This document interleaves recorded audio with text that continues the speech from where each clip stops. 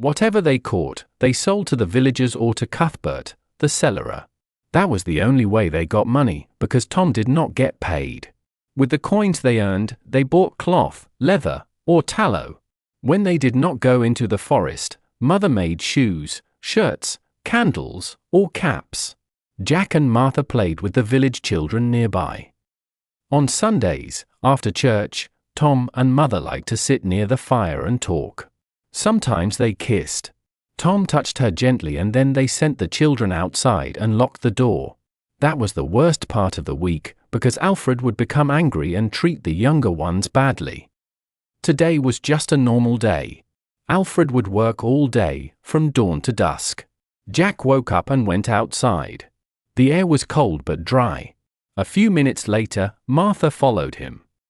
The ruined cathedral was full of workers. They carried stones and cleared broken pieces. Some made wooden supports for weak walls. Others took down walls that could not be saved. The villagers and the monks all said that the fire had been made by the devil. Sometimes Jack even forgot that he had really started it himself. When he remembered, he suddenly felt proud. He knew he had taken a big risk, but he was safe now. He had helped his family escape hunger. The monks ate first. The other workers waited until the monks went to chapter. It was a long wait for Martha and Jack. Jack was always hungry in the morning, and the cold made him even hungrier. "Let's go to the kitchen yard," Jack said. "The kitchen workers may give us some food." Martha smiled. She always thought Jack was wonderful and liked to do whatever he suggested. When they came to the kitchen area, they saw Brother Bernard. He was in charge of making bread. Today he was baking alone because his helpers were busy working outside. He carried firewood himself. He was young but quite fat, and he was sweating hard as he carried the logs. "We can get your wood, brother," Jack said. Bernard dropped the logs beside the oven and gave Jack a wide flat basket. "Good children," he said, breathing heavily. "God will bless you." Jack took the basket and he and his friend ran to the woodpile behind the kitchen. They filled the basket with logs and carried it together. When they came back, the oven was already hot. Bernard threw the wood onto the fire and told them to bring more.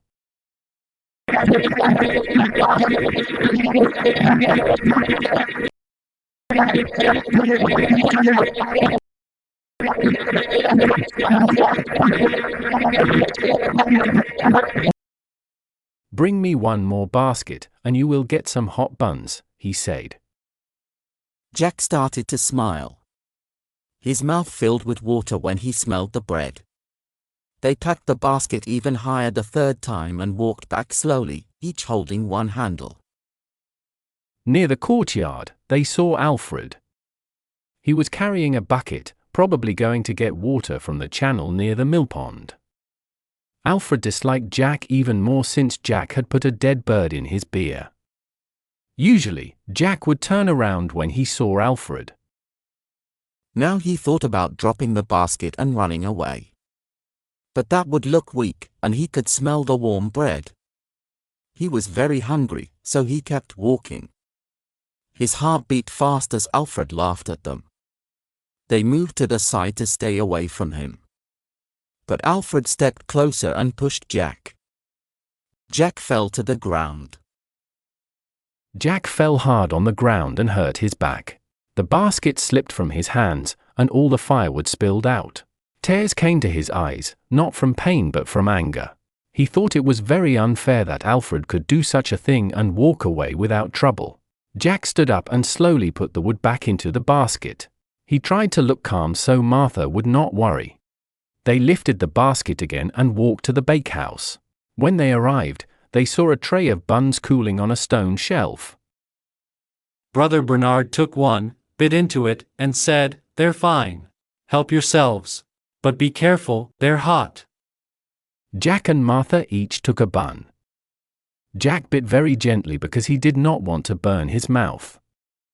It tasted wonderful, so he quickly ate all of it. He looked at the buns that were still on the tray. There were 9 left. Brother Bernard saw him looking and smiled. "I know what you want," he said. "Go on, take them all." Jack lifted his cloak and wrapped the rest of the buns inside. "We'll take them to Mother," he said to Martha. Brother Bernard smiled and said, "You're a good boy. Off you go then." "Thank you, brother," Jack said. They left the bakehouse and walked toward the guest house. Jack felt very happy. Mother would be happy with him for bringing her this special food. He wanted to eat another bun before giving them to her, but he stopped himself. It would feel so good to give her so many. As they crossed the green field, they saw Alfred again. He had filled his bucket, gone back to the workplace, emptied it, and now he was coming for more. Jack tried to look calm and hoped Alfred would not notice him. But the buns in his cloak were easy to see. Alfred turned toward them again. Jack would have given him one bun, but he knew Alfred would take them all if he could. Jack started to run. Alfred ran after him and soon caught up. He stretched out his long leg and tripped Jack. Jack fell to the ground, and the hot buns rolled everywhere. Alfred picked up one bun, wiped off some mud, and put it in his mouth. His eyes opened wide. "Fresh bread," he said. He started to pick up the other buns. Jack got up and tried to take one from the ground, but Alfred hit him hard with his hand and knocked him down again. Then Alfred picked up the rest of the buns and walked away, still eating. Jack began to cry. Martha looked sorry for him, but he did not want her pity. He felt ashamed more than anything. He walked away, and when Martha followed, he turned and said, "Go away." She looked hurt but stopped and let him go. He walked toward the broken church and wiped his tears on his sleeve. Anger filled his heart. He thought, "I destroyed the cathedral. I could hurt Alfred too." Around the ruins, people were cleaning and moving stones. Someone important from the church was coming to see the damage, Jack remembered. He felt angry about Alfred's strength. Alfred could always do what he wanted because he was big and strong. Jack walked for a while, full of anger. He wished Alfred had been inside when the stones fell. After some time, he saw Alfred again. Alfred was in the north part of the church, putting small stones into a cart. His clothes and face were covered with grey dust. Next to the cart lay a piece of wood from the roof. It was still strong, only dark and burned a little. Jack touched it with his finger. The soot came off and left a white mark. An idea came to his mind. He wrote in the soot, "Alfred is a pig." Some workers saw what he did. They were surprised that Jack could write. One young man asked, "What does it say?" "Ask Alfred," Jack said. Alfred looked at the words and frowned. Jack knew Alfred could read his own name but not the rest. Alfred was angry and embarrassed. He knew he was being laughed at but did not understand how. He looked foolish, and that made Jack feel a little better. Alfred was bigger, but Jack was quicker and smarter. Nobody still knew what the words meant. Then a young monk walked by, looked at the writing, and smiled. "Who is Alfred?" he asked. "Him," Jack said, pointing with his thumb. Alfred looked even more angry, but he did not know what to do. He stood there holding his shovel and looking foolish. The young monk laughed. "A pig, right? What is he digging for? Acorns," he said. "Must be," said Jack, happy that someone was on his side. Alfred dropped his shovel and tried to grab Jack. But Jack was ready. He ran fast, like an arrow from a bow. The young monk put out his foot to trip Jack, as if he wanted to be mean to both of them. But Jack jumped over his foot easily. He ran through the old part of the church, moving around broken stones and jumping over fallen roof wood. He could hear Alfred close behind him. Alfred's steps were loud, and his breathing was heavy. Jack felt scared, so he ran even faster. Then he saw he had gone the wrong way. There was no door at that end of the cathedral. His heart sank. He knew Alfred would catch him, and it would hurt. The top part of the east wall had fallen down. Big stones were piled against what was left of the wall. With nowhere else to go, Jack climbed up the stones. Alfred was right behind him. He reached the top and saw that the ground dropped straight down about 15 feet. He stood on the edge, afraid to move. It was too far to jump without getting hurt. Alfred suddenly grabbed his ankle. Jack lost his balance. For a moment he stood with one foot on the wall and the other in the air. He moved his arms quickly, trying not to fall. Alfred still held his ankle. Jack felt himself falling the wrong way. Alfred held on a little longer, making Jack lose his balance even more. Then he let go. Jack fell through the air and could not stop himself. He heard his own scream. He landed hard on his left side. The hit was strong. His face hit a stone, and everything went dark for a short time. When he opened his eyes, Alfred was standing over him. He must have climbed down the wall. Next to Alfred stood an older monk. Jack saw who it was. It was Remigius, the sub-prior. "Get up, boy." Jack was not sure he could move. His left arm would not work. The left side of his face felt numb. He slowly sat up. He thought he would die, so it was strange that he could still move. He pushed himself up with his right arm and slowly stood, keeping most of his weight on his right leg. When the numb feeling left him, the pain started. Remigius took his left arm. Jack cried out because it hurt. Remigius did not stop. He caught Alfred by the ear. Jack believed the monk would punish both of them badly. But Jack was in too much pain to care. Remigius looked at Alfred. "Tell me, boy," he said, "why are you trying to kill your brother?" He's not my brother, Alfred said. Remigius's face changed. "Not your brother?" he asked. "Do you not have the same mother and father?" She is not my mother, Alfred said. My real mother is dead. Remigius looked very interested now. "When did your mother die?" he asked. At Christmas, Alfred said. "Last Christmas?" Remigius asked.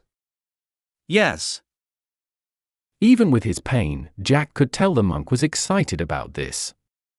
His voice shook a little as he said, "So your father only met this boy's mother not long ago?" Yes, Alfred said. "And since they started living together," Remigius asked, "have they gone to see a priest to make their marriage holy?"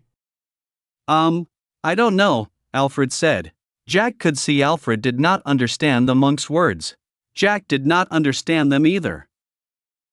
Remigius said quickly, "Did they have a wedding?" No, Alfred said. "I see," Remigius said. He looked happy about it, which surprised Jack. The monk's face showed quiet satisfaction. He stayed silent for a short time, thinking. Then he seemed to remember the two boys were still there. "Well, if you want to stay in the priory and eat the monk's bread, don't fight, even if you aren't brothers. We men of God must not see bloodshed. That is one of the reasons we live away from the world." With these words, Remigius let them both go and turned away. Jack ran quickly to his mother. It had taken 3 weeks, not 2, but Tom finally finished the crypt so it could be used as a temporary church. Today, the new bishop was coming to hold the first service there. The cloisters were now clean. Tom had fixed the broken places. Cloisters were simple covered paths, so that work was easy. Most of the other parts of the church were still in ruins. Some walls were half standing and might fall soon. Even so, Tom had cleared a safe path from the cloisters, through what used to be the south transept, to the stairs that went down to the crypt. Tom looked around. The crypt was large, about 50 feet wide, big enough for the monks' prayers. It was dark and cool, with thick pillars and a low ceiling made of stone. The fire had not destroyed it because it was strong and well built. They had brought in a wooden trestle table to use as an altar. Benches from the dining hall would be used for the monks to sit on. When the sacrist put the fine altar cloths and the shiny candlesticks on the table, the place would look good. Now that services could start again, Tom knew his group of workers would become smaller. Most monks would go back to prayers, and those who worked would return to the fields or other jobs. Still, Tom would have about half of the priory servants helping him as laborers. Prior Philip had made a firm rule about them. He thought there were too many servants, and he was ready to dismiss any who refused to change from their old work, such as looking after horses or cooking. A few had left, but most stayed. The priory already owed Tom 3 weeks of pay. As a master builder, he earned 4 pence a day. That meant they owed him 72 pence. Each day, the debt grew larger, and it would soon be hard for Prior Philip to pay him. After about 6 months, Tom planned to ask the prior to begin paying him. By that time, the priory would owe him 2.5 pounds of silver. Philip would have to find that money before he could dismiss Tom. This debt made Tom feel safe about his work. There was a small chance that this job could stay with him for the rest of his life. It was a cathedral church, after all.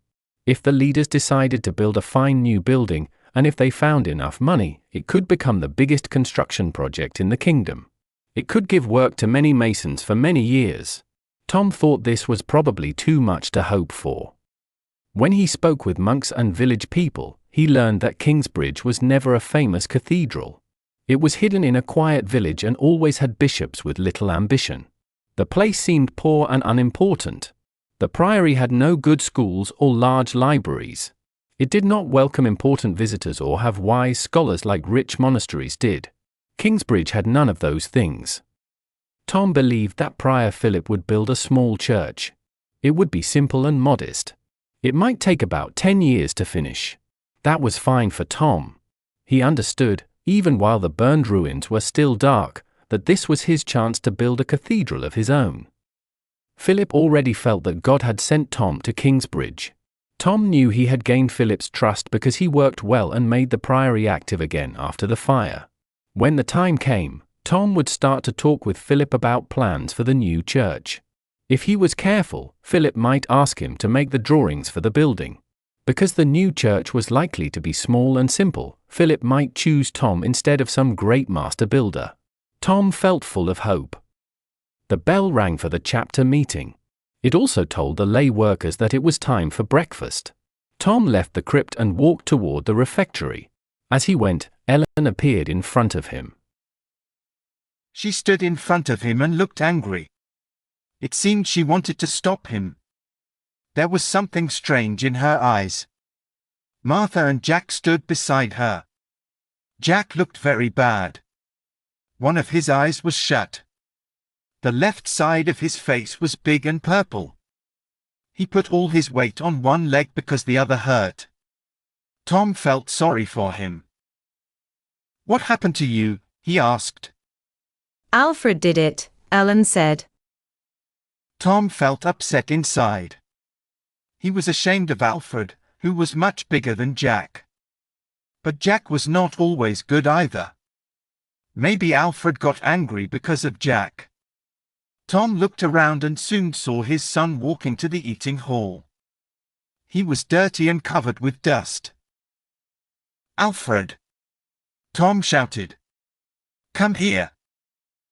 Alfred turned and saw them. He walked slowly and looked guilty. Tom asked, "Did you do this?"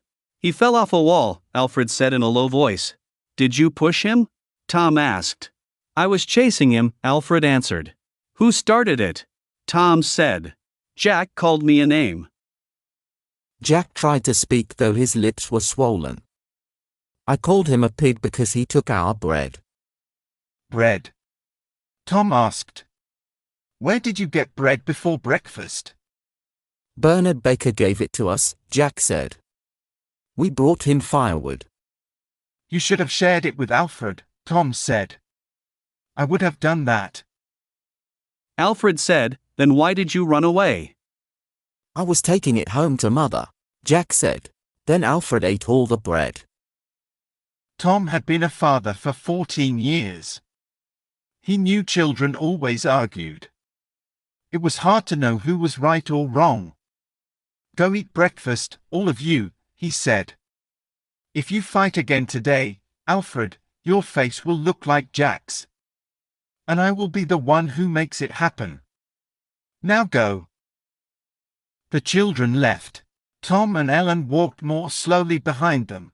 After a moment Ellen asked, "Is that all you will say?" Tom looked at her. She was still angry, but he could not change that. He lifted his shoulders. As always, both sides did something wrong, he said. Tom, how can you say that? Each one is as bad as the other. Alfred took their bread. Jack called him a pig. That does not hurt anyone. Tom shook his head. Boys always fight. You could spend your whole life trying to stop them. It is better to let them sort it out. That is not good enough, Tom, she said in a hard voice. Look at Jack's face and then look at Alfred's. That was no small fight between boys.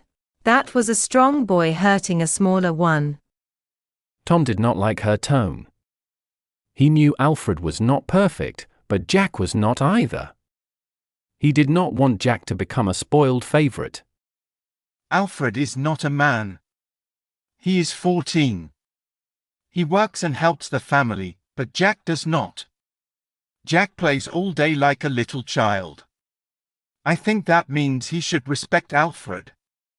He does not do that, as you can see. I do not care. Ellen shouted. You can say what you want, but my son is badly hurt.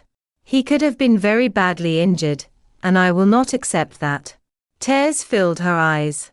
In a softer voice, but still angry, she said, he is my child, and I cannot watch him suffer like that. Tom understood her feelings. He wanted to comfort her, but he held back. He felt this talk was important. Jack had always been protected when it was only him and his mother. Tom did not want that to continue. He did not want Jack to grow up weak. He knew Alfred had gone too far this time, and he planned to tell him to stop. But he thought it was not wise to say that now. Beatings are part of life, he said quietly. Jack must learn to take them or to stay out of trouble. I cannot always protect him. You could protect him from that bully son of yours. Tom felt hurt at her words. He hated to hear Alfred called a bully. I could, but I will not, he said angrily. Jack must learn to protect himself. Go to hell, Ellen said. Then she turned and walked away. Tom went into the refectory. The small wooden hut where the lay workers usually ate was damaged when the southwest tower fell. Now they ate in the refectory after the monks had finished their meals. Tom sat alone because he did not feel friendly. A kitchen worker brought him a jug of ale and a basket with some slices of bread. He dipped a piece of bread in the ale to make it soft and started to eat. Tom thought kindly about Alfred. The boy was strong and full of energy. He sighed and looked at his drink. Tom knew that Alfred could be rough and sometimes unkind. But he believed the boy would become calmer one day. For now, Tom decided not to ask his own children to be extra nice to the new boy. They had already been through many hard times. They had lost their mother. They had walked for many miles on the roads. They had almost starved. Tom did not want to give them more trouble. They needed some comfort now. Jack would just have to stay away from Alfred. It would not harm him. After every argument with Ellen, Tom felt sad. They had argued several times, mostly about the children. But this time was the worst. When Ellen looked cold and angry, he could not remember how much he had loved her before. She seemed like a stranger who brought trouble into his quiet life.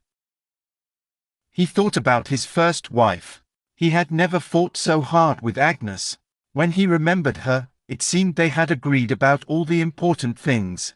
Even when they did not agree, they never became angry. That was how a husband and wife should live together. Ellen had to understand she could not have everything her own way if she wanted to be part of a family. Even when Ellen made him very angry, he never really wanted her to leave. But he often thought sadly about Agnes. Agnes had been with him for almost all his adult life. Now he always felt that something was missing. When she was alive, he had not thought that he was lucky to have her. He had not even felt thankful. But after she died, he missed her deeply, and he felt ashamed that he had not valued her enough. During quiet times in the day, when his workers were doing their jobs and Tom could do skilled work himself, he often thought about her. While fixing a wall or repairing a pillar, he talked to Agnes in his mind. Most of the time, he told her about Jonathan, their baby son. Tom saw the baby almost every day. He saw him eating in the kitchen, walking in the cloisters, or being put to bed in the dormitory. The baby looked healthy and happy. No one but Ellen knew that Tom cared for the child in a special way. Tom also spoke in his mind to Agnes about Alfred, Prior Philip, and even Ellen. He told her what he felt about them, just as he would have done if she were still alive. He also told her his plans. He hoped to work there for many years. He dreamed of designing and building the new cathedral himself. In his head, he could hear her answers. Sometimes she sounded pleased or kind. Other times she sounded curious, doubtful, or unhappy. Sometimes he agreed with her. Sometimes he did not. If he had told anyone about these talks, they would have said he was speaking with a ghost. The priests would have come with holy water to stop it. But he knew there was nothing strange or magical about it. He just knew her so well that he could imagine what she would think or say in almost any moment. Thoughts of her often came suddenly. When he peeled a pear for little Martha, he remembered how Agnes used to laugh because he always tried to keep the peel in one long piece. When he had to write something, he thought of her teaching him to use a quill and to spell Latin words like cementarius, which meant mason. On Sundays, when he washed his face, he remembered how she once told him that cleaning his beard would keep his skin healthy. Every day, something small would make him think of her clearly again. He knew he was lucky to have Ellen now, but Agnes would always stay in his heart. There was no chance that he would stop caring about her. Ellen was special. There was something strange about her, and that made her very interesting to him. He felt thankful to her because she comforted him after Agnes died. Sometimes he wished he had met Ellen a few days later, not a few hours after the funeral. He wanted to spend a little time alone with his sadness before starting a new life. He would not have worn black clothes or followed long mourning rules. That was for rich people and monks. But he wished he had time to understand that Agnes was gone before he began to live with Ellen. In the first days, he did not think about these things. He had felt hungry and excited. He was poor and afraid but also full of strong feelings for Ellen. Everything had seemed wild and new. Now, after finding work and safety, he started to feel regret. When he remembered Agnes, it was not only her he missed. He also missed being young. He knew he would never again be as fresh, strong, or full of life as he was when he first loved her. He ate the last piece of bread and left the dining room before the others. He walked into the cloisters. He looked around and felt proud. Just 3 weeks ago, this place had been full of broken stones and dust. Now it looked clean again. Only a few cracked stones showed that there had been a disaster. There was still too much dust, though. He decided to ask the men to sweep the path again and throw water on it. Then he went into the burned church. Inside the north part, he saw a dark wooden beam. Someone had written words in the black soot. He read them slowly. They said, "Alfred is a pig." Now he understood why Alfred had been angry. Many pieces of wood had not turned to ash. Burned beams still lay everywhere. Tom decided to send some men to collect all that wood and carry it to the firewood store. Make the site look tidy, Agnes always said when someone important was coming. You want them to feel happy that Tom is in charge. Yes, dear, Tom thought, and he smiled while he worked. Soon they saw Walleran Bigud's group coming across the fields, about a mile away. There were 3 riders, and they moved quickly. Walleran rode first on a black horse, his dark cloak flying behind him. Philip and the senior monks waited near the stable to meet them. Philip did not know how he should act toward Walleran. Walaran had tricked him by hiding the bishop's death. When the truth came out, Walaran did not feel or show any shame. Philip had not known what to say at that time. He still did not know. He thought it was useless to complain now. The great fire had made that old matter seem small. Philip decided he would be very careful with Walaran from now on. Walaran's horse was strong and nervous even after a long ride. He pulled its head down hard as he led it to the stable. Philip did not like this. He thought a man of God should not try to look proud on a horse. Most clergymen used calm animals. Walaran jumped down easily and gave the reins to a stable boy. Philip greeted him in a formal way. Walaran turned to look at the burned buildings. His face became serious. "This fire was very costly, Philip," he said. He sounded truly sad, which surprised Philip. Before Philip could answer, Remigius spoke. "It was the devil's work, my lord bishop," he said. "Was it now?" Walaran said. "In my experience, the devil often gets help from monks who light fires in the church to keep warm at night, or who leave candles burning in the bell tower." Philip felt a little pleased to see Remigius so embarrassed, but he could not ignore Walaran's comment. "I have already looked into the possible cause of the fire," he said. "No one lit a fire that night in the church. I know this because I was there at the early service myself. No one had gone up into the roof for many months." "So what do you think caused it? Lightning?" Walaran asked in a doubtful voice. Philip shook his head. "There was no storm," he said. "The fire seems to have started near the middle part of the church. We did leave one candle burning on the altar after the service, as we always do. Maybe the altar cloth caught fire, and a spark went up to the dry wooden ceiling. It is not a perfect explanation, but it is the only one we have." He lifted his shoulders slightly. Walaran nodded.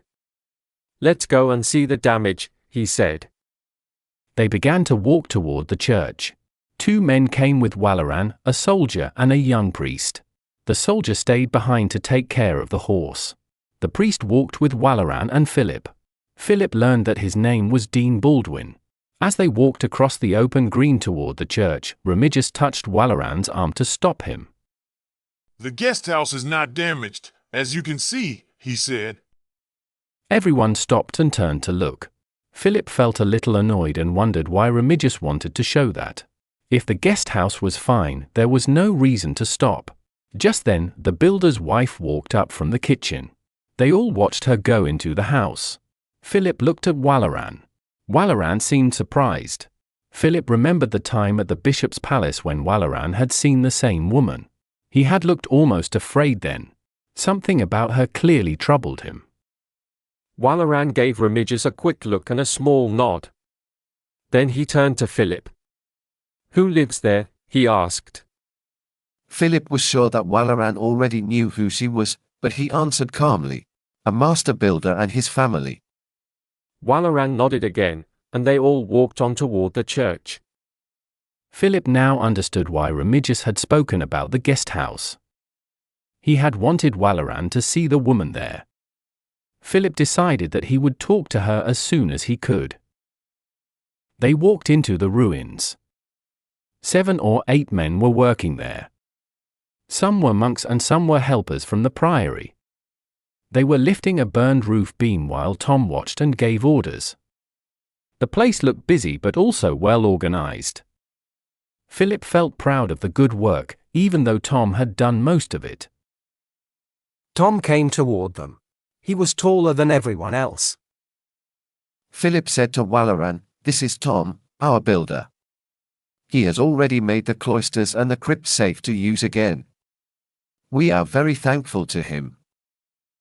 "I remember you," Walaran said. "You came to see me after Christmas. I had no work for you then." "That's true," Tom said in his deep, rough voice. "Maybe God was keeping me to help Prior Philip when he needed it." "A holy builder," Walaran said with a small laugh. Tom's face turned a little red under the dust. Philip thought Walaran was brave to make fun of such a big man, even if he was a bishop and Tom only a mason. What will you do next here? Walaran asked. Tom answered quietly, we must take down the broken walls so they do not fall on anyone. Then we need to clear the place for the new church.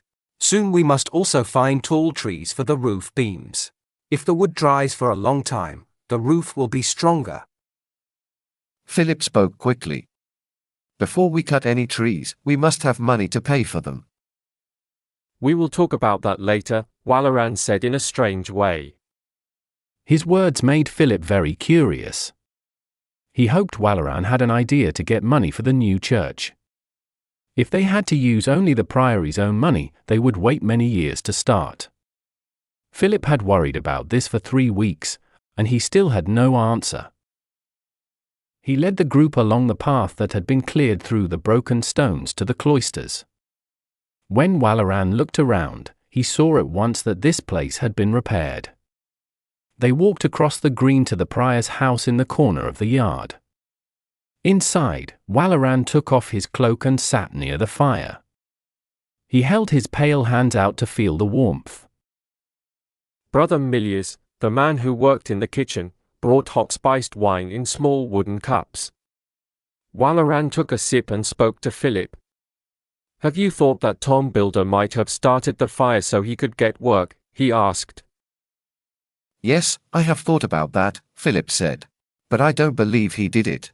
He could not enter the church because it was locked. He might have gone in during the day and hidden there, Walaran suggested. Then he could not have escaped after the fire began, Philip answered. He shook his head. That was not the only reason he believed Tom was innocent. Tom is a clever man, but not a secretive one, Philip said. If he had done something bad, I would have seen it in his eyes when I asked him about the fire. To Philip's surprise, Walaran agreed at once. You are right, he said. I do not think Tom would burn a church. He is not that kind of man. We may never learn how the fire started, Philip said. But we must find money to build a new church. I don't know. Yes, Walaran said quickly and raised his hand to stop him. He looked around the room. I need to speak with Prior Philip alone, he said. The rest of you should leave us. Philip felt curious. He could not guess why Walaran wanted to talk in private. Remigius spoke before anyone moved. Before we go, Lord Bishop, the brothers asked me to say something to you, he said. Philip thought, what now? Walaran looked at him with surprise. And why did they ask you instead of your prior? He said. Because Prior Philip does not listen to their complaint, Remigius said. Philip felt angry and confused. There had been no real complaint. Remigius only wanted to make Philip look foolish in front of the new bishop. Philip saw Walaran glance at him with curiosity. He lifted his shoulders and tried to seem calm. I am very interested to hear what the complaint is, he said. Please speak, Brother Remigius, if you think it is truly important enough for the bishop to hear. Remigius said, there is a woman living in the priory. Not this again, Philip said tiredly. She is the builder's wife, and she stays in the guest house. She is a witch, Remigius said. Philip wondered why Remigius was repeating this story. He had said it once before, and nothing had happened then. Philip knew he was the one in charge, and Walaran was supposed to support him unless he wanted trouble every time Remigius disagreed. Philip spoke quietly. She is not a witch. Have you questioned her? Remigius asked. Philip remembered that he had promised to talk to her. He had not done it. He had only spoken to her husband and told him to tell her to behave carefully. He now wished he had spoken to her himself. Remigius could use this against him, but Philip felt sure Walaran would not take Remigius's side. I have not questioned her, Philip said. But there is no sign of witchcraft, and the family is honest and Christian. She is a witch and she sins, Remigius said angrily. What? Philip said in shock. Who does she sin with? With the builder. He is her husband, you foolish man, Philip said. No, he is not, Remigius said with pride. They are not married. They have only known each other for a month. Philip was stunned. He had never imagined such a thing. Remigius had shocked him. If Remigius was right, the woman was living in sin. It was the kind of sin people often ignored, because many couples waited a long time before a priest blessed their marriage. Sometimes they waited until their first child was coming. In poor or faraway villages, people could live together as husband and wife for many years. They raised children and later surprised a visiting priest by asking him to bless their marriage when their grandchildren were being born. But it was different here. A simple priest might forgive poor villagers, but things were not the same when an important worker of a priory did this inside the monastery walls. What makes you think they are not married? Philip asked. He sounded doubtful, but he knew Remigius had probably checked everything before speaking in front of Walaran. I saw the sons fighting, Remigius said. They told me they are not brothers. Then I learned the whole truth. Philip felt unhappy with Tom. It was not rare for people to commit such sins, but monks hated these things. They avoided them completely. How could Tom do it? He should have known it would upset Philip. Philip felt angrier with Tom than with Remigius. Still, he thought Remigius had acted in secret and waited for the right moment. Philip asked, "Why did you not tell me, your prior, about this before?"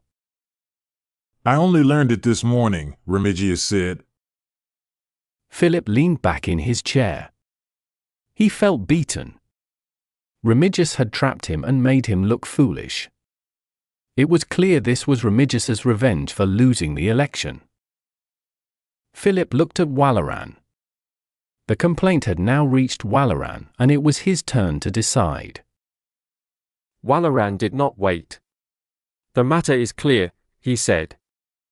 The woman must confess her sin and do public penance for it. She must leave the priory and live alone, away from the builder, for 1 year. After that, they can marry. A year apart sounded very hard. Philip thought she deserved it because she had disrespected the monastery. But he worried about how she would react. She may not accept your decision, he said. Walaran shrugged. Then she will go to hell, he said. If she leaves Kingsbridge, Tom may go with her, Philip said. There are other builders, Walaran answered. Of course, Philip said. He would be sad to lose Tom.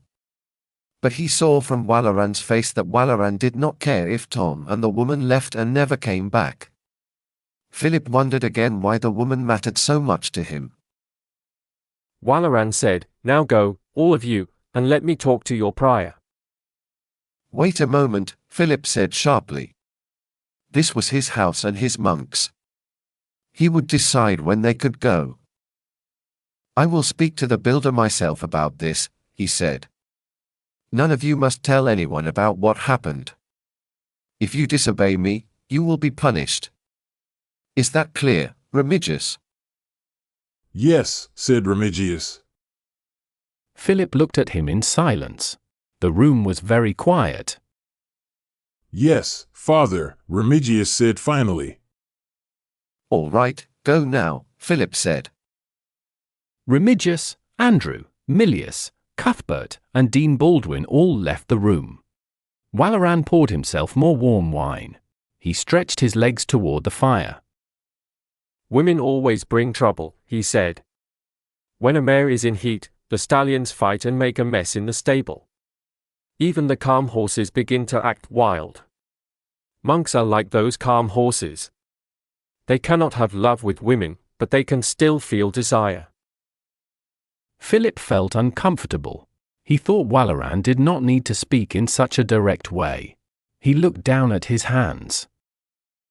What about rebuilding the church? He asked. Yes. You must have heard that the matter you came to ask me about, Earl Bartholomew and the plan against King Stephen, ended well for us. Yes. It felt like a long time ago that Philip had gone to the bishop's palace, frightened and nervous, to tell about the plan against the king chosen by the church. I heard that Percy Hamley attacked the Earl's castle and caught him, Philip said. That's right, Walaran said with a pleased voice. Bartholomew is now in a prison at Winchester, waiting to hear what will happen to him. And Earl Robert of Gloucester? He was the stronger man in the plan. And that means he gets less punishment, Walaran continued. In fact, he gets no punishment at all. He has promised loyalty to King Stephen, and people have decided to forget his part in the plot. But what does this mean for our cathedral? Philip asked. Walaran stood up and walked to the window. When he looked out at the broken church, his face showed true sadness.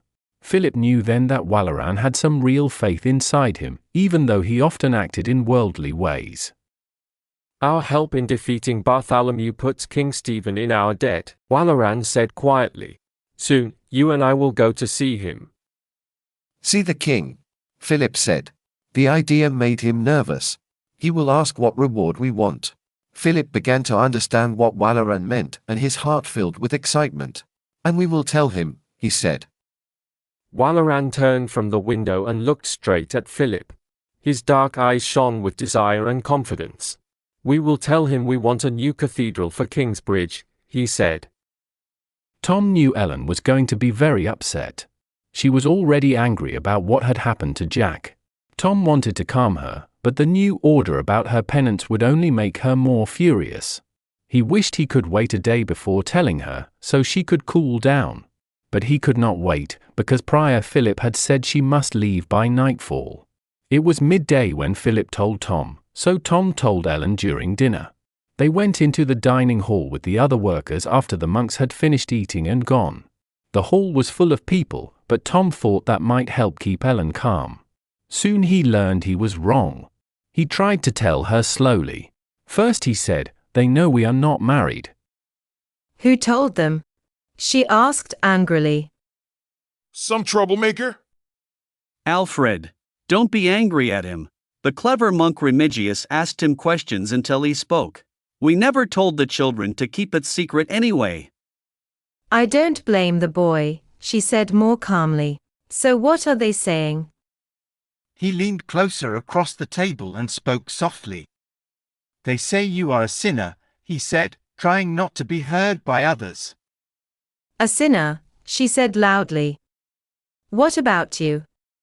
Don't they know it takes two people to sin together?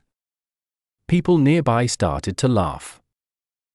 Quiet, Tom said. They say we must get married. She looked at him carefully. If that was all, you wouldn't look so sad, Tom Builder. Tell me the rest. They want you to admit your sin. False holy men, she said with dislike. They pretend to be pure, but do bad things in secret. Then they call our love a sin. More people laughed, and others stopped talking to listen to her. Please talk quietly, Tom said. I think they also want me to do punishment. They want to shame us. What do they want me to do? Tell me the truth. You cannot hide it from me. Don't talk like that. Tom whispered quickly. It will only make things worse. Then tell me. We must live apart for 1 year, and you must stay pure. Forget that, Ellen shouted. Everyone turned to look. Forget you, Tom Builder, she said. Then she saw all the eyes on her. Forget all of you too, she said. Most people smiled, because she looked so beautiful with her red face and bright golden eyes. She stood up. Piss on Kingsbridge Priory, she shouted. She jumped up onto the table and people started to clap. She walked along the board as the diners pulled back their bowls and mugs. They laughed while she moved past them. Piss on the prior, she cried. Piss on the sub-prior, the sacrist, the cantor, the treasurer, and all their silver and papers. She reached the end of the long table. There was a smaller table beyond it. Someone would usually sit there and read while the monks ate. An open book lay on it. Ellen jumped from the dining table to the reading table. Tom saw what she was about to do. Ellen, he called. Don't, please. Piss on the rule of Saint Benedict, she shouted as loudly as she could. Then she lifted her skirt, bent down, and peed on the open book. The men burst out laughing. They hit the tables, whistled, and cheered. Tom did not know if they agreed with her or if they only liked seeing her act wild and bold. It was shocking, but also strange and exciting. She showed no shame, and that made the men laugh even more. When she finished, she jumped down and ran out of the door. The room filled with noise as everyone talked at once. No one had ever seen anything like it before. Tom sat still, feeling scared and ashamed. He knew this would bring serious trouble. Yet part of Tom's mind thought, what a strong woman she was. Jack stood up after a short moment and followed his mother out. He had a small smile on his hurt face. Tom looked at Alfred and Martha. Alfred looked confused, but Martha was laughing. Come on, you two, Tom said. The three of them left the dining room. When they came outside, they could not see Ellen anywhere. They crossed the green and went to the guest house. There they found her. She was sitting in a chair and waiting for him. She wore her cloak and held her large leather bag. She looked calm and sure of herself. Tom's heart felt cold when he saw the bag. He tried to act like he did not notice it. There will be trouble for this, he said. I don't believe in that kind of trouble, she said.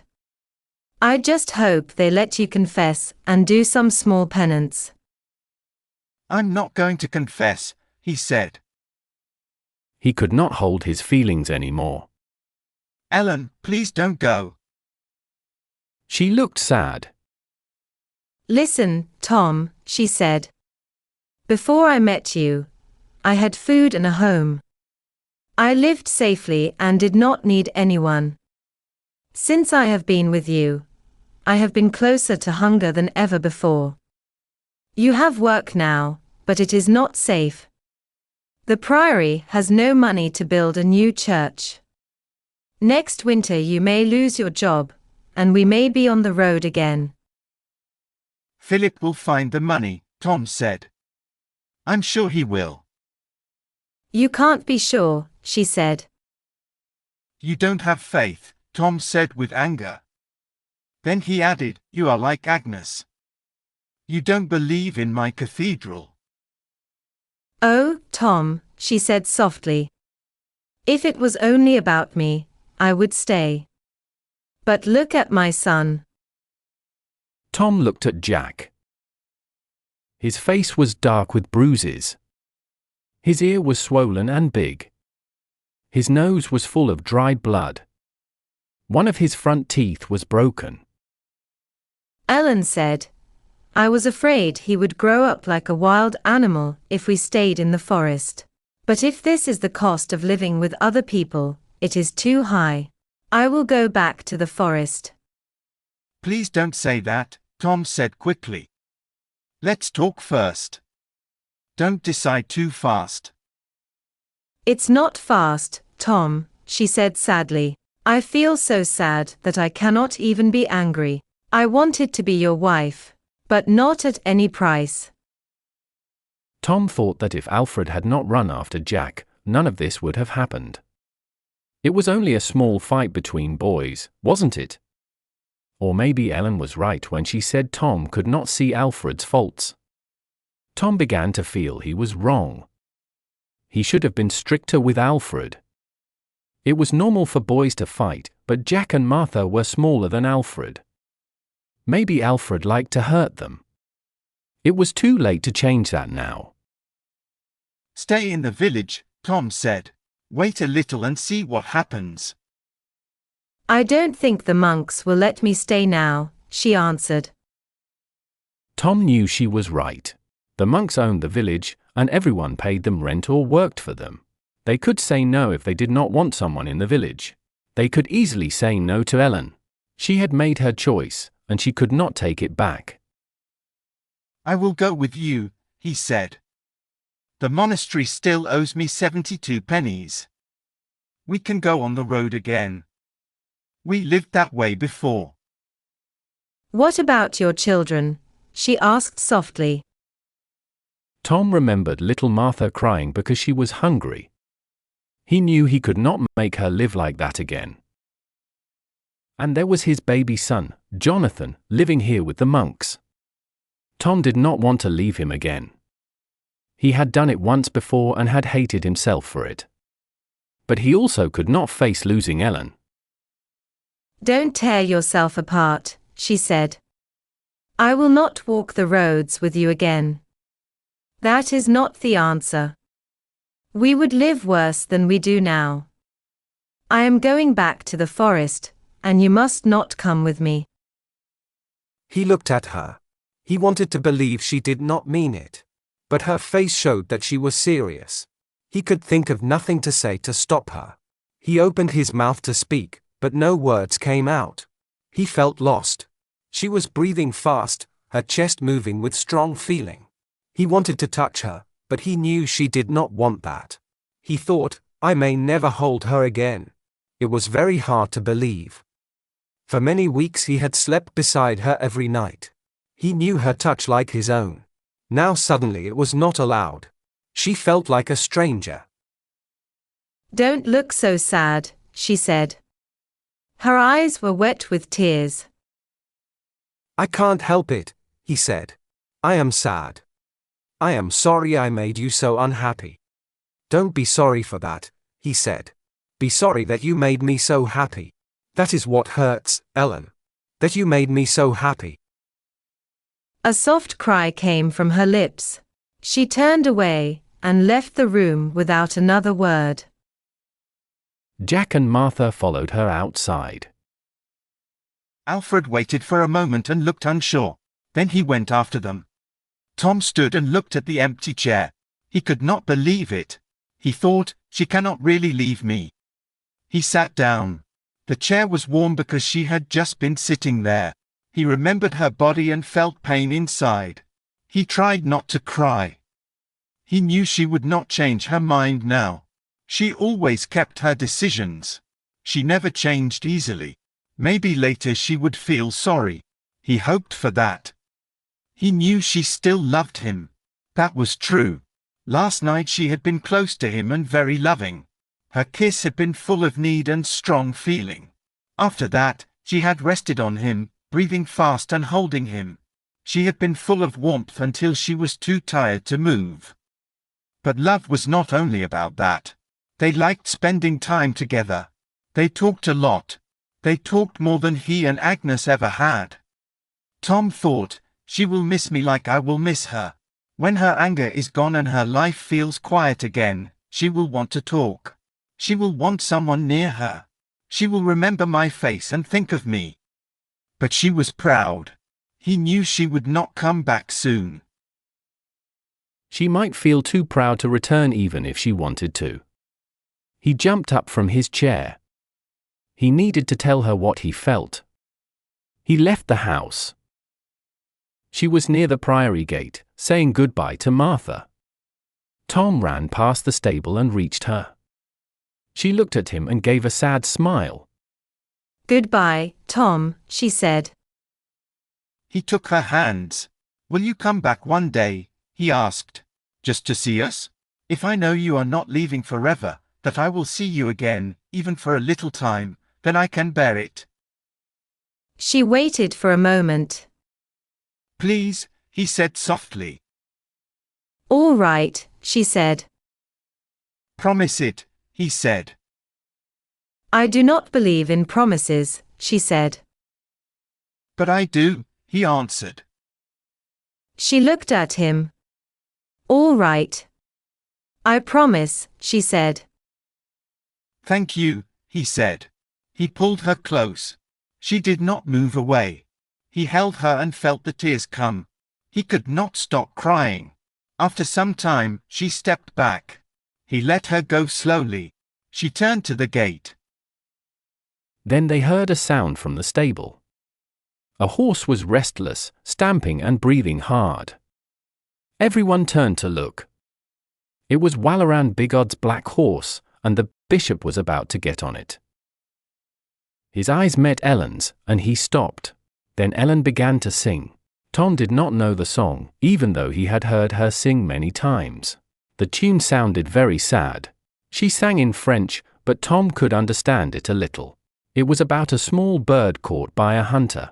The bird still sang sweetly when it could not fly. Tom looked at Ellen, then at the bishop. Walaran looked very afraid. His mouth was open, and his face was white. Tom wondered why a simple song could frighten such a man. The last part of the song said the bird lost its freedom, but songs can live forever. Ellen said, "Goodbye, Walaran Bigod. I am leaving Kingsbridge, but you will still see me in your dreams." Tom thought, she will be in my dreams too. For a moment everyone was still. Ellen turned away, holding Jack's hand. They watched quietly as she walked out through the priory gates and disappeared into the dark evening. Part 2, 1136 to 1137. Chapter 5. After Ellen left, Sundays at the guest house felt very quiet.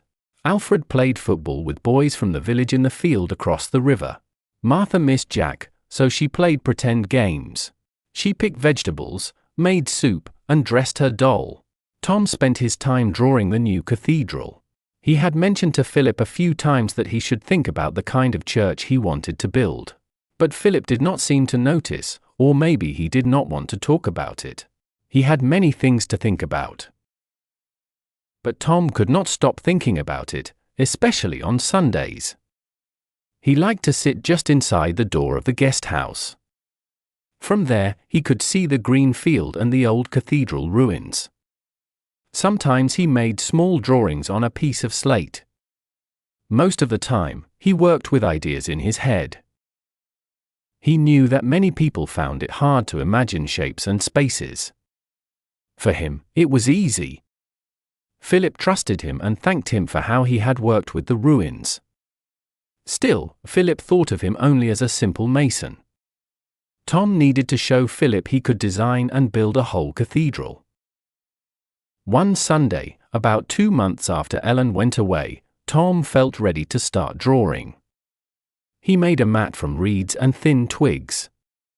It was about 3 feet long and 2 feet wide. Then he built wooden sides around it so it looked like a tray with small walls.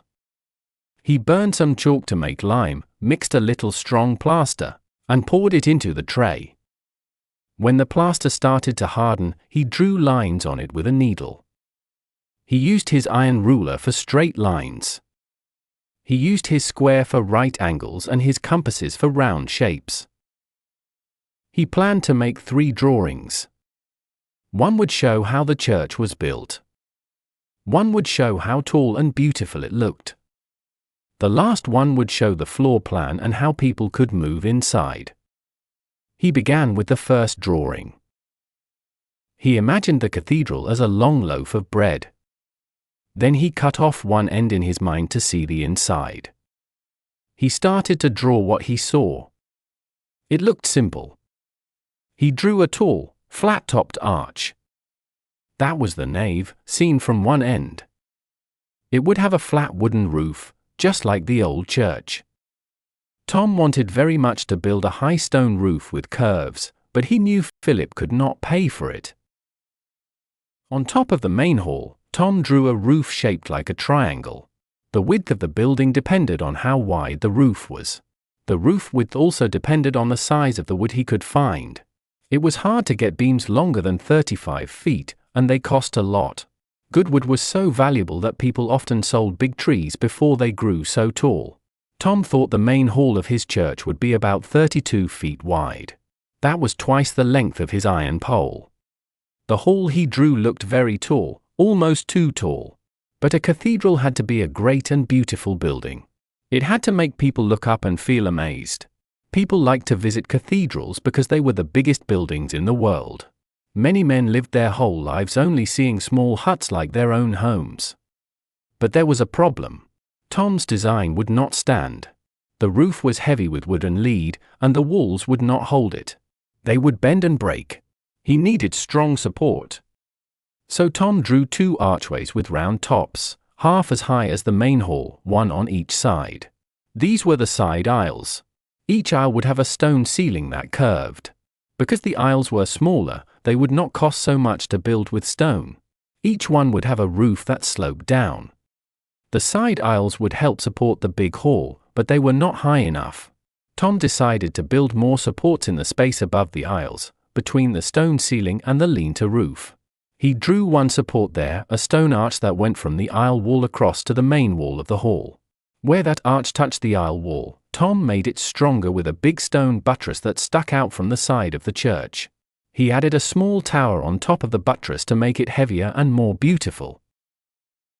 You could not build a high church without strong parts like aisles, supports, and buttresses. But this was not easy to explain to a monk, so Tom made a drawing to help him understand. He also drew the foundations that went deep under the walls. People who were not builders were always surprised to see how deep those foundations went. The drawing was simple and not good enough to guide real builders. But it was perfect to show Prior Philip what Tom had in mind. Tom wanted Philip to see the plan, imagine the church, and feel excited about it. It was hard to picture a great church when all you could see were a few lines on a wall. Philip would need all the help Tom could give him. The walls in Tom's first drawing looked thick and strong, but they were not real yet. Now he started a new drawing showing the side of the main wall, as seen inside the church. This wall had 3 levels with openings. The lower part was not a real wall but a line of stone columns joined by half-round arches. This part was called the arcade. Through these arches, people would see the round windows of the aisles. The windows and the arches would be in one line, so sunlight could pass easily into the main space, the nave. The columns and the outside buttresses would also be in line with each other. Above the arches was another level with 3 small arches together. This was the tribune gallery. No light would come through there, because behind it was the roof of the side aisle. Above that was the top level called the clerestory. It had windows that would bring light into the upper part of the nave. When the old Kingsbridge Cathedral had been built, stone workers made very thick walls and only small windows that let in little light. But now builders knew that if the walls were straight and well built, the church would still be strong. Tom made 3 parts of the nave wall. They were the arcade, the gallery, and the clerestory. He used the size rule of 3:1:2. The arcade was half the wall's height. The gallery was 1/3 of what was left. Good balance was very important in a church. It made people feel that the building was light and calm. When Tom looked at his drawing, he thought it looked just right. But he was not sure if Philip would think the same. Tom imagined rows of arches going down the church. He saw the sunshine touching their shapes and carvings. Then he wondered again if Philip would see it as he did. Tom started his next drawing. It was a plan of the floor. He thought there would be 12 arches in the arcade. So the church would have 12 parts, called bays. The main hall, or nave, would have 6 bays. The front part, or chancel, would have 4. In the middle, the 7th and 8th bays would hold the crossing. The 2 side halls, called transepts, would go out from there. Above that space, a tall tower would rise. Most big churches had this cross shape. The cross was the most important sign of the Christian faith. It also had a useful design. The side halls gave space for small chapels and rooms for church work, like the sacristy and vestry. When the floor plan was ready, Tom went back to his main drawing. This showed how the church looked inside when you stood at the west end. He added the tower that stood above and behind the nave. The tower should be 1.5 or twice the height of the nave. The lower design made the building look neat and balanced. The aisles, the nave, and the tower would rise in steps of 1, 2, and 3. But the taller tower looked more exciting. Then the nave would be twice the size of the aisles, and the tower twice the nave, 1, 2, 4. Tom chose the taller one. This was the only cathedral he would ever build, and he wanted it to reach high into the sky. He hoped Philip would think the same. If Philip accepted the plan, Tom would have to draw it again carefully, using the right size and scale. There would be many more drawings later, bases, columns, carved tops. supports, doors, towers, stairs, stone faces, and many other small parts. Tom would be drawing for years. But what he had now was the main idea of the building, and it looked very good. It was simple, not costly, and beautiful. He wanted to show it to someone right away. He had planned to wait for the right moment to take it to Prior Philip. But now that the plan was finished, he felt he could not wait. He wanted Philip to see it now. He wondered if Philip would think he was being too forward. After all, the prior had not asked him for a design. Maybe Philip already had another builder in mind, someone he knew from another monastery who had done good work. Maybe he would laugh at Tom's dreams. But if Tom did not show anything, Philip might think Tom was unable to design at all and choose another man instead. Tom did not want that. He preferred to take the risk and look bold. The afternoon was still bright. It was study time in the cloisters. Philip would be in his house reading the Bible. Tom decided to go there and knock on his door. He carried his drawing board carefully and left his house. As he walked past the old ruins, the thought of building a new cathedral suddenly felt heavy. So much stone, so much wood, so many workers, and so many years. He needed to take care of everything. He had to make sure there were always enough materials. He needed to check the wood and stone were good. He would hire and sometimes dismiss workers. He would watch their work carefully with his tools. He must make shapes for decorations and create lifting machines. He asked himself if he could really do all these things. Then he felt excited. He thought how wonderful it would be to build something new where there was only broken stone now. He liked the idea that one day people could stand before a new church and he could say, "I made this." But another thought stayed quietly in his mind. Agnes had died without a priest, and she was put in ground that was not blessed. He wished to visit her grave again. He wanted a priest to say prayers for her and maybe place a small stone there. But he felt afraid. If people noticed her grave, they might learn what had really happened. They might find out he had left the baby to die, and that was still called murder. Weeks passed, and he worried more about Agnes's soul. He wondered if she was at peace. He did not dare ask a priest because he could not tell the truth. But he tried to comfort himself. He thought that if he built a great church, God might bless him. Then maybe God would bless Agnes instead. He wished that building the cathedral could be his gift to her. If he could do that, he would feel calm and sure her soul was safe. He came to the prior's house. It was small and made of stone. There was only one floor. The door was open though the air was cold. He stopped for a moment. He reminded himself to stay calm and look confident. He told himself he must act like a true master builder, someone skilled and trustworthy.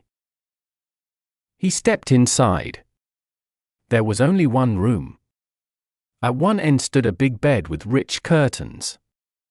At the other end was a small altar with a cross and a candle. Prior Philip stood by the window, reading a piece of parchment. He looked worried. When he saw Tom, he smiled. "What is that you have?" he asked. "Drawings, Father," Tom said in a calm voice. "They are for a new cathedral. May I show you?" Philip looked surprised but interested. "Of course," he said. There was a big reading stand in the corner. Tom moved it to the window where there was more light. He placed his frame of plaster on the slanted top. Philip looked at the drawing. Tom watched his face. He could see that Philip had never seen this kind of picture before. He looked confused. Tom started to explain. He pointed at one picture.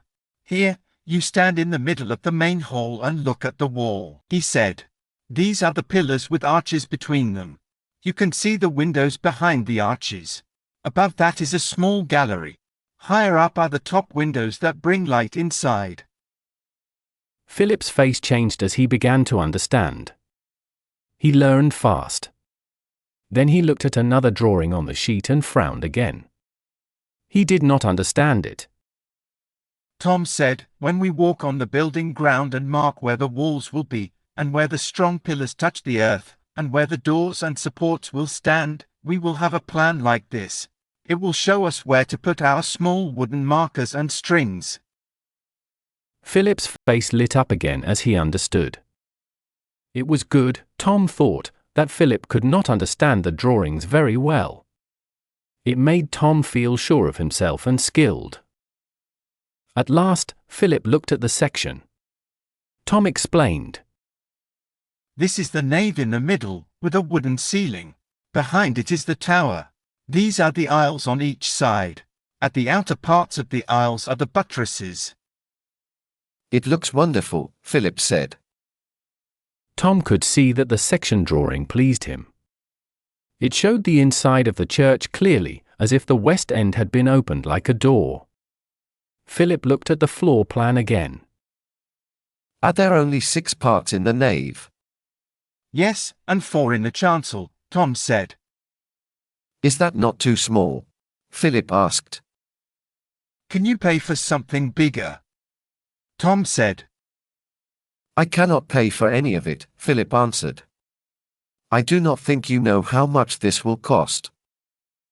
I know exactly how much, Tom said. Philip looked surprised. He did not know that Tom could work out numbers. Tom had spent many hours counting every cost in his design. He gave Philip one total. It will cost no more than £3,000. Philip gave a short, dry laugh. I have spent weeks studying the priory's yearly income, he said. He held up the piece of vellum he had been reading when Tom arrived. Here is the number. £300 a year. And we already use all of it. Tom was not shocked. He knew the priory had been poorly managed before. He trusted Philip to make it better. You will find the money, Father, he said. With God's help, he added quietly. Philip looked at the drawings again.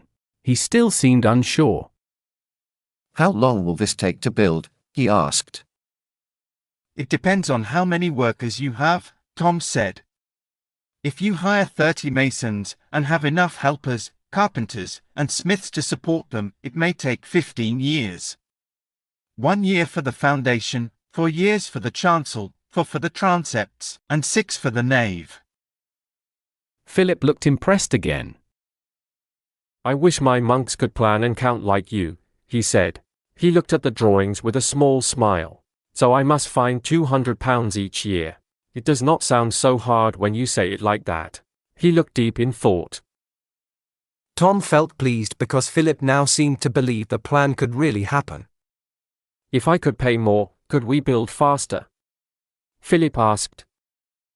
Only a little faster, Tom said carefully. He did not want Philip to expect too much.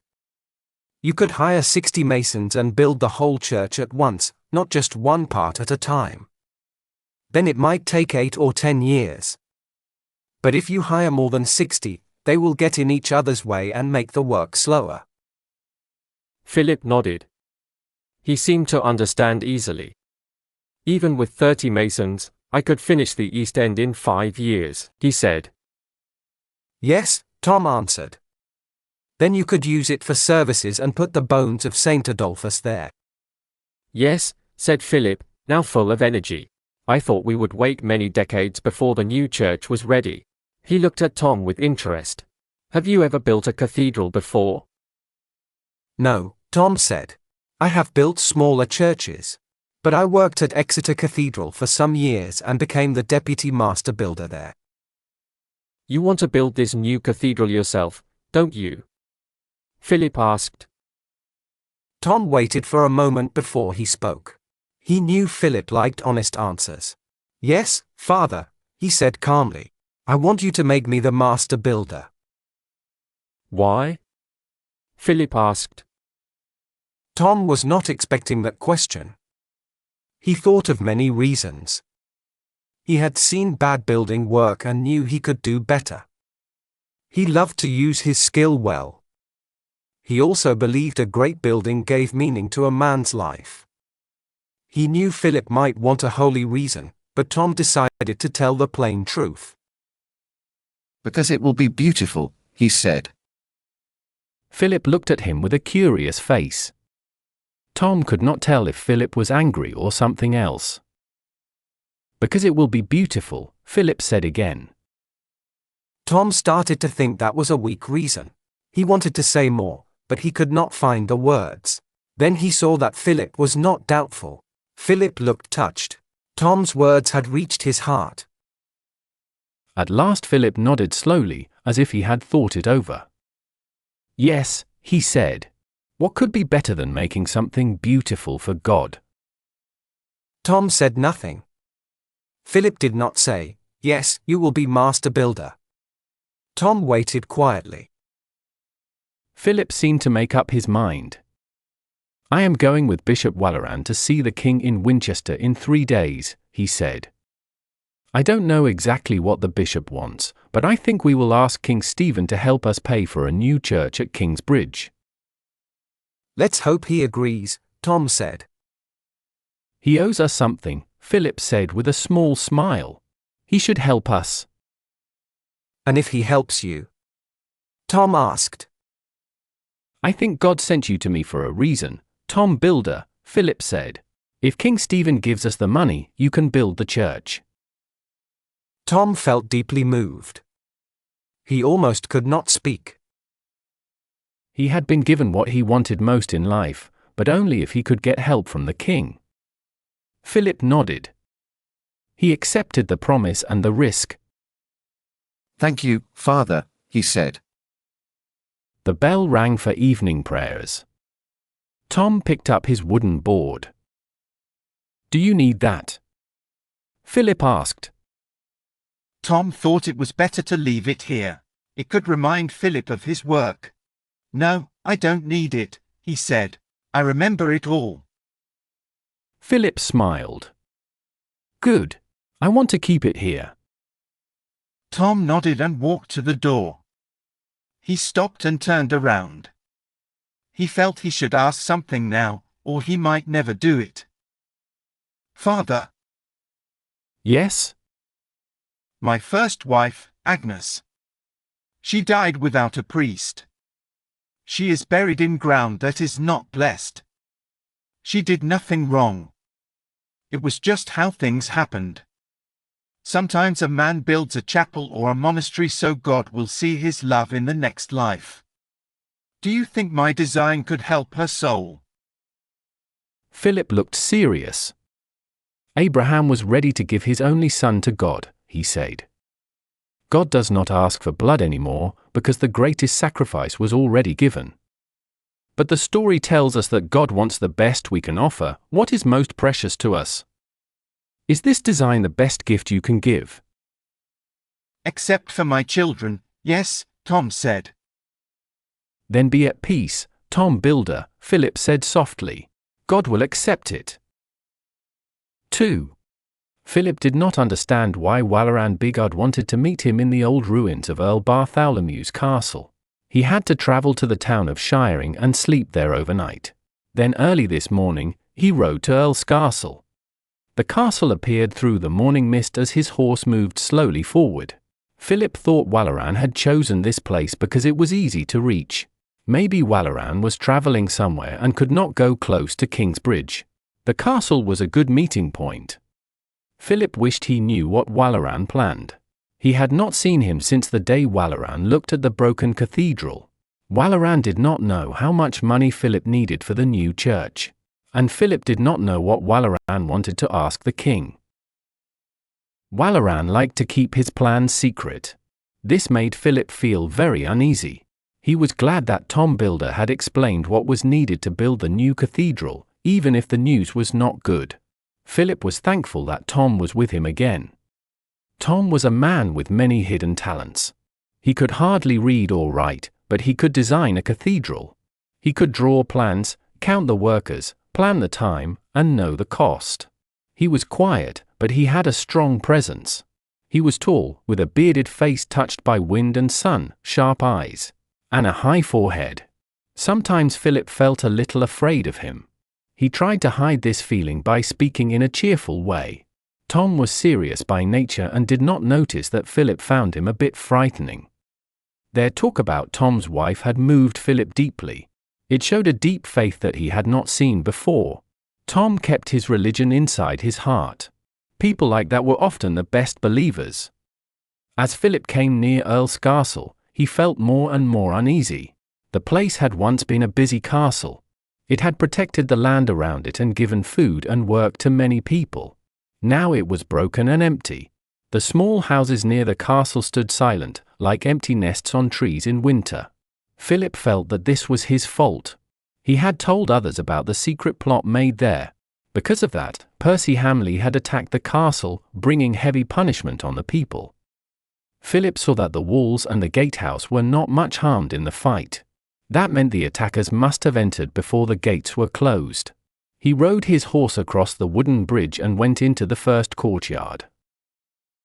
Here the signs of fighting were clear. Only the stone chapel was still standing. The other buildings of the castle were gone. A few burned pieces of wood stuck up from the ground. Ashes moved in the wind near the wall. There was no sign of the bishop. Philip rode slowly through the yard. He crossed a small bridge on the far side and went into the upper part of the castle. There he saw a large stone tower. A wooden staircase went up to a door on the second floor, and it looked weak and ready to break. Philip looked up at the hard grey walls. He saw the narrow windows for arrows. The tower looked strong, but it had not saved Earl Bartholomew. From those windows, a person could watch the land outside and see if the bishop came. Philip tied his horse to the rail and walked up the steps. When he touched the door, it opened. He walked inside. The big hall was dark and full of dust. Dry rushes covered the floor. The fireplace was cold and empty. A spiral stair went up from one corner. Philip walked to a window. Dust made him sneeze. He could not see far through the dirty glass. He decided to go up to the next floor. At the top of the stairs, he saw two doors. The small one looked like it went to the toilet. The big one must lead to the Earl's bedroom. He opened the big door and went in. The room was not empty.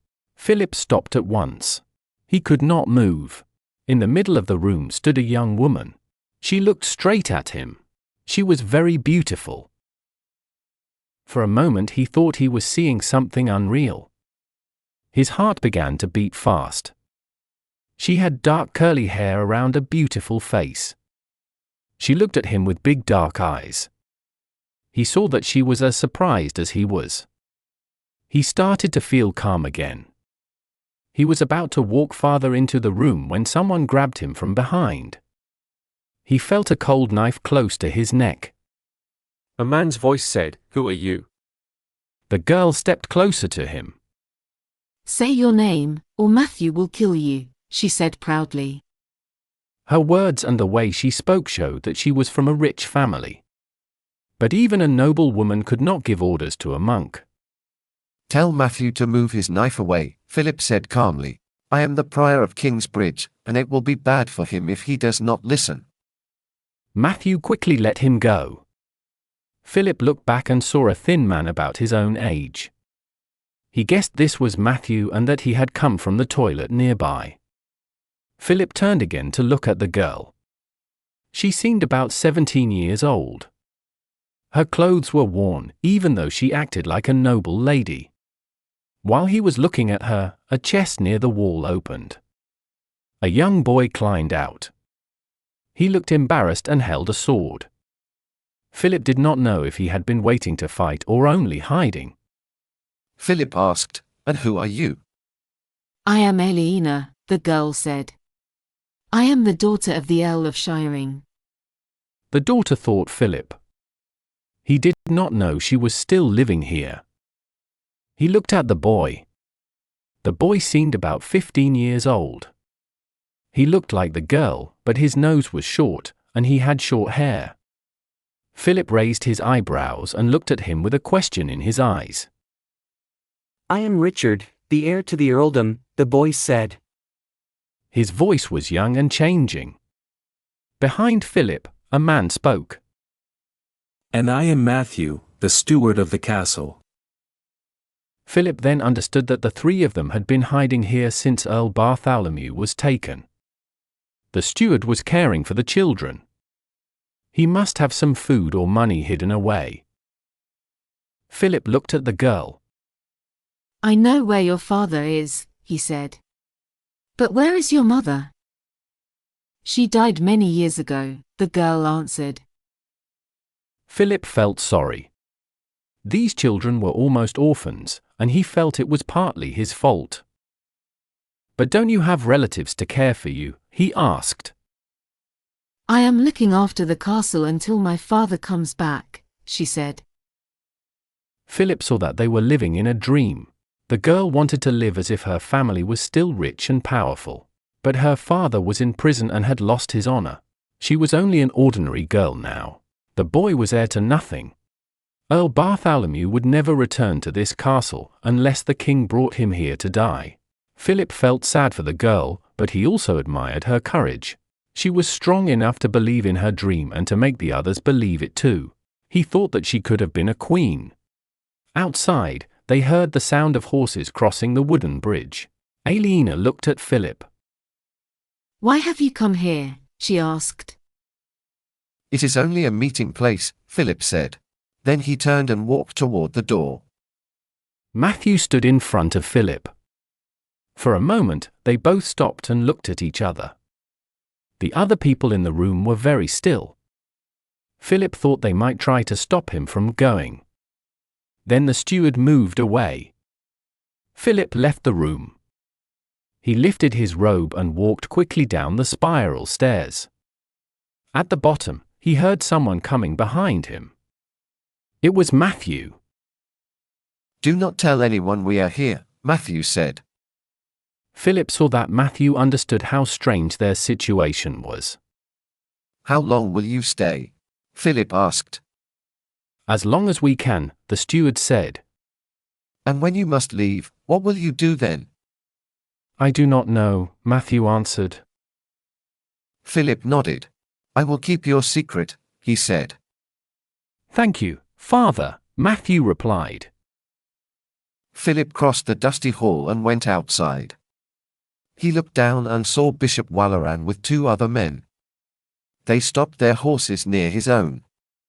The bishop wore a thick cloak with black fur and a black fur cap. He looked up, and Philip met his pale eyes.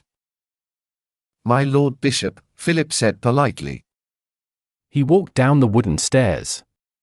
He kept thinking about the young girl upstairs and wanted to forget her.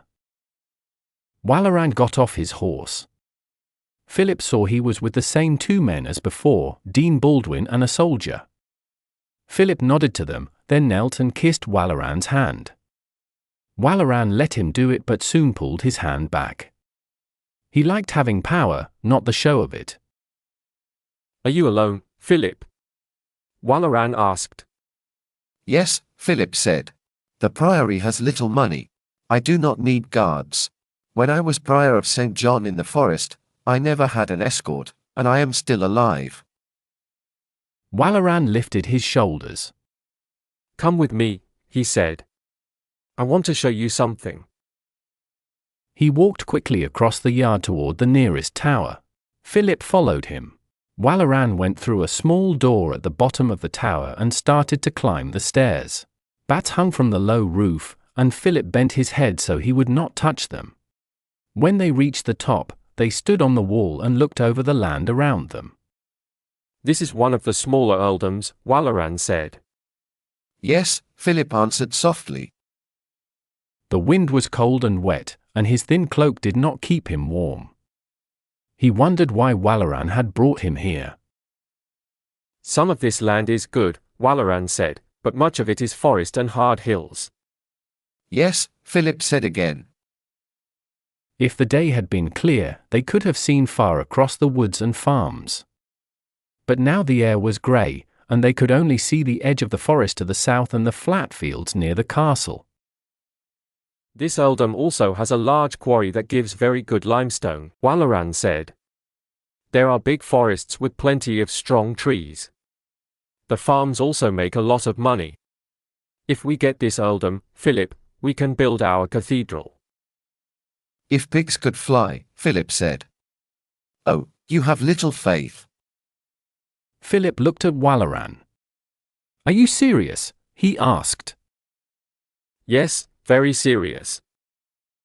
Philip did not believe him, but he still felt a small hope inside.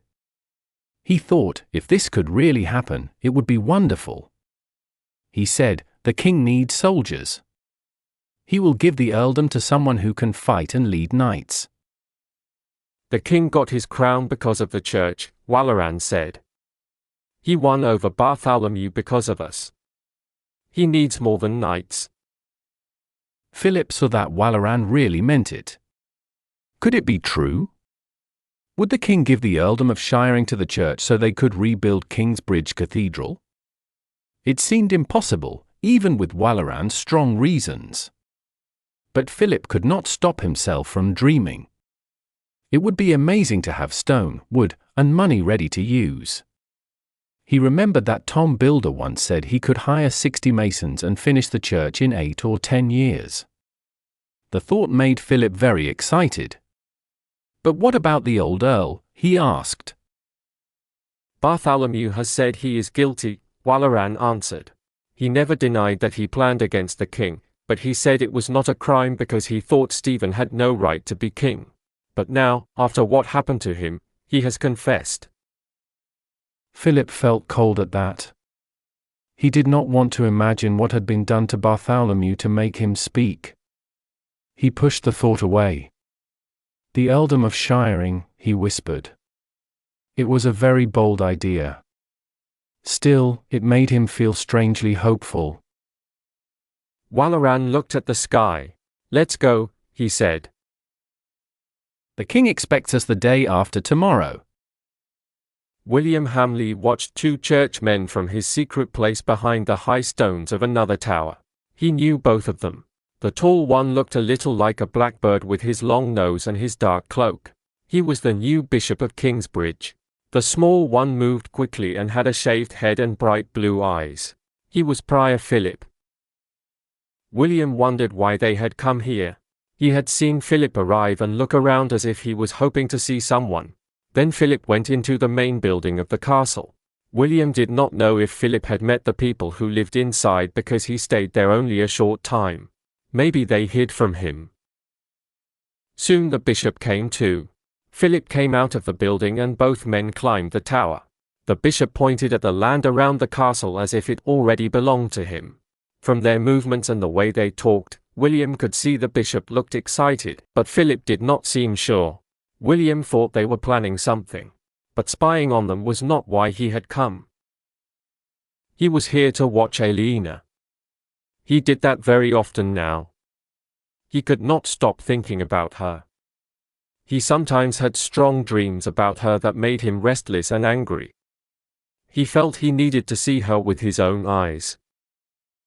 He usually came to Earl's Castle early in the morning. He left his servant Walter with the horses in the forest. Then he walked across the fields to the castle. He entered quietly and found a hidden place where he could watch the keep and the upper yard. Sometimes he had to wait for a long time before Aliena appeared. His patience was often tested, but he could not leave without seeing her. So he always stayed and waited. When she finally arrived, his heart beat fast and his throat felt dry. His hands were damp and he could hardly breathe. Sometimes she came with her brother or the steward. Sometimes she came alone. One warm afternoon, he waited from morning until late day.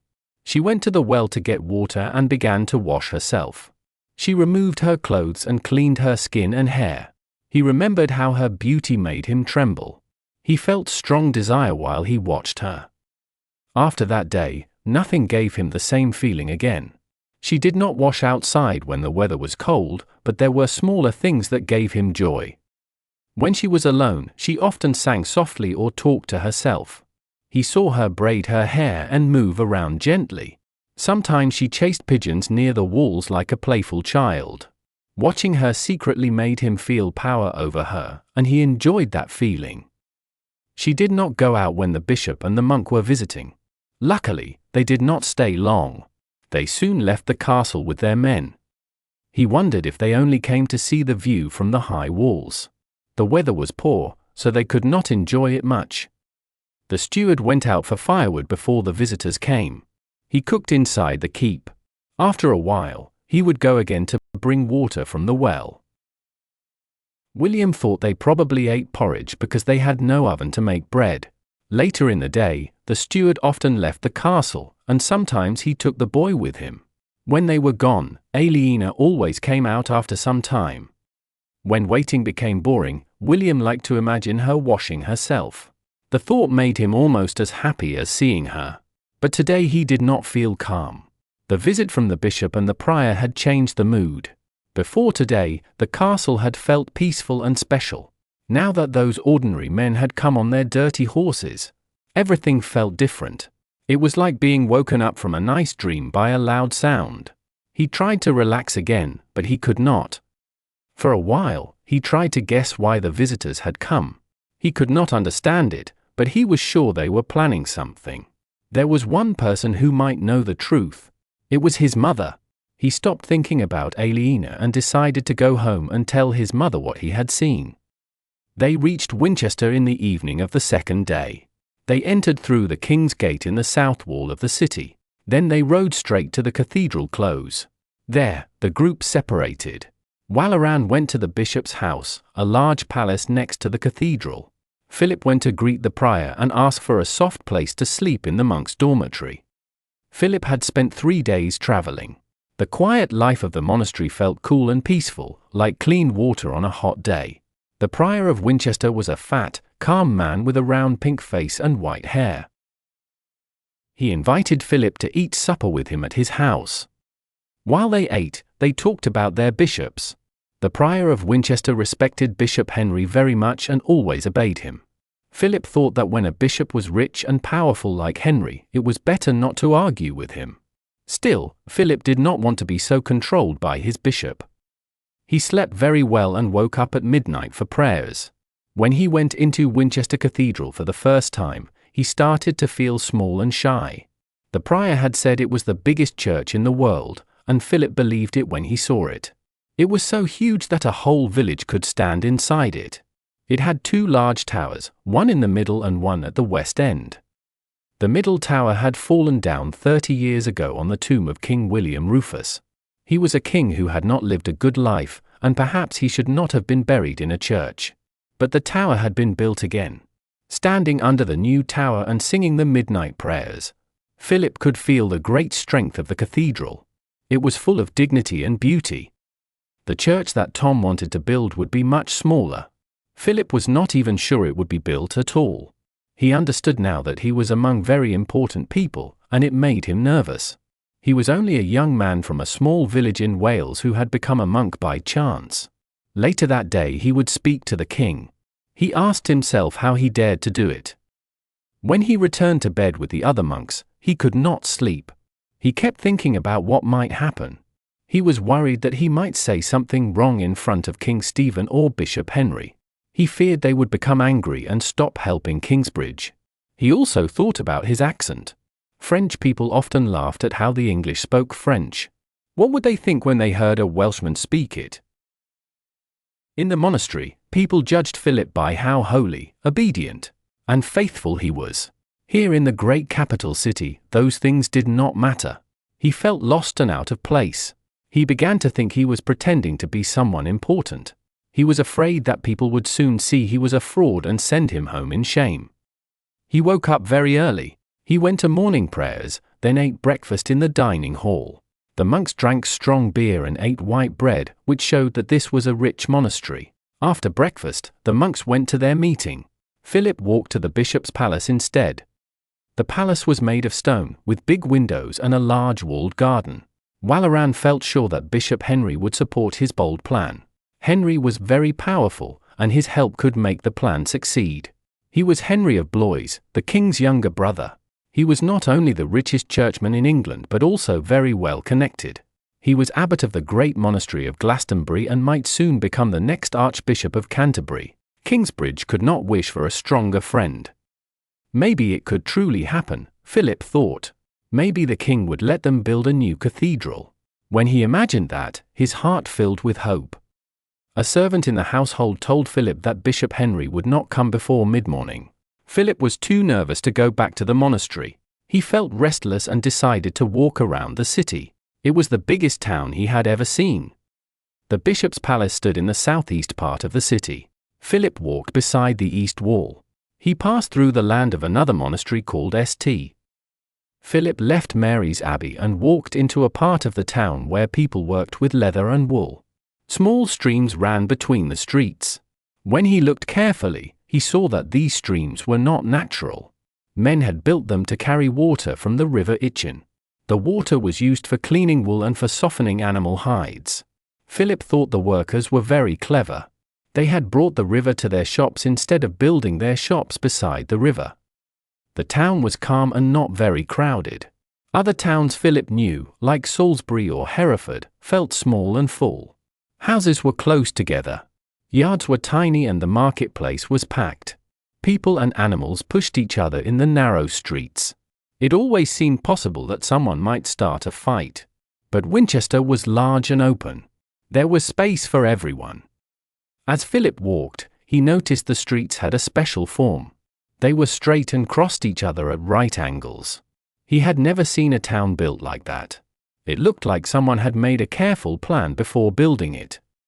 There were many churches, made of wood or stone. Each church served its own little area. Philip thought the city must be very rich to pay so many priests. When he reached Fleshmonger Street, he felt sick. He saw more raw meat than he had ever seen before. Blood ran from the butcher shops into the street. Large rats ran quickly between people's feet. At the end of the street, Philip came to the High Street. Across it stood the old royal palace. The king no longer lived there, Philip had heard. He now stayed in the castle with a new strong keep. But moneymakers still worked inside the palace. They made silver coins behind iron gates and thick walls. Philip stopped to watch.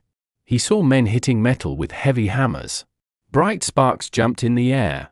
He was amazed at how rich and powerful the work seemed.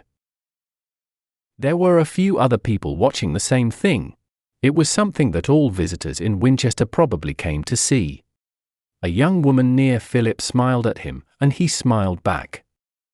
She said, "You can do anything you want for a penny." He did not understand what she meant, so he smiled politely again. Then she opened her cloak. To his shock, she was naked under it. "Anything you want, for a silver penny," she said. He felt a small, strange feeling of desire. It was like remembering something long forgotten. Then he understood that she was a prostitute. His face became very red with shame. He turned and walked away quickly. "Do not be afraid," she called after him. "I like a nice round head." Her laugh sounded behind him as he walked. He felt hot and upset. He went down a small street near the High Street and came to the market. He saw the cathedral towers above the busy stalls.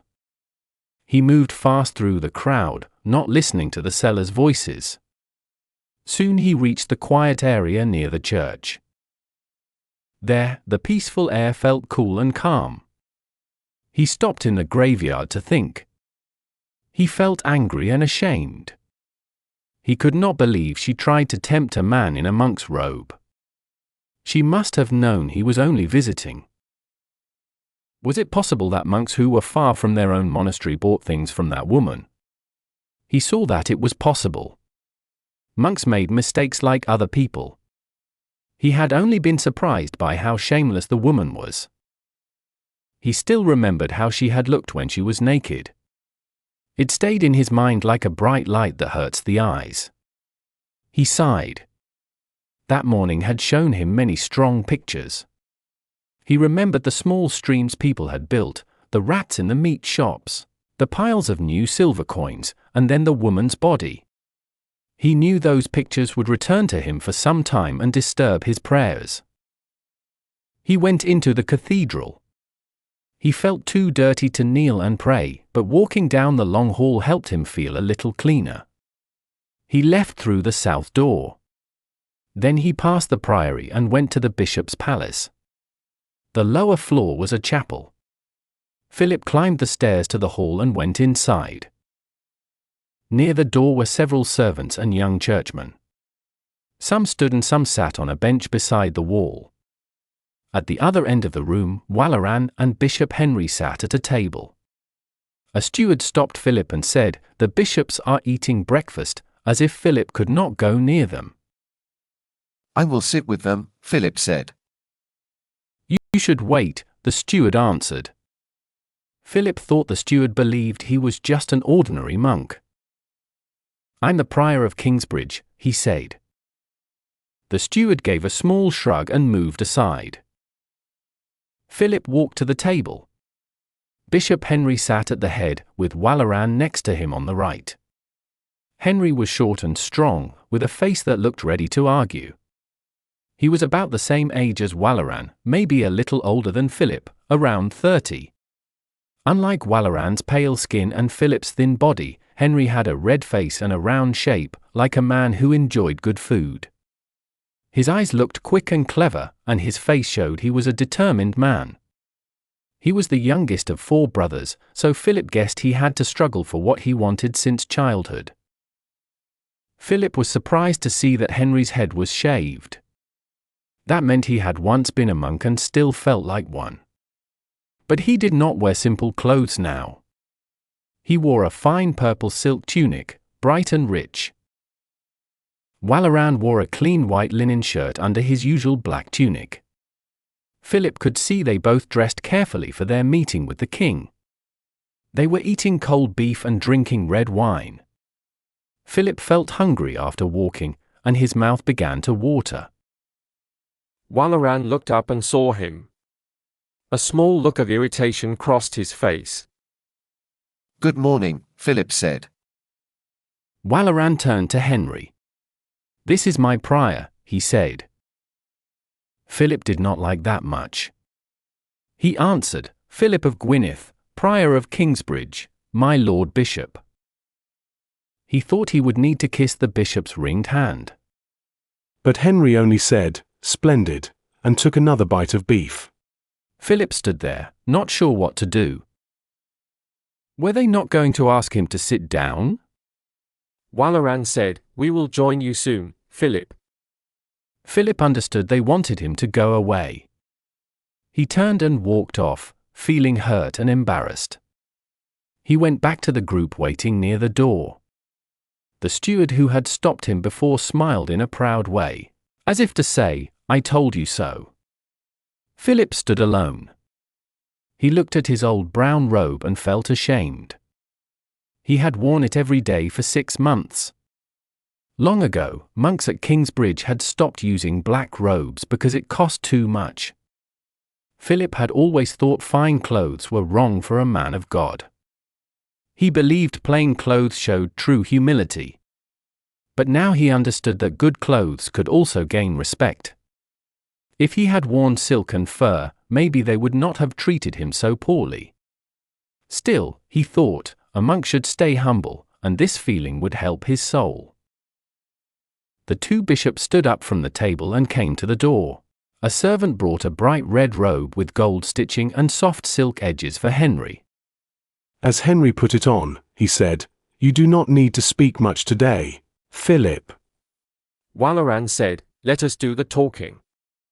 Henry added, "Let me do the talking," and stressed the word "me." If the king asks you any questions, answer simply. Tell him the truth without too many words. He will understand that you need a new church. There is no need to beg or cry about it. Philip knew that already. Henry was talking in a way that sounded proud and unpleasant. Philip nodded quietly and hid his anger. Henry said, "We should go now. My brother wakes early. He finishes his business quickly and then goes hunting in the New Forest." They left the room. A soldier walked in front of Henry. He had a sword at his side and held a short staff. They went along the high street and climbed the hill toward the west gate. People moved aside for the 2 bishops, but not for Philip. He had to walk behind them. Sometimes people called out for a blessing. Henry made the sign of the cross in the air and kept walking. Before the gatehouse they turned and crossed a wooden bridge over the moat. Philip felt a nervous flutter in his stomach. He was going to meet the king. The castle was in the southwest corner of the city. Its west and south walls were part of the city wall. The walls between the castle and the city were just as high and strong. It looked as if the king needed protection from his own people too. They entered through a small gate in the wall. Soon they saw the great stone tower, called the Keep. It was large and square. Philip looked at the narrow windows and guessed it had 4 floors. The ground floor was used for storage. An outside stairway led up to the door above. 2 guards bowed when Henry walked past them. They went into the hall. There were rushes on the floor and a few stone seats built into the walls. Wooden benches and a big fireplace stood nearby. 2 soldiers guarded a stairway in the corner. The stairway went up inside the wall. One soldier looked at Bishop Henry and nodded. Then he went up the stairs to tell the king that his brother had arrived. Philip felt sick with worry. His future could change in the next few minutes. He wished he trusted his friends more. He wished he had prayed for success in the early morning instead of walking through Winchester. He also wished he had put on a clean robe. About 20 or 30 people were in the room. Almost all of them were men. They looked like a mix of knights, priests, and rich townsmen. Then Philip stopped suddenly, surprised. By the fire, talking to a woman and a young man, stood Percy Hamley. Philip wondered what Percy was doing there. The people with him were his unpleasant wife and his rough son. They had helped Walaran bring down Bartholomew, so it was strange to see them here now. Philip thought it could not be just chance. He wondered if Walaran had known they would come. Philip said to Walaran quietly, "Do you see?" "I see them," Walaran said quickly, looking annoyed. Philip felt worried about seeing them. He did not know exactly why, but their presence felt like a bad sign. He watched them carefully. The father and son looked similar, both big, strong men with pale hair and unfriendly faces.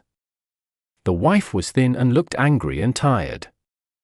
She kept touching the sores on her face with her long bony hands. She wore a yellow dress that made her look even worse. She moved from one foot to the other, always looking around the room. When her eyes met Philip's, he turned his head away fast. Bishop Henry walked around greeting people he knew and giving blessings to others. But he also watched the stairs. When a guard came down, Henry saw him, noticed his small nod, and stopped talking at once. Walaran followed Henry up the stairs. Philip went after them, feeling nervous and afraid. The upstairs room was the same size as the entrance hall, but it looked very different. Bright rugs covered the clean wooden floor, and colorful cloths hung on the walls. A big fire burned, and many candles made the room shine with warm light. Near the door stood a heavy oak table with pens, ink, and many sheets for writing letters. A cleric sat there, ready to write the king's words. By the fireplace, in a large chair covered with fur, sat the king. Philip first saw that the king was not wearing a crown. He wore a purple tunic and leather leggings, like a man ready for a ride. 2 large hunting dogs rested at his feet. They looked as comfortable as close friends. The king looked like his brother, Bishop Henry, but his face was a little finer and more handsome. His hair was thick and golden brown. His eyes showed sharp intelligence. He sat back in his chair, legs stretched out and arms resting on the sides. Philip thought this must be his throne. The king seemed calm, but there was still a tense feeling in the room. He was the only one who looked truly relaxed. As Philip and the bishops entered, a large man in rich clothes was leaving. He nodded to Bishop Henry but did not look at Walaran. Philip guessed that this man was an important lord. Bishop Henry walked to the king, bowed, and said, "Good morning, Stephen." "I still have not seen that man Ranulph," the king said. "If he does not come soon, I will cut his fingers off." Henry smiled. "He will come soon, I promise," he said. "But maybe you should cut his fingers off anyway." Philip did not know who Ranulph was or why the king wanted him. But he felt sure the king was not serious about hurting the man. Before Philip could think more, Walaran stepped forward and bowed. Henry said, "You remember Walaran Bigod, the new bishop of Kingsbridge?" Yes, Stephen said. But who is this? He looked at Philip. This is my prior, Walaran said. Walaran did not say his name, so Philip spoke quickly. Philip of Gwynedd, prior of Kingsbridge. His voice came out louder than he wanted. He bowed. Come forward, Father Prior, Stephen said. You look afraid. What worries you? Philip did not know how to answer. He had too many worries. At last he said, I am worried because I have no clean robe to wear. Stephen laughed softly. Then stop worrying, he said. He glanced at his rich-looking brother and added, I prefer a monk who looks like a monk, not like a king. Philip felt a little better. Stephen said, I heard about the fire. How are you managing now? Philip answered, On the day of the fire, God sent us a builder. He repaired the cloisters quickly, and we used the crypt for services. With his help, we are clearing the ruins and getting ready to rebuild. He has also made plans for a new church. Walaran raised his eyebrows. He did not know about the plans. Philip would have told him if he had asked, but he never asked. The king said, That is quick work. When will you start building? As soon as I find the money. Bishop Henry spoke then. That is why I brought Prior Philip and Bishop Walaran to see you. Neither the priory nor the diocese has enough money for a project this large. The crown has none either, my dear brother, Stephen said. Philip felt disappointed. That did not sound promising. Henry said, I know that. That is why I have thought of a way to let them rebuild Kingsbridge without any cost to you. Stephen looked doubtful. And did you find such a clever plan? He asked. Yes. My idea is that you give the lands of the Earl of Storing to the diocese. They can use them to pay for the building. Philip held his breath. The king looked serious. Walaran opened his mouth to speak, but Henry stopped him with a raised hand. The king said, It is a smart idea. I would like to do it. Philip's heart jumped. Then the king said, But I have already promised that earldom to Percy Hamley. A quiet sound of pain came from Philip. He thought the king was going to say yes. The disappointment cut him deeply. Henry and Walaran could not say a word. No one had expected this to happen. Henry was the first to speak. He asked, almost. The king lifted his shoulders. I may find a way out of it, he said. But it will not be easy, and it will be quite embarrassing. Still, Percy was the one who caught the traitor Bartholomew.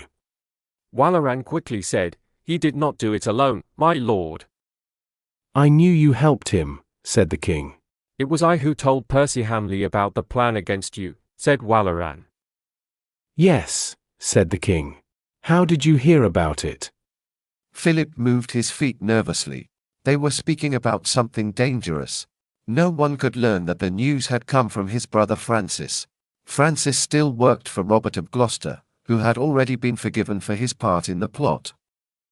Walaran said, I heard it from a man before he died. Philip felt better. Walaran was using the same false story Philip had told him, but he spoke as if the dying man had talked to him directly. Philip was happy because no one looked at him for answers now. The king said, Still, Percy was the one who fought at Bartholomew's castle and arrested the traitor. He put his life in danger. Henry said, You could reward Percy in another way. The king said, Percy wants shiring. He knows the land well, and he can rule it wisely. I could give him Cambridgeshire, but the people of the Fens would not obey him. Henry said, You should thank God first and men second. God made you king. But Percy arrested Bartholomew, said the king. Henry became upset. God controls everything, he said. Do not push me about this, said Stephen, raising his right hand. Of course, Henry said quietly. Everyone understood the king's power. For a short time, it had seemed like Henry and Stephen were equal.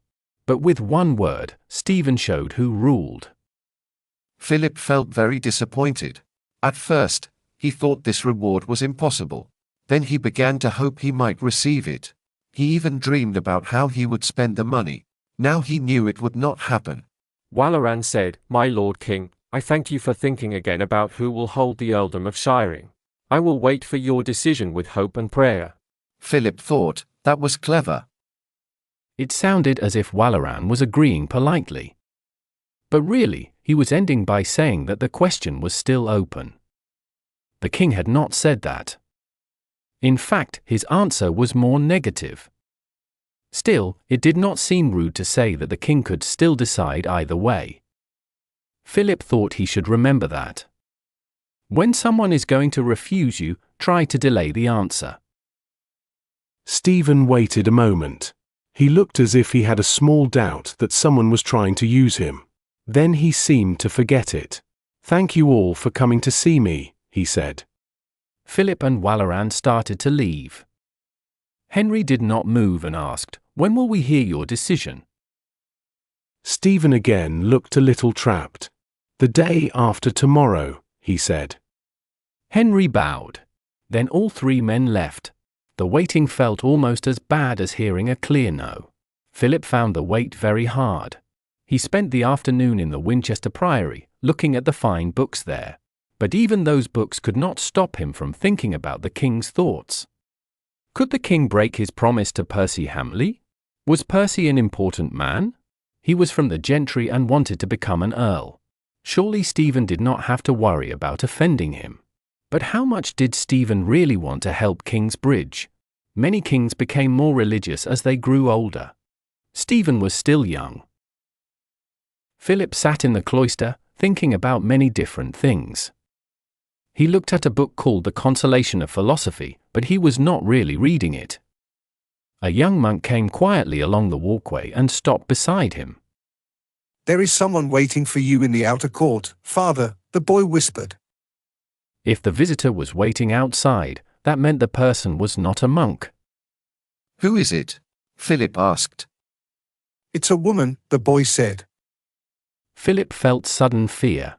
He thought it might be the woman who had spoken to him near the mint. But the boy's face showed him it was someone else.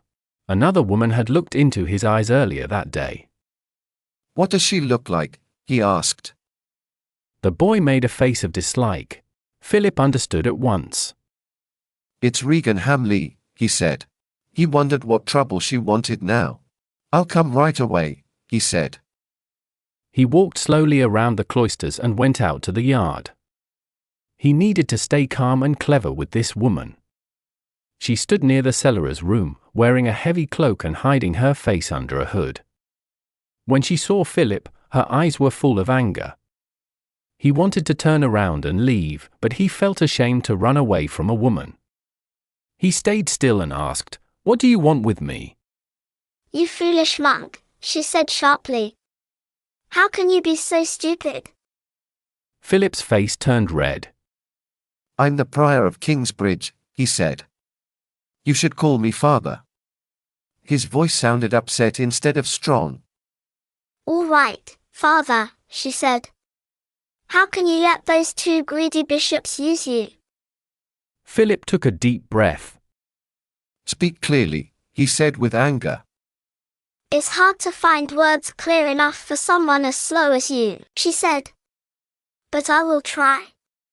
Walaran wants the lands of the Shiring earldom for himself. He is pretending that the burned church gives him the right to take them. Do you understand that now?" Her cruel voice made Philip angry, but he wanted to defend himself. "There is nothing secret or wrong about it," he said. "The money from the lands will be used to rebuild the cathedral." "What makes you think that?" she asked. "That is the plan," Philip said. But deep inside, he began to feel a small doubt. Regan's sharp voice changed, and she spoke in a sly way.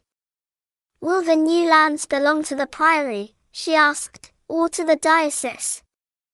Philip looked at her for a moment and then turned away. He could not stand her face. He had thought the lands would belong to the priory and stay under his control. If they went to the diocese, Bishop Waleran would be in charge. Then Philip remembered that Bishop Henry had asked the king to give those lands to the diocese. Philip had thought it was a mistake in speech, but no one had fixed it. He watched Regan with distrust. She could not have known what Bishop Henry said to the king. Maybe she was right. Or maybe she only wanted to cause trouble.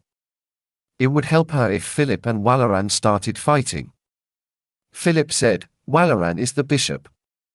He must have a cathedral." He needs many things, Regan replied. She sounded calmer now, but Philip still did not want to look at her. For some bishops, a beautiful cathedral is most important, she said. But for Waleran, other things come first. As long as he holds the money, he can give you and your builders as much or as little as he wants.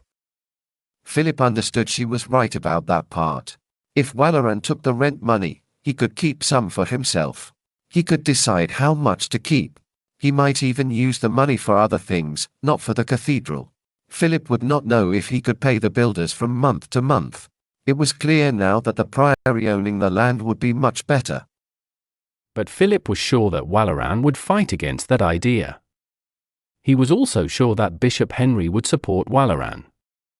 Then Philip's only hope would be to ask the king for help. King Stephen might see that the churchmen disagreed. He could then give the earldom to Percy Hamley. That was what Regan wanted. Philip shook his head. "If Waleran wants to trick me, why did he bring me here?" he asked. He could have come alone and asked the king himself. She nodded. He could have done that, she said. But the king might have wondered if Waleran was honest. He says he only wants the earldom to build a cathedral. You make his story look true when you stand by him. The king now thinks he can trust Waleran. Her voice sounded cold again. And you look so poor in your dirty robe that the king feels sorry for you. No, Waleran was smart to bring you. Philip felt she could be right, but he did not want to say it. "You only want the earldom for your husband," he said. "If I could show you proof, would you ride half a day to see it?" Philip did not want to be part of Regan Hamley's plans. But he needed to know if she told the truth. He answered slowly. "Yes, I will ride half a day." "Tomorrow?" she asked. "Yes. Be ready at dawn." The next morning William Hamley, Regan's son, waited for Philip in the outer yard. The monks were starting to sing the prime prayer. Philip and William left Winchester through the west gate. Then they turned north onto Athelin Street. Philip saw that Bishop Waleran's palace was in that direction. It was about half a day's ride away. He understood now where they were going, but he did not know why. He felt worried and decided to be careful. The Hamleys might be trying to use him. He began to think about how they could do that. There might be a paper that Waleran had and the Hamley family wanted to see or take. It could be something like a legal deed or a charter. Young Lord William could tell the bishop's helpers that they were sent to get this paper. They might believe him because Philip was there with him. William could easily plan something small like that. Philip knew he needed to be careful. The morning was dark and grey with light rain. William rode fast for the first few miles. Then he slowed down so the horses could rest. After some time, he said, "So, monk, you want to take the earldom from me?" "So, monk, you want to take the earldom from me?" Philip was surprised by his angry voice. He had done nothing wrong and felt annoyed. He answered sharply. "From you," he said. "You will not get it, boy. Maybe I will get it, or your father, or Bishop Waleran. But no one has asked the king to give it to you. The idea is funny." "I will get it when my father dies," William said. "We will see," Philip said. He did not want to argue with William. I do not want to hurt you, he said quietly. I only want to build a new cathedral. Then take another man's earldom, William said. Why do people always attack us? Philip noticed the pain and anger in his voice. He asked, do people always attack your family? You saw what happened to Bartholomew, William said. He spoke badly about us, and now look where he is. I thought his daughter said the bad words, Philip said. She is as proud as her father, William said. But she will pay too. They all will. One day they will kneel to us. You will see. Philip thought these were very strange words for a young man. William spoke more like a bitter older person. Philip did not like this talk. Most people hide their hate behind polite words, but William did not. Philip said, revenge should wait until the day of judgment. Then you should wait until that day to build your church, William said. I cannot wait, Philip said. If I wait, it will be too late to save people's souls. Stop talking about that, William said sharply. His voice sounded a little wild. Keep it for your sermons. Philip wanted to answer back, but he stopped himself. There was something very strange about this young man. Philip thought that William could become extremely angry at any moment. When William was angry, he could be dangerous. Philip was not afraid of him. He had seen violent people when he was a child and had survived. But he knew it was useless to make William angry by correcting him. So he spoke softly. Heaven and hell are what I talk about, he said. I speak of good and evil, forgiveness and punishment. I cannot stop talking about them. Then talk to yourself, William said. He pushed his horse to go faster and rode ahead. When he was 40 or 50 yards away, he slowed down again. Philip hoped William would change his mind and come back to ride beside him. But William did not. They traveled apart for the rest of the morning. Philip felt worried and sad. He believed he had lost control of his own life. Walaran Bigod had taken power in Winchester, and now William was taking him on a strange trip. They are all trying to use me, he thought. Why do I let them do it? I should start making my own decisions again. But now he could do nothing except turn back to Winchester. That idea felt useless, so he continued to follow William. He looked sadly at the back of William's horse as they moved along the road. Just before noon they reached the valley where the bishop's palace stood. Philip remembered coming here earlier in the year with fear in his heart and carrying a terrible secret. Many things had changed since that time. To his surprise, William did not stop at the palace. He rode past it and climbed the hill. The road became narrow and turned into a small path between the fields. Philip knew this path did not lead anywhere important. When they got close to the top, he saw people working there. A little lower on the hill they stopped beside a pile of fresh earth. Philip looked at it and suddenly felt a terrible suspicion. They turned away and rode beside the bank until they found an opening. They went through it. Inside the bank, there was a dry ditch filled in so people could cross. Philip asked, "Is this what we came to see?" William only nodded. Now Philip understood. Walaran was building a castle. Philip felt very sad and shocked. He kicked his horse forward and crossed the ditch. William followed him. The ditch and the bank went all around the top of the hill. On the inner side of the ditch, a thick stone wall had been built. It was 2 or 3 feet high and clearly unfinished. The wall was very thick, so it would be very tall when finished. Walaran was indeed building a castle, but there were no workers there. No tools could be seen. No piles of stone or wood were on the ground. Much work had been done quickly, but now everything had stopped. It looked like Walaran had no more money. Philip said to William, "There is no doubt the bishop is building this castle." William answered, "Would Walaran Bigod let anyone else build a castle beside his palace?" Philip felt ashamed and hurt. Now everything was clear to him. Bishop Walaran wanted the earldom of Shiring, with its stone and wood, to make his own castle, not a cathedral. Philip had been used as part of the plan. The burning of Kingsbridge Cathedral was only an excuse. Philip's part was to make the king feel holy enough to give Walaran the earldom. Philip saw how Walaran and King Henry must see him, simple, trusting, smiling while being led to ruin. They had understood him perfectly. He had trusted them. He had listened to their advice and tried not to mind their unkind words. He smiled bravely because he thought they were helping him. But they had deceived him all the time. He now saw that Walaran did not act honestly. He remembered how Walaran had looked sad when he saw the broken cathedral. At that moment, Philip had thought Walaran was truly faithful. Now he understood that Walaran believed it was right to use lies if they served the church. Philip could never believe that. He thought, I would never do to Walaran what he is trying to do to me. He had never seen himself as too trusting before. He began to wonder what mistake he had made. He realized that he had been too impressed by rich and powerful men. He had admired Bishop Henry and his fine clothes.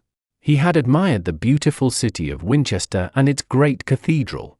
He had been amazed by the silver at the mint and by all the food in the market. He had wanted to see the king. He had forgotten that God could see through silk robes to the truth inside the heart.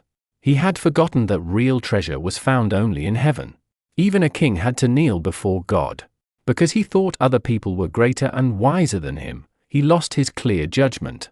He stopped thinking for himself and trusted those above him. His trust had brought him betrayal. He looked once more at the rainy building site.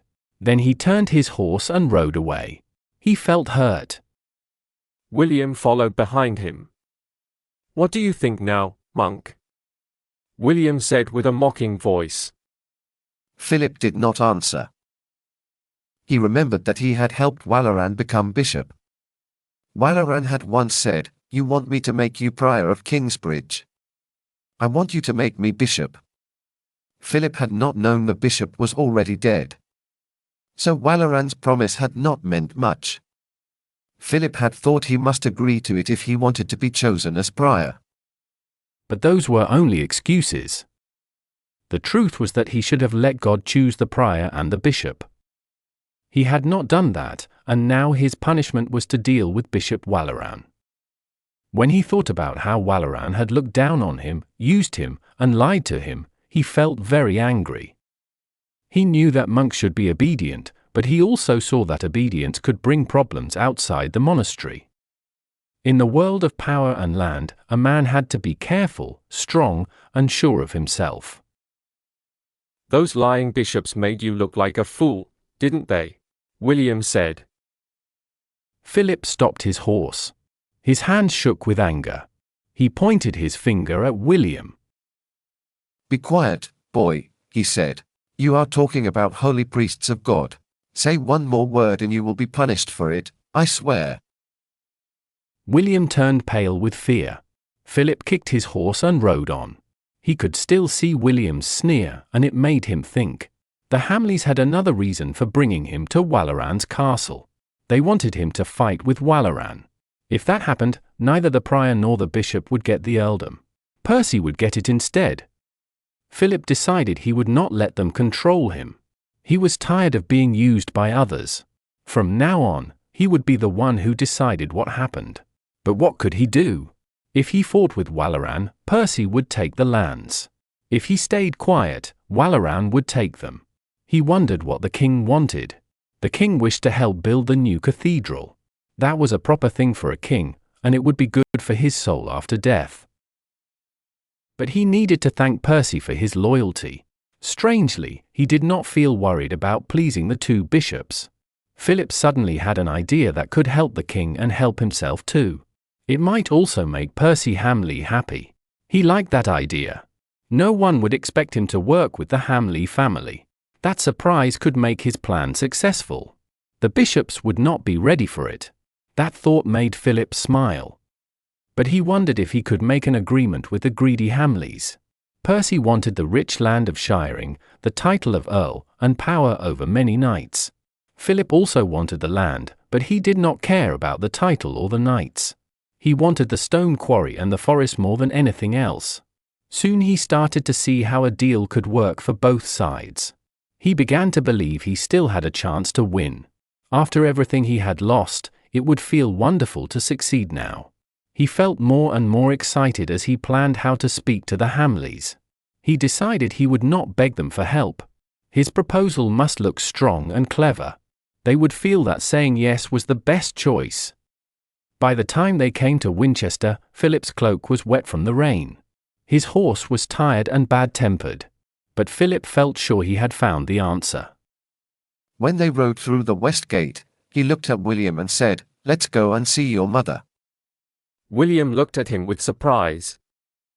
I thought you would want to see Bishop Walleran right away. That was what Regan had told William to expect. Do not tell me what you thought, Philip said sharply. Just take me to your mother. He was ready to face Lady Regan. He had been quiet for too long. William turned south and led Philip to a house in Gold Street. It was between the castle and the cathedral. The house was large. The lower walls were stone, and the upper part was made of wood. Inside there was a hall with several rooms. The Hamley family was probably staying there. Many people in Winchester rented rooms to visitors at the royal court. If Percy became Earl, he would have his own house in town. William took Philip into a front room. There was a big bed and a fireplace.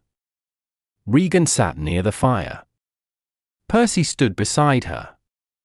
Regan looked surprised when Philip came in, but soon she smiled and said, "Well, Monk, was I right?" You were very wrong, foolish woman, Philip said in a hard voice. She became silent at his anger. He was pleased to see her shocked. He kept speaking in the same tone. You thought you could make Bishop Walleran and me fight each other. Did you think I would not understand your plan? You are clever, but you are not the only one who can think. He saw from her face that she knew her plan had failed. She was quickly trying to think what to do next. Philip did not stop. You failed, Regan. Now you have two choices. You can stay quiet and wait for the king's decision. You can take your chance when he speaks tomorrow. Regan spoke slowly. And the other choice? The other choice is to make a deal with me, Philip said. We share the earldom and leave nothing for Walleran. We see the king in private and tell him we agreed. If he accepts our plan before the bishops speak, we win. Philip sat on a bench and tried to look calm. It's your best chance. You have no real choice, he said. He looked at the fire because he did not want her to see how tense he felt. He thought the idea should sound good to them. It was a sure way to get something, not risk getting nothing. But they were greedy, and they might want to gamble for everything. Percy spoke first. Divide the earldom? How? He asked. Philip felt a little better. They were interested. I'm going to suggest a very fair division, Philip said. You would be foolish to refuse. He turned to Regan. I'm offering you the better half. They looked at him and waited for him to explain more. He stayed silent. Regan asked, "What do you mean, the better half?" What is worth more, farmland or forest? He asked. Farmland, of course, Regan answered. Then you will have the farmland, and I will take the forest, he said. Regan looked sharply at him. That will give you Woodfield Cathedral. Yes, he said. What about the pasture? She asked. Which do you want, the cattle pastures or the sheep hills? He asked. The pasture, she said. Then I will take the hill farms with sheep. Do you want the money from the markets or the stone quarry? He asked. Percy started to say, "The market, mon." Regan stopped him. What if we say the quarry? She said. Philip knew she understood his plan. He wanted the stone for his cathedral. He also knew she did not really want the quarry. The markets brought more money and were easier to manage. You won't choose the quarry, will you? He said calmly. She shook her head. No, we'll take the markets. Percy tried to look unhappy. I need the forest to hunt, he said.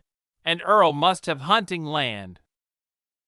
You can still hunt there, Philip said quickly.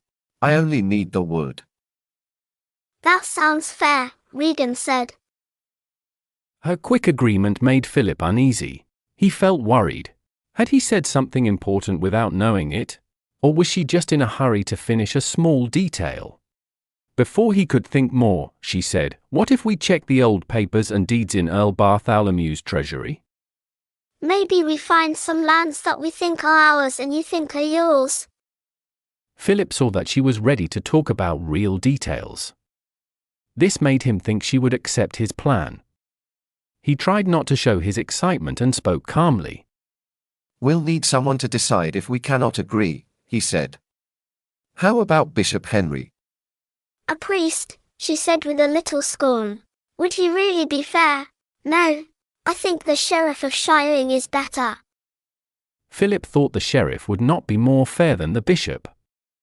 But he could not think of anyone both sides would trust. So he said, "All right, but if we don't like his decision, we can ask the king to decide." That seemed safe enough. Agreed, Regan said. She looked at Percy and added, "If my husband agrees." Yes, yes, Percy said quickly. Philip felt he was close to success. He took a deep breath. If you agree to everything, then, he began. Wait, Regan said. It is not agreed yet. But I have given you everything you asked for, Philip said. We might still get the whole earldom, without sharing it, she replied. And you might get nothing, Philip answered. Regan paused. How will we do this, if we do agree? She asked. Philip had already thought about it. He turned to Percy. Can you see the king tonight? He asked. Percy looked nervous but said, If I have a good reason, yes. Then go to him, Philip said. Tell him we made an agreement. Ask him to say tomorrow morning that it is his decision. Tell him you and I are both happy with it.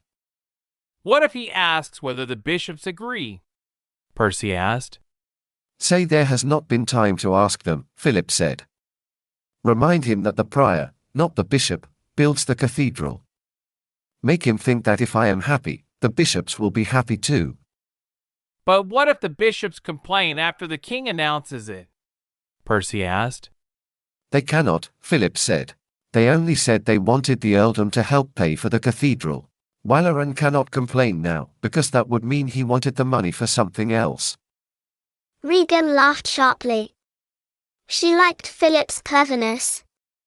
It is a good plan, she said. There is one important condition, Philip said. He looked straight at her. The king must say that my part goes to the priory. If he does not say it, I will ask him to.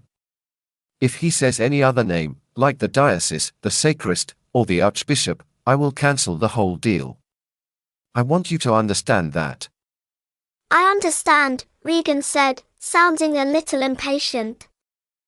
Her tone made Philip think she had wanted to tell the king a different version of the deal. He was happy that he had spoken clearly. He stood up to go, but he wanted to make sure their promise was certain. We agree then, he said, his voice showing a small question. We have a promise. He looked at both of them. Regan gave a small nod, and Percy said, We have a promise. Philip's heart beat faster. Good, he said in a tight voice. I will see you tomorrow morning at the castle. He kept his face calm as he left the room. When he reached the dark street, he let himself smile widely with joy. After supper, Philip went to bed but slept badly. He woke at midnight for prayers, then lay on his straw bed, thinking about the next day. He felt that King Stephen should agree with his plan. It would help the king, because the king would get both an earl and a cathedral. But Philip was not sure that Walaran would accept the plan, even though he had agreed with Lady Regan before. Walaran might find a reason to oppose it. If he spoke quickly, he could say that the plan did not give money to build the grand cathedral he wanted. Then the king might change his mind. Another worry came to Philip before morning. Regan might deceive him. She could make another deal with Walaran. What if she offered him the same idea? Then Walaran would get the stone and would he need it for his castle. The thought made Philip uneasy, and he could not stop moving in his bed.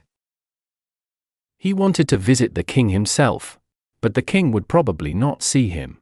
Also, Walaran might find out and become suspicious. There was nothing he could do to stop a betrayal. He could only pray. He prayed until morning. He ate breakfast with the monks. Their white bread tasted good but did not keep him full for long. He could not eat much today. He went to the castle early, even though he knew the king would not meet anyone so soon. He walked into the hall and sat on a stone seat beside the wall. He waited. More people slowly came in, petitioners and courtiers. Some wore bright tunics in yellow, blue, and pink. Many had fine cloaks with soft fur around the edges. Philip remembered that the famous Domesday Book was kept in this castle. He thought it was probably in the hall above, where the king had met him and the two bishops before. He had not seen it then because he was too nervous to notice anything. The royal treasure was here too, likely in a safe room near the king's bedroom upstairs. He looked around and felt impressed again by everything. But he told himself not to be afraid anymore. These people in their rich clothes, lords, knights, merchants, and bishops, were just men. Most of them could only write their own names. They all came to ask for something for themselves. But Philip came to speak for God. He thought about this and felt stronger. Then everyone grew silent and tense. A priest appeared on the stairs leading up to the hall above. Everyone hoped this meant the king was seeing people. The priest spoke quietly to one of the guards and then went back up the stairs. The guard called a knight from the crowd. The knight gave his sword to the guards and walked up the stairs. Philip thought about the strange life of the king's clergymen.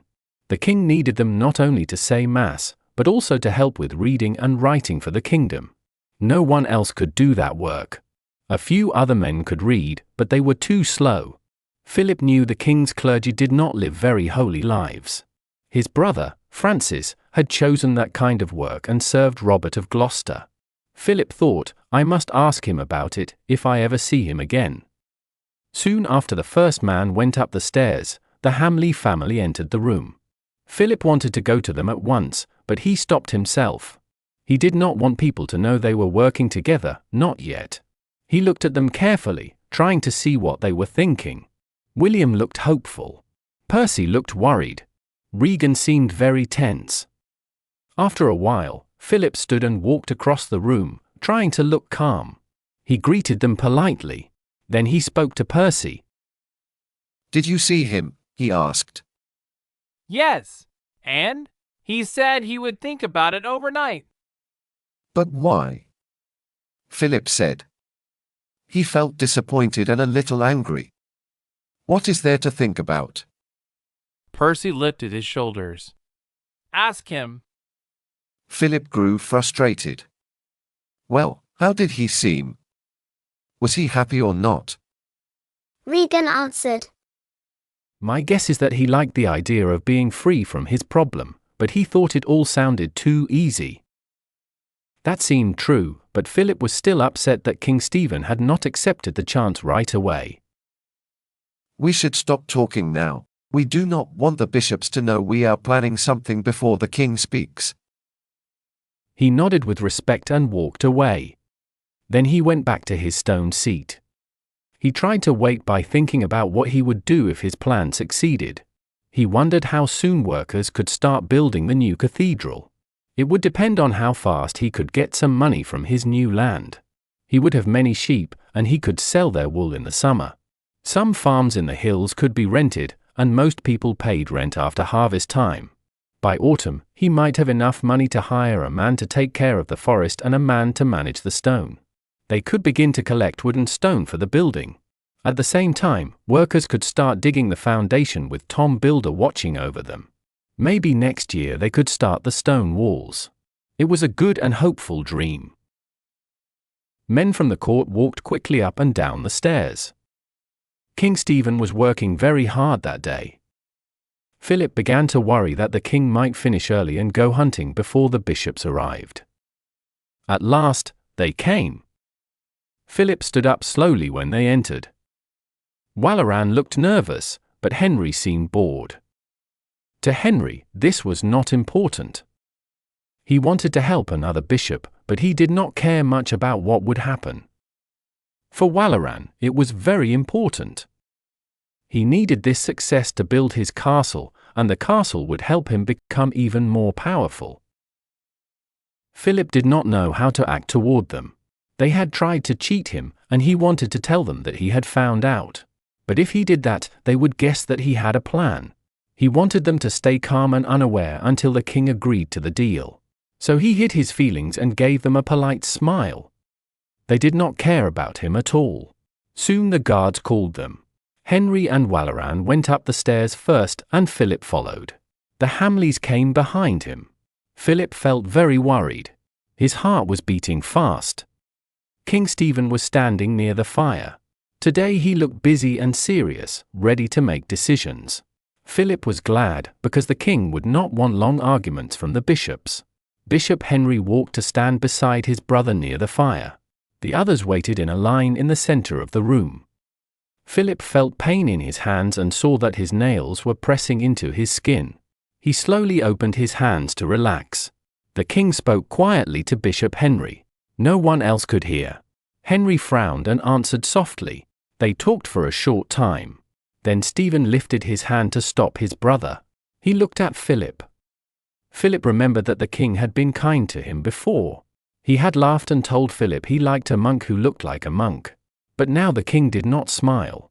There were no friendly words today. The king coughed and started to speak. My loyal subject, Percy Hamley, today becomes the Earl of Shiring. Philip saw from the corner of his eye that Walaran wanted to speak, maybe to stop it.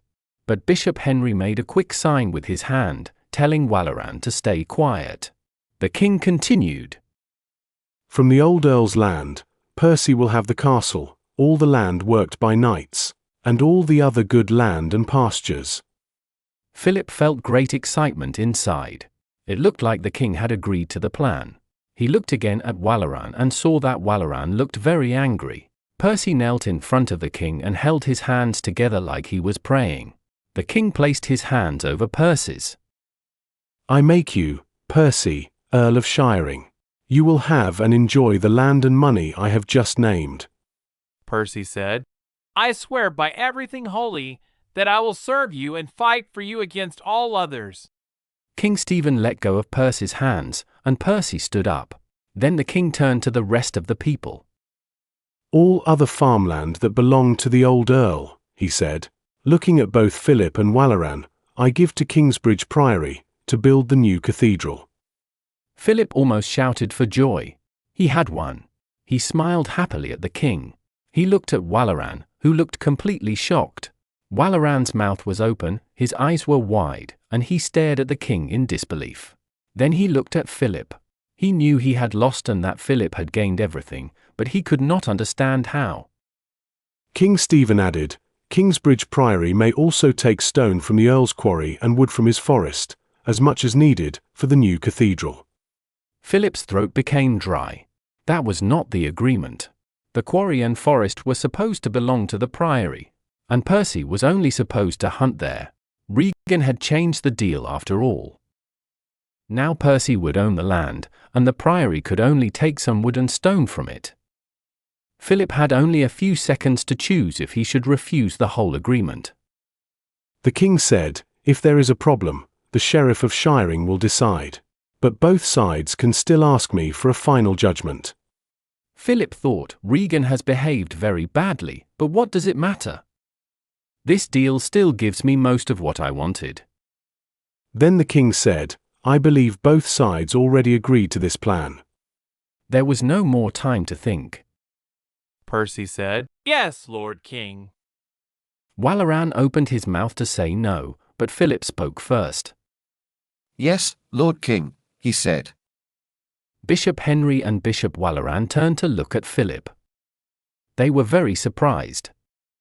They understood that Philip, the young prior who did not even wear clean clothes to court, had made a deal with the king without telling them. After a short moment, Henry smiled a little, as if he had lost a simple game to a clever child. But Walaran's eyes became dark with anger. Philip could tell what Walaran was thinking. Walaran saw that he had made a big mistake by thinking Philip was weak. He felt ashamed. For Philip, that moment made everything worth it. All the lies, shame, and insults were forgotten. He held his head high, even if it was a little proud, and looked straight at Walaran. His eyes said, "You will need to try harder if you want to beat Philip of Gwynedd." The king said, "Tell the former Earl, Bartholomew, about my decision." Philip guessed that Bartholomew was kept in a prison not far away. He remembered the Earl's children living in the old broken castle with their servant. He felt sad and guilty, wondering what would happen to them now. The king asked everyone to leave, except Bishop Henry. Philip walked out of the room happily, almost as if he were flying. He reached the top of the stairs at the same time as Walaran. He stopped to let Walaran go first. Walaran gave him a look full of silent anger. When Walaran spoke, his voice sounded full of anger. Philip's happiness disappeared at once. Walaran's words made him feel cold inside. With hate in his eyes, Walaran said, "I swear you will never build your church." He pulled his black robe around himself and walked down the stairs. Philip watched him go and understood that Walaran had become his enemy forever. 3. William Hamley felt very excited when he saw Earl's Castle in the distance. It was afternoon, the day after the king had made his choice. William and Walter had been riding for almost 2 days. William did not feel tired. His chest felt full, and his throat felt tight. He was about to see Aliena again. He had once wanted to marry her because she was an earl's daughter. But she had said no 3 times. He remembered how she looked down on him. She had made him feel small, like a poor man. She had treated his family as if they were not important. Now everything was different. Her family had lost everything. William was now the son of an earl, and Aliena was nothing. She had no title, no land, no money. He was going to take the castle. He was going to send her away. After that, she would not even have a home. The thought made him almost laugh. It felt better than a dream. He made his horse go slower as they neared the castle. He did not want Aliena to know he was coming. He wanted her to see him without warning. He wanted her to feel a sudden, painful shock.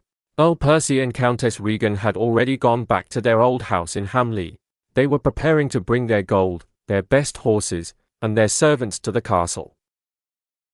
William's work was to find local people to clean the castle, light fires, and make it ready to live in. Dark grey clouds moved fast across the sky and looked very close to the castle walls. Rain was coming soon. William liked that idea. He was going to send Aliena out in a storm. He and Walter got off their horses and walked across the wooden drawbridge. William smiled to himself. The last time he had come here, he had won the castle. Grass was already growing in the lower yard. They tied their horses there and let them eat. William gave his warhorse some grain. There was no stable, so they put their saddles in the small stone chapel. The horses made noise and stamped their feet, but the wind was strong, and it hid the sound. William and Walter crossed another bridge and entered the upper yard. The place looked empty. For a moment, William thought Aliena might have gone away. He felt disappointed at that thought. Then they would have to spend a long cold night in a dirty castle with nothing to eat. They walked up the outside steps to the big hall door. "Be quiet," William said to Walter. "If they are inside, I want to surprise them." He pushed the door open. The great hall was dark and empty. It smelled old, as if people had not been there for a long time. William had expected this because he knew they lived on the top floor. He walked quietly across the hall toward the stairs. Dry reeds made soft sounds under his shoes. Walter came close behind him. They went up the stairs together. All was silent. The thick stone walls stopped every sound. Halfway up, William stopped and turned to Walter. He put his finger to his lips to ask for silence. Then he pointed upward. A small light showed under the door at the top. Someone was there. They went on until they reached the door. They waited and listened. A young girl's laugh came from inside. William smiled with joy. He found the handle and turned it slowly. Then he pushed the door open with a strong kick. The laugh became a loud scream. Inside, the scene looked bright and warm. Aliena and her younger brother Richard sat at a small table near the fire. They were playing a game on the board. Matthew, the steward, stood behind Aliena and looked at the board over her shoulder. Aliena's face looked pink and soft in the firelight. Her dark hair shone with red and brown colors. She wore a light linen tunic. When she looked up and saw William, her mouth opened in surprise. Her red lips made a round O. William looked at her and enjoyed her fear. After a moment, she stood up again and said, "What do you want?" William had imagined this moment many times before. He walked slowly into the room and stood near the fire. He warmed his hands. Then he said, "I live here. What do you want?" Aliena looked at him, then at Walter. She felt afraid and confused, but her voice sounded strong. "This castle belongs to the Earl of Shiring," she said. "Tell me why you are here, and then go away." William smiled proudly. "The Earl of Shiring is my father," he said. The steward made a small nervous sound, as if he had expected this. Aliena looked surprised. William continued, "The king made my father Earl yesterday in Winchester. Now this castle belongs to us. Until my father comes, I am the master here." He snapped his fingers at the steward. "And I am hungry, so bring me bread, meat, and wine." The steward waited for a moment. He looked at Aliena with worry. He did not want to leave her alone, but he could not refuse. He walked toward the door. Aliena moved quickly, trying to follow him. "Stay here," William told her. Walter stepped in front of her and blocked the way. "You cannot give me orders," Aliena said with anger in her voice. Matthew spoke quietly. "Please stay, my lady. Do not make them angry. I will come back soon." Aliena looked at him with a frown, but she did not move. Matthew left the room. William sat down in Aliena's chair. She moved to stand beside her brother. William looked at them both. They looked alike, but the girl's face showed more strength. Richard was tall and young, not yet a man. William liked feeling that they were under his control. "How old are you, Richard?" he asked. 14, the boy said in an angry voice. "Have you ever fought anyone?" William asked. "No," Richard said.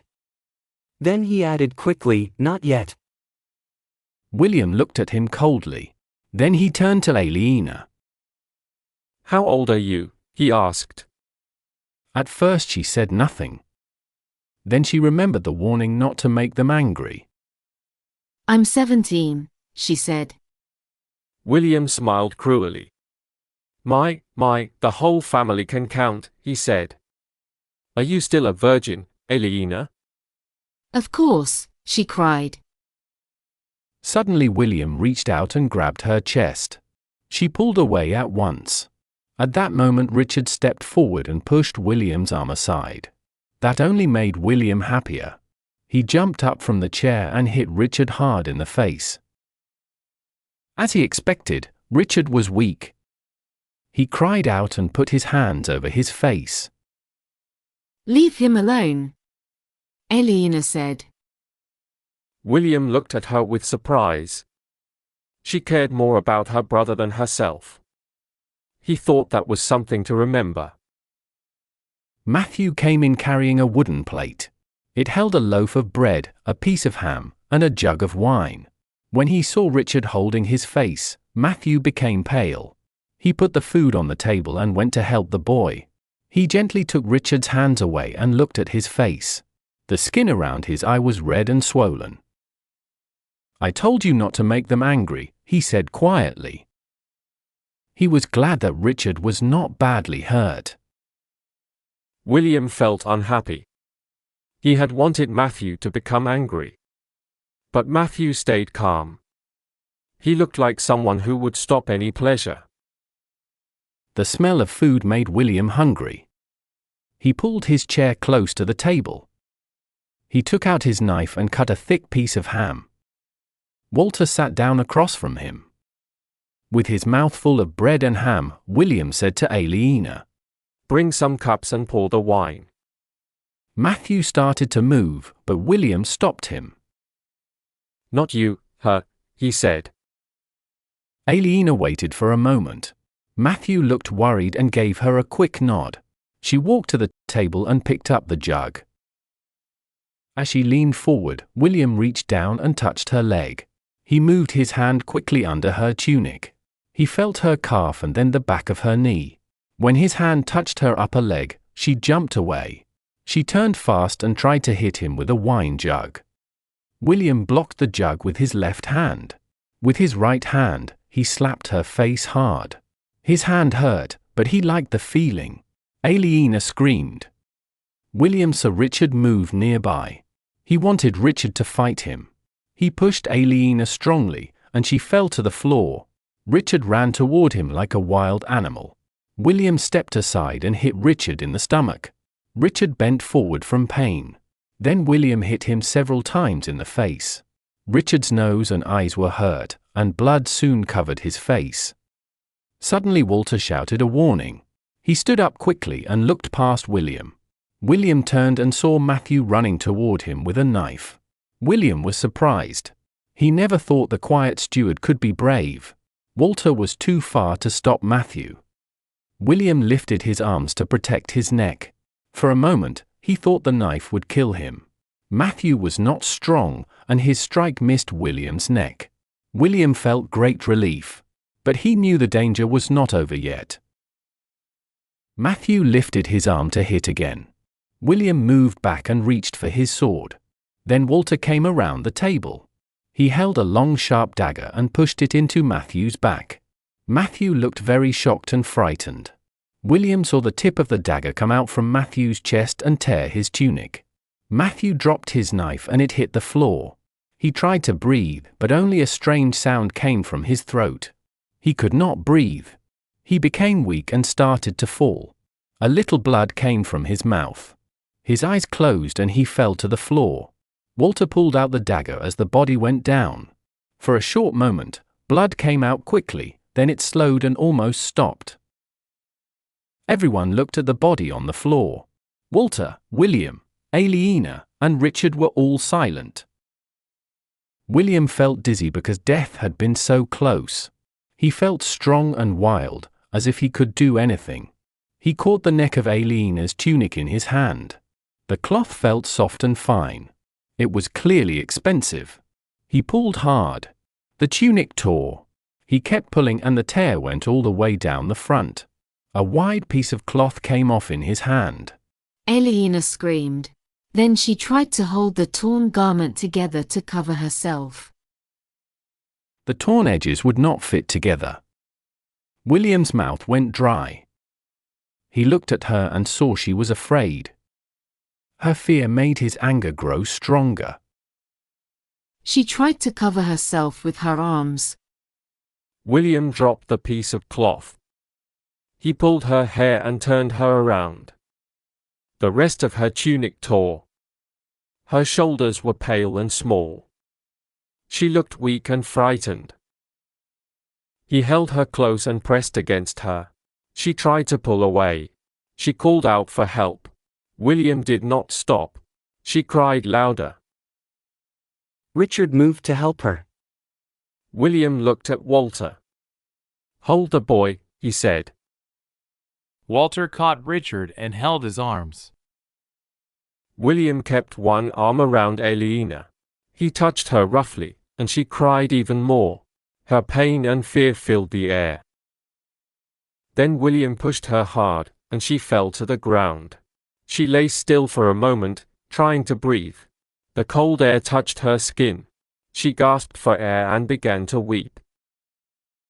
William had not expected this to happen. He did not know how things had gone so far, but now he could not stop. He showed himself to Aliena. She looked shocked and very afraid. She tried to move away from him. William told Walter to bring the boy closer. He wanted the boy to watch. Walter pushed the boy forward and made him kneel. William tried to force Aliena down. She fought back and tried to stop him. He became angry because she would not give up. He hit her across the face. She cried out, and her cheek turned red. Still, she tried to resist him again. Walter was busy with the boy and could not help. Then William had a cruel idea. He told Walter to hurt the boy. Aliena stopped moving.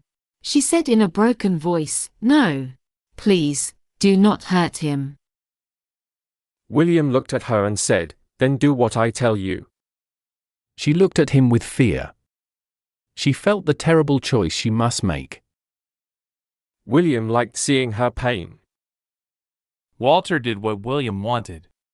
He took a knife and held it near Richard's ear. He stopped for a moment. Then he cut a small part of Richard's ear. Richard cried out. Blood came from the wound. The small piece of skin fell onto Aliena's chest. "Stop," she screamed. "All right. I will do it." She lay back. William touched her roughly. She cried out because it hurt. He watched her and enjoyed her fear. She stayed very still. Her eyes were closed. Her body trembled after the fight. William moved closer and waited, pleased to see how frightened she was. He looked at the others. Richard watched with shock and horror. Walter watched with hungry eyes. William said, "Your turn, Walter." Aliena cried softly with fear. William moved over her roughly. He hurt her and did not stop. She screamed and then fainted.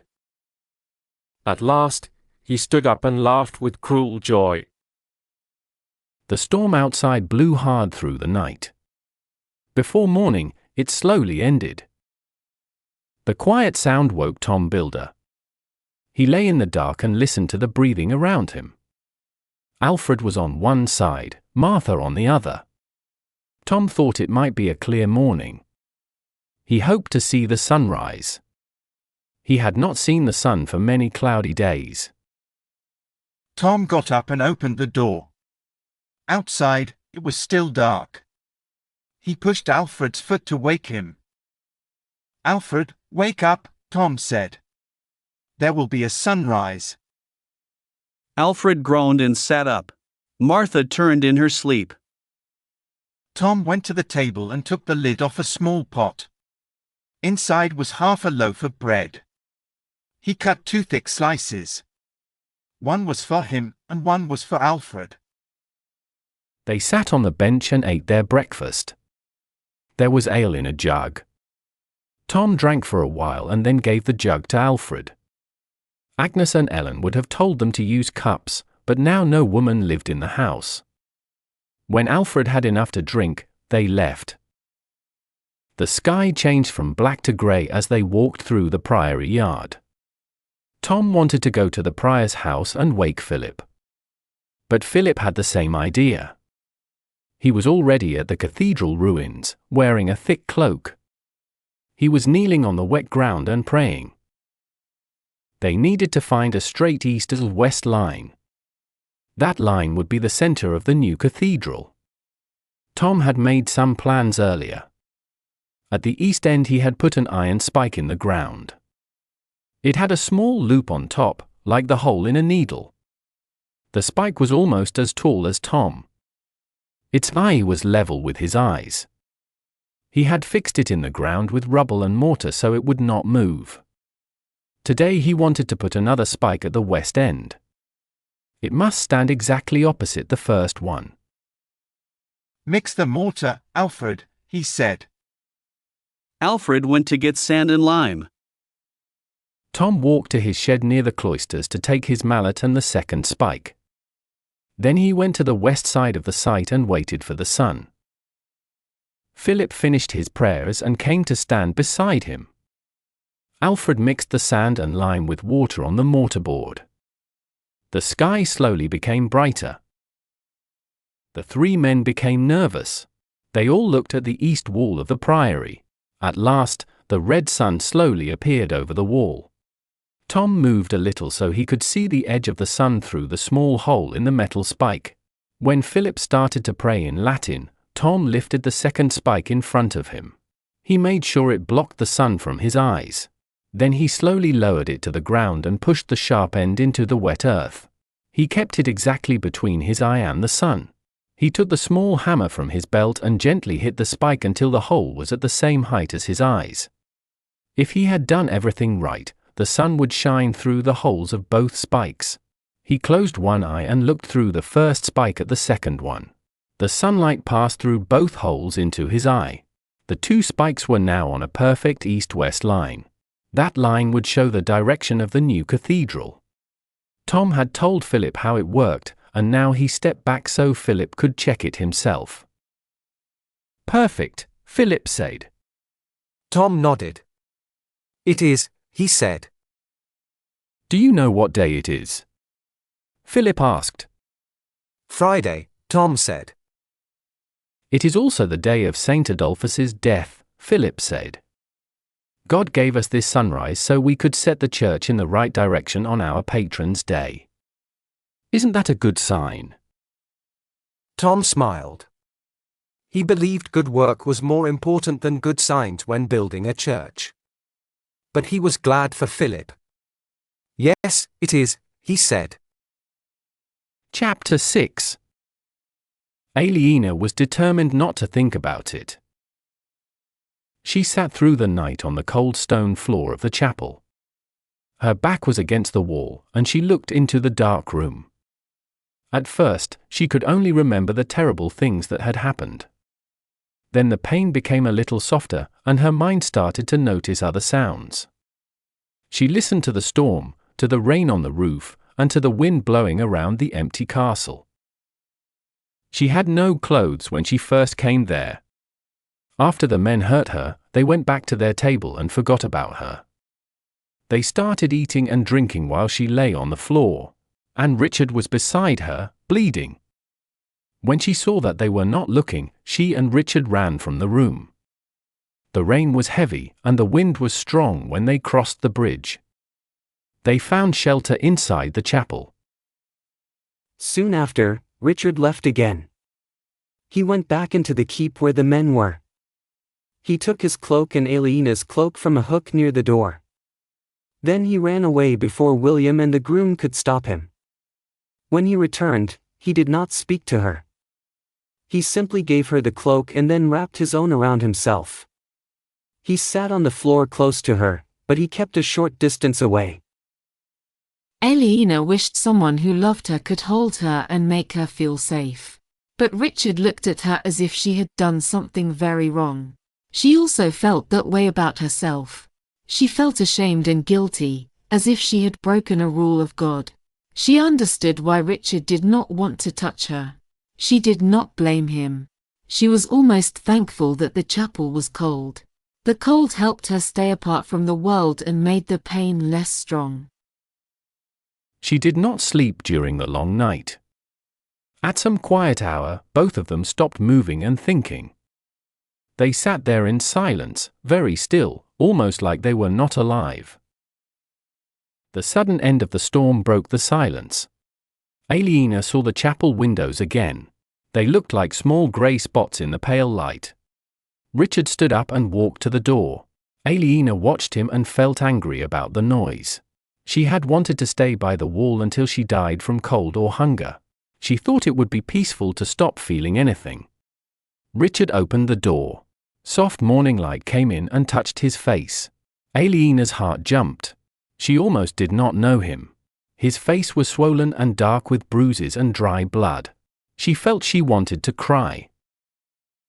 She remembered that Richard had always liked to act brave. When he was a boy, he ran around the castle riding an imaginary horse. He pretended to fight with a wooden sword. Father's knights used to play along and act afraid of him. But in truth, even a cat could scare him away. Still, he had tried his best the night before. He had fought hard and lost. Now he was hurt and she must look after him. She stood up slowly. Every part of her body hurt, but not as much as before. She thought about the men inside the keep. William and his helper had a jug of wine. They must have finished drinking during the night and then fallen asleep. They would probably wake up when the sun rose.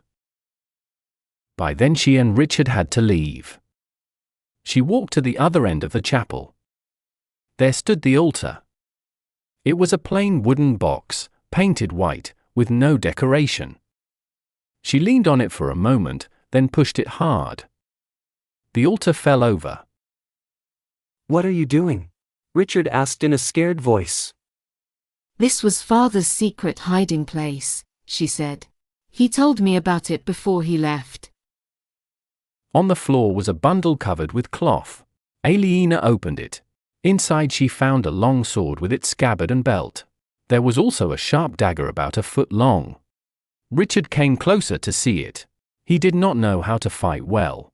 He had been learning for a year, but he was still awkward. Aliena could not use the sword herself, so she gave it to him. He put the belt around his waist. Aliena looked at the dagger. She had never carried a weapon before. Someone had always protected her. Now she understood she needed the knife to keep herself safe. She felt alone and sad. She was not sure she could ever use it. She thought, I once used a wooden spear on a wild pig. Why could I not use this on a man like William Hamley? Then she stepped back, shocked by the idea. The dagger had a leather cover with a loop for a belt. The loop was big enough to fit around Aliena's thin wrist like a bracelet. She slid it over her left hand and pushed the knife up her sleeve.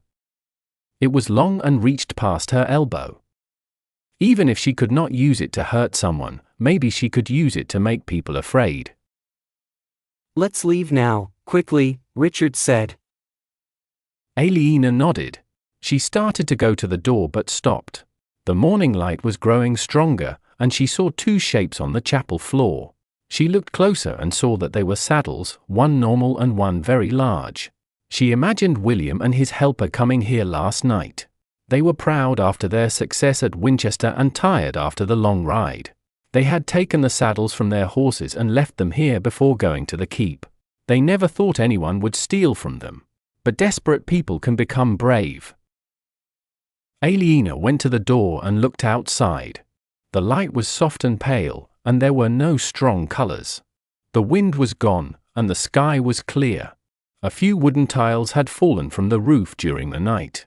The yard was empty except for two horses eating the wet grass. They looked at Aliena for a moment, then bent their heads to eat again. One horse was a big war horse, which explained the huge saddle.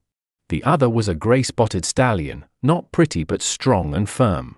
Aliena looked at the horses, then at the saddles, and then back at the horses again. "What are we waiting for?" Richard asked anxiously. Aliena made a quick decision. "Let's take their horses," she said firmly. Richard looked frightened. "They will kill us," he said. "They cannot catch us," Aliena said. "If we do not take their horses, they might follow us and kill us." "What if they catch us before we get away?" he asked. "We must be fast," she said. She did not feel as brave as she sounded, but she wanted to give Richard hope. "Let's saddle the courser first. He looks calmer. Bring the regular saddle." She ran across the yard. Both horses were tied with long ropes to the burnt wooden posts. Aliena took the courser's rope and pulled it softly. This horse belonged to the groom, she thought. She wished for a smaller and quieter horse, but she believed she could manage this one. Richard would have to ride the big warhorse. The courser looked at Aliena with fear and pulled its ears back. She wanted to hurry, but she spoke gently to calm the horse. She touched its nose and pulled the rope carefully. The horse relaxed. She held its head and stroked it softly. Then Richard put the bridle on and placed the bit in its mouth. Aliena felt relieved. Richard put the smaller saddle on the horse's back and tightened the straps quickly and well. They both knew how to work with horses. 2 small bags hung at the sides of the groom's saddle. Aliena hoped the bags had something useful, maybe a stone for fire, some food, or some grain for the horse. But she had no time to check. She looked with worry across the yard toward the bridge that led to the keep. There was nobody around. The big warhorse watched as they tried to saddle the other horse. It understood what was happening, but it did not want to obey strangers. It made a loud noise and pulled back against the rope. Quiet, Aliena said softly. She held the rope tight and pulled again and again. Slowly, the horse walked toward her. It came close, but she could see that it was very strong. If it tried hard to resist, it would be dangerous. Aliena thought about whether the horse could carry both her and Richard. She worried that William could chase them on his fast war horse. When the horse was near enough, she wrapped the rope around a tree stump so it could not move away. Richard tried to put on the bridle, but the horse lifted its head and moved back. Maybe put the saddle on first, Aliena said. She spoke gently to the horse and touched its thick neck. Richard lifted the heavy saddle and tied it on. The horse started to calm down a little. Be good now, Aliena said firmly. But the horse was still careful. It could feel that she was nervous. When Richard came closer with the bridle, the horse made a sound and tried to step away. I have something for you, Aliena said. She reached into her cloak pocket. The pocket was empty, but the horse thought there was food. She opened her hand as if giving it something. The horse lowered its head and touched her hand with its nose. Its tongue felt rough against her palm. While the horse's head was down and its mouth open, Richard quickly put the bridle on. Aliena looked again toward the keep with fear. Everything was quiet. Go on, she said to Richard. Richard put one foot in the stirrup with some trouble. Then he pulled himself up onto the big horse. Aliena took the rope from the stump. The horse gave a loud neigh. Her heart started beating fast. She knew that sound could reach the keep. William might hear it. He would know the sound of his own horse, because it was very costly. Maybe he would wake up. Aliena moved quickly to untie the other horse. Her hands were cold and she could not work fast. She felt afraid that William would wake. She imagined him opening his eyes, sitting up, and looking around. He would wonder why his horse had made that noise. He would come to see. She felt she could not meet him again. She remembered the terrible thing he had done to her. It made her shake with fear and shame. Come on, Ali, Richard said with worry. His horse was nervous and moving too much. He tried to hold it still. He wanted to ride it fast for a short time. Then it would get tired and be easier to control. It neighed again and moved to the side. At last, Aliena got the knot undone. She wanted to drop the rope, but then she could not tie the horse again. So she quickly rolled it and tied it to the saddle strap. She needed to fix the stirrups. They were made for William's groom, who was much taller than her. They were too long for her to reach when sitting in the saddle. She could imagine William walking down the stairs and going across the hall into the yard. I cannot hold this horse much longer, Richard said in a tense voice. Aliena felt as nervous as the warhorse. She climbed up fast and sat on the stallion. The saddle hurt her body, and it was hard for her to sit straight. Richard moved his horse toward the gate. Aliena's horse followed without her telling it to move. The stirrups were too low, as she thought. She had to press her knees tightly to stay on. When they started to move, she heard someone shout behind her. She moaned, "Oh no." She saw Richard kick his horse. The big animal began to trot. Her horse did the same. She was glad it copied the war horse because she could not control it well. Richard kicked again, and the war horse ran faster as they passed under the gatehouse arch. Aliena heard another shout, louder and closer. She turned her head and saw William and his groom running after her across the yard. Richard's horse became jumpy. When it saw the wide fields ahead, it lowered its head and started to gallop. They raced across the wooden bridge. Aliena felt something pull at her leg and saw, from the corner of her eye, a man's hand reaching for her saddle strap. Then it was gone. She knew they had escaped. Relief came to her for a moment. Then the pain came back. As the horse ran fast across the field, she felt hurt deep inside again. She also felt something warm running down her leg. She let the horse run freely and closed her eyes tight because of the pain. But she could not stop the memory of the night before. She saw everything again behind her closed eyes. As the horse ran, she said again and again with its hoofbits, "I can't remember, I can't remember, I can't, I can't, I can't." The horse turned a little to the right, and she felt it moving up a small hill. She opened her eyes. Richard was no longer on the muddy path. He was riding around the long way to the forest. She thought he wanted to make the horses very tired before he let them rest. They would be easier to control after running hard. After a time, her horse began to slow down. She sat back in the saddle.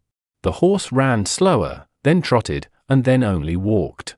Richard's horse still had more strength, and it went ahead. Aliena looked back over the fields. The castle was far behind, about a mile away. She thought she might see two people on the bridge watching her. They would need to go far to find new horses, she thought. She felt safer now. Her hands and feet started to feel warm again. The horse's body gave off heat like a small fire. The warmth covered her, and she felt inside a safe bubble. At last, Richard slowed his horse too. He turned toward her, his horse breathing hard as it walked. Together, they rode quietly into the forest. They both knew the forest well because they had lived there most of their lives. "Where are we going?" Richard asked. Aliena looked worried. Where were they really going?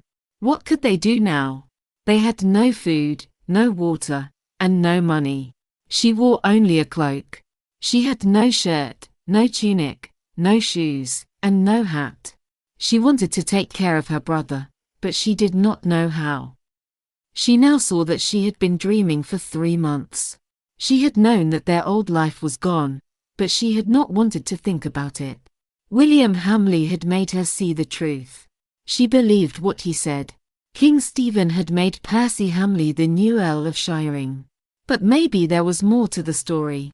Maybe the king had promised something for her and Richard. If not, he should have done so. They could ask him. They needed to go to Winchester. There they could learn what had really happened to their father. She thought sadly, "Father, when did it all go wrong?" Since her mother died, her father had cared for her deeply. She knew he gave her more attention than most fathers gave their daughters. He felt sorry that he had never married again to give her a new mother. He had told her that he was happier with the memory of his wife than he could ever be with another woman. Aliena had never wanted another mother. Her father had cared for her, and she had cared for Richard. That way, they had felt safe. But those days were gone now. "Where are we going?" Richard asked again. "To Winchester," she said. "We will go and see the king." Richard looked excited. "Yes. When we tell the king what William and his groom did last night, he will surely." Suddenly, Aliena became very angry. "Be quiet," she shouted. The horses jumped in fear. She pulled hard on the reins. "Never say that," she cried, breathing fast with rage. Her voice shook. "We will not tell anyone what they did. Not anyone. Never."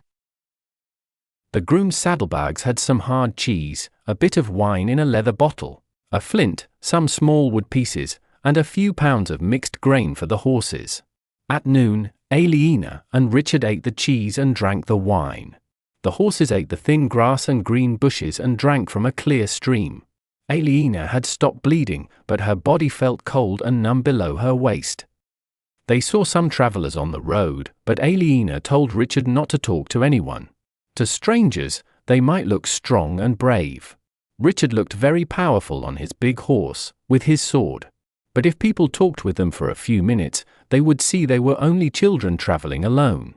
Then others might try to harm them. So they stayed away from everyone. When the light started to fade, they looked for a place to sleep. They found a small open space near a stream, not far from the road. Aliena gave the horses some grain. Richard made a fire. If they had a cooking pot, they could make porridge with the horse grain. Without one, they had to chew the hard grains. Maybe they could find sweet chestnuts and roast them. While she was thinking about that, Richard went to get firewood. Then Aliena heard a deep voice near her. "And who are you, young lady?" the man asked. She screamed. The horse jumped back, scared. Aliena turned and saw a man with a dirty beard. He wore old brown leather clothes. He came one step closer. "Stay away from me," she shouted. "No need to be afraid," he said. She saw Richard behind the stranger with wood in his arms. He just looked at them. Aliena wanted him to draw his sword, but he looked too unsure. She moved backward and tried to keep the horse in front of her. "We have no money," she said. "We have nothing." "I am the king's verderer," he said. Aliena felt sudden relief. A verderer worked for the king and protected the forest. "Why didn't you say that, silly man?" she said angrily. "I thought you were an outlaw." He looked surprised and a bit hurt. He didn't answer her words directly. "You must be a highborn lady," he said. "I am the daughter of the Earl of Shiring," Aliena said. "And the boy must be his son," said the verderer, though he hardly looked at Richard. Richard stepped forward and dropped his wood. "That's right," he said. "What is your name?" Brian. Are you going to stay here tonight? He asked. "Yes," Richard said. "All alone?" "Yes." Aliena knew he was curious why they had no guards, but she did not want to tell him. "And you say you have no money?" Aliena looked at him with a frown. "Do you think I am lying?" she asked. "Oh no," Brian said. "I can see you are noble by the way you speak." His voice sounded a little sharp. "If you are alone and have no money, maybe you want to spend the night at my house. It is not far." Aliena did not trust this rough man. She was ready to say no, but he spoke again. "My wife would be happy to give you supper," he said. "And I have a warm outhouse where you can sleep if you want to be alone." That changed things. A wife meant the man had a family, and that sounded safe. Aliena still hesitated. Then she thought of a fire, hot soup, a cup of wine, and a soft place with a roof above her. "We would be thankful," she said. "We have no money to give you now, but one day we will repay you." "That is fine," the man said. He walked to the fire and kicked the ashes to put it out. Aliena and Richard got on their horses again. They had not taken off the saddles. The man came close and said, "Give me the reins." Aliena was not sure what he wanted, but she handed them to him. Richard did the same.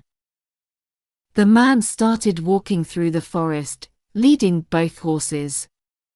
Aliena wanted to hold her reins herself, but decided to let him lead. It was farther than she had expected.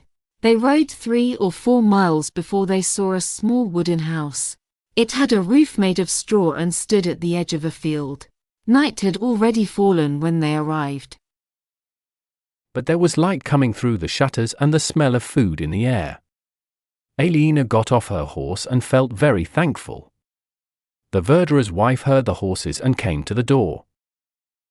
The man said to her, "A young lord and lady are alone in the forest. Give them something to drink." He looked at Aliena. "Go inside," he said. "I will take care of the horses." Aliena did not like the way he spoke. She wanted to be the one giving orders, but she did not want to take the saddle off her horse herself, so she went inside. Richard came after her. The house was full of smoke and bad smells, but it was warm. In one corner, a cow was tied up. Aliena remembered that the man had talked about another small house, and she was glad. She had never slept in the same room as a cow. A pot was cooking on the fire. They sat on a wooden bench, and the wife gave them each a bowl of soup from the pot. It tasted of meat from the forest. When she saw Richard's face in the light, she looked surprised. "What happened to you?" she asked. Richard started to speak, but Aliena answered first. "We have had some bad luck," she said. "We are going to see the king." "I see," said the wife. She was a small woman with brown skin and careful eyes. She did not ask any more questions. Aliena finished her soup quickly and wanted more. She held out her bowl. The woman looked away. Aliena felt confused. Did the woman understand what she wanted? Or maybe she did not have any more to give. Aliena was ready to speak in an angry way when the verderer came in. "I will show you the barn where you can sleep," he said.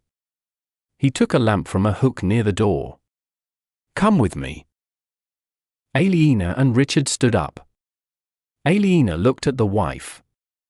"There is one more thing I need," she said. "Can you give me an old dress? I have nothing under this cloak."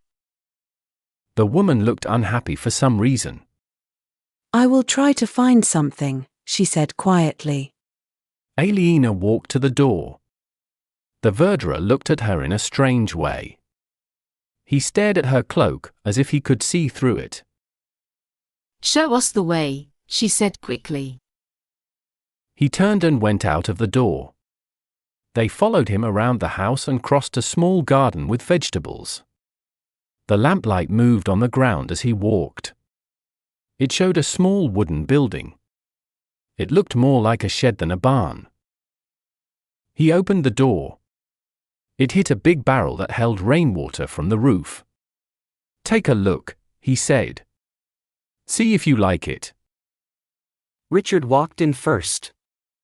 "Bring the light, Ali," he said. Aliena turned to take the lamp from the man. At that moment, he pushed her hard.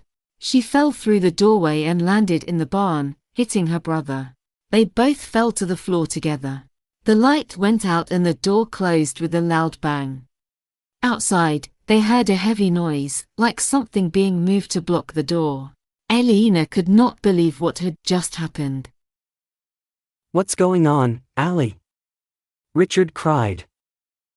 She sat up slowly. She started to think.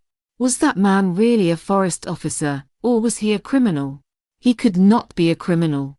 His house looked too good for that. But if he truly was a forest officer, why did he lock them inside? Had they done something wrong? Did he know the horses were not theirs? Or did he want to trick them for his own reason? Ali, why did he do that? Richard asked. "I don't know," she said quietly. She was tired and had no strength to be angry. She stood up and pushed at the door. It would not move. She thought the verderer had pushed a water barrel against the door. In the dark, she touched the barn wall with her hands. She could also feel the lower part of the roof. The barn was built with strong wooden beams close together. It was made with care. It was the verderer's jail, where he locked people before taking them to the sheriff. "We can't get out," she said. She sat down. The floor was dry and covered with straw. "We must stay here until he lets us go," she said quietly. Richard sat down beside her. After some time, they both lay down, their backs against each other. Aliena felt sore and scared and tense. She thought she could not sleep, but she was very tired. Soon she fell asleep, and her rest was deep and peaceful. She woke up when the door opened and daylight touched her face. At once she sat up, afraid. For a moment, she did not know where she was or why she was lying on the hard ground. Then she remembered, and her fear grew stronger. What would the verderer do to them?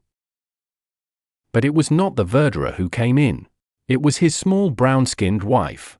Her face was still cold and hard like the night before, but she carried a piece of bread and 2 wooden cups. Richard sat up too. They both watched the woman carefully. She said nothing. She gave each of them a cup.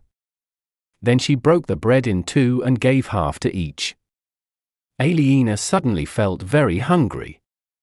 She dipped her bread in the beer and began to eat. The woman stood in the doorway and watched them while they finished the food and drink. Then she gave Aliena a piece of old, yellow linen folded in her hands. Aliena opened it. It was an old dress. The woman said, "Put that on and go away." Aliena was confused by the woman's kindness and hard voice. But she did not wait. She turned around, dropped her cloak, and pulled the dress over her head. Then she covered herself with the cloak again. She felt safer.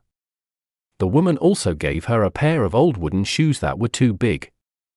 Aliena said, "I can't ride with these shoes." The woman gave a short, rough laugh. "You will not ride," she said. "Why not?" Aliena asked. "He took your horses," the woman said. Aliena felt very sad. She thought it was not fair to have more bad luck. "Where did he take them?" she asked. "He doesn't tell me much," the woman said. "But I think he went to shiring. He will sell the horses and then learn who you are. He wants to know if he can get more money for you than for the horses." "So why are you letting us go?" Aliena asked. The woman looked at her from head to foot. "Because I did not like the way he looked at you when you said you had no clothes under the cloak," she said. "You may not understand that now. You will when you are a wife." Aliena already understood, but she said nothing. Richard asked, "Will he kill you when he sees we are gone?" The woman gave a cold smile. "He does not frighten me like he frightens others. Now go." They went outside. Aliena knew this woman lived with a cruel man, but she still kept a small part of goodness inside. "Thank you for the dress," Aliena said quietly. The woman did not want to be thanked. She pointed down the path and said, "Winchester is that way." They started walking and did not look back. Aliena had never worn clogs before. Rich people like her always wore leather boots or sandals. The clogs felt heavy and uncomfortable, but they were better than nothing because the ground was cold. When they were far from the verderer's house, Richard asked, "Ali, why is this happening to us?" His question made Aliena feel very sad. People were cruel to them. Others could hurt or rob them, as if they were just animals. No one tried to protect them. She thought they had trusted others too easily. For 3 months they had lived in the castle without locking the doors. She decided she would not trust anyone again. She would never let another person hold the reins of her horse, even if it seemed rude. She would never let someone stand behind her again, like the verderer had done last night when he pushed her into the shed. She would not stay with strangers or sleep with an open door. She would not believe kindness without reason. "Let's walk faster," she said to Richard. "Maybe we can reach Winchester before night." They followed the path back to the open place where they had met the verderer. Their old fire was still there. From there they soon found the main road to Winchester. They had gone to Winchester many times before, so they knew the way well. Once they were on the road, they walked much faster. Frost had made the ground hard after the storm 2 nights ago. Richard's face was starting to look normal again. Yesterday he had washed it in a cold stream in the woods. Most of the dried blood was gone. Only a thick scab remained where his right ear had been cut. His lips were still big and sore, but the rest of his face looked better. He was still bruised, and the dark colors on his skin made him look serious and strong. That did not bother him. Aliena missed the warmth of the horse. Her hands and feet felt very cold, even though walking kept her body warm. The air stayed cold all morning. At midday it became a little warmer. By then, she was hungry. She remembered that yesterday she had felt so hopeless she did not care if she ever ate again. She tried not to think about that now. Whenever they heard horses or saw people far away, they quickly ran into the woods. They waited there until the travelers were gone. They passed through small villages and did not talk to anyone. Richard wanted to ask for food, but Aliena told him not to. In the middle of the afternoon they were only a few miles from their goal, and nobody had stopped them. Aliena thought it was not so hard to stay out of trouble after all. Then, on a lonely part of the road, a man suddenly stepped out from the bushes and stood in front of them. There was no time to hide. "Keep walking," Aliena said to Richard. A man stepped in front of them and blocked their way, so they stopped. Aliena looked behind her, thinking about running back. But another man came out from the forest and stood only a short distance away, cutting off their escape. "What do we have here?" said the man in front. He was fat and red-faced. His belly was big, his beard was dirty, and he carried a heavy club. He looked like an outlaw. Aliena saw danger in his eyes and felt afraid. "Please leave us alone," she said quietly. "We have nothing for you to take." "I don't think so," said the man. He stepped closer to Richard. "This sword looks good.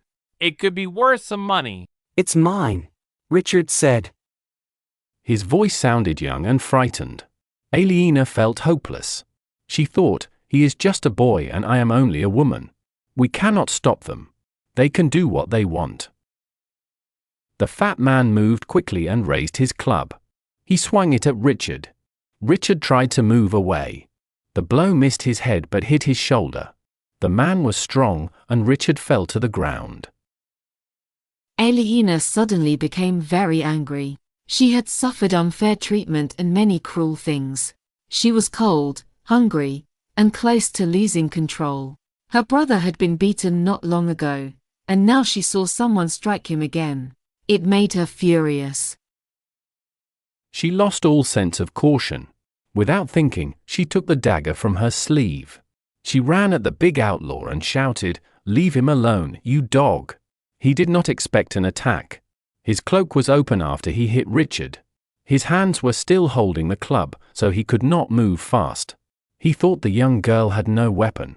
The knife cut through his clothes and touched his skin. For a short moment, Aliena felt sick at the thought of hurting him. She felt scared, but fear made her strong. She pushed the knife harder until it went deep into his belly. Then she became afraid he would live and hurt her. So she kept pushing until the knife went all the way in and could go no further. The cruel man now looked frightened. He cried out, dropped his club, and looked at the knife in shock. Aliena saw that he knew he was dying. She pulled her hand back, shaking with fear. The outlaw stepped backward. Then Aliena remembered there was another thief behind her. Panic filled her. She thought he would try to hurt her for killing his friend. She took the knife again and pulled it out. The man had turned a little, and the knife moved sideways. She felt it slide as it came out. Blood covered her hand. The man screamed and fell to the ground. Aliena turned quickly, still holding the knife. Richard got up and took his sword. The second thief looked at them, then at his dying friend. Without a word, he ran away into the woods. Aliena stood still, unable to believe what had just happened. They had made him run away. It was hard to understand. She looked at the man on the ground. He lay on his back with a big wound in his stomach. His eyes were open and his face showed strong pain and fear. Aliena did not feel happy or proud for defending herself and her brother. She felt sick and disgusted by what she saw. Richard did not feel the same. "You hurt him, Ali," he said with a wild voice. "You beat them." Aliena looked at him. He needed to learn. "Kill this one," she said. Richard stared at her. "What?"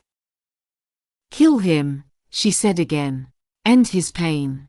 Finish it." "Why me?" She spoke sharply. "Because you act like a child and I need a man. You only play with your sword, and you must learn to use it for real. What is wrong? What are you afraid of? He is almost dead. He can't hurt you. Use your sword. Do it." Richard held his sword with both hands. He looked unsure. "How?" he asked. The man cried out again. Aliena shouted, "I don't know how. Cut his head, or stab his chest. Do something. Just make him stop." Richard looked trapped. He lifted his sword, then lowered it again.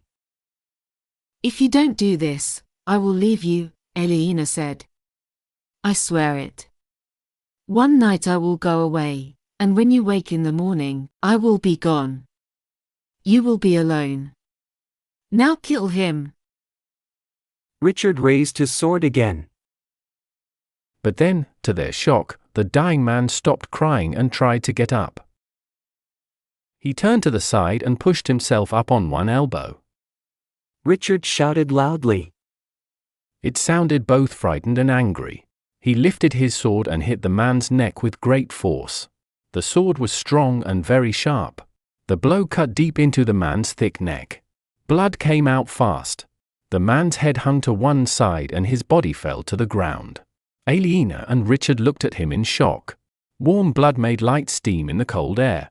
They could hardly believe what they had done.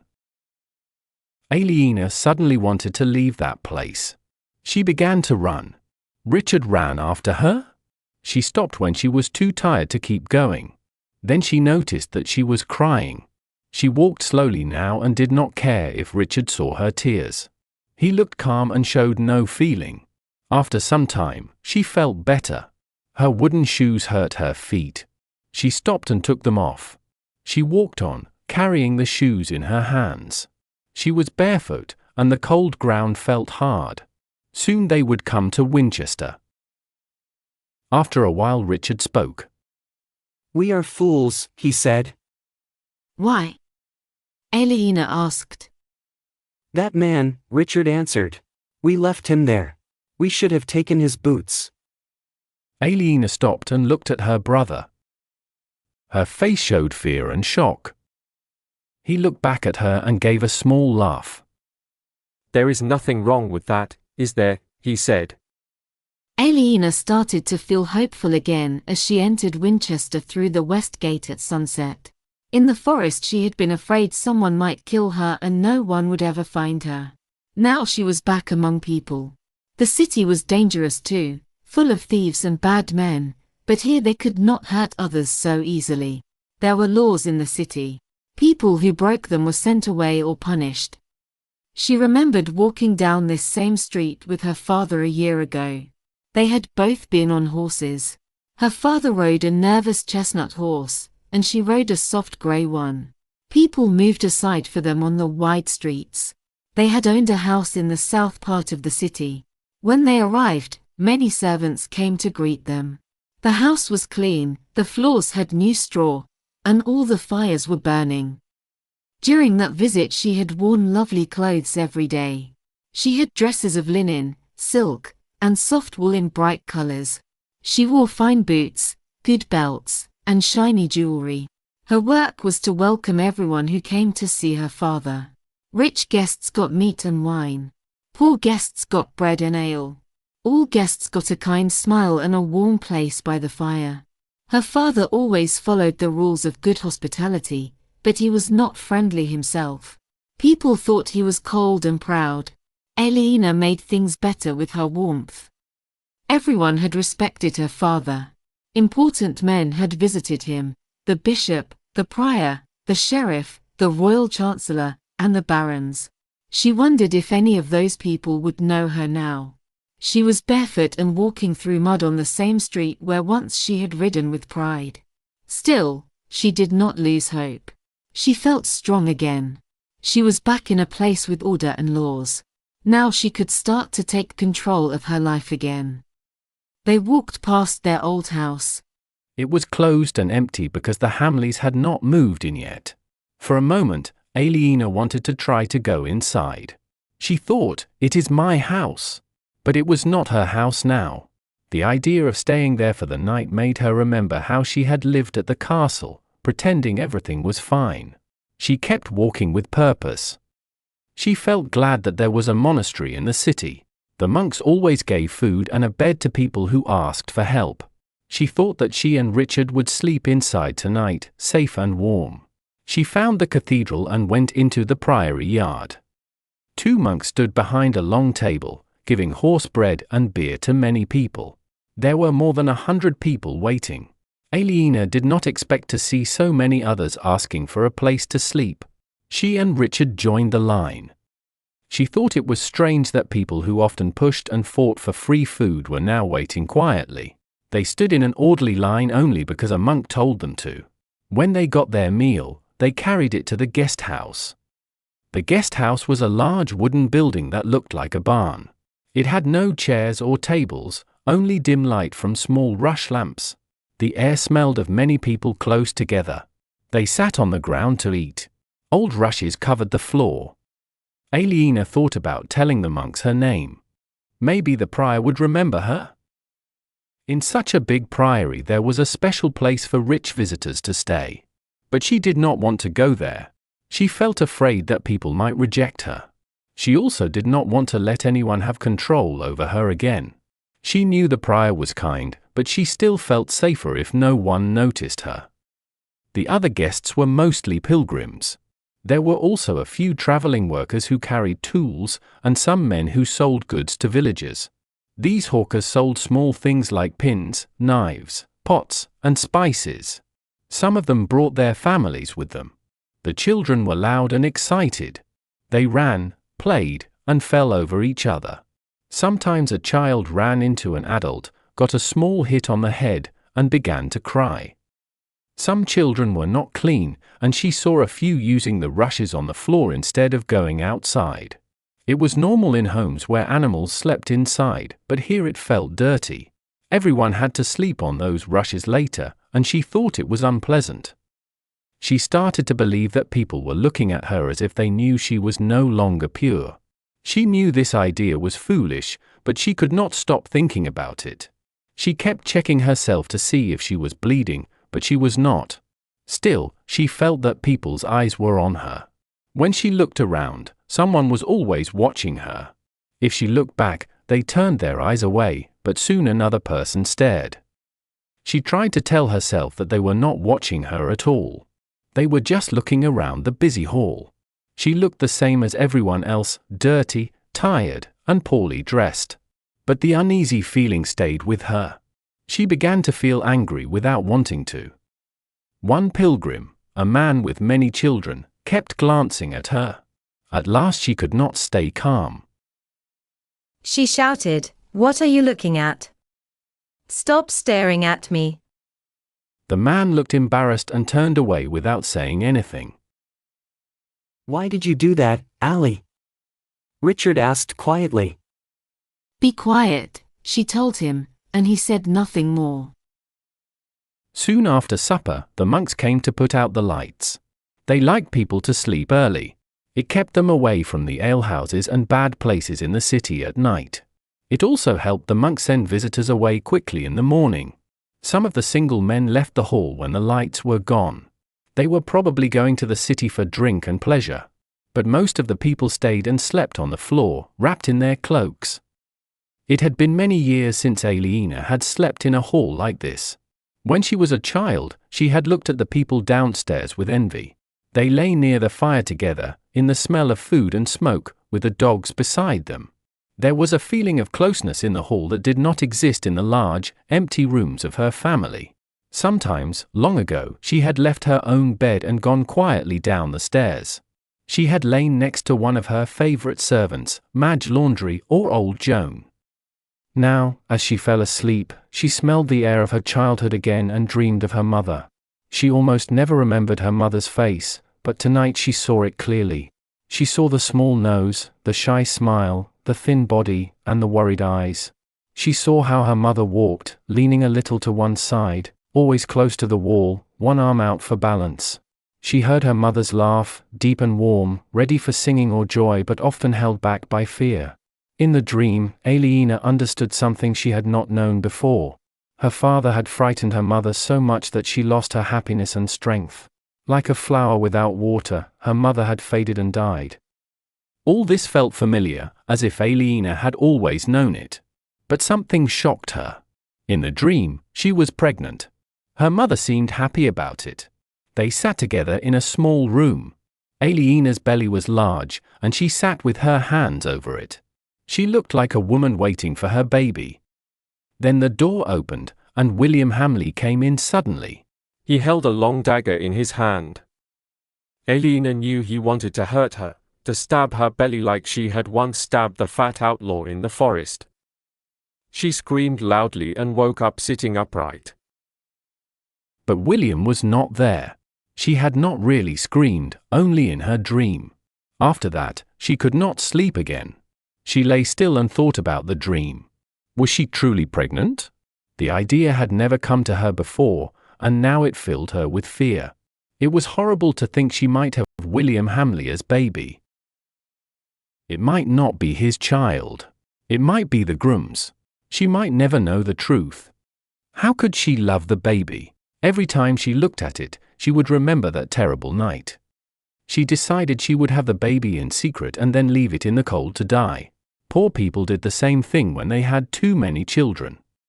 With that thought, she fell asleep again. It was early morning when the monks brought breakfast. The noise woke Aliena. Most of the other guests were already awake because they had gone to sleep very early. But Aliena had slept longer because she was very tired. Breakfast was hot porridge with salt. Aliena and Richard ate quickly because they were hungry. They both wished for some bread with it. Aliena started to think about what she would say to King Stephen. She was sure the king had forgotten that the Earl of Storing had 2 children. She believed that when he saw them, he would remember and help them. Still, she wanted to prepare her words carefully in case the king needed more reason to help. She would not say that her father was innocent. That might sound like she was saying the king had made a mistake, and that would make him angry. She would also not argue about Percy Hamley being the new earl. Important men did not like people to question old decisions. Her father used to say, "It is already done, for better or worse." So, she decided to speak simply. She would tell the king that she and her brother were innocent. She would ask him to give them a small estate for a night. Then they could live modestly, and Richard could train to become one of the king's soldiers in a few years. A small piece of land would help her care for her father when the king decided to let him out of prison. Her father was no danger now. He had no title, no people, and no money. She would remind the king that her father had been loyal to the old king, Henry, who was Stephen's uncle. She would not speak in an angry way, only calm and respectful. After breakfast she asked a monk where she could wash her face. He looked surprised because it was not a common question. Still, monks liked cleanliness, so he took her to a stone channel where cold, clean water ran through the priory yard. He warned her not to wash them properly, as he said, so that no monk would see her by mistake and be shamed. Monks did many good things, but their rules could be annoying. When she and Richard had washed the road dust from their faces, they left the priory. They walked up the high street to the castle near the west gate. Aliena had come early because she wanted to be friendly to the person who decided who could see the king. She hoped this would help her not be lost among the rich people who would come later. But inside the castle walls, everything was quieter than she had expected. Maybe King Stephen had been there for a long time, and no one needed to visit him now. She did not know when he had arrived. She thought he was usually in Winchester during Lent, but she was not sure when Lent had begun. Living in the castle with Richard and Matthew, and no priest had made her forget the days. At the bottom of the steps to the keep stood a strong guard with a grey beard. Aliena tried to walk past him as she had done before when she came with her father, but he lowered his spear in front of her. She looked proudly at him and said, "Yes." "And where do you think you're going, girl?" the guard asked. Aliena felt upset. He looked like the kind of man who enjoyed stopping people just because he could. "We are here to ask the king for help," she said coldly. "Let us go through." "You," the guard said with a smile that was not kind. "Wearing old wooden shoes that my wife would hate? Go away."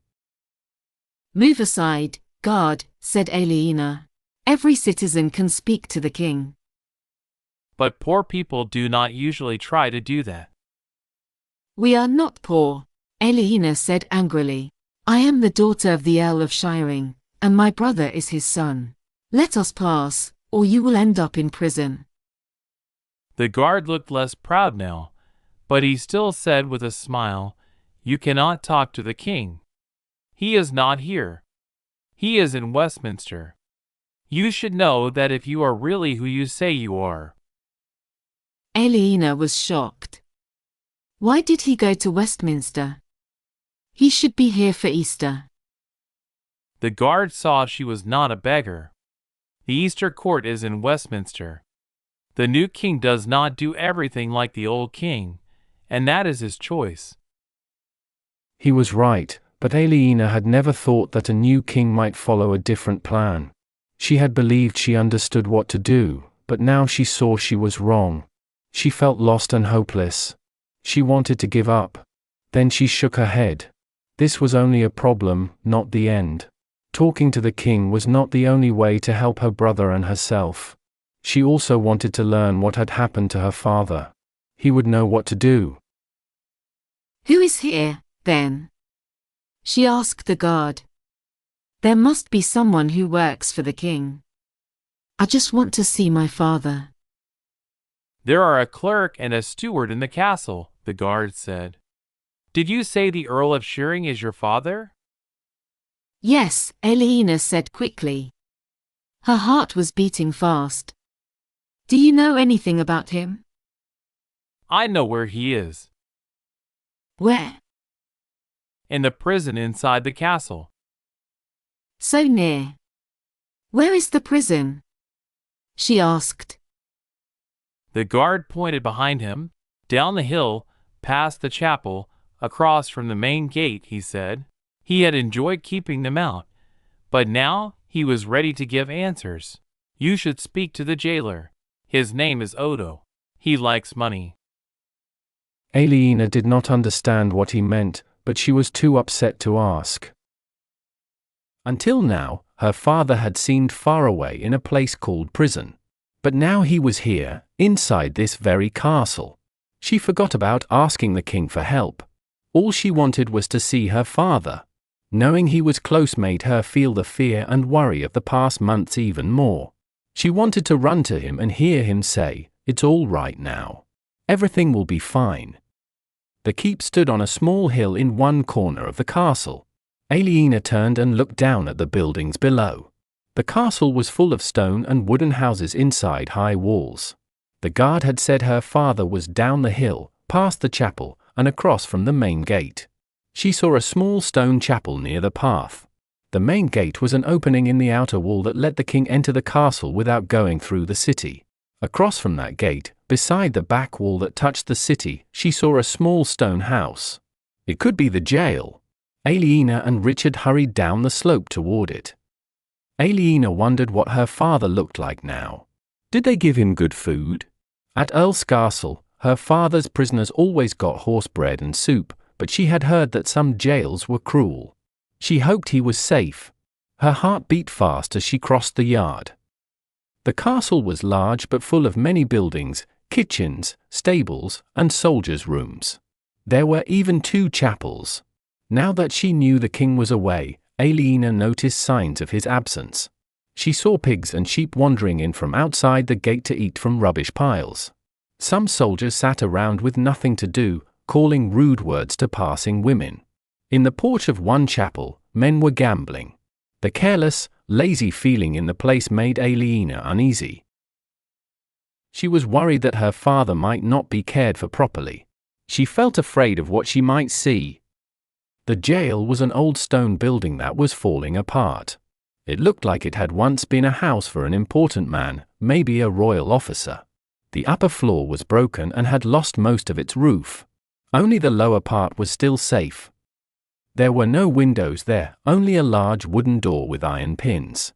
The door was half open. Aliena stopped outside, unsure what to do. A woman with a pretty face and a fine cloak walked past her, opened the door, and went inside. Aliena and Richard followed her. The place was dark and smelled bad, like dirt and decay. The lower room had once been a big store space, but it was now divided into small rooms with rough walls. From somewhere deep inside, they heard a man's voice making low, sad sounds. It sounded like a monk praying alone. Near the door there was a small area with a table, a chair, and a fire on the floor. A big man with a dull face was slowly sweeping. He had a sword on his belt. He looked up when he saw the woman. "Good morning, Meg," he said. She gave him a coin and went further inside. Then he stared at Aliena and Richard. "What do you want?" he asked. "I'm here to see my father," Aliena said. "He is the Earl of Shiring." "He's not an earl now," the jailer said. "He is just Bartholomew." "To hell with your words," Aliena said angrily. "Where is he?" "How much money do you have?" he asked. "I have no money," she said. "Don't even ask me for a bribe." "If you have no money, you cannot see your father," he said. Then he went on sweeping the floor. Aliena wanted to cry out. Her father was only a few yards away, but she could not go to him. The jailer was a big man with a weapon, so she could not fight him. She had no money at all. She had feared this when she saw Meg give the jailer a penny. She thought maybe it was for something special. But now she understood it was the cost to see her father. She said, "I will find a penny and bring it to you soon. Can we see him now, just for a short time?" "Get the penny first," the jailer said. He turned away and began to sweep the floor. Aliena's eyes filled with tears. She wanted to call out to her father so he might hear her. But she knew her words might only scare him and give him no real news. She walked to the door feeling helpless and angry. She stopped on the step and turned back. "How is he?" she asked softly. "Please tell me. Is he all right?" "No, he is not," the jailer said. "He is dying. Leave now." Tears filled Aliena's eyes, and she could hardly see. She went out of the room and stumbled forward. She hit an animal, a sheep or maybe a pig, and almost fell. She began to cry loudly. Richard took her arm gently. She let him lead her away. They walked through the castle gate. They passed small houses and fields near the town. At last, they reached a meadow and sat down on a tree stump. "I hate it when you cry, Allie," Richard said quietly. Aliena tried hard to calm herself. She had found her father, and that was something good. She had learned that he was sick, but she thought the jailer was a cruel man and maybe said it was worse than it really was. She only needed 1 penny to talk to her father, to see him, and to ask what she should do for Richard and for him. How can we get a penny, Richard? She asked. I don't know, he said. We have nothing to sell. No one will lend us money. You are not strong enough to steal, she said. We can beg, Richard said. That gave her an idea. She saw a rich-looking farmer riding down the hill toward the castle on a strong black horse. Aliena jumped up and ran to the road. When he came close, she said, "Sir, can you give me 1 penny?" Go away, the man said angrily and made his horse go faster. She walked back to the tree stump. Beggars usually ask for food or old clothes, she said sadly. I never heard anyone give them money. Then how do people get money? Richard asked. He had never thought about it before. The king gets money from taxes, Aliena said. Lords get money from rent. Priests get money from tithes. Shopkeepers have things to sell. Workers and craftsmen get paid. Peasants don't need money because they have land and food. Apprentices also get paid, he said. So do laborers, Aliena said. We could find work. Who would we work for? He asked. In Winchester there are small workshops that make leather and cloth, Aliena said. She began to feel hopeful again. A city is a good place to find work. She stood up quickly. Come on, let's go. Richard did not move. I can't work like a common man, he said. I am the son of an earl. Not anymore, Aliena said sharply. You heard what the jailer said. You are the same as everyone else now. Richard looked unhappy and said nothing. Well, I'm going, she said. Stay here if you want. She walked away from him toward the west gate. She knew he often got upset, but it never lasted. Before she reached the city, he ran to catch up with her. Don't be angry, Ali, he said. I'll find work. I'm strong. I can be a good worker. She smiled at him. I'm sure you can. She did not really believe it, but there was no reason to make him feel bad. They walked down the high street together. Aliena remembered that Winchester was well planned and divided clearly. On their right, in the southern half, were 3 areas. First came the castle. Then there were the rich people's houses. At the southeast corner stood the cathedral and the bishop's palace. On their left, in the northern half, were also 3 parts. There was the street where the Jews lived. Then came the middle part with the shops. In the northeast corner were the workshops. Aliena led him down the high street to the east end of the city. Then they turned left onto a street with a small stream beside it. On one side were normal houses, mostly made of wood with some stone walls. On the other side were rough buildings made quickly. Many looked weak, only roofs on poles, ready to fall. Some had little bridges or planks over the stream. Others were built right across it. In every yard or house, men and women were busy with work that needed much water. Some washed wool. Some tanned leather. Others cleaned or colored cloth. Some made beer. Aliena saw other kinds of work she did not know.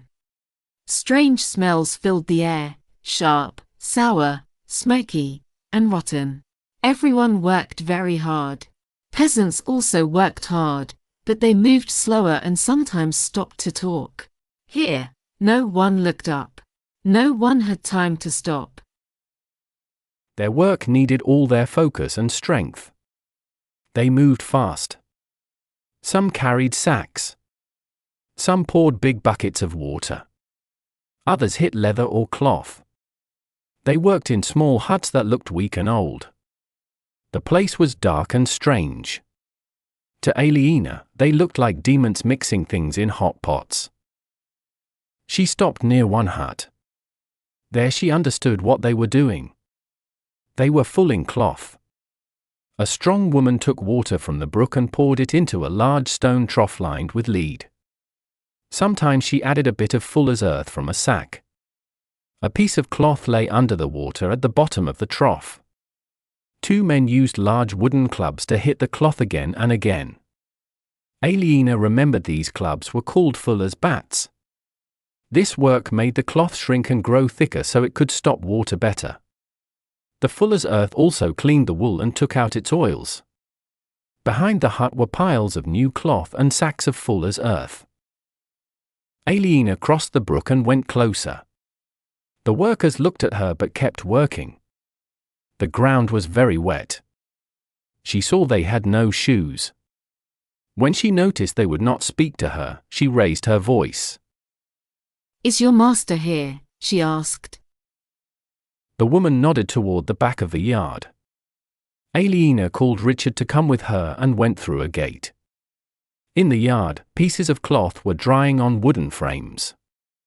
She saw a man bent over one frame. He was fixing the cloth with care. "I'm looking for the master," she said. The man stood straight and looked at her. He had only one eye and a bent back. It looked like he had been bending over frames so long that he could not stand straight anymore. "What do you want?" he asked. "Are you the master fuller?" she asked. "I have worked here nearly 40 years, both as boy and man, so yes, I am the master," he said. "What do you want?" Aliena understood that this man liked to show everyone how clever he was. She spoke gently and said, "My brother and I want to work. Will you give us a job?" He looked her up and down for a moment. "God help me, what could I do with you?" he said. "We can do any kind of work," Aliena said firmly. "We need money." "You are no use to me," the man said in a cold voice. He started to go back to his work. Aliena did not want to accept that. "Why not?" she asked angrily. "We are not begging. We want to earn something." He turned to her again. "Please," she said softly, though she did not like to beg.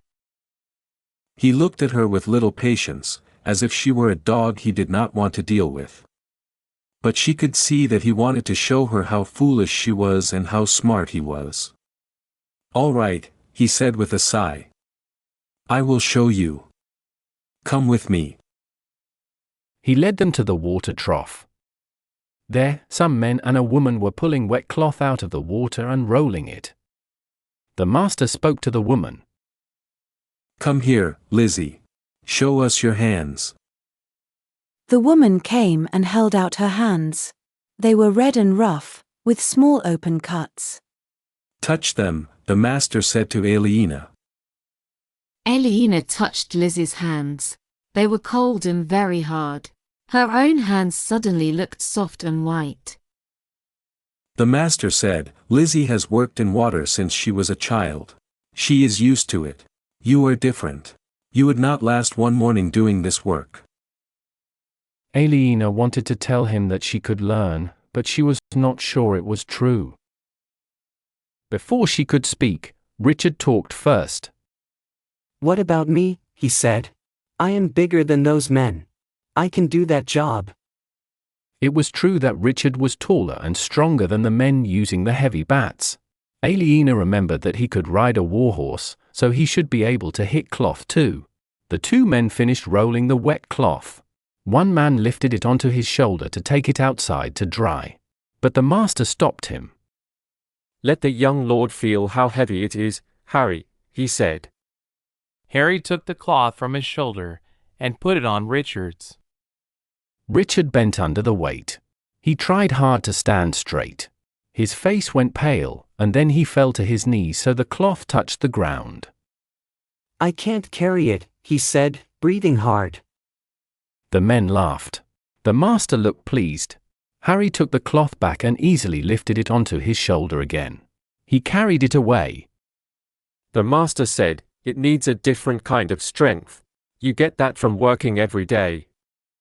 Aliena felt angry. They were making fun of her when she only wanted an honest job. She could see the master enjoyed seeing her look foolish. He would keep doing it as long as she stayed.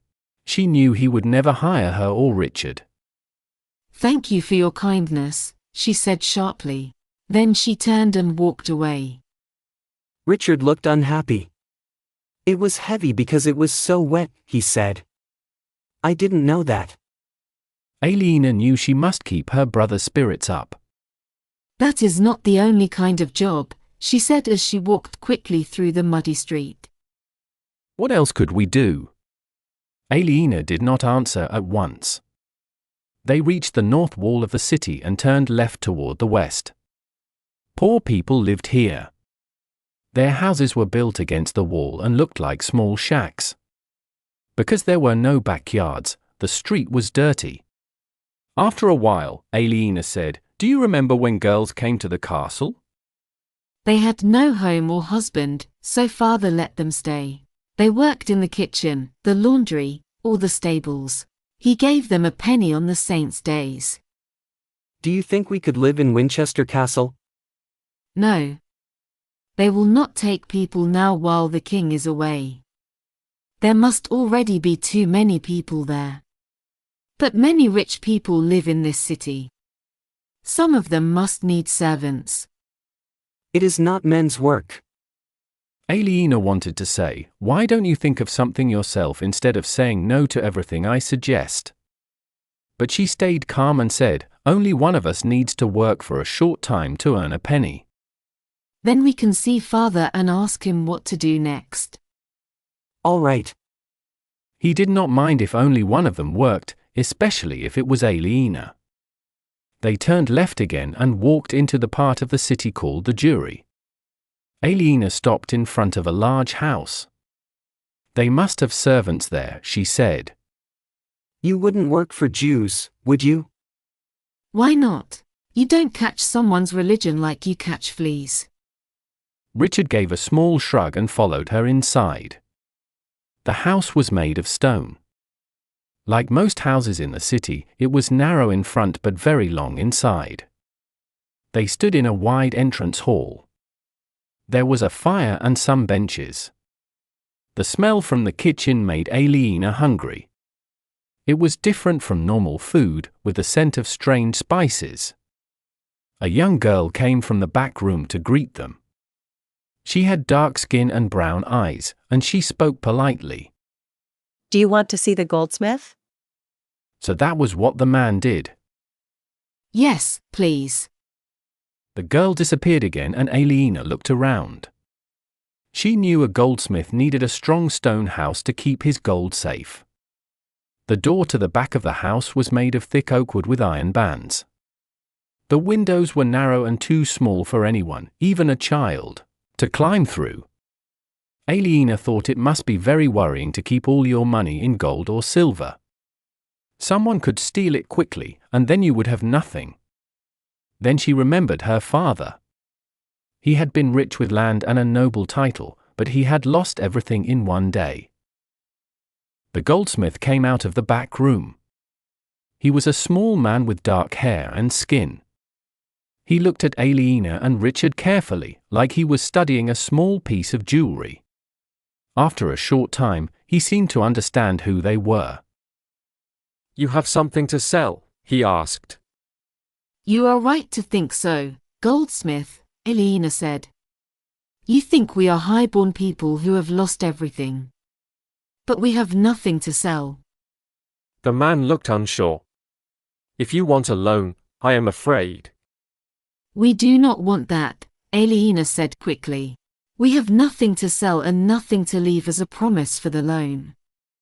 He looked more relaxed. "Then how can I help you?" he asked. Could you take me as a servant? He looked shocked. "A Christian? Of course not." He stepped back as he spoke. Aliena felt hurt. Why not? She asked softly. "It is not possible," he said. She felt offended. It was unpleasant that someone disliked her because of her religion. She remembered what she had said once to Richard. You cannot catch someone's religion like you catch fleas, she said. The people of the town would object. Aliena was sure he was using that as an excuse, but she knew he was probably right. I suppose we should look for a rich Christian then, she said. It might work, the goldsmith said slowly. But I must be honest with you. A smart man will not hire you as a servant. You are used to giving orders, not taking them.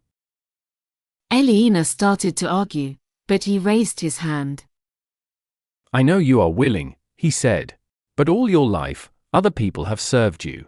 Deep down, you still feel that things should go the way you want. Rich people make bad servants. They do not obey. They get angry easily. They do not think before they act. They feel they work hard, but they do less than others. That causes trouble with the rest of the workers. He gave a small shrug. That is what I have seen.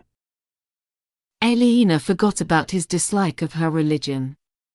He was the first kind person she had met since leaving the castle. But what can we do? She asked. I can tell you what a Jew would do, he said. He would find something to sell. When I came to this city, I began by buying jewelry from people who needed money. Then I melted the silver and sold it to the men who make coins. But where did you get the money first? She asked. I borrowed from my uncle, he answered. I paid him interest too. But no one will lend us anything, she said. He looked thoughtful. If I had no uncle, I think I would go into the forest to gather nuts. Then I would bring them to town to sell to the women who do not have time to go to the forest. Their yards are too full of dirt and waste to grow trees. It's the wrong season, Aliena said. Nothing grows now. The goldsmith smiled. You are young and want quick results, he said. Wait a little. All right, Aliena said quietly. She did not try to explain about her father. The goldsmith had tried to help. Thank you for your advice. Goodbye, he said. He went to the back of the house and closed the heavy door. Aliena and Richard left. The goldsmith had been kind, but they had spent half a day being turned away everywhere. Aliena felt sad. They did not know where to go next, so they walked through the Jewish quarter and soon came back to the high street. It was dinner time. Aliena was hungry, and she knew Richard must be even hungrier. They walked slowly along the street, watching the fat rats eating the rubbish, and wished they could eat too. Finally, they reached the old royal palace.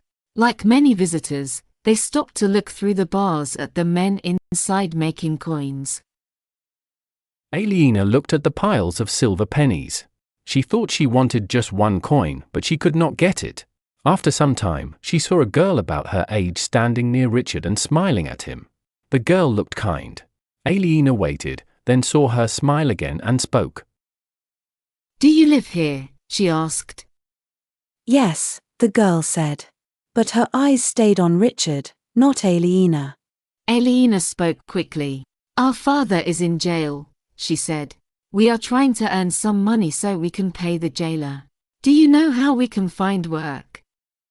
The girl looked back at Aliena.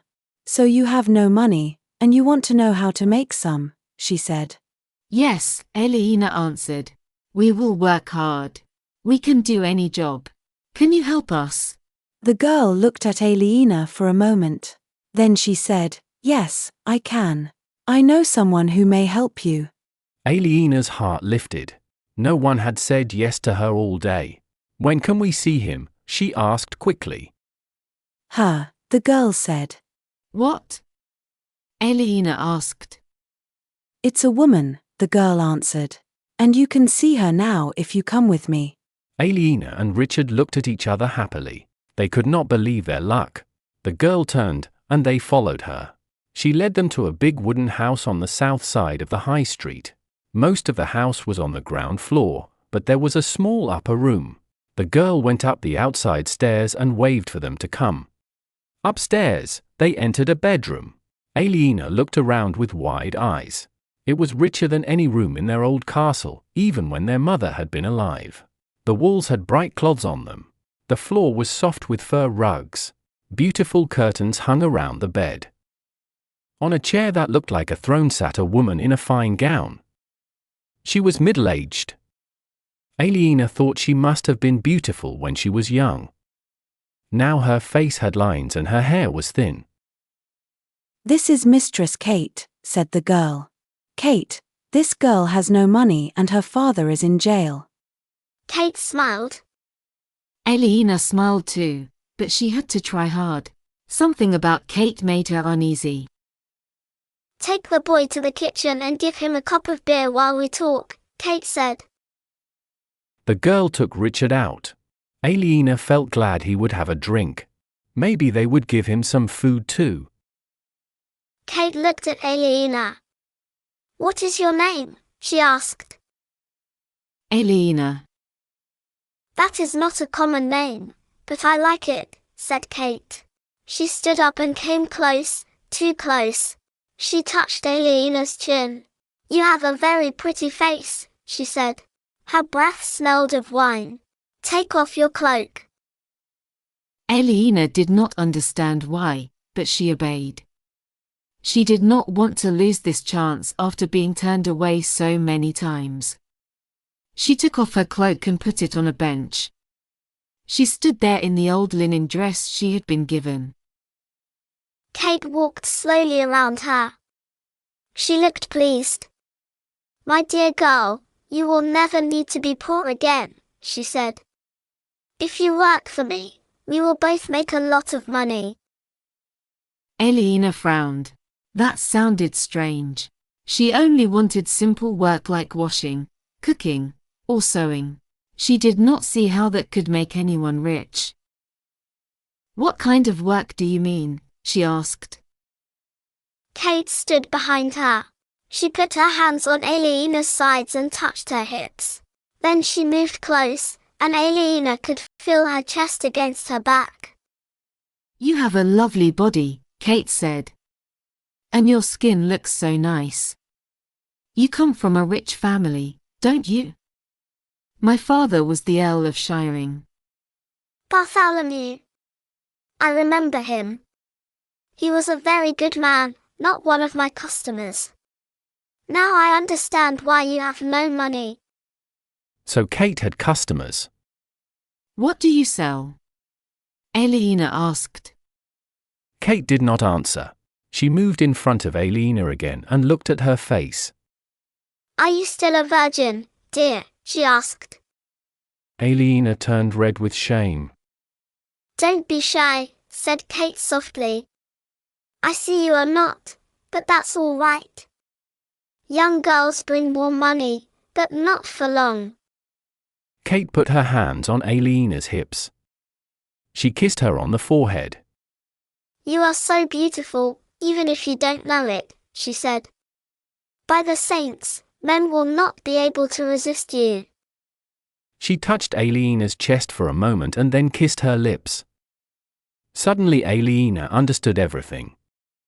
She knew why Kate had smiled at Richard outside, where Kate got her money, and what kind of work this was.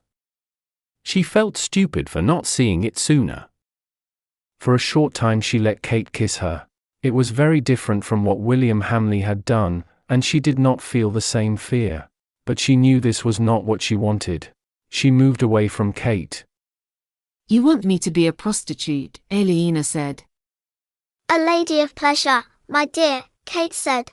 "You can wake up late, wear fine clothes, make men happy, and get rich. You would be one of the best. You have the look. You could ask for anything.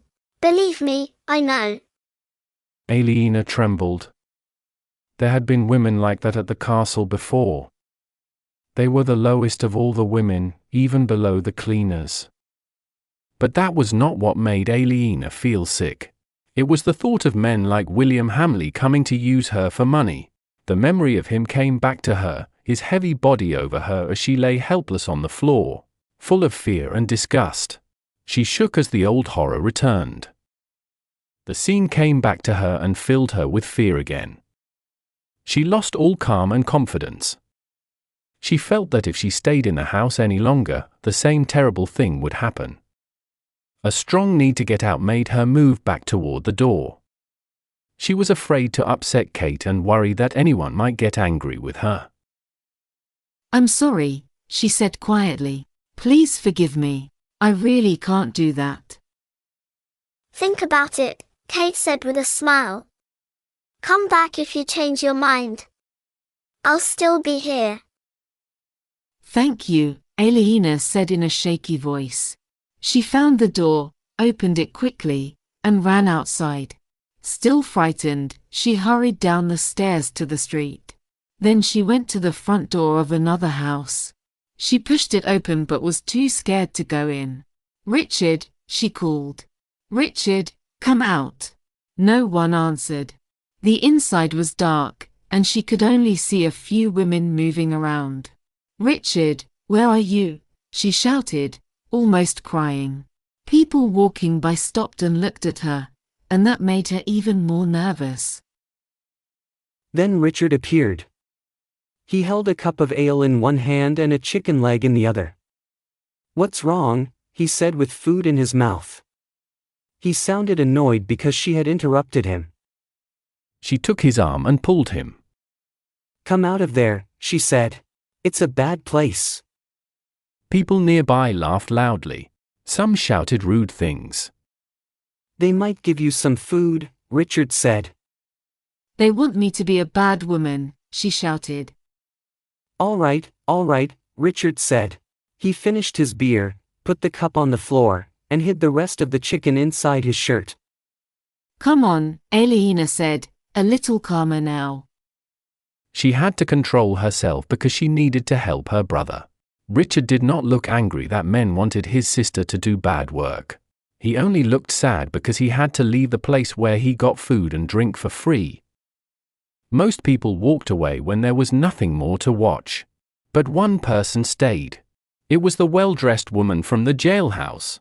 She was the one who gave the jailer a coin, and he had called her Meg. Meg looked at Aliena with a kind but curious face. Aliena did not like people staring at her. She turned her head away, angry. Then Meg spoke. You are in trouble, aren't you? She said softly. Her kind voice made Aliena look back. Yes, she said after a short pause. We are in trouble. I saw you at the jailhouse, Meg said. My husband is in prison and I go there every day. Why were you there? Our father is there. But you did not go inside, Meg said. We have no money to pay the jailer, Aliena answered. Meg looked at the door of the bad house behind them. Is that why you came here, to get money? Yes, but I did not know what kind of place it was until now. You poor girl, Meg said quietly. My daughter Annie would have been your age if she had lived. Why don't you come with me to the jailhouse tomorrow morning? Maybe together we can ask Odo to be kind and help two poor children. That would be wonderful, Aliena said. She was moved by Meg's kindness. There was no promise that their lives would get better, yet someone was ready to help. Tears came to her eyes. Meg kept looking at her. Have you eaten any dinner? She asked. No, Aliena said. Richard found something in that place. You should come to my house, Meg said. I will give you bread and meat. She saw Aliena's worried look and added, You don't have to give me anything for it. Aliena believed her. Thank you, she said softly. You are very kind. Not many people have been kind to us. I don't know how to thank you. No need, Meg said. Just come with me. Meg's husband was a wool merchant. His house stood in the south part of town. On market days he sold wool there, and at the big fair on St. Giles's Hill too. Peasants brought fleeces from their farms, and he bought them. He packed the wool into huge sacks, each holding the fleece from many sheep, and stored them in a barn behind the house. Once every year, agents from Flanders came to buy soft English wool. Meg's husband sold everything and sent the sacks through Dover and Boulogne to Bruges and Ghent. There, the wool was made into fine cloth and sold all around the world for prices that the peasants could never afford. Meg told Aliena and Richard all this while they ate dinner. She smiled warmly, as if she believed people should never be unkind, whatever happens. Her husband had been accused of selling short weight. That was a serious crime because the city was proud of its fair trade. From the way Meg spoke about it, Aliena thought he had really done it. Still, his absence had not stopped the business. Meg had taken his place. There was not much to do in winter. She had traveled to Flanders to tell her husband's agents that everything was fine. She had repaired the barn and made it a little larger. When spring came and sheep were shorn, she would buy wool again. She knew how to judge good fleece and to make a fair price. She had even joined the Merchants' Guild, although her husband was under suspicion, because merchants often helped each other's families when trouble came. Besides, he had not yet been proved guilty. Richard and Aliena ate her food, drank her wine, and sat near her fire talking until it grew dark outside. Then they went back to the priory to sleep. That night Aliena had dreams again. She dreamed about her father. In her dream he sat on a throne inside the prison, tall and pale, looking strong and proud as before. When she went near him, she had to bow like he was a king. He spoke to her in a hard voice. He said she had left him alone in prison and gone to live in shame. She felt angry at his words. She said it was he who had left her. She wanted to say that he had let her fall into William Hamlear's hands, but she could not speak about that. Then she saw William sitting on a bed eating cherries. He spat one seed at her, and it hit her cheek. Her father smiled. William started throwing soft cherries at her. They broke against her face and dress. She began to cry because her dress was old, yet it was the only one she had, and now it was covered with red marks like blood. She felt terribly sad in the dream, and when she woke, she was happy to find it was only a dream, even though her real life was worse. She was poor and homeless. Morning light came through the cracks in the walls. People around her were waking up. Soon monks entered, opened the shutters, and called everyone to eat breakfast. Aliena and Richard ate quickly and then went to Meg's house. Meg was ready to go. She had cooked a pot of spiced beef stew for her husband's meal. Aliena told Richard to carry the heavy pot. She wished she had something to give her father. Even if she had thought of it before, she had no money for a gift. It hurt her that she could do nothing for him. They walked along the high street, went through the castle's back gate, past the tall keep, and down the hill to the jail. Aliena remembered what the jailer, Odo, had said when she asked yesterday if her father was well. "No, he's not," Odo had said. "He's dying." She had thought he just wanted to be cruel, but now she began to worry. She asked Meg, "Is something wrong with my father?" I don't know, dear, Meg said. I've never seen him. The jailer said he was dying. That man is very mean, Meg replied. He probably said that only to make you sad. Anyway, you will know the truth soon. Aliena did not feel better, even though Meg tried to comfort her. She felt afraid as she walked through the doorway into the dark, bad-smelling jail. Odo was standing by the fire in the middle of the room, warming his hands. He nodded at Meg and looked at Aliena. "Do you have the money?" he asked. I will pay for them, Meg said. Here are 2 pennies, one for me and one for them. Odo's dull face became sly. "It's 2 pennies for them," he said. 1 penny each. Don't be so mean, Meg said. Let them both in, or I will tell the Merchant Guild about you. You will lose your job. All right, no need to threaten me," he said with a frown. He pointed to an arch in the stone wall on the right. "Bartholomew is that way." You will need a light, Meg said. She took 2 candles from her cloak, lit them at the fire, and gave one to Aliena. Her face looked worried. I hope everything will be fine, she said softly and kissed Aliena. Then she walked quickly away through another arch. Thank you for the penny, Aliena called after her. But Meg was already gone into the darkness. Aliena looked carefully toward the archway Odo had shown her. She lifted her candle high and went through it. She found a small square room. The light from the candle showed 3 heavy doors, each closed with bars on the outside. Odo shouted, straight ahead of you. Lift the bar, Richard, Aliena said. Richard took the heavy bar out of its metal holders and leaned it against the wall. Aliena pushed the door open and said a quick, silent prayer. The cell was dark except for her candle. She stopped in the doorway and looked into the shadows. The air smelled very bad. A voice said, "Who is it?" Father, Aliena said. She saw a dark shape sitting on the floor covered with straw.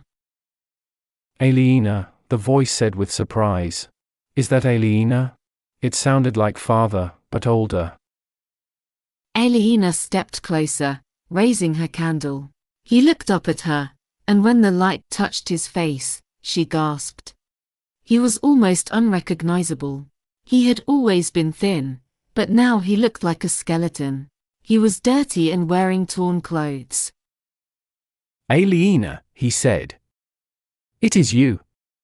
He tried to smile, but the smile looked terrible on his bony face. Aliena started crying. She was not ready for such a shock. It was the most awful thing she had ever seen.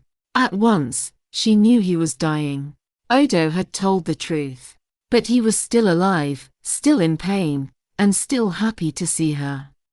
She had wanted to stay calm, but she could not. She fell to her knees in front of him and cried deeply.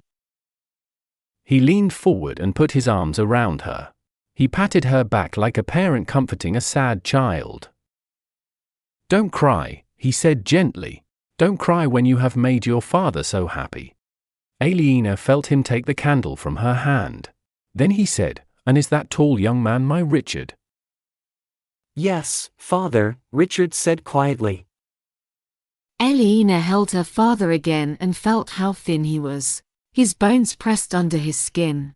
She wanted to say kind words to him, but she could not speak because of her tears. Richard, father said, you've grown.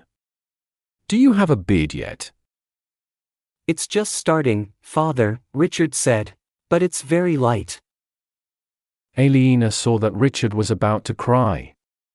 He tried hard to stay calm. If he cried, he would feel ashamed, and father would tell him to stop and be strong, which would only hurt him more. Thinking about Richard helped Aliena stop crying. She took a deep breath and tried to control herself. She hugged father once more, feeling how weak he was. Then she moved back, wiped her eyes, and cleaned her nose on her sleeve. Are you both all right? Father asked. Father spoke. His voice was slower than before, and it sometimes shook. How did you manage? He asked. Where have you been living? No one would tell me anything about you. It was the worst pain I could imagine. But you look well, strong and healthy. This is wonderful. When he said the word pain, Aliena thought he might have been hurt, but she did not want to ask. She was afraid of what he might say. She answered his question with a lie. We are fine, father. She knew the truth would break his heart and spoil this happy moment. It would fill his last days with sadness and guilt. We have been living at the castle. Matthew has taken care of us. You cannot stay in the castle now, he said. The king made Percy Hamley the new earl. He will live there. So he already knew. It's all right, she said. We left. He touched her dress, the old linen one from the verderer's wife. What is this? He asked, his voice firm. Did you sell your clothes? Aliena saw that he was still sharp. She could not fool him easily. She chose to tell him part of the truth. We left the castle quickly, and we have no clothes. Where is Matthew now? Why is he not with you? He asked. Aliena felt a sudden fear. She waited before she spoke. Her father noticed the pause. Come now, he said in his old strong voice. Do not hide anything from me. Where is Matthew? He was killed by the Hamleys, she said quietly. But they did not hurt us.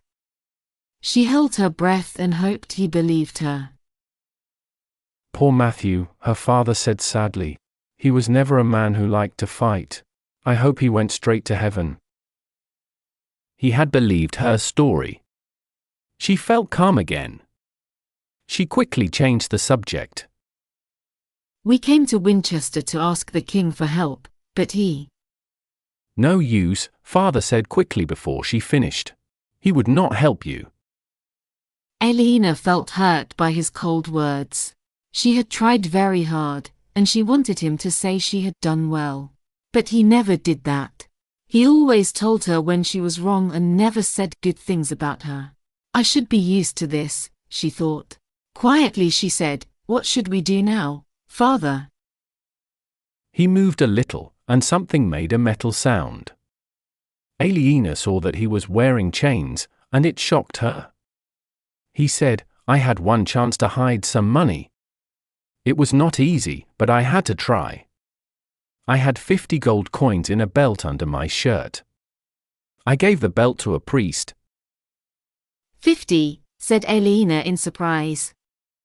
A bezant was a gold coin from Byzantium, not from England. She had never seen more than one coin before. Each was worth 24 silver pennies. She could not work out how much 50 would be. Which priest? Richard asked in a practical voice. Father Ralph, their father said. He is from the Church of St. Michael near the North Gate. Is he a good man? Aliena asked. I hope so, father said. I do not really know. On the day the Hamleys brought me here, before they locked me in, I was alone with him for a short time. I knew it was my only chance. I gave him the belt and asked him to keep it for you. 50 bezants is worth £5 of silver. Aliena slowly understood what that meant. That much money could change their lives. They would not be poor anymore. They could buy food and new boots to replace her hard wooden shoes.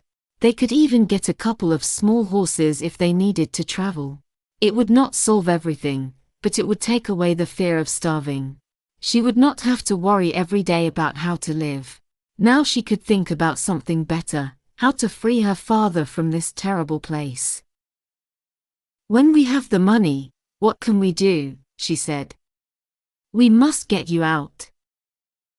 I am not leaving, he said in a hard voice. Forget that. If I were not already dying, they would have hanged me. Aliena took a deep breath. She felt shocked that he could speak like that. Why are you surprised? He said. The king must send me away, but this way he will not feel guilty about it. Richard said, Father, this place is not well guarded while the king is gone. With a few men, I think I could help you escape. Aliena knew that could not happen. Richard was too young and had no experience. He could not lead men or plan a rescue. She feared father would hurt Richard's feelings by laughing at his idea. But father only said, don't even think about it. If you come here to free me, I will refuse to go with you. Aliena knew there was no use arguing when father had decided something. Still, it broke her heart to think he would die in this dirty jail. Then she had an idea. There were things she could do to make his life easier. She said, if you must stay, we can clean the room and put new rushes on the floor. We'll bring you hot food every day. We can get candles and maybe borrow a Bible for you to read. You could have a fire. Stop, he said. You will not do any of that. I do not want my children wasting their lives near a jail, waiting for an old man to die. Aliena started to cry again. But we cannot leave you like this, she said. He did not answer her. That was normal for him when people disagreed. He said, your mother had a sister, your Aunt Edith. She lives in Huntley Village, on the road to Gloucester, with her husband, who is a knight. You must go there. Aliena thought they could visit father sometimes, and maybe aunt and uncle could help make him more comfortable. She tried to remember them. She had not seen them since mother died. She remembered a thin woman like her mother and a big man who laughed and ate a lot. Will they take care of us? She asked softly. Of course, he said. They are your family. Aliena wondered if that was reason enough for a small knightly family to welcome two hungry young people into their home. But father said it would be fine, and she believed him. What will we do? She asked. While they talked, Aliena felt suddenly tired, as if she had been carrying something heavy for a long time and had just put it down. Now that father was giving orders again, she felt lighter. The last few days had been very hard, and she was relieved that he was taking control. He seemed strong again, even in his prison cell, and that made her feel safe. She began to believe that everything would be all right because father knew what to do. Then his voice became more powerful. Before you leave, I want you both to make a promise, he said. Aliena was shocked. Father had always told them not to make oaths. He used to say that a person must only swear if they would rather die than break that promise. He was in prison now because of such an oath. The other lords had broken their word and accepted Stephen as king, but father had refused. He would rather die than betray his pledge, and now he was dying for it. Give me your sword, he said to Richard. Richard pulled his sword out and held it out to father. Father took the sword, turned it upside down, and showed Richard the handle. Kneel, he said. Richard kneeled before him. Put your hand on the handle. Father stopped for a moment to gather his strength. Then his voice grew loud and clear. Swear by God, by Jesus Christ, and by all the saints that you will not rest until you are Earl of Shiring and master of all the lands I ruled. Aliena looked at father in surprise. She had thought he would ask for something simple, like being honest or fearing God. But this was a heavy task. It could take Richard his whole life. Richard took a deep breath. His voice shook when he spoke. I swear by God, by Jesus Christ, and by all the saints that I will not rest until I am Earl of Shiring and master of all the lands you ruled. Father breathed out slowly, as if his work was done. Then he turned to Aliena and held the sword toward her. Swear by God, by Jesus Christ, and by all the saints that you will care for your brother until he keeps his oath. A wave of sadness came over Aliena. This was their future. Richard would fight for father's name, and she would protect Richard. If Richard became Earl, William Hamley would lose everything. She knew this was her path now. It was not what she had chosen, but it felt right. Her life was changing, and she could not turn back. She placed her hand on the sword and spoke with strong, clear words.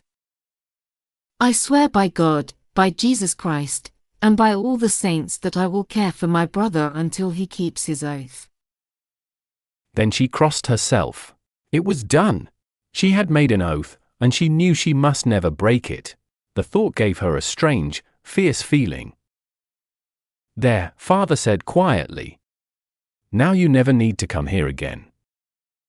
Aliena stared at him. Uncle Simon can bring us sometimes, she said. We can make sure you are warm and have food. No, he said sharply. You have work to do. You must not waste time visiting a prison. His voice had that warning tone again, but she still tried. Then let us come just once more to bring you something comfortable. I want nothing. Please? Never. Aliena sighed. He was always strict, even with himself. Very well, she said, and her voice trembled. You should go now, he said. Already? Yes. This is a place full of sadness, sin, and death. Now that I have seen you, and I know you are safe, and you have promised to rebuild what we lost, I feel peaceful. The only thing that could take away my peace would be to see you waste time coming to this jail. Now go." "Papa, no," she said, though she knew it would not change his mind. "Listen," he said, his voice softer now. "I have lived an honest life, and now I am going to die. I have said sorry for my sins. I am ready to meet God. Pray for me. Go." Aliena bent close and kissed his forehead. Her tears fell on his face. "Goodbye, Father dear," she whispered. Then she stood up. Richard leaned down and kissed him too. "Goodbye, Father," he said, his voice shaking. "May God bless you both and help you keep your promises," their father said. Richard left the candle for him. They went to the door. At the doorway, Aliena stopped and looked back. In the weak light, his thin face looked calm and sure, just as she remembered. She looked at him until her eyes were full of tears. Then she turned away, walked through the dark jail, and stepped into the cold open air. Richard walked first. Aliena followed, lost in grief. It felt as if their father had already died, but worse, because he was still alive and suffering. She heard Richard asking people for directions, but she did not listen. She noticed where they were only when he stopped in front of a small wooden church with a tiny hut next to it. Looking around, Aliena saw poor houses made of broken wood. The streets were dirty. Dogs fought with rats among the rubbish. Barefoot children played in the mud. "This must be St. Michael's," Richard said. The little hut beside the church must be the priest's home. It had one closed window, but the door was open. They went inside. A small fire burned in the middle of the single room. There was a rough table, a few stools, and a beer barrel in the corner. The floor was covered with rushes. Near the fire sat a small thin man, about 50 years old. He had a red nose, grey thin hair, and wore a dirty undershirt with a brown tunic and clogs. He drank from a big cup. "Father Ralph?" Richard asked carefully. "What if I am?" the man said. Aliena sighed. Why did people make trouble when there was already too much? But she was too tired to argue. She let Richard speak. "Does that mean yes?" he said. Before Father Ralph could answer, a voice called from outside, "Ralph? Are you in?" A few moments later a woman came in. She looked middle-aged and wore poor clothes like his. She gave the priest a large piece of bread and a bowl of stew that smelled of meat. Usually that smell made Aliena hungry, but not now.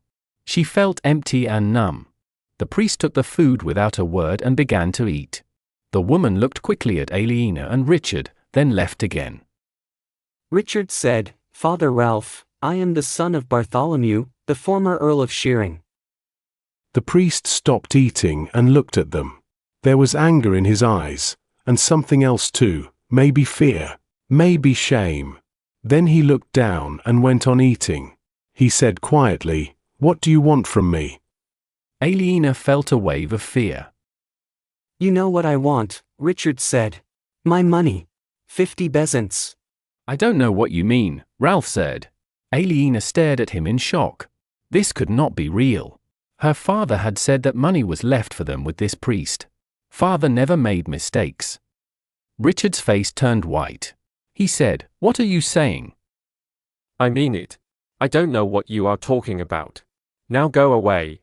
Ralph took another spoonful of his stew. Aliena knew he was lying. But what could they do? Richard kept speaking. "My father left money with you, 50 bezants. He told you to give it to me. Where is it?" "Your father gave me nothing." "He said he did." "Then he lied." Father would never lie. Aliena finally spoke. "You are the liar, and we know it." Ralph shrugged. "Tell the sheriff if you like." "You'll be in trouble if we do. They cut off the hands of thieves in this city." Fear showed on Ralph's face for a second, then it disappeared. It will be my word against the word of your father, the jailed traitor, he said, if he lives long enough to speak for you. Aliena understood he was right. No one could say their father had given him the money because it was meant to be secret. That way, the king or Percy Hamley could not take it. She realized bitterly that nothing had changed since the forest. People could still steal from her and Richard because their family had fallen. Why am I afraid of these men? She thought angrily. Why aren't they afraid of me? Richard looked at her and asked quietly, he's right, isn't he? Yes, she said harshly. There's no point in going to the sheriff. She remembered the time in the forest when men were afraid of her. She had stabbed the fat outlaw, and the other had run away. This priest was no better. He was old and weak, and he thought he could cheat them safely. Maybe he could be frightened too. Richard asked, what shall we do then? Aliena suddenly spoke with anger. Burn his house, she said. She walked to the fire and kicked it with her wooden shoes. Burning logs rolled across the floor, and the dry rushes caught fire. Hey! Ralph shouted. He tried to stand up, dropping his bread and spilling stew on his lap. Before he could move, Aliena reached him. She was wild with rage and not thinking. She pushed him, and he fell to the floor. She was surprised it was so easy to knock him down. She jumped on him, her knees pressing his chest so he could not breathe. She screamed in his face, "You lying, stealing man! I'll burn you alive!" Ralph's eyes moved to one side, full of fear. Aliena turned her head and saw Richard. He had pulled out his sword and held it ready. The priest's dirty face turned pale. He whispered, "You are a devil." "You're the one who stole money from poor children," she shouted. Out of the corner of her eye she saw a stick with one end burning brightly. She picked it up and held the hot end near his face. "Now I will burn your eyes, one after the other. First the left eye."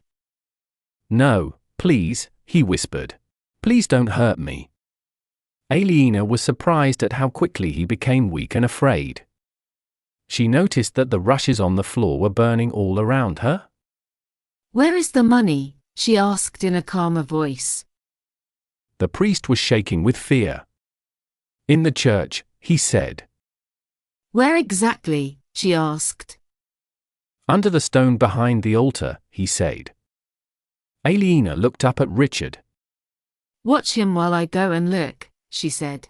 "If he moves, stop him." Richard said, "Ali, the house will burn down." Aliena went to the corner and lifted the lid of a barrel. It was half full of beer. She grasped the edge and turned it over. Beer poured out across the floor and soaked the rushes. The fire went out. Then Aliena walked out of the house. She knew she truly had been ready to hurt the priest, yet she did not feel ashamed. She felt a strong sense of power. She had decided never to be a victim again, and she had proved she could keep that promise. She walked to the front of the church and tried the door. It was locked with a small clasp. She could have gone back for the key, but instead she pulled the dagger from her sleeve. She pushed the blade into the crack and broke the lock. The door opened. She stepped inside. The church was very poor. It had only an altar and a few simple pictures on the walls. In one corner, a candle burned softly under a small wooden figure of St. Michael. For a moment Aliena felt sorry for Father Ralph. £5 was a big temptation for a poor man. Then she forced the thought away. The floor was made of earth, but she saw a large stone behind the altar. It looked like a clear hiding place. No one would think to steal from such a poor church. Aliena went down on one knee and tried to move the stone. It was heavy and would not move. She started to worry. Richard might not keep the priest quiet forever. The man could escape and call for help. Then she would have to prove that the money was hers. She also realized she had attacked a priest and broken into a church. A cold fear ran through her. That fear gave her strength. She pushed hard and moved the stone a little. Under it she saw a hole about a foot deep. She moved the stone farther and reached inside. There was a wide leather belt. She pulled it out.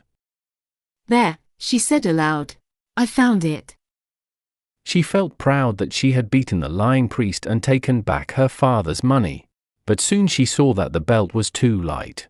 She opened it and poured out the coins. There were only 10 of them, just £1. She stared. Father Ralph had spent the rest. Anger filled her again. Her father's money was all she had left, and the priest had stolen most of it. She walked quickly out of the church with the belt in her hand. A man in the street looked surprised when he saw her face, but she ignored him. She went back to the priest's house. Richard was standing over Father Ralph with his sword close to the priest's neck. When Aliena came inside, she screamed, "Where is the rest of my father's money?" Gone, the priest whispered. She knelt near his head and put her knife close to his face. Gone where? She asked. I spent it, he said in a rough voice. Aliena wanted to hurt him, but it would not help. She could see he was telling the truth. She looked at the spilled beer on the floor. A man who drank a lot could waste much money. She felt full of anger and frustration. I would cut off your ear if I could sell it for a penny, she said sharply. He looked terrified. Richard said, he spent the money. Let's take what we have and leave. He was right, Aliena thought slowly. Her anger started to fade. Only a bitter feeling stayed inside her. There was no reason to scare the priest more. If they stayed longer, someone might come and cause trouble. She stood up. All right, she said. She put the gold coins back in the belt and fastened it under her cloak. She pointed at the priest. I may come back one day and kill you, she said coldly. Then she left. She walked quickly along the narrow street. Richard ran after her. You were amazing, Ali, he said with excitement. You scared him so much. And you got the money. She nodded. Yes, I did, she said in a flat voice. Her anger was gone, but now she felt tired and sad. What shall we buy? He asked. A little food for our journey. Shall we buy horses? Not with only £1. We could buy you some boots. She thought about that. Her clogs hurt her feet, but the ground was too cold for bare skin. Boots cost a lot, and she did not want to spend their money too soon. No, she said. I can live a few more days without boots. We must keep the money. Richard looked unhappy, but he did not argue. What food shall we get? He asked. Horse bread, hard cheese, and wine, she said. Let's get some pies. They cost too much. Oh. He was quiet for a moment, then said, You're really grumpy, Ali. Aliena sighed. I know. She wondered why she felt that way. She should be happy. She had brought them safely from the castle. She had defended her brother. She had found her father. She had got their money. But she also remembered the bad things. She had pushed a knife into a man's stomach. She had made her brother kill him. She had held fire to a priest's face and almost burned his eyes. Is it because of father? Richard asked softly. No, it's not, Aliena said. It's because of me. Aliena later wished she had bought the boots. On the road to Gloucester, she wore the clogs until her feet started to bleed. Then she walked barefoot until the cold was too strong. After that, she put the clogs back on. She learned not to look at her feet. When she saw the blood and sores, the pain felt worse. In the hilly land, they passed many poor small farms. Peasants there grew small fields of oats or rye and kept a few thin animals. When Aliena thought they were close to Huntley, she stopped near a village. A man was cutting wool from a sheep in a fenced yard beside a low house of sticks and clay. The sheep's head was held in a wooden frame. The man used a long knife to cut the wool. 2 more sheep waited nearby, moving nervously, and one already shaved sheep was eating grass in the cold air. It's early for shearing, Aliena said. The man looked up and smiled. He was young, with red hair and freckles. His sleeves were rolled up, showing hairy arms. Yes, he said. But I need the money. Better the sheep are cold than I am hungry. How much do you get? Penny for each fleece. But I must go to Gloucester to sell it, so I lose a day in the field. Spring is busy time. He spoke cheerfully, even though he complained. What's this village called? Aliena asked. People from outside call it Huntley, he said. Villagers did not use the name. For them it was only their home. Who are you? He asked with open curiosity. Why did you come here? I'm Simon of Huntley's niece, Aliena said. Really? You'll find him in the big house. Go back a little on this road, then take the path across the fields. Thank you, she said. The village lay among its ploughed fields like an animal sitting in mud. About 20 small houses stood around the manor. The manor was only a bit larger than the home of a rich farmer. It seemed that Aunt Edith and Uncle Simon were not rich. Several men stood outside the manor with a few horses. One man looked like the Lord, wearing a bright red coat. Aliena looked at him closely. It had been 12 or 13 years since she last saw Uncle Simon. She thought this man was him. She remembered him as tall and strong, but now he looked smaller, maybe because she had grown up. His hair was thin, and he had a double chin that she did not remember. Then she heard him speak. This horse's withers are high, he said, and his rough, breathy voice made her sure it was him. She began to feel calm. Soon they would have food, clean clothes, and safety.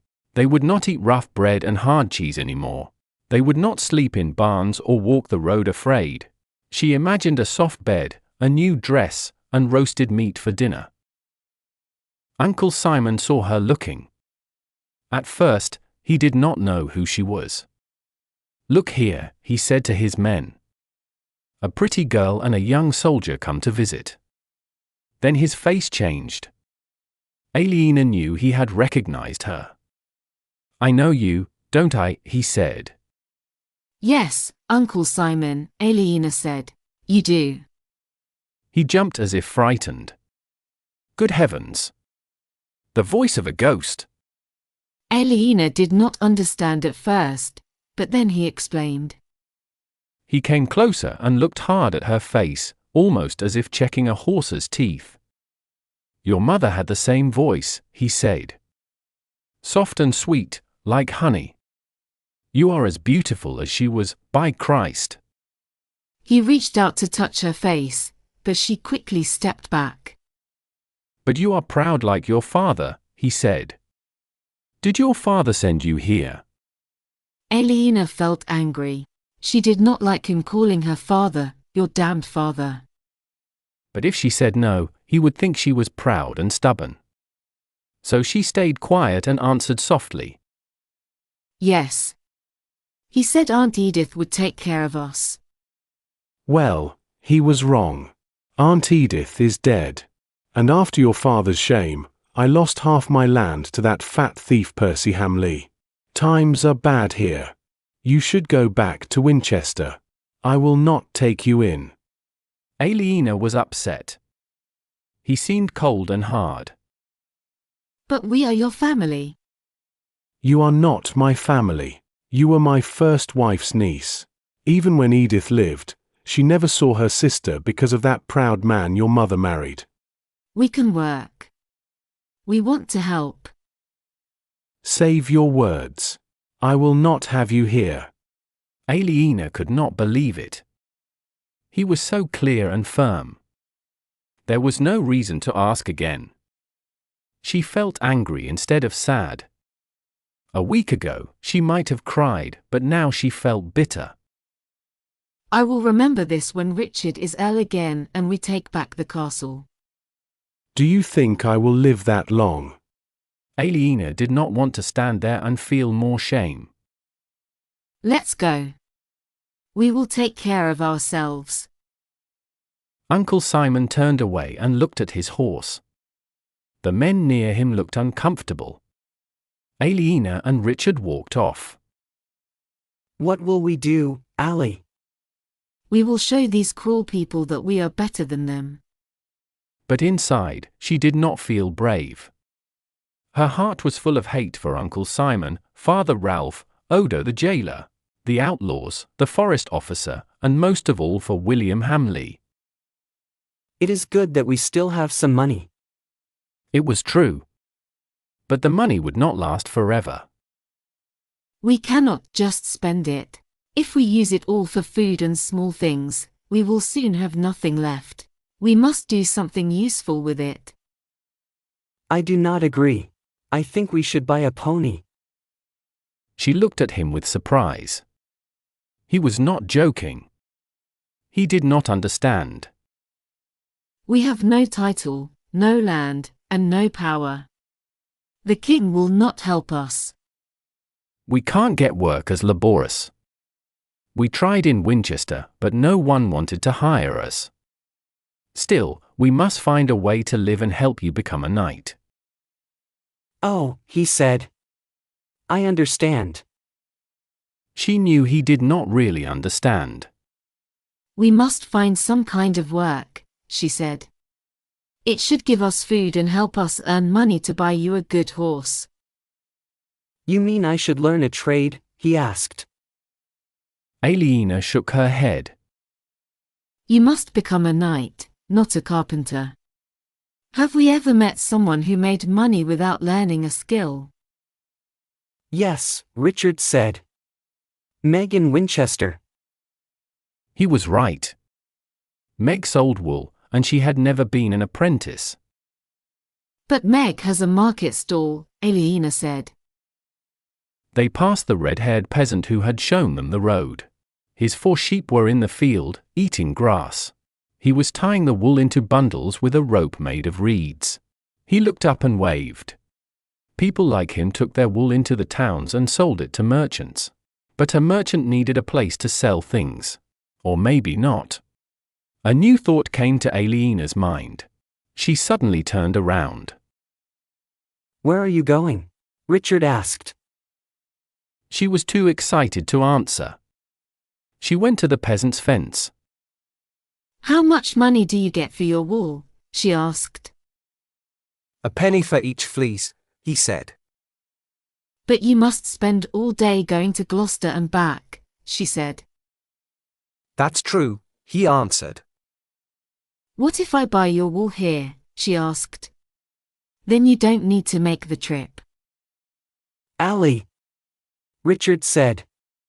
We don't need wool. Be quiet, Richard, she said. She did not want to explain her plan yet. She wanted to test it with the peasant first. That would be kind of you, the peasant said. But he looked unsure, as if he thought it might be a trick. I can't pay you a penny for each fleece, though, Aliena said. Aha! I thought there would be a problem. I can give you 2 pennies for 4 fleeces. But they are worth 1 penny each, he said. In Gloucester, yes, but this is Huntley. He shook his head. I would rather get 4 pennies and lose a day in the field than take 2 pennies and save the time. What if I give you 3 pennies for 4 fleeces? Then I lose 1 penny. And you save 1 day of work. He looked confused. I never heard anything like this before. It is like I am a carter, she said. You pay me 1 penny to take your wool to market. She felt annoyed because he was slow to understand. The question is a day in the fields worth 1 penny to you or not? It depends what I do with the day, he said. Richard asked, Ali, what will we do with 4 fleeces? Sell them to Meg, she said quickly. For 1 penny each. Then we get 1 penny more. But we must go all the way to Winchester for 1 penny. No, she said. We buy wool from 50 farmers and take it all to Winchester together. Don't you understand? We could make 50 pennies. We could buy food and save money for a good horse for you. She turned back to the peasant. His happy face was gone, and he was scratching his red hair. Aliena felt sorry for confusing him, but she wanted him to say yes. If he agreed, she would know she could keep the promise she made to her father. But peasants were stubborn. She wanted to grab his collar and shake him. Instead, she put her hand under her cloak and searched for her purse. At the goldsmith's house in Winchester, they had changed gold coins for silver pennies. Now she took out 3 pennies and showed them to the peasant. Here, she said. Take it or leave it. When he saw the silver, he made his choice. Done, he said, and took the money. Aliena smiled. It seemed she had found a way forward. That night she used a bundle of wool for her pillow. The smell of the sheep made her think of Meg's house. When she woke up, she found she was not pregnant. Things were getting better. For weeks after Easter, Aliena and Richard entered Winchester. Their old horse pulled a rough cart with one big sack that held 240 fleeces. That was the number in one standard wool sack. Then they learned about taxes. Before, they could enter the city easily. Now they saw why the city gates were narrow and guarded. The officers asked for a toll of 1 penny for each cart that brought goods into Winchester. Luckily, they still had a few pennies and could pay. Otherwise, they would have been sent away. Most of the fleeces had cost them between half and 3/4 of a penny each. They had paid 72 pence for the old horse, and the weak cart came with it. Almost all the rest of their money had been used for food. But tonight they would have a whole pound of silver and also keep the horse and cart. Aliena planned to buy more fleeces after selling these ones. She wanted to do this again and again until summer was over and all the sheep were shorn. By then, she hoped to buy a strong horse and a new cart.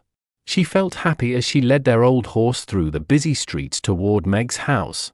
By the end of the day, she would show that she could take care of herself and her brother. She felt grown up and free. She was in charge of her own life now. She needed nothing from the king, no help from family, and no husband. She looked forward to seeing Meg again. Meg had always helped her without trying to harm or cheat her. Aliena wanted to ask her many questions about business and the wool trade. It was market day, so moving the cart through the crowded city took a long time. At last they reached Meg Street and stopped outside her house. Aliena stepped into the hall. A woman she did not know was standing there. Oh? Said Aliena and stopped at once. What is it? The woman asked. I'm a friend of Meg's. She doesn't live here anymore, the woman said in a cold voice. Oh, dear, said Aliena. She thought the woman did not need to be so rude. Where has she gone? She left with her husband. He left this city in disgrace, the woman said. Aliena felt sad and worried. She had counted on Meg to help her sell the wool easily. That's bad news, she said. He was a dishonest man. If I were you, I wouldn't talk about being her friend. Now go away. Aliena was angry that someone would speak against Meg. I don't care what her husband did, she said. Meg was a good woman, much better than the thieves and whores in this dirty city. Then she went out before the woman could answer. Her small victory in words made her feel better for only a moment. Bad news, she said to Richard. Meg has left Winchester. Is the new person in that house a wool merchant? He asked. I didn't ask, she said. I was too busy arguing. Now she felt a little silly. What shall we do, Ali? He asked. We must sell these fleeces, she said quickly. Let's go to the marketplace. They turned the horse and went back to the high street. Then they moved slowly through the busy crowd toward the market between the high street and the big church. Aliena led the horse. Richard walked behind the cart and pushed it when the horse was tired, which happened often. The market was full of people moving in small spaces between many stalls. Carts like Aliena's often blocked the way. She stopped and climbed on top of her sack of wool to look around. She tried to find wool merchants. She saw only one. She jumped down and walked toward him, leading the horse. The man was very busy. He had a large area closed off with ropes and a small shed behind it. The shed was made from light wood covered with twigs and reeds. It looked easy to build and take down each market day. The merchant had dark skin and his left arm stopped at the elbow. On the end of his arm he had a wooden comb. When someone brought him wool, he put the comb into it, pulled a bit out, and touched it with his right hand. Then he said the price. He used the comb and his hand together to count the money. When he bought a lot, he weighed the silver pennies on a scale. Aliena pushed through the people to reach him. A farmer showed the merchant 3 small fleeces tied with a belt. The merchant said, "They are thin. 3 farthings each." He counted 2 pennies, then took a small axe and cut another penny into 4 pieces. He gave the man 2 pennies and 1 quarter. He said, 3 times 3 farthings make 2 pennies and 1 farthing. The farmer took off the belt and gave him the wool. Next, 2 young men pulled a big sack of wool to the counter. The merchant looked at it carefully. "It is full, but not good," he said. "I will pay £1. Aliena wondered how he knew the sack was full. Maybe he could tell because of experience. She watched him weigh the silver coins for the payment. Then some monks came with a very large wagon full of wool sacks. Aliena wanted to sell before they did.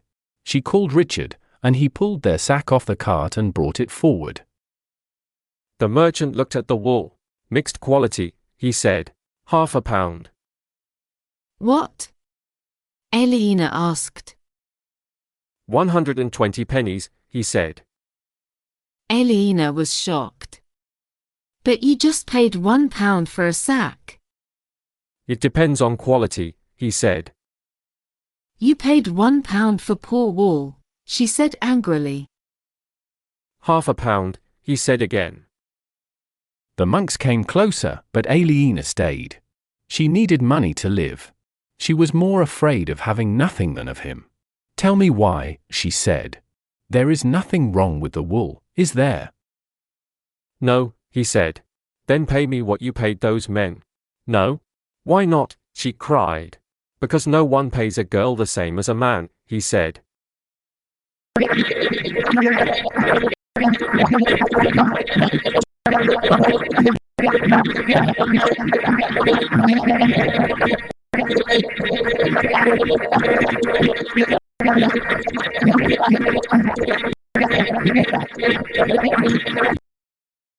The monk leader looked at her.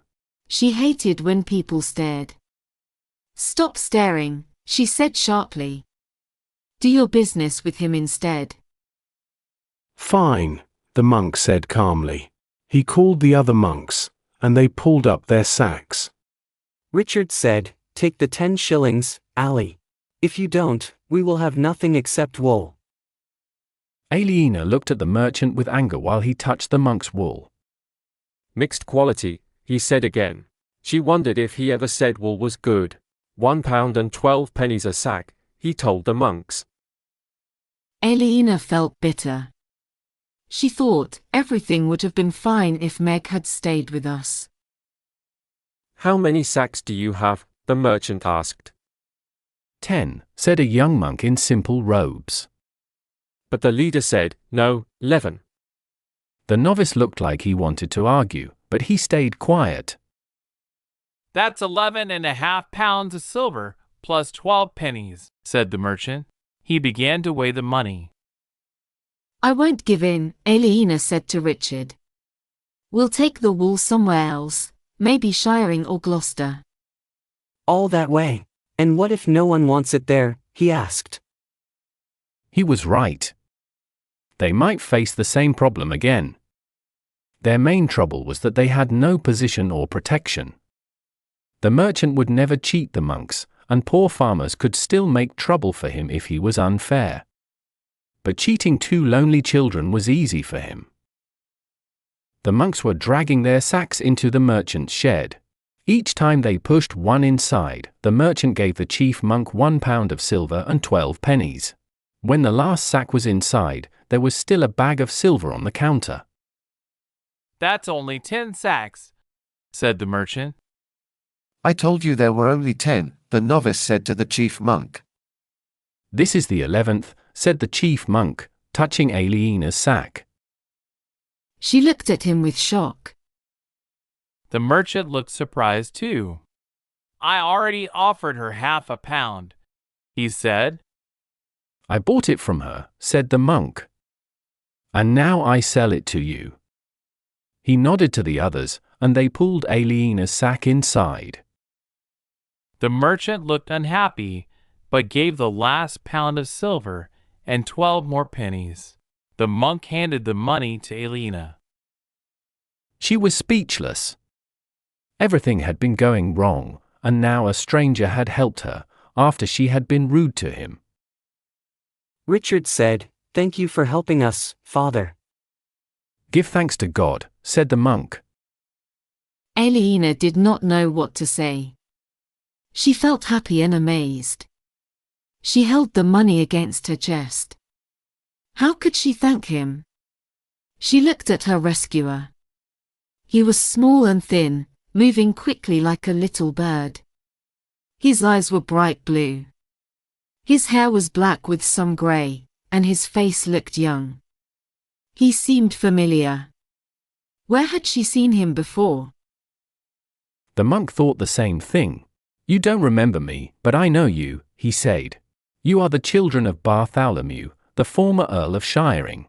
I know you have suffered much, and I am glad to help you. I will buy your wool any time." Aliena wanted to hug him. He had saved her today and promised help for the future. "I don't know how to thank you," she said. "God knows we need someone to protect us."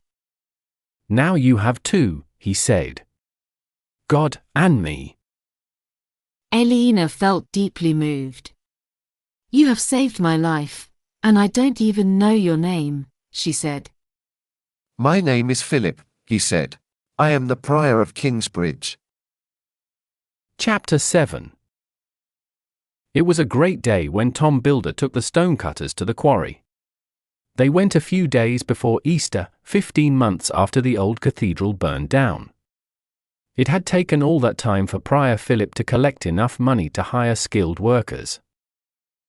Tom had found a forester and a master quarryman in Salisbury, where the bishop's palace was almost finished. The forester and his men had been working for 2 weeks. They cut tall pine trees and strong oak trees near the river, upstream from Kingsbridge. It was better to move wood on the river because the roads were muddy and costly to travel. By floating the wood downstream, they saved a lot of money. The timber was cut for scaffolding poles and made into patterns for the stone workers. The largest trees were kept for the future roof beams. Good wood was now coming into Kingsbridge regularly, and Tom paid the foresters every Saturday evening. The quarryman arrived a few days ago. The master, Otto Blackface, came with his 2 sons, both stonecutters. He also brought for grandsons, all young apprentices, and 2 labourers, his cousin and his brother-in-law. It was normal for families to work together, and Tom liked that. A family usually made a good team. Right now, only Tom and the priory's carpenter were working at the building site. It was smart to collect materials first. Soon Tom would hire the most important workers, the masons. They were the ones who built the wall stone by stone. Then the real building would begin. Tom walked happily. This was what he had dreamed of and worked for during 10 long years. He had already decided that the first mason he would hire would be his own son, Alfred. Alfred was 16. Alfred was now old enough to work and had learned how to cut stones and build good walls. When the builders started hiring, Alfred would earn full pay. Tom's younger son, Jonathan, was 15 months old and strong. Everyone in the monastery cared for him. Tom had first worried that Johnny Eightpence, who was not very clever, looked after the baby. But Johnny was kind and careful, and he had plenty of time to care for Jonathan. The monk still did not know that Tom was the boy's father, and now they probably never would. Tom's daughter Martha was 7 and had a gap in her teeth.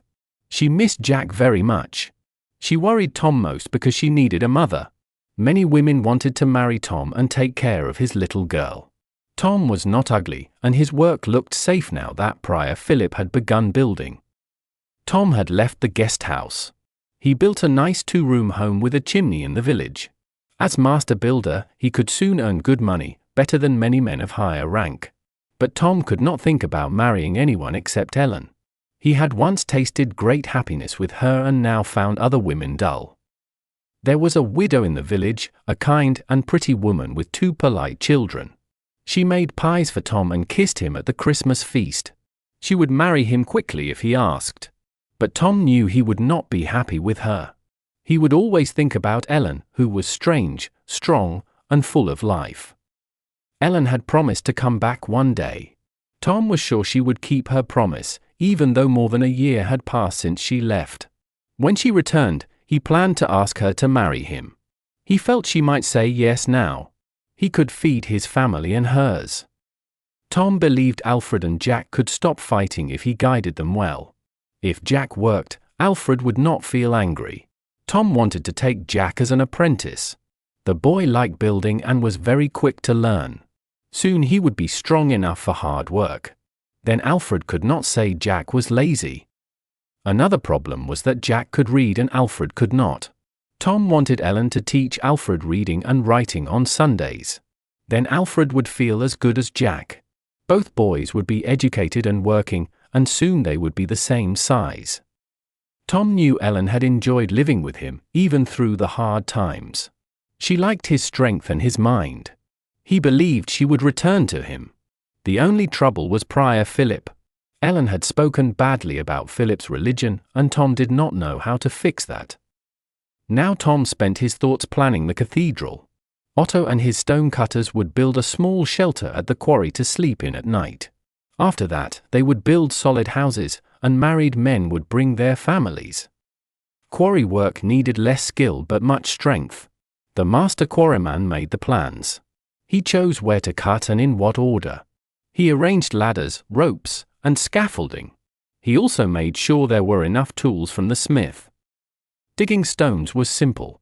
The quarryman first made a small cut in the rock with a pickaxe. Then he used a hammer and chisel to make it deeper. When the cut was wide enough, he put a wooden wedge inside. If he judged correctly, the rock broke where he wanted. Laborers carried the stones out. They lifted them on stretchers or pulled them with ropes and a big wheel. In the quarry lodge, stonecutters shaped the stones roughly with axes. The careful carving would be done later in Kingsbridge. The biggest problem was transport. The quarry was a day's travel from the building site. A carter would ask 4pence for each trip, and his cart could only carry 8 or 9 large stones before breaking down or hurting his horse.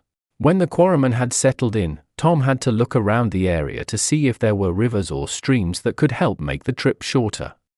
They left Kingsbridge at sunrise. As they walked through the forest, the tall trees bending over the road made Tom think of the great piers of the cathedral he wanted to build. Fresh green leaves were just starting to grow. Tom remembered he had always learned to carve scrolls or zigzags on top of the piers. But now he thought leaf decorations would look more beautiful. They walked quickly and reached the quarry area by mid-afternoon. To his surprise, Tom heard the sound of metal hitting stone far away. Someone was already working there. The quarry belonged to Earl Percy Hamley of Shiring, but the king had given Kingsbridge Priory the right to take stone from it for the cathedral. Tom wondered if the Earl was also using the quarry for himself. The king had not said he could not, but it would make things difficult. As they got closer, Otto, a dark-skinned man with a rough way of speaking, frowned when he heard the noise, but he stayed quiet. The other men whispered to each other nervously. Tom ignored them and walked faster. He wanted to know what was happening. The road turned through some trees and ended at the foot of a hill. The hill was the quarry. Part of its side had been cut away long ago. Tom thought it would be easy to work there. Working on a hill was better than in a hole because lowering stones was easier than lifting them out. The quarry was clearly active. At the bottom of the hill stood a small lodge. A strong wooden scaffold climbed high up the rocky side, and many stones were stacked waiting to be taken away. Tom counted at least 10 quarrymen. Near the lodge, 2 soldiers stood around, throwing stones at a barrel. They looked hard and unfriendly. I don't like this, Otto said quietly. Tom did not like it either, but he pretended to be calm. He walked straight into the quarry as if he owned it. He went quickly toward the 2 soldiers. They jumped up, surprised and a little guilty, like guards who had been lazy for too long. Tom looked at their weapons. Each man had a sword and a dagger, and they wore thick leather coats but no armor. Tom only had a mason's hammer on his belt. He knew he could not fight them.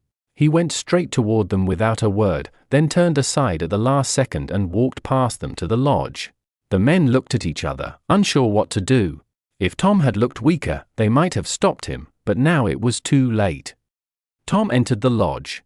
It was a large wooden house with a fire inside.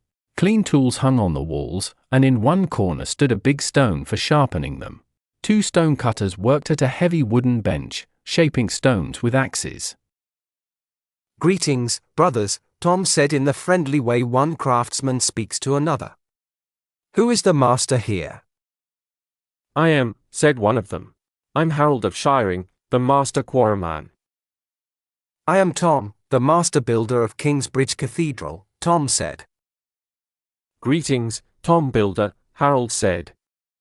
What brings you here? Tom looked at Harold before answering. The man was pale and covered with dust. His small green eyes narrowed as he spoke, as if trying to blink away the dust. Although he leaned on the bench, he did not seem relaxed.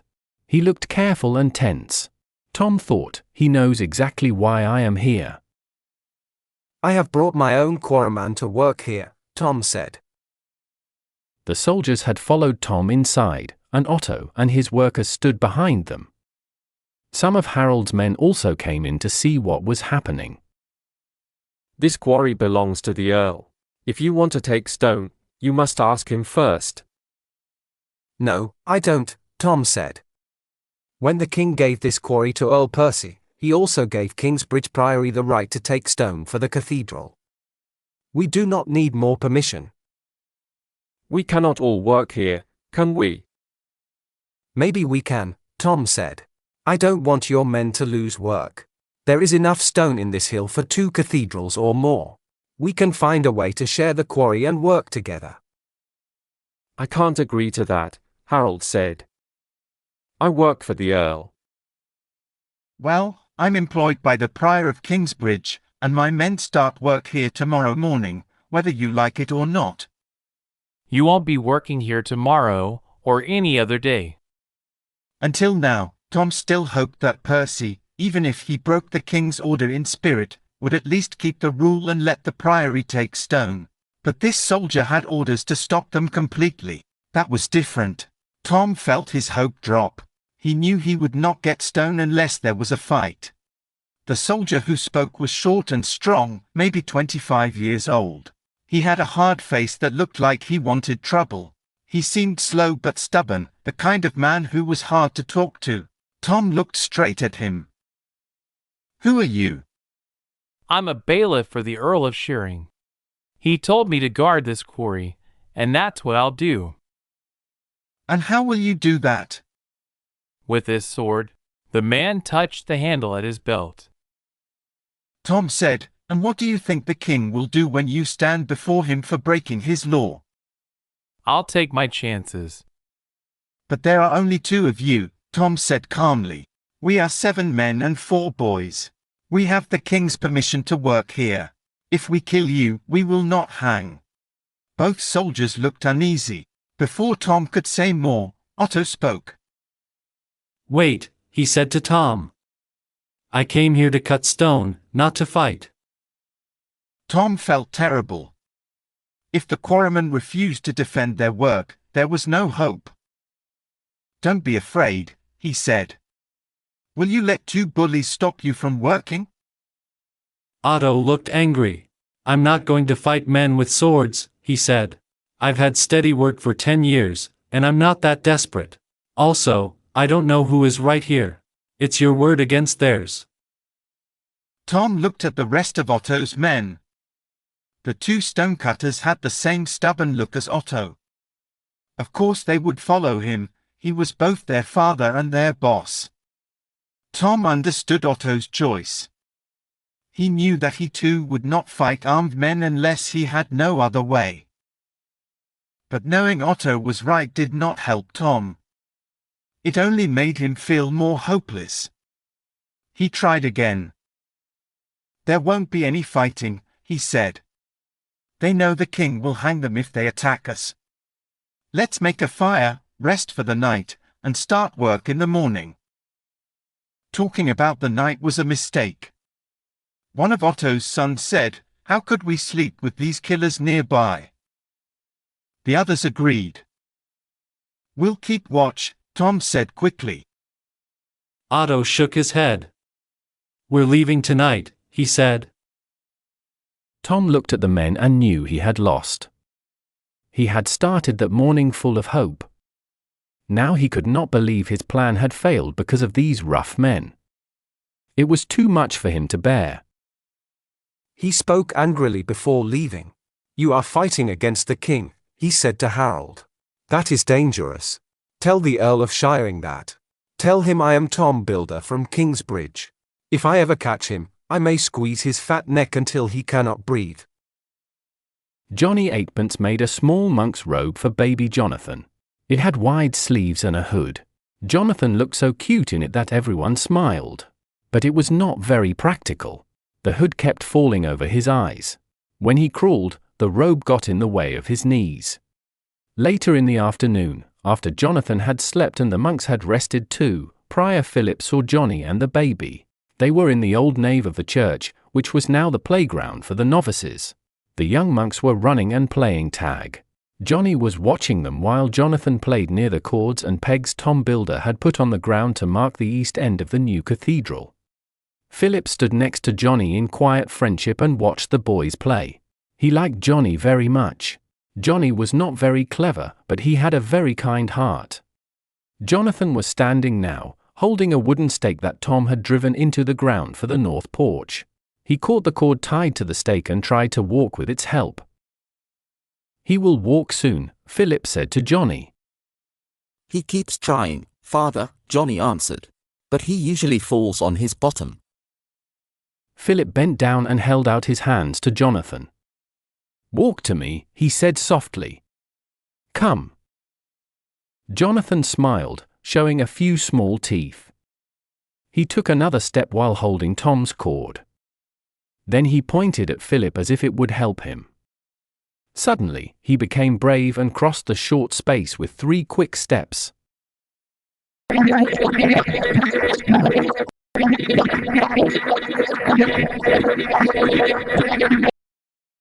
Johnny was also excited.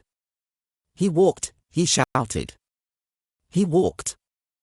Jonathan tried to stand. Philip helped him and put him on his feet. Jonathan took 1 step and then fell to his knees. He crawled to Johnny and stayed close to him. Philip remembered how some monks had been upset when he first brought Johnny and baby Jonathan to Kingsbridge. But Johnny was simple to handle if you remembered he thought like a child, even though he looked like a man. And little Jonathan had quickly won everyone's hearts with his sweet and joyful nature. Jonathan was not the only reason for trouble in that first year. The monks had chosen Philip because they thought he would provide well for them. Later they felt unhappy when he started to save money and spend less. Philip had explained that his biggest goal was building the new cathedral. Still, the officers of the priory did not like losing control of their money. They knew the priory needed change, but they did not want it. When Philip used money to buy more sheep, many monks almost refused to obey him. But monks were people who preferred clear orders, not decisions of their own. Bishop Waleran, who could have led the angry monks, spent most of the year traveling to Rome. So, in the end, the monks only complained quietly. Philip sometimes felt lonely, but he believed time would prove he was right. His new plans were already working well. The price of wool had risen again, and the shearing had begun. That was why he could now pay foresters and stone workers. As money improved and the cathedral work moved forward, his position as prior would become strong. Philip gently patted Johnny Eightpence on the head and walked toward the building site. With help from younger monks and workers, Tom and Alfred had started digging the foundations. They were only 5 or 6 feet deep now. Tom told Philip the holes would need to be 25 feet deep in some places. He would need many laborers and machines to lift the earth. The new church would be bigger than the old one, but still not large for a cathedral. Part of Philip wanted it to be the longest and most beautiful in the land. But he stopped himself and felt thankful it would be built at all. He went inside Tom's shed to look at the wood pieces on the bench. Tom had spent the winter there, working carefully with metal tools and chisels. He made wooden models called templates for the stone workers. Philip watched Tom many times and admired his skill. Tom was a big man with strong hands who carved the shapes slowly and carefully. Philip lifted one piece and looked at it closely. It had a curved edge like flower petals. He wondered what kind of stone needed such a shape. He found it hard to imagine and felt amazed by Tom's clever mind. He looked at Tom's drawings on plaster inside wooden frames. Finally, he decided the template was for the pillars of the walkway inside the church. Philip had thought those pillars would be groups of thin shafts, but now he saw they would be one strong column with shapes carved into the sides to look like many shafts. Tom said the east end could be finished in 5 years. Then Philip could hold services in the cathedral once more. He only needed to find enough money. This year had been hard because his new plans had not brought much profit yet. Next year, after selling the spring wool, he hoped to pay more workers and start real building. The bell rang for vespers. Philip left the shed and walked toward the crypt. He looked across to the priory gate and was surprised to see Tom Builder arriving with all the quarrymen. Why were they back so soon? Tom had said he would be away for a week, and the quarrymen were to stay at the quarry longer. Philip hurried to meet them. When he came near, he saw they looked tired and sad. Something bad must have happened. What is it? Why are you here? Bad news, said Tom Builder. Philip felt very angry during evening prayers. What Earl Percy had done was wrong and unfair. There was no question about what was right. The king had given clear orders. The earl had been there when the king said the priory could take stone from the quarry. Even the right was written in a charter. Philip's foot tapped the stone floor fast and hard. He felt he was being robbed. Percy might as well steal money from the church. He had no reason for this. He was going against both God and the king. Philip's worst worry was that he could not build the new cathedral without free stone. He already had very little money. If he had to buy the stone and bring it from far away, he could not build at all. He would need to wait another year or more. It would take 6 or 7 more years before he could use the new cathedral. That thought was painful to him. After Vespers, Philip called a quick meeting and told the monks the news. He had his own way of running these meetings. Remigius, the sub-prior, was still angry because he had lost the election to Philip. He often showed that anger in meetings. He was a strict and careful man who did not like new ideas. He thought very differently from Philip. Remigius had friends who usually agreed with him: Andrew, the sacrist, who had a bad temper, Pierre, the strict circuiter, who looked after discipline, and John Small, the lazy treasurer. Philip's close helpers were the monks who had supported him: old Cuthbert Whitehead, the cellarer, and young Milius, whom Philip had made bursar in charge of money. Philip often let Milius speak first when Remigius argued. Philip usually talked with Milius before meetings. When he did not, Milius still spoke much like him. Then Philip could finish as if he were fair to everyone. Even when Remigius lost, Philip sometimes accepted part of his ideas so that all would feel they shared the decisions. The monks became very angry with Earl Percy's act. They had been happy when King Stephen gave them free wood and stone. Now they were shocked that Percy dared to disobey the king. I said this last year, he began. The deal with the quarry was never good. The Earl owns it, and we may only use it. We should have asked for full ownership. Philip knew this was not entirely wrong, but it still hurt him to hear it. He had once agreed with Lady Regan that the priory would own the quarry, but she had tricked him in the end. He almost said that he had done his best, that no one could do better in the king's court. But he stayed quiet. He was the prior and had to take the blame when things failed. Milius helped him. It's easy to wish the king had given us the quarry, Milius said. But he did not. The real question is what we do now. That's clear enough, Remigius answered at once. We cannot drive the Earl's men away by ourselves. We must ask the king to do it. We should send a group to tell him what happened. Several monks agreed quietly. Andrew said, we must send our best speakers. Philip saw that Remigius and Andrew wanted to go as leaders. Remigius said, when the king learns this, I think Percy Hamley will soon stop being Earl of Shearing. Philip was not sure that would happen. Where is the king now? Andrew asked. Does anyone know? I know, said Philip. He went to Normandy. It will take a long time to reach him, Milius said quickly. The search for justice always needs patience, Remigius said in a proud voice. But every day we spend looking for justice, we are not building our cathedral, Milius said. He sounded tired and annoyed with Remigius for not caring about delays. Philip felt the same. Milius went on, and that's not our only problem. When we find a king, we must make him listen to us. That may take weeks. Then he may let Percy defend himself. That means more delay. How could Percy defend himself? Remigius spoke in an impatient voice. Milius said, I don't know, but I think he will find an answer. But in the end, the king must keep his promise, he added. Then another voice said, do not be so sure. Everyone turned their heads. It was Brother Timothy, the oldest monk in the priory. He was a small and quiet man who did not speak often, but when he did, people listened. Philip sometimes thought that Timothy should have been the prior. Usually, Timothy looked sleepy during meetings, but now he was sitting up, his eyes bright. He said, a king only thinks about what helps him at the moment. He always faces danger from people inside his kingdom and from other kings nearby. He needs strong friends.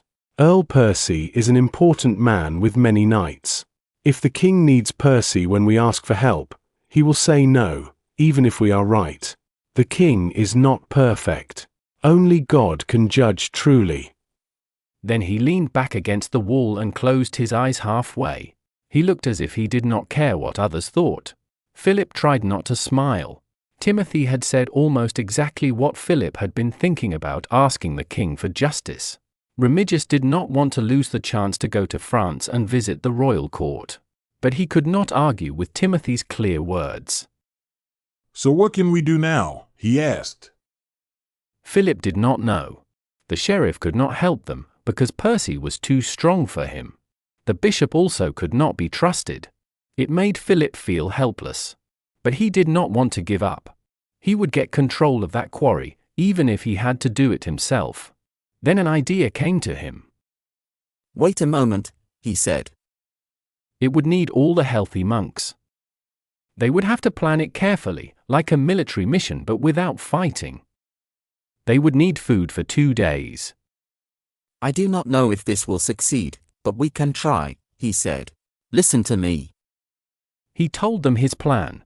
They started quickly. There were 30 monks, 10 novices, Otto Blackface and his quarryman, Tom Builder and his son Alfred, 2 horses, and 1 cart. When night came, they lit lanterns to see the road. At midnight they stopped to rest and eat the food from the kitchen. There was chicken, white bread, and red wine. Philip believed that hard work should come with good food. Then they walked again and sang the prayers they would have said in the priory. During the darkest part of the night, Tom Builder raised his hand to stop them. He said to Philip, only 1 mile more to the quarry. Good, said Philip. He turned to the monks. Take off your clogs and sandals. Put on your felt boots. He took off his own sandals and put on soft felt boots like the peasants wore in winter. He pointed to 2 novices. Edward and Philemon, stay here with the horses and the cart. Keep quiet and wait until daylight, then come after us. Do you understand? Yes, Father, they said together. Good. Everyone else, follow Tom Builder now. Stay completely silent, Philip said. They moved forward. A soft west wind blew, and the sound of trees hid the noise of 50 men walking in felt boots. Philip began to feel nervous. His plan now seemed a little foolish. He said a silent prayer for success. The road turned left. In the weak light of the lanterns, they saw a wooden house, piles of half-cut stones, ladders, scaffolding, and behind them a dark hill with white marks from quarrying. Philip suddenly worried that the men inside the house might have dogs. If there were dogs, they would start barking, and the plan would fail. But it was too late to stop now. The group passed the house quietly. Philip held his breath, waiting to hear barking. No dogs made a sound. He stopped his men at the bottom of the scaffolding. He was proud of how quiet they were. It was hard for people to stay silent even in church. Maybe they were too afraid to speak. Tom Builder and Otto Blackface placed the quarrymen in their positions. They made two groups. One stood near the rock wall. The other climbed up the scaffolding. When everyone was ready, Philip gave silent hand signs to tell the monks where to stand or sit. He stayed by himself, halfway between the house and the rock face. Their plan worked perfectly. The sun came up just after Philip finished giving his last orders. He took a candle from his cloak and lit it from a lantern. Then he turned to the monks and raised the candle high. It was the signal they had planned before. Each of the 40 monks and young novices took out a candle. They lit their candles from one of the 3 lanterns. The sight was powerful and strange. When the day began, the quarry was full of quiet shapes holding small lights. Philip looked back at the lodge. There was still no sign of movement. He waited calmly. Waiting was something monks could do very well. They often stood still for hours during prayers. The workers, however, were not used to it. They started to move their feet and whisper to each other softly. But that did not matter anymore. The sound or the bright morning light woke the people in the lodge. Philip heard someone cough and spit. Then came the noise of a bar being lifted from a door. He raised his hand to ask for silence. The door opened slowly. Philip kept his hand up. A man came out, rubbing his eyes. Philip recognized him from Tom's description. It was Harold of Shiring, the master quarryman. At first, Harold noticed nothing strange. He leaned on the doorpost and coughed again, a deep cough from breathing too much stone dust. Philip lowered his hand. Behind him, the singer started one note, and all the monks began to sing. Beautiful, soft voices filled the quarry. The sound shocked Harold completely. His head lifted fast, his eyes went wide, and his mouth opened in surprise. When he saw the monks with lighted candles, it looked like ghosts had come to sing in his quarry. He gave a cry of fear and ran back inside the lodge. Philip smiled softly. It was a good beginning. But he knew the fear would not last long. He waved his hand again without turning around. The quarrymen began their work, hitting rock with iron tools. The sound mixed with the music of the monks. 2 or 3 faces appeared at the door, watching carefully. Soon they saw the monks were real people, not spirits. They came out of the lodge to look more closely. 2 men-at-arms also came out. They were putting on their sword belts as they watched. Philip's heart grew tense. What would these men do? They were big, dirty, and strong, wearing leather coats and metal belts with swords and knives. Their sight brought back a painful picture to Philip's mind. He remembered when he was a boy, 2 soldiers had come into his home and killed his parents. He felt sharp sadness for the mother and father he could barely remember. He looked at Earl Percy's men with hate. He did not really see them but saw instead those old killers from his memory. A strong anger filled him. He told himself that such cruel men must be stopped. For a short time, the soldiers did nothing. Then more of the Earl's workers came out. Philip counted 12 workmen and the 2 men-at-arms. The sun now showed over the horizon. The King's Bridge workers were already busy cutting stones. If the soldiers wanted to stop them, they would have to move the monks who stood around them praying. Philip hoped they would not dare to hurt monks. So far, he was right. They waited and watched. The 2 young novices who stayed behind now arrived, leading the horses and the cart. They looked nervous. Philip pointed to a place for them to stop. Then he looked at Tom Builder and nodded. By now, some stones had been cut. Tom told some monks to carry them to the cart. The soldiers and quarrymen watched closely. The stones were too heavy for one man. They were lowered with ropes and carried across the ground by 2 monks at a time. When the first stone was placed in the cart, the soldiers spoke quietly with Harold. Then another stone was brought over and put inside. The 2 soldiers left the group and walked toward the cart. One young monk, Philemon, climbed into the cart and sat on the stones to guard them. He looked very brave, though Philip knew he was afraid. The men came closer. The 4 monks who had carried the stones stood in front of the cart to block them. Philip felt his body go tight. The soldiers stopped and looked at the monks. Then they both put their hands on their sword handles. The singing stopped. Everyone waited, holding their breath. Surely, Philip thought, these men will not hurt the monks. Then he thought again. They were strong men who were used to fighting and killing in war. It would be easy for them to kill men who could not fight back. But maybe they were afraid to kill monks, men of God. Even such rough men must know they would face God's judgment one day. Were they afraid of hell? Maybe they were. But they were also afraid of their Lord, Earl Percy.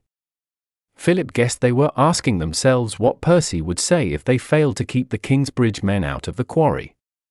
He watched them as they stood in front of the young monks, their hands on their swords.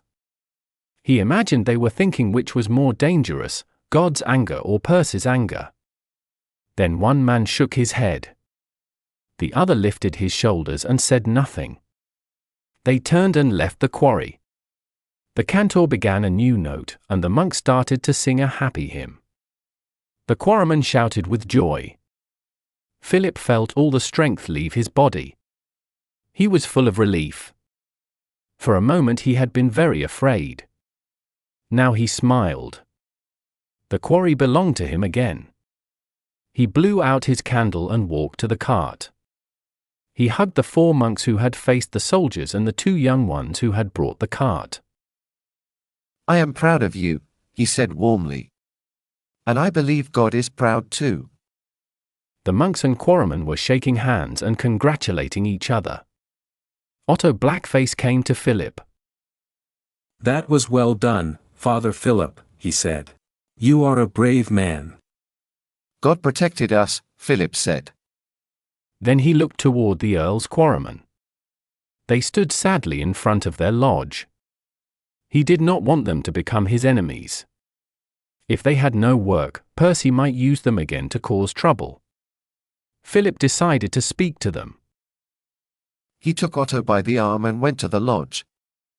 God's will has been done today, he said to Harold. I hope you are not angry. We are out of work, Harold said. That makes us angry enough. Suddenly Philip saw how he could win them over. He spoke without thinking much.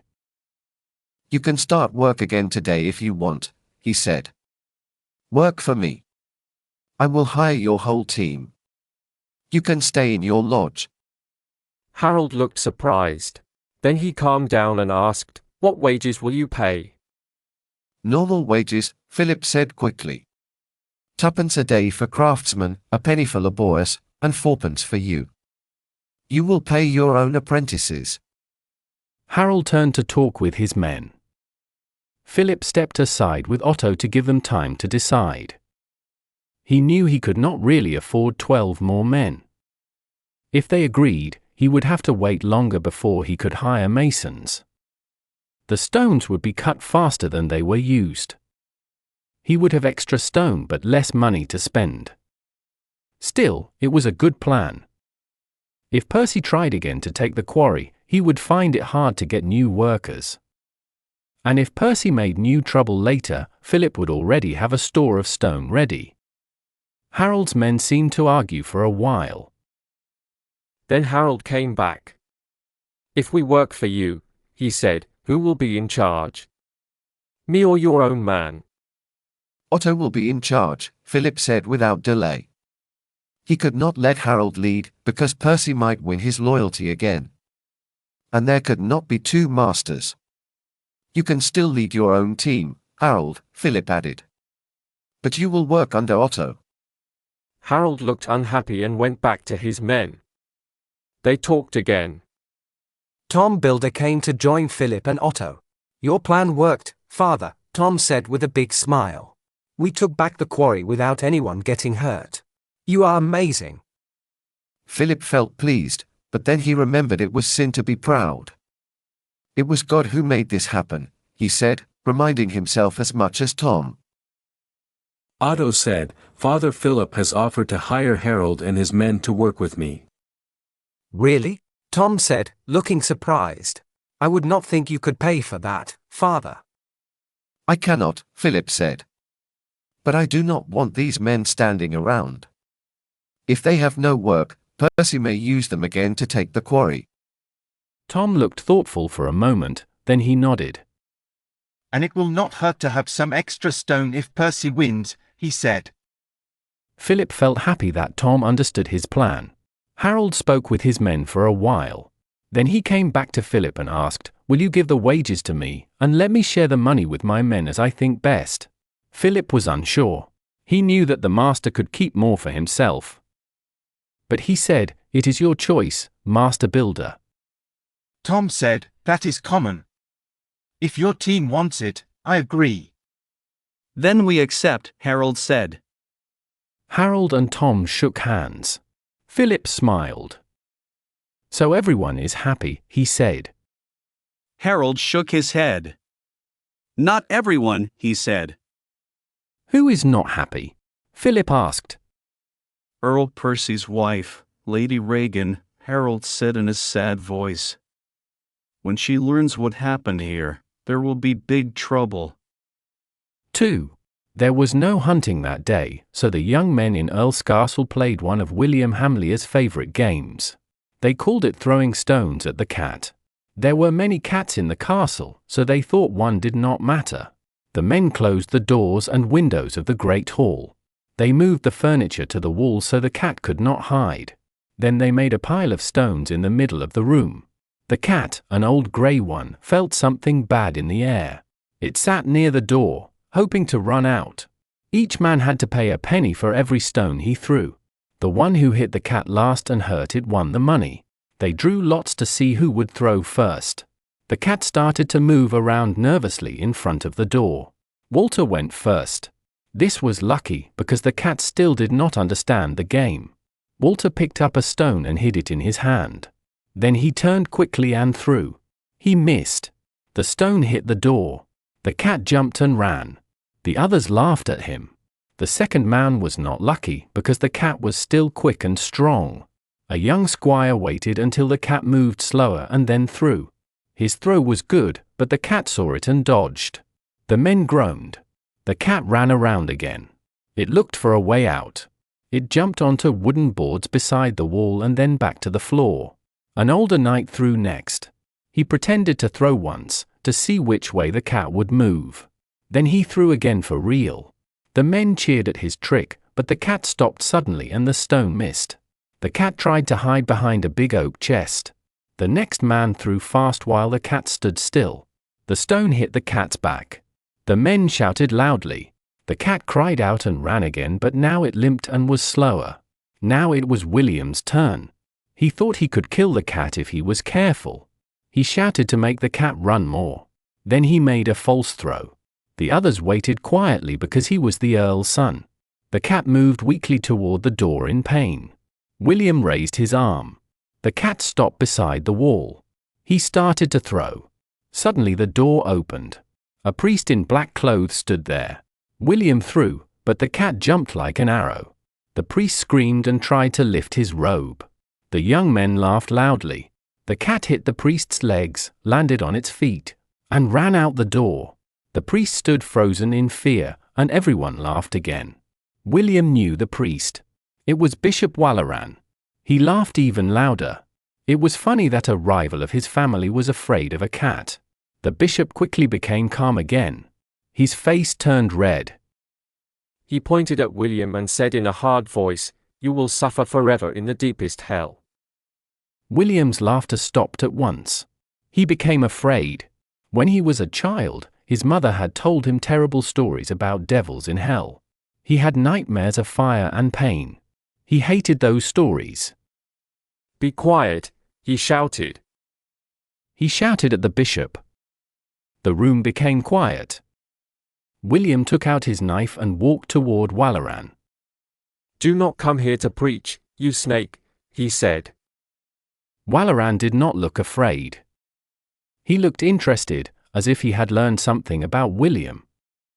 That made William even more angry. I will get you for this, I swear, he said. He was angry enough to attack the bishop, but a voice came from the stairs behind him. William! Stop! It was his father. William stopped and put the knife away after a short pause. Walaran entered the hall. Another priest came after him and closed the door. It was Dean Baldwin. Father said, I did not expect to see you, Bishop. Because last time you met me, you made the prior of Kingsbridge cheat me. Walaran said. Yes, I think you would be surprised. I do not usually forgive people. But I do not stay angry when it is not useful for me. We need to talk. Father nodded. You should come upstairs. You too, William. Bishop Walaran and Dean Baldwin went up to the Earl's rooms.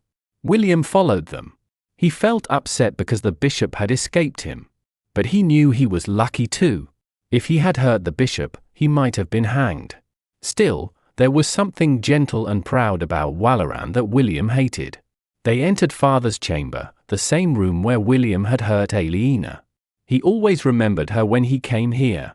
He thought of her white body, her fear, her scream, and the pain on her brother's face as he watched. William also remembered how he had forced Walter to be part of it afterward. He wished he had kept Aliena locked here so he could use her anytime he wanted. He had thought about her again and again since that day. He had even tried to find her. A man had been caught selling William's warhorse in Shiring. Under questioning, the man said he had taken it from a woman who looked like Aliena. William learned from the jailer in Winchester that she had visited her father before he died. Mistress Kate, who owned a brothel William often visited, told him she had offered Aliena a room in her house. But no one knew where Aliena had gone after that. Do not think about her too much, Willie boy, Kate had told him kindly. You want women with big breasts and long hair. I have two for you tonight, Betty and Millie. But Betty and Millie were not innocent or afraid like Aliena had been. They did not please him. Since that night in the Earl's chamber, William had never felt real pleasure with a woman. He pushed the thought away. Bishop Walaran was talking to Mother. I think you know that the prior of Kingsbridge has taken your quarry, he said. They did not know. William was shocked, and Mother was angry. What? She said. How did that happen? Your soldiers sent the quarry workers away, Walaran explained. But the next morning the men found the quarry full of singing monks. They were too afraid to fight men of God. Prior Philip hired your quarry workers, and now they all work together peacefully. I am surprised your soldiers did not tell you about this. Where are they, those cowards? Mother shouted. Her face was red. I will deal with them myself. I will make them suffer for this. I understand why they did not come back. Forget the soldiers. They do what they are told. The clever prior is the one who made this happen. I never thought he could fool us like this. He beat us with his plan. Yes. He looks holy and innocent, but he is as clever as a rat. William looked at Walaran and thought that he also seemed like a rat. He imagined him as a small black one with sharp eyes and smooth dark hair, hiding in the corner and watching everything. William wondered why Walaran cared so much about the quarry. Maybe he had his own secret plan. We cannot let him win. The Hamleys must not look weak. That prior must be punished. It is only a quarry, and the king. It is not just a quarry. It is our family's honor. Do not talk about what the king said. William agreed with Mother. Philip of Kingsbridge had dared to fight against them, and he had to lose. If people did not fear you, you had no power. But the answer seemed easy to him. Why don't we take some men and throw the prior's workers out? It is different. We only worked the quarry before because we disagreed with the king. But attacking the men who are working with the king's permission could make me lose everything. I could lose my title. William understood, even though he did not like it.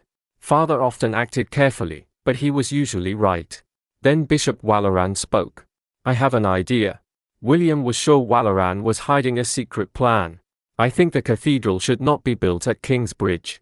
William did not understand what he meant. Neither did Father. But Mother looked surprised. She stopped scratching her face and said, that is an interesting thought. In the past, many cathedrals were in small places like Kingsbridge.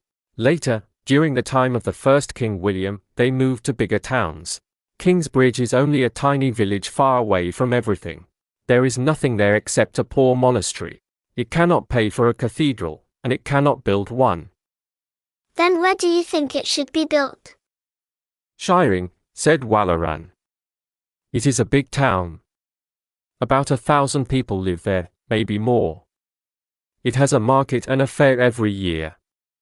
And it is on the main road. Shiring is the right place. If we both support this idea, the bishop and the earl together, we can make it happen. Father said, but if the cathedral is in Shiring, the monks in Kingsbridge cannot take care of it. That is the idea, Mother said quickly. Without the cathedral, Kingsbridge will be nothing.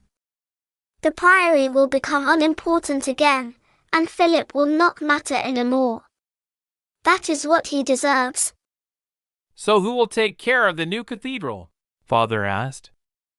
A new group of churchmen, Walleran said. I will choose them. William had been confused, but now he understood Walleran's plan. If the cathedral was moved to Shiring, Walleran would also control it. What about the money? Father asked. Who will pay for the new cathedral if not Kingsbridge Priory? I believe most of the priory's land is meant for the cathedral, Walleran said. If the cathedral moves, the land will move with it. For example, when King Stephen divided the old earldom of Shiring, he gave the hill farms to Kingsbridge Priory to help pay for the new cathedral. If we tell him someone else is building it now, he will expect the priory to give that land to the new builders. The monks will resist, of course, but their documents will prove we are right. William saw everything clearly now. Walleran wanted control of both the cathedral and the priory's money. Father saw it too. This plan is great for you, Bishop, he said. But what do I get? Mother answered before Walleran could speak. Can't you understand? She said sharply. You own Shiring. Think how rich the town will become when the cathedral is built there. Hundreds of workers will come to build the church. They will need houses and will rent your land. They will buy food and clothes in your market. Then there will be the churchmen who work in the cathedral, and all the people who come for the big services at Easter and Whitsun. Pilgrims will also come to visit the holy places in Shiring instead of Kingsbridge. They all looked excited about the idea. Mother's eyes shone with greed. William could not remember the last time she looked so happy. If we do this well, she said, we can make Shiring one of the richest cities in the kingdom. And it will be mine, William thought. When Father dies, I will be the earl. All right, Father said. It will destroy Philip, help you, Bishop, and make me rich. How can we do it? The decision to move the cathedral belongs to the Archbishop of Canterbury, Walleran said. That is how it works in theory. Mother frowned. Why do you say, in theory? She asked. Because there is no archbishop now, Walleran answered. William of Corbeil died at Christmas, and King Stephen has not chosen a new one. But we know who may get the job, our old friend Henry of Winchester.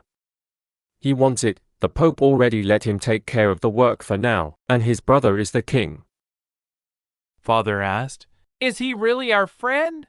He did not help you much when you tried to get this earldom." Walaran lifted his shoulders. He will help if he can, but we must give him good reasons. Mother said he will not want to make enemies now, if he hopes to be Archbishop. You are right, Walaran said.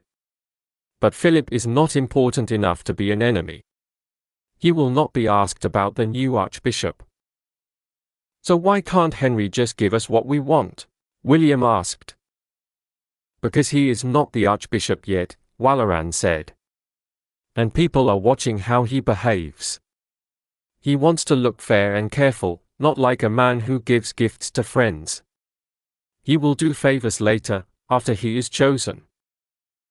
Mother nodded slowly. So he will listen to us, but that is all. What will our reason be? Our reason is simple, Walaran said. Philip cannot build a cathedral, but we can. And how will we show that? Mother asked. Have you been to Kingsbridge lately? Walaran asked. No, she said. I went there at Easter, he answered. They have not started building. There is only empty ground with a few wooden stakes and some ropes. They began digging, but only a few feet deep. One mason works there with his helper, and sometimes a carpenter or a monk. It looks very poor, especially in the rain. I want Bishop Henry to see that. Mother nodded with understanding. William saw that the plan made sense, even if he hated working with Walaran Bigod. Walaran continued, we will first tell Henry that Kingsbridge is small and poor. Then we will show him how little they have built there. After that, we will take him to Shiring and show him how strong and rich we are. He will see how fast we could build the cathedral here, with help from the bishop, the earl, and the townspeople. Will Henry come here? Mother asked. We can only ask him, Walaran said. I will invite him to visit on Whitsunday as if he were already Archbishop.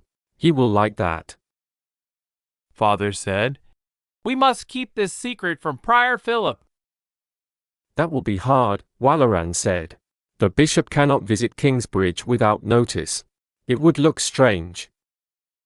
But if Philip knows Henry is coming, he will try to make the place look better, Father said. With what? Walaran asked. He has no money, and now your quarrymen work for us. They cannot build walls. There is nothing Philip can do except hope for good weather on Whitsunday. He smiled to himself. At first, Philip was happy about the news. The Bishop of Winchester would come to Kingsbridge. That meant a service in the open air, but he did not mind that. They planned to hold the service where the old cathedral had stood. If it rained, the carpenter from the priory would build a simple roof over the altar and the space around it. This would keep the bishop dry, while the people standing outside would get wet. Bishop Henry's visit seemed like a sign of faith. It was as if he was saying that Kingsbridge was still a cathedral, and not having a real church was only a small problem for now. But Philip began to wonder why Henry was really coming. A bishop usually visited a monastery to enjoy free food, drink, and a bed for himself and his followers. However, Kingsbridge was known for plain meals and very simple rooms. Philip had made things a little better, but they were still poor. Henry was also one of the richest churchmen in the country, so he surely did not come for comfort or food. Philip thought Henry never did anything without a reason. The more Philip thought about it, the more he suspected Bishop Walaran had something to do with it. He expected Walaran to arrive at Kingsbridge soon after the letter came. They needed to plan the service and prepare food and shelter for the bishop. Philip thought Walaran would want to make sure Bishop Henry liked Kingsbridge and was impressed by it. But when the days passed and Walaran did not come, Philip started to worry more. 10 days before Whitsun, a letter arrived from the prior of Canterbury Cathedral. This letter showed the truth, and it was worse than Philip had ever imagined. Canterbury was also run by Benedictine monks, and monks usually helped one another. The Prior of Canterbury worked closely with the acting Archbishop and had found out Walleran's plan. Walleran had invited Bishop Henry to Kingsbridge so he could try to convince him to move the diocese and build the new cathedral in Shiring instead. Philip was deeply shocked. His heart beat fast and his hand shook as he held the letter. It was a very clever trick from Walleran, and Philip had not seen it coming. He blamed himself for not thinking ahead. He already knew how false and dangerous Walleran could be. The bishop had tried to cheat him once before, when the Shiring earldom was discussed. Philip remembered how full of anger Walleran had been when Philip had beaten him that time. He could still picture Walleran's red face, full of rage, when he said, "I swear by all that's holy, you will never build your church." I swear by all that's holy, you will never build your church. But as time passed, the danger from that old promise became weaker and Philip stopped being careful. Now there was a cruel reminder that Walleran still remembered everything. The prior from Canterbury had written a letter. Bishop Walleran says you have no money and after 15 months you have built nothing, the letter said. He says Bishop Henry will see that the cathedral will never be finished if Kingsbridge Priory builds it. He says the time to move the work is now before you make any real progress. Walleran did not lie directly. He was too clever for that. But he made the truth sound much worse than it was. Philip had already done a lot. He had cleaned the ruins, agreed on the plans, marked the place for the new East End, started the foundations and begun to cut trees and take stone from the quarry. Still there was not much for visitors to see. He had worked very hard to reach even this point. He had fixed the priory's money problems, gained new land from the king and won a fight against Earl Percy for the quarry. It just was not fair. Holding the letter from Canterbury, Philip went to the window and looked outside at the building site. Spring rain had turned the ground into deep mud. 2 young monks with their hoods covering their heads carried wood from the river. Tom Builder had made a simple machine with rope and a wheel to lift barrels of earth from the hole in the ground. He turned the wheel while his son Alfred filled the barrels with heavy wet mud. They worked without rest, but it still looked like nothing was changing. To anyone who did not know building work, it looked as if no cathedral would ever stand there. Philip turned from the window and went back to his desk. He asked himself what he could do. For a short moment he wanted to do nothing. Let Bishop Henry come and see for himself, he thought. If he decides the cathedral should be built at Shiring, then let it be so. Let Bishop Walleran take control of it and use it for himself. Let it bring money to the town of Shiring and to the cruel Hamley family. May God's will be done. But Philip knew that was not right. Having faith in God did not mean doing nothing. It meant working hard and trusting that God would help honest effort. Philip's duty was to stop the cathedral from falling into the hands of people who did not care about good or evil. They would use it only for their own power. He had to show Bishop Henry that the work on the cathedral had started well. He had to show that Kingsbridge had the strength and the will to finish it. Was this true? The truth was, it would be very hard to build the cathedral here.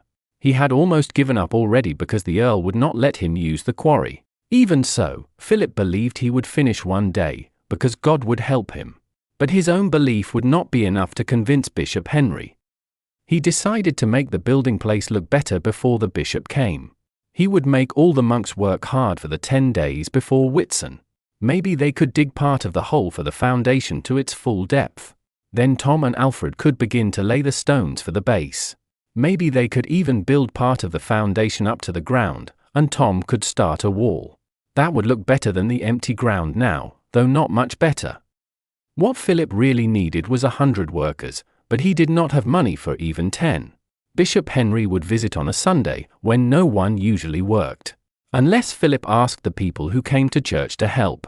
That would give him 100 workers. He imagined standing in front of the people.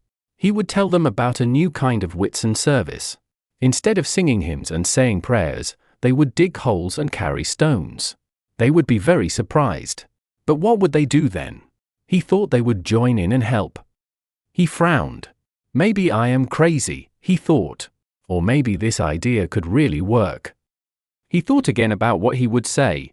At the end of the service, he would stand up and tell them, today's work to ask for forgiveness is to help build the cathedral for half a day. They would get bread and ale at dinner time. Yes, they would do it. Of course they would. He wanted to tell someone and hear what they thought.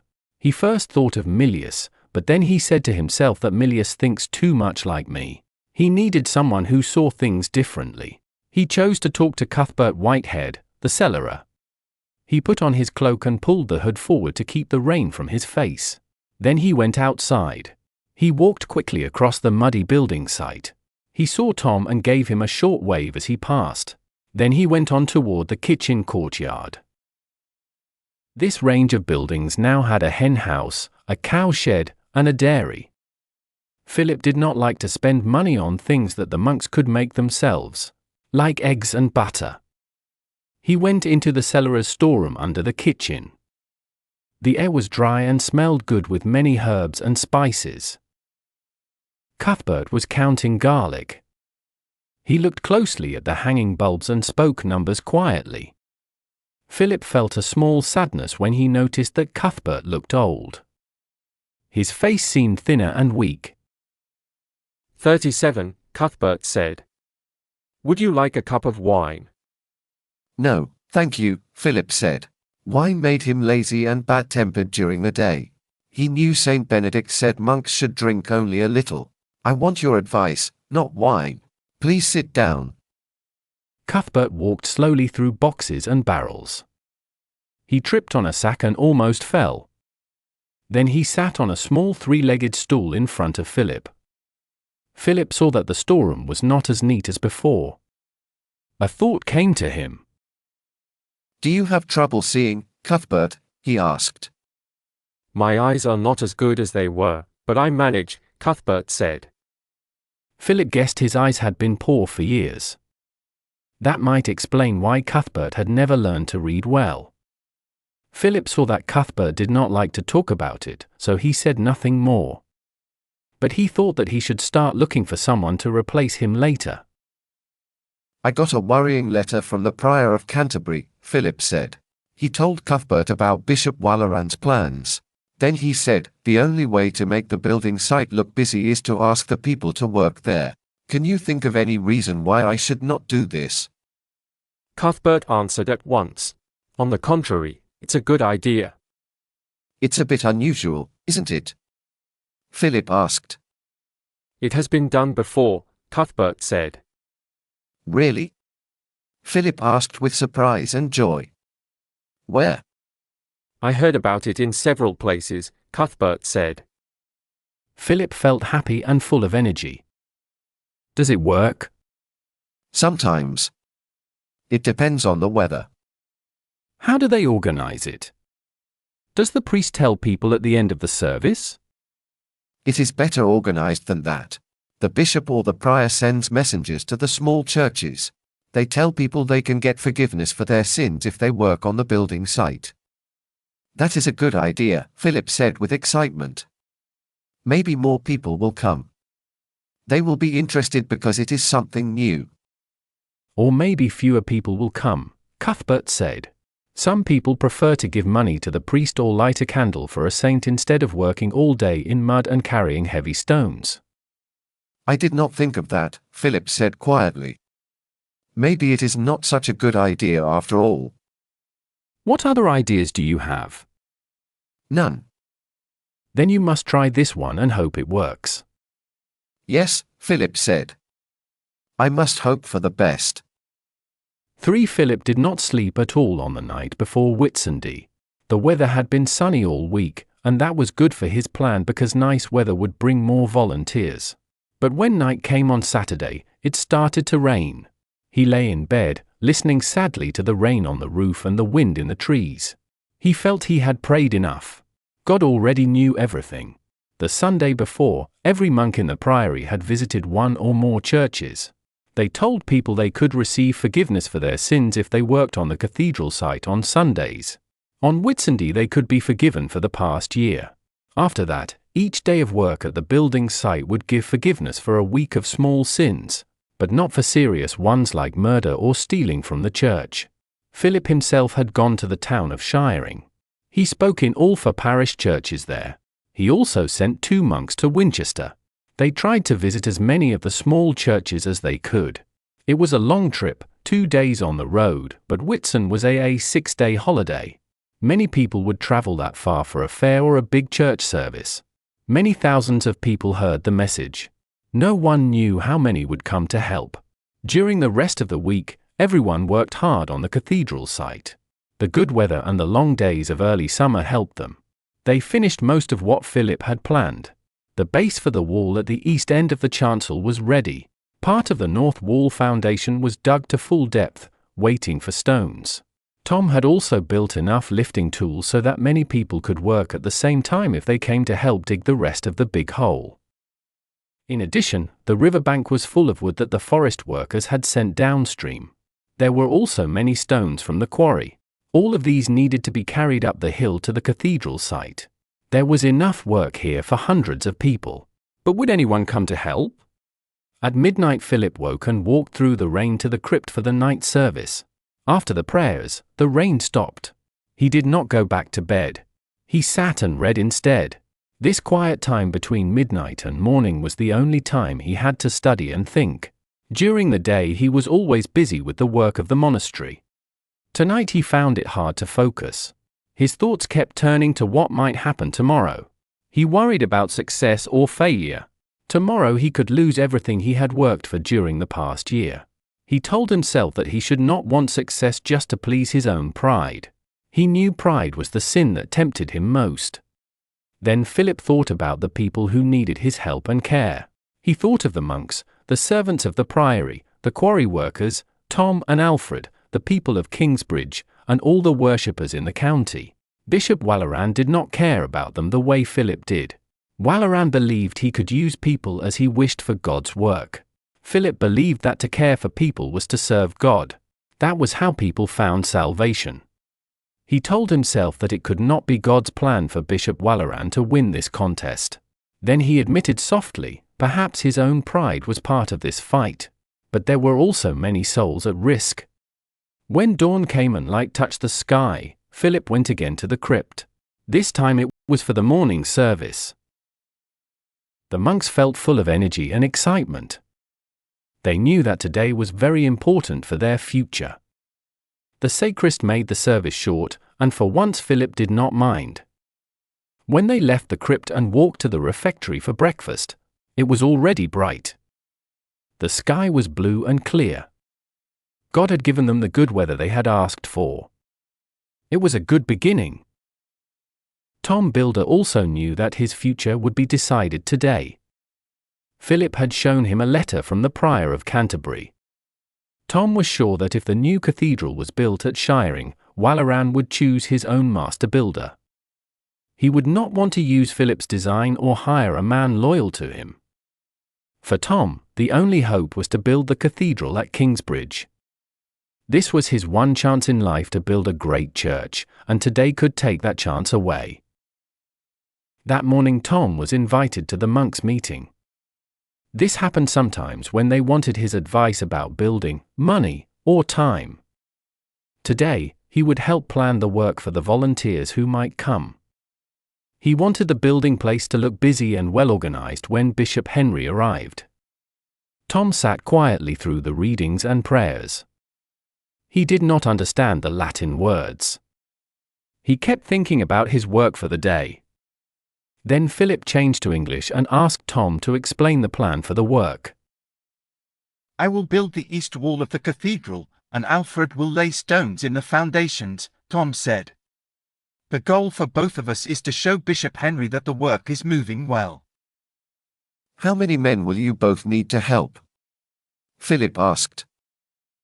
Alfred will need 2 men to carry stones for him, Tom said. He will use stones from the old church. He will also need someone to make mortar. I will need a man to make mortar too, and 2 more helpers. Alfred can use stones that are not perfect, as long as they are flat on top and bottom. But my stones will be seen above the ground, so they must be cut well. I brought 2 stonecutters from the quarry to help me. Philip said, all this is important to make Bishop Henry pleased, but most of the volunteers will dig the foundations. Yes, Tom said. The foundations are marked for all the chancel, but most places are still only a few feet deep. The monks will work the winding gear, I already showed some how to do it, and the volunteers can fill the barrels. Remigius asked, what if more volunteers come than we can use? We can find work for almost any number, Tom said. If we do not have enough lifting tools, people can carry the earth out of the holes in buckets and baskets, Tom said. The carpenter must stay ready to make more ladders, and we have enough wood for that. Remigius did not agree. There can only be a few people working inside that big hole, he said. Tom thought Remigius just liked to argue. It will take hundreds of people, Tom answered. It is a very large hole. Philip spoke next. There is other work to do, not only digging. Yes, Tom said. We also need people to carry wood and stone up from the river to the building site. You monks must make sure the materials are put in the right places. The stone should be beside the foundation holes, but outside the church walls, so it will not be in the way. The carpenter will tell you where the wood should go. Philip asked, will all the volunteers be used for simple work? Not all of them, Tom said. If we get people from the towns, some may be craftsmen, and that would help a lot. We must find the skilled ones and use their talents. Carpenters can build shelters for winter. Masons can shape stone and build the foundations.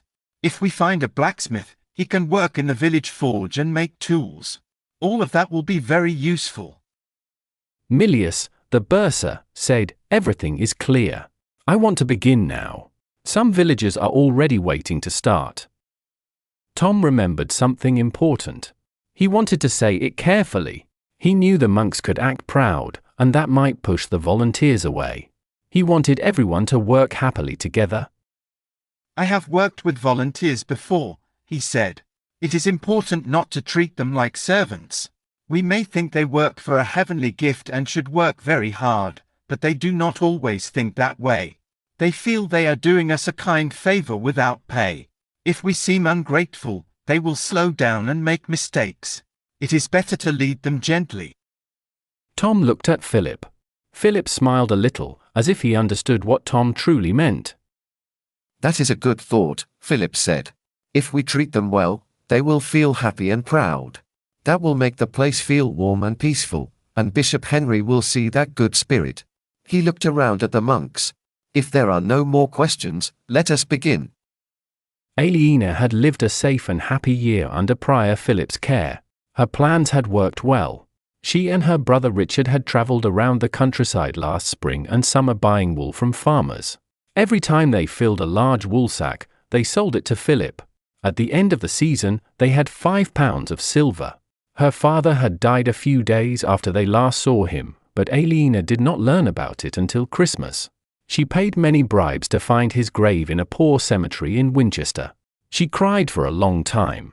She cried for him and for their old life together, a life full of safety and joy that was now gone. In one way, she had already said goodbye to him when she left the jail, because she knew she would never see him again. In another way, he was still with her. She had sworn an oath to him, and she accepted that she must spend the rest of her life following his wish. During the winter, she and Richard lived in a small house near the wall of Kingsbridge Priory. They had made a cart and bought the wheels from the man who built carts in Kingsbridge. In the spring, they bought a young ox to pull it. Now it was the season for sheep shearing. They had already earned more money than the cost of the ox and the cart. Next year, she hoped to hire a man to help her. She also wanted to find Richard a place as a helper in a noble's house, so he could start learning to become a knight.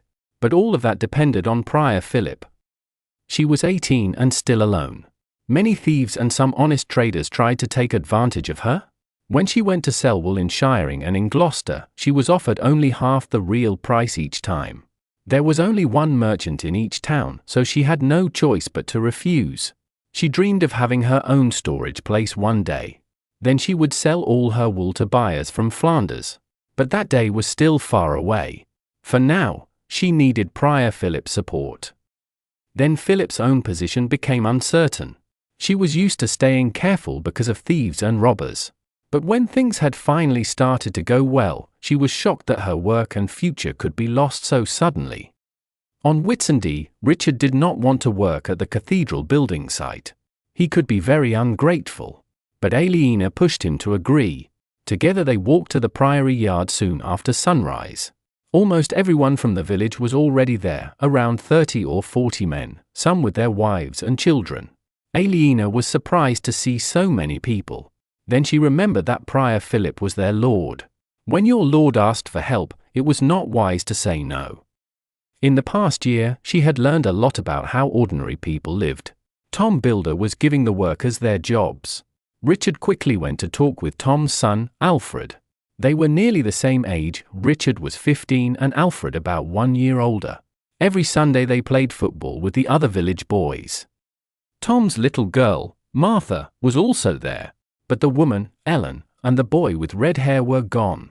No one knew where they had gone. Aliena remembered when Tom's family came to Earl's Castle. They had no money then. Like Aliena, they were helped by Prior Philip. Aliena and her brother Richard each got a shovel and had to dig the foundations. The ground was wet, but the sun was shining and would soon dry it. Aliena started to dig with energy. Even with 50 people digging, it took a long time to make the holes deeper. Richard often stopped to rest on his shovel. If you want to be a knight one day, dig harder. But that did not change anything. She was thinner and stronger than she had been a year before.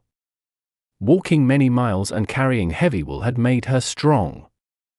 Still, digging made her back hurt. She was happy when Prior Philip rang the bell for a rest. The monks brought hot bread from the kitchen and weak beer for everyone. The sun was hotter now, and some of the men took off their shirts. While they rested, a small group of strangers walked through the gate. Aliena looked at them with hope. There were only a few people, but maybe more would come later. The strangers went to the table where the monks gave out bread and beer. Prior Philip greeted them kindly. "Where are you from?" he asked as they drank quickly from their pots of beer. "From Horst," one man said, and wiped his mouth on his sleeve. That sounded good to Aliena. Horst was a village with 200 or 300 people a few miles west of Kingsbridge.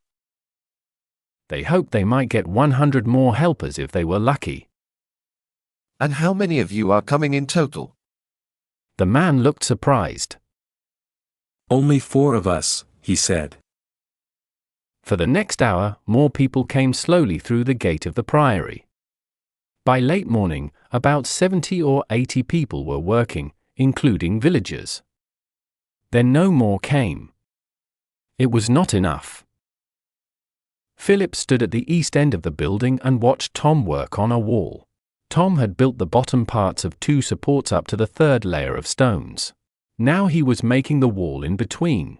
Philip felt sad. He thought the wall might never be finished.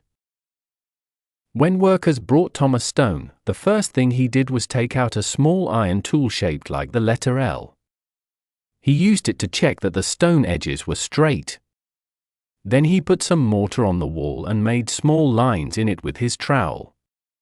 He placed the stone on the mortar and cleaned away the extra. A tight string ran between the 2 supports so he could set the stones in a straight line. Philip saw that the top and bottom of the stone were almost as smooth as the side that would be seen. This surprised him, and he asked Tom why. "A stone must never touch the ones above or below it," Tom said. "The mortar goes in between." "Why should they not touch?" Philip asked. "It makes cracks," Tom said as he stood upright. "If you step on a roof made of thin slates, your foot goes through. But if you put a wooden board on it, you can walk safely. The board spreads your weight. The mortar does the same for stones." Philip had never thought about that before. He found building very interesting, especially with Tom explaining everything clearly. The rough side of the stone was always at the back. Surely, Philip thought, that face could be seen from inside the church. Then he remembered that Tom was making a wall with 2 layers and a space between them, so the back of each stone would be hidden. After Tom placed a stone on the wet mortar, he took his level tool. It was an iron triangle with a leather string hanging from the top and some marks on the bottom side. A small piece of lead was tied to the string to make it hang straight. He put the bottom side of the tool on the stone and looked at the string. If the string moved to one side, he gently hit the stone with his hammer until the string was straight in the middle. Then he put the tool over the line between 2 stones to check that the tops were level. After that, he turned the tool sideways to be sure the stone was not leaning forward or backward. Before he picked up a new stone, he pulled the tight string that showed the line of the wall. This helped him see that all the stones were in a straight line. Philip did not know before that stone walls had to be so exact and true. He looked up and watched the rest of the building site. It was very large, and the 80 men, women, and children working there looked small inside it. They worked in the sunshine and seemed happy, but Philip felt their work might not be enough. He had first hoped for 100 people, but now he saw even that number would still be too few.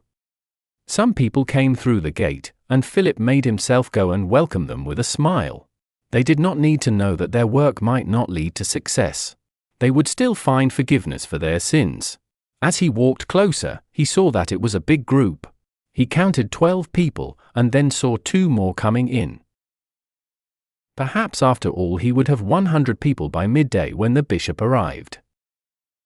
God bless you all, he said. He was going to tell them where to begin digging when a loud voice called out, Philip. He frowned. The voice was from Brother Milius. Even Milius should call him father when other people were around. Philip looked toward the sound. Milius was standing on the priory wall in a strange way. Philip spoke calmly but loudly. Brother Milius, please get off the wall. To his surprise, Milius did not move. Instead he shouted, Come and look at this. Philip thought the new visitors must see how poor the monk's discipline looked at that moment. Still, he wondered what was so important that Milius forgot his manners. Come here and tell me what you see, Milius, he said firmly, like he spoke to noisy students. You must look. Milius shouted. Philip felt angry and thought Milius must have a very good reason. He did not want to scold his friend in front of all the strangers, so he tried to smile and went to see. Feeling upset, he crossed the muddy ground near the stable and climbed up onto the low wall. What are you doing? He said quietly. Just look, Milius said and pointed. Philip looked where Milius pointed. He looked over the village roofs, past the river, and along the road that went through the hills to the west. At first he could not believe it. Between the green fields, the road was full of people, hundreds of them, all walking to King's Bridge. What is it? He asked. An army. Then he understood. They were his volunteers. His heart jumped with happiness. Look at them, he shouted. There are hundreds, maybe 1,000, more. Yes. Milius said with joy. They came. We are saved, Philip said. He was so happy that he forgot why he was angry with Milius. The people filled the road all the way to the bridge. The long line went through the village and reached the gate of the priory. The people he had welcomed were only the first group. Now, many more were coming through the gate and waiting near the western side of the building place.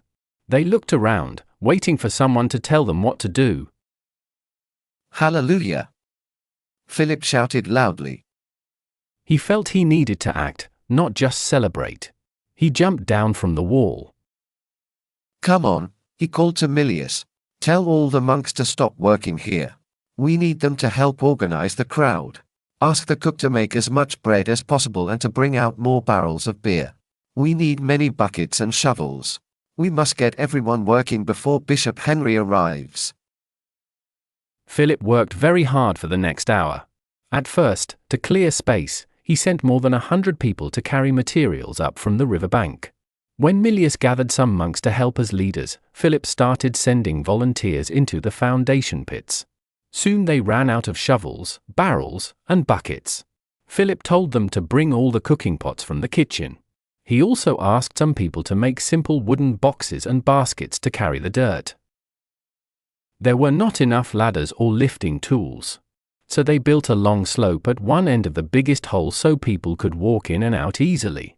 Then Philip saw he had not thought about where to put all the earth from the foundations.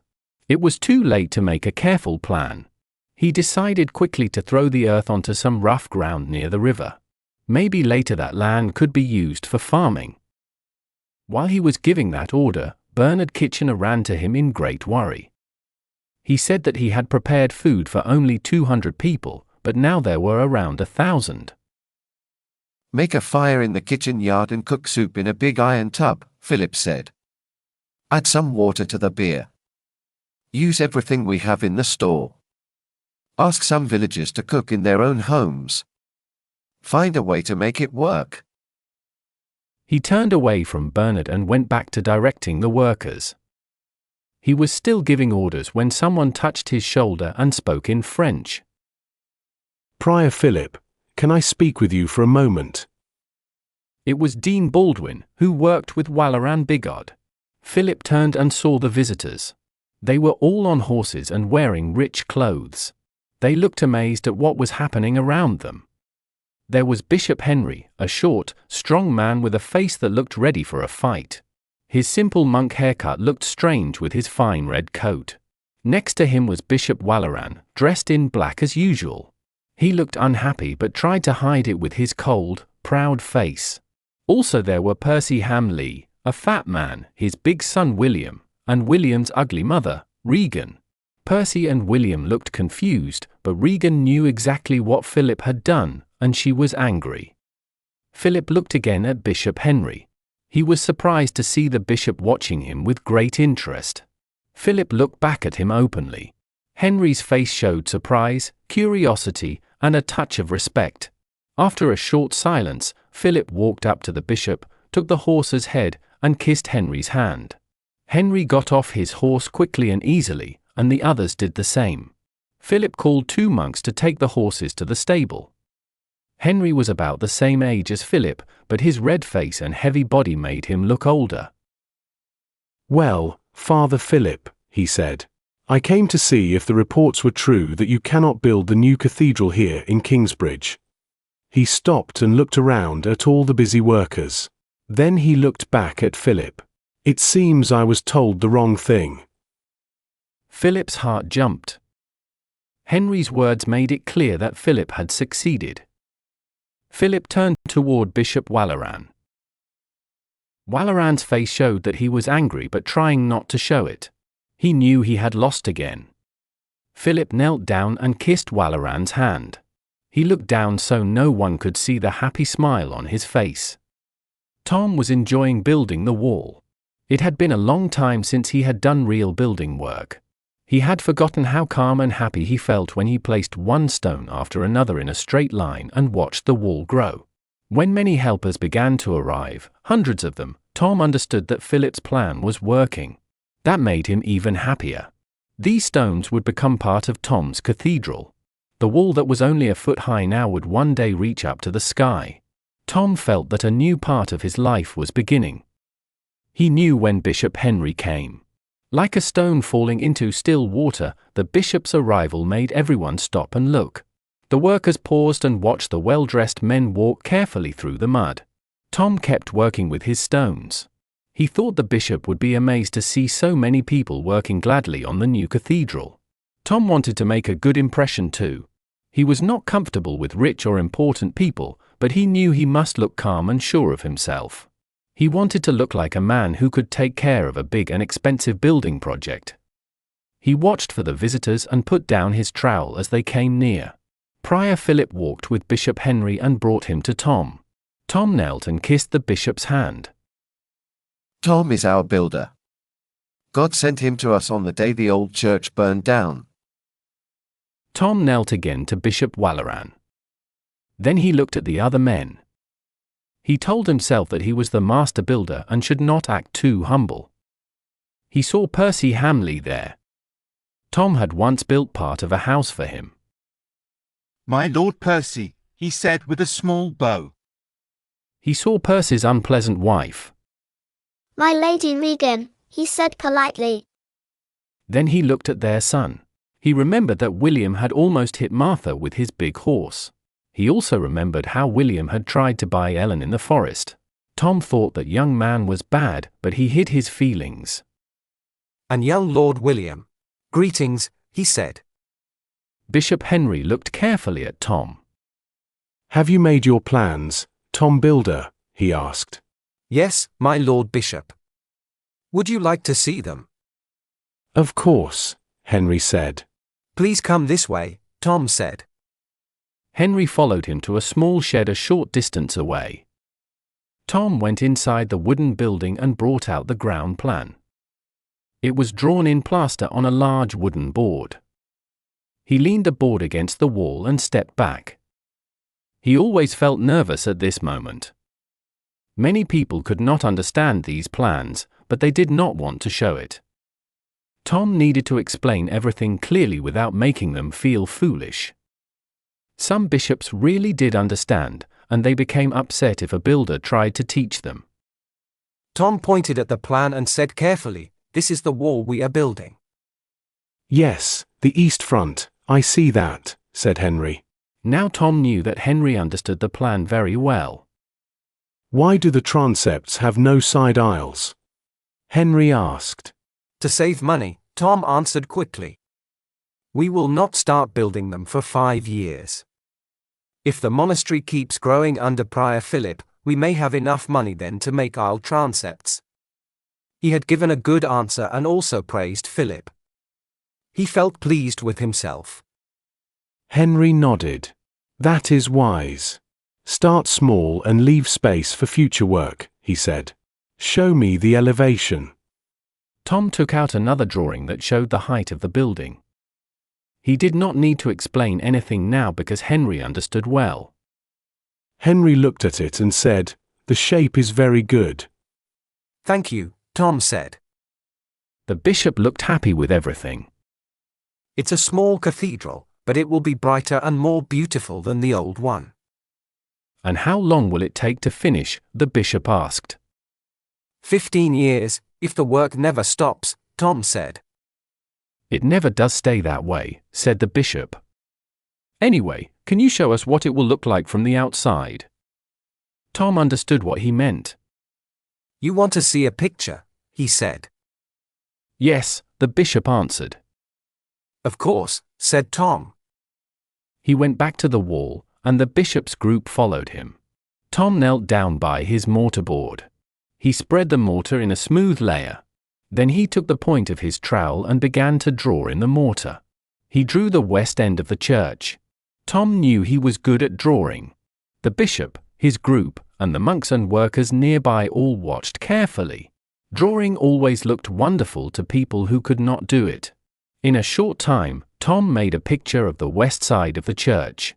It showed 3 arched doors, 1 large window, and 2 towers on the sides. It was a simple thing, but people always liked it. "Amazing," said Bishop Henry when the picture was finished. "May God bless your hands and your skill." Tom smiled. Those words meant the bishop really supported him. Prior Philip said, "My Lord Bishop, would you like some food or drink before the service?" "Gladly," said the bishop. Tom felt relieved. His test was finished, and he had passed. "Please come to my house, just there," Philip said to the bishop. The group started to walk away. Philip held Tom's arm and whispered with quiet joy, "We did it." Tom let out a long breath as they left. He felt happy and proud. Yes, he thought, we truly did it. Bishop Henry was more than pleased. He looked very surprised, even though he tried to stay calm. Walaran had told him to expect a lazy and quiet place, but the truth was very different. Everything was busy and full of life. Because of that, Henry felt that Philip and Tom had done something wonderful. Walaran's plan to make them look bad had failed, and now they seemed even more successful. While Henry was feeling proud of their work, he heard someone speak behind him. Hello, Tom Builder. He turned and saw Ellen. Tom could hardly believe his eyes. He had been thinking only about the cathedral problem all day and had forgotten her completely. Now, seeing her made him very happy. She looked just the same as before, slim, with brown skin and dark moving hair, and eyes that glowed like gold. Her smile was warm, and her lips made him think about kissing her. He wanted to hold her, but he stopped himself. After a short moment, he said quietly, "Hello, Ellen." A young man was standing next to her. He said, "Hello, Tom." Tom looked at him and tried to remember who he was. Ellen said, "Don't you remember Jack?" "Jack?" Tom said with surprise. The boy had grown a lot. He was now a bit taller than his mother and looked thin but strong. He still had bright red hair, pale skin, and blue eyes, but his face had changed. He looked better now, and Tom thought he might be handsome someday. Tom looked at Ellen again and felt very peaceful just watching her. He wanted to tell her how much he had missed her. He wanted to say it so badly, but he became shy. Instead, he asked, "Well, where have you been?" "We've been living in the forest, like always," she said. "And what made you come back today?" "We heard there was a call for workers," she answered. "We wanted to see how you were doing. And I remember that I promised to come back one day." "I'm so glad you did," Tom said. "I've wanted to see you for a long time." She looked careful. "Oh?" He had waited and planned for this moment for a year. Now it was here, and he felt afraid. Before today, he could still live with hope. But if she refused him now, he would know she was lost to him forever. He wanted to speak, but fear stopped him. The silence lasted too long. He took a deep breath. "Listen," he said. "I want you to come back to me. Please don't say anything until you have heard all I want to tell you." "All right," she said in a calm voice. "Philip is a very good prior. The monastery is growing richer all the time, because he manages it well. My work here is safe. We will never need to travel the roads again. I promise that." "It's not about that." "I know," she said. "But I want to tell you everything." "All right. I built a small house in the village. It has 2 rooms and a chimney. I can make it bigger later.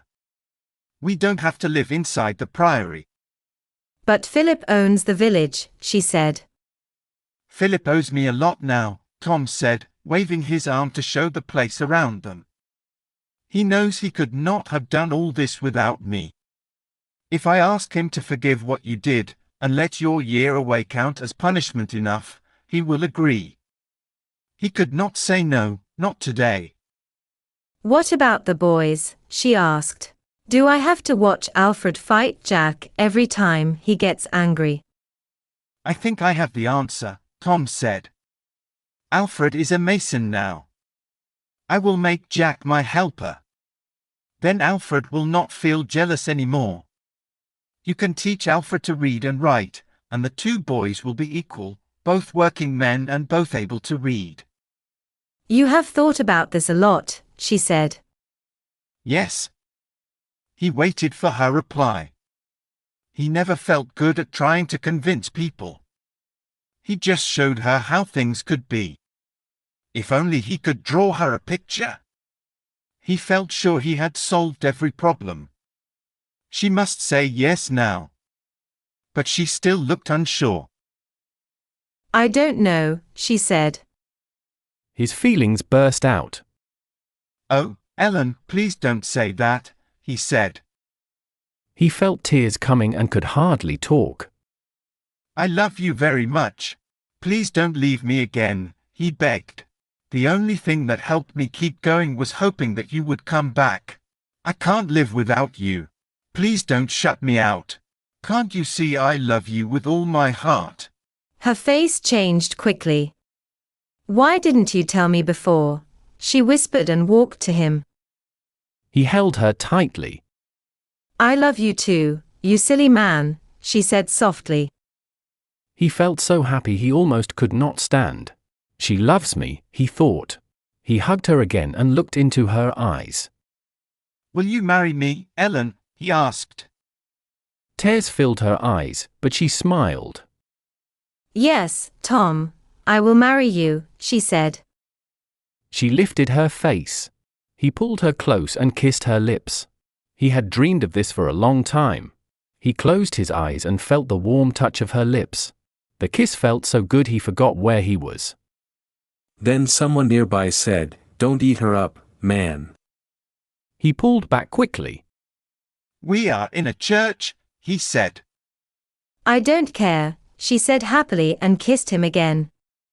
In another place, William sat in Prior Philip's house. He felt bitter while he drank Philip's weak wine and ate sweets from the priory kitchen. Philip had beaten him once more. It had taken William some time to understand how big and complete Philip's victory was. Bishop Waleran had not been wrong when he said that Philip had little money and would find it hard to build a cathedral in Kingsbridge. But even with no money, Philip had worked hard. He found a good builder, began the work, and somehow brought together many workers to surprise Bishop Henry. Henry was very impressed, even more because Waleran had spoken badly about Philip before. Philip knew he had won. He could not stop smiling. Now he was talking with Bishop Henry about sheep and the price of wool. Henry listened with interest and respect.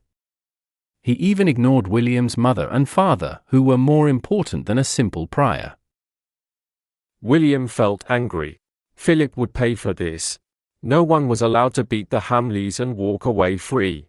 Their family had gained their place by making sure no one took advantage of them. Bartholomew of Shiring had insulted them once and had died as a prisoner. Philip would face the same fate. Tom Builder would also regret standing against them. William remembered how Tom had stopped his horse and made him pay the workers at Durstead. Today Tom had spoken to him without respect, calling him young Lord William. It was clear he was now working with Philip, building cathedrals instead of houses. He would soon learn that life was safer with the Hamleys than against them. William stayed silent but angry while Bishop Henry stood up and said he was ready for the service. Prior Philip told a young monk to go quickly, and soon a bell began to ring. Everyone left the house. Bishop Henry went first, then Bishop Waleran, then Prior Philip, and after them came the other people. All the monks waited outside. When Philip joined them, they walked behind him in a line, forming a procession. The Hamleys had to walk at the back.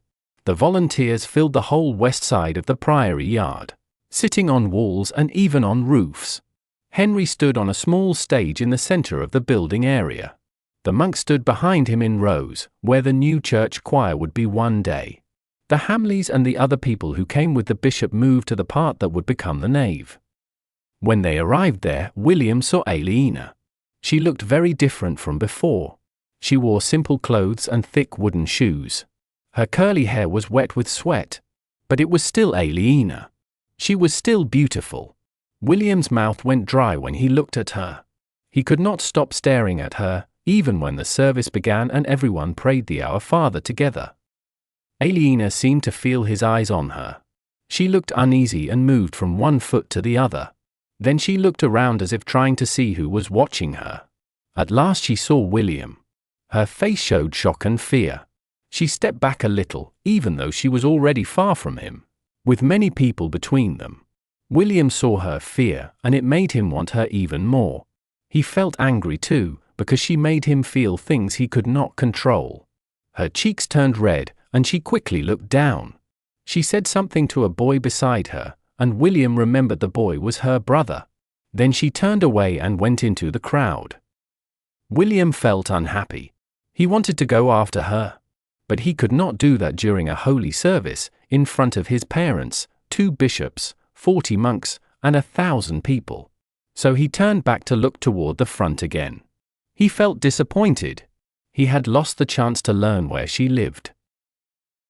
Although she had gone, William could not stop thinking about her. He wondered if it was wrong to have that kind of feeling in church. He saw that his father looked tense and angry. "Look," father said to mother. "Look at that woman." At first, William thought father was talking about Aliena. But Aliena was not there. When William looked in the same direction as his father, he saw another woman. She looked about 30 years old.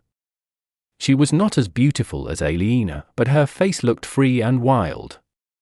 That made her look interesting. She was standing a short distance away with Tom, the master builder. William thought she might be Tom's wife, the woman he had once tried to buy in the forest. But he did not understand why his father knew her. "Is it her?" father asked. The woman turned her head quickly, as if she had heard them. She looked straight at them. William saw her pale golden eyes again. "It is her, by God," mother said softly. Father's red face went pale. His hands began to shake. "Jesus Christ help us," he said. "I thought she was dead." William looked at them and thought, what is going on? Jack had been afraid this would happen. For a whole year, he knew that his mother missed Tom Builder. She was not as calm as before. Sometimes her eyes looked far away, as if she was dreaming. At night, Jack sometimes heard her breathing hard, as if she dreamed of Tom. He knew all the time that she would return to him one day. Now she had agreed to stay. He did not like the plan. He and his mother had always been happy together. He loved her very much, and she loved him. No one had ever come between them. Life in the forest was quiet and sometimes dull. He missed the busy towns and the people he had seen when he stayed with Tom's family. He missed Martha too. To make the days less boring, he often thought about the girl he called the princess, though he knew her real name was Aliena. He wanted to work with Tom and learn how to build things. It sounded interesting. But he knew he would lose his freedom. Other people would tell him what to do. He would have to work even when he did not want to. And his mother would not belong only to him anymore. He sat on the wall near the gate of the priory, thinking sadly. Then he saw something that surprised him. The princess was there. He blinked in disbelief. She was moving through the crowd toward the gate. She looked worried. She was even lovelier than he remembered. Before, she had looked soft and young, with fine clothes and gentle curves. Now she was thinner and looked more like a grown woman. Her light linen dress was wet with sweat and stuck to her body. It showed her thin ribs, her flat stomach, and her long legs. Her face was dirty with mud. Her curly hair was messy and wild. She looked upset and afraid, but her face still looked beautiful. Jack could not stop looking at her. He felt something new and strange inside him. Without thinking, he followed her. One moment he was sitting on the wall watching her. The next moment he was walking quickly through the gate behind her. He caught up with her on the street. She smelled warm, like she had been working hard. He remembered she used to smell like flowers. "Is something wrong?" he asked. No, nothing is wrong, she said quickly and walked faster. Jack walked beside her. "You don't remember me," he said. "Last time we met, you told me how babies are made." Be quiet and go away, she shouted. Jack stopped and watched her walk ahead. He felt sad. He knew he had said the wrong thing. She had spoken to him as if he were just a little boy. He was 13, but she looked about 18. That must have made him seem very young to her. He saw her reach a house and take out a key from a cord around her neck. She unlocked the door. She lived there. Part 3, 1140 to 1142. Chapter 8I. The woman William chose was not very beautiful, but she had large breasts and thick curly hair that caught his eye. She walked slowly toward him, moving her hips. He saw that she was older than he first thought, maybe 25 or 30. Her mouth smiled softly, but her eyes looked cold and watchful. Walter chose after him. He pointed to a small girl who looked weak and shy. She had a thin body and no curves. When William and Walter had chosen, the other 4 knights picked as well. William had brought them all to the house because they wanted some comfort and company. They had not fought in a real battle for many months. They were bored, restless, and often argued with each other. The war between King Stephen and his rival, Lady Maud, the woman called the Empress, had stopped for a while. Now everything was quiet. William and his men had been following King Stephen across the southwest of England. Stephen fought with energy, but his plans were often confused. He would attack one of Lady Maud's castles with great excitement. But if he did not win quickly, he soon lost interest and left to find another fight. The real military leader for Maud's side was her half-brother, Robert, the Earl of Gloucester. Stephen had not managed to make Robert face him directly in battle. The war felt endless and unclear, with soldiers moving often but fighting little. Because of this, the men became bored and restless. That evening they went to a place where men paid for company. The building was divided by wooden screens into small rooms. Each room had a straw mattress. William and his knights chose women and went behind the screens. William's woman closed the screen and made sure they were alone. Then she pulled down her dress from the top. William saw her chest. She was large, as he had noticed before, but her body showed she had fed children. William felt a little disappointed, but he still held her close. He touched her chest and pressed her skin. "Be gentle," she said quietly. She put her arms around him and moved her body against his. After a short time she reached between them, trying to please him. William swore softly. His body did not react. "Do not worry," she said in a calm voice. Her tone made him angry, but he said nothing. She moved away, knelt down, and tried again to satisfy him. At first he felt pleasure and thought it would be fine. But soon the feeling vanished. He looked at her face, hoping it would excite him. Instead, it only made him think about his own weakness. Anger filled him, and with that, his body failed even more. She stopped and said softly, "Try to stay calm." Try to stay calm. When she started again, she hurt him. He moved away quickly. Her teeth touched his skin and he cried out. He hit her across the face with his hand. She gasped and fell to the side. "You are clumsy," he said angrily. She lay on the bed, afraid, looking up at him. He kicked her once because he was upset. The kick hit her stomach and she felt pain. He did not mean to kick so hard, but it happened. She curled up, holding her belly. He saw her like that and felt his body react. He went down on his knees and turned her onto her back. He sat over her. Her eyes showed pain and fear. He lifted her dress until it was around her waist. He looked at her body and touched himself, but he was not ready. The fear began to leave her face. He thought she was doing this on purpose, trying to stop his desire. The idea made him very angry. He hit the woman and she cried out. She tried to move away from him.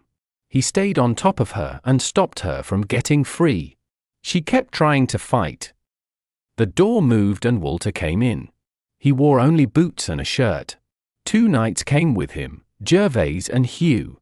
William looked at them and said to help him. The knights held the woman still. William stopped for a moment and looked pleased. Walter asked, "What happened, Lord?" William smiled and answered. The men laughed together.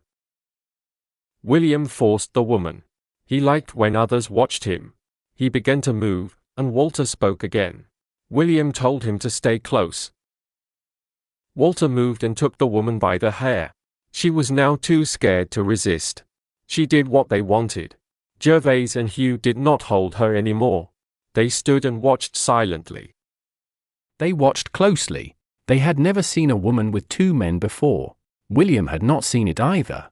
The moment felt strange and exciting. Walter seemed to feel the same. After a short time, he started to breathe hard and move fast. Then he finished. William looked at him and finished soon after. After a little while, they stood up. William still felt excited. He looked at Gervase and Hugh. "Why don't you two go next?" he asked. He wanted to see it happen again. But they did not want that. "I have a girl waiting for me," Hugh said. Me too, Gervase said. The woman got up and fixed her dress. Her face showed no feeling. William smiled at her. "That was not so bad, right?" he said. She stood in front of him and looked at him for a moment. Then she pressed her lips together and spat. Warm liquid hit William's face. He could not see clearly. He was angry and lifted his hand to hit her. But she moved quickly and ran away behind the screens. Walter and the other knights laughed loudly. William did not think it was funny. He could not follow her while his face was dirty. He wanted to look calm. So he laughed too. Gervase grinned.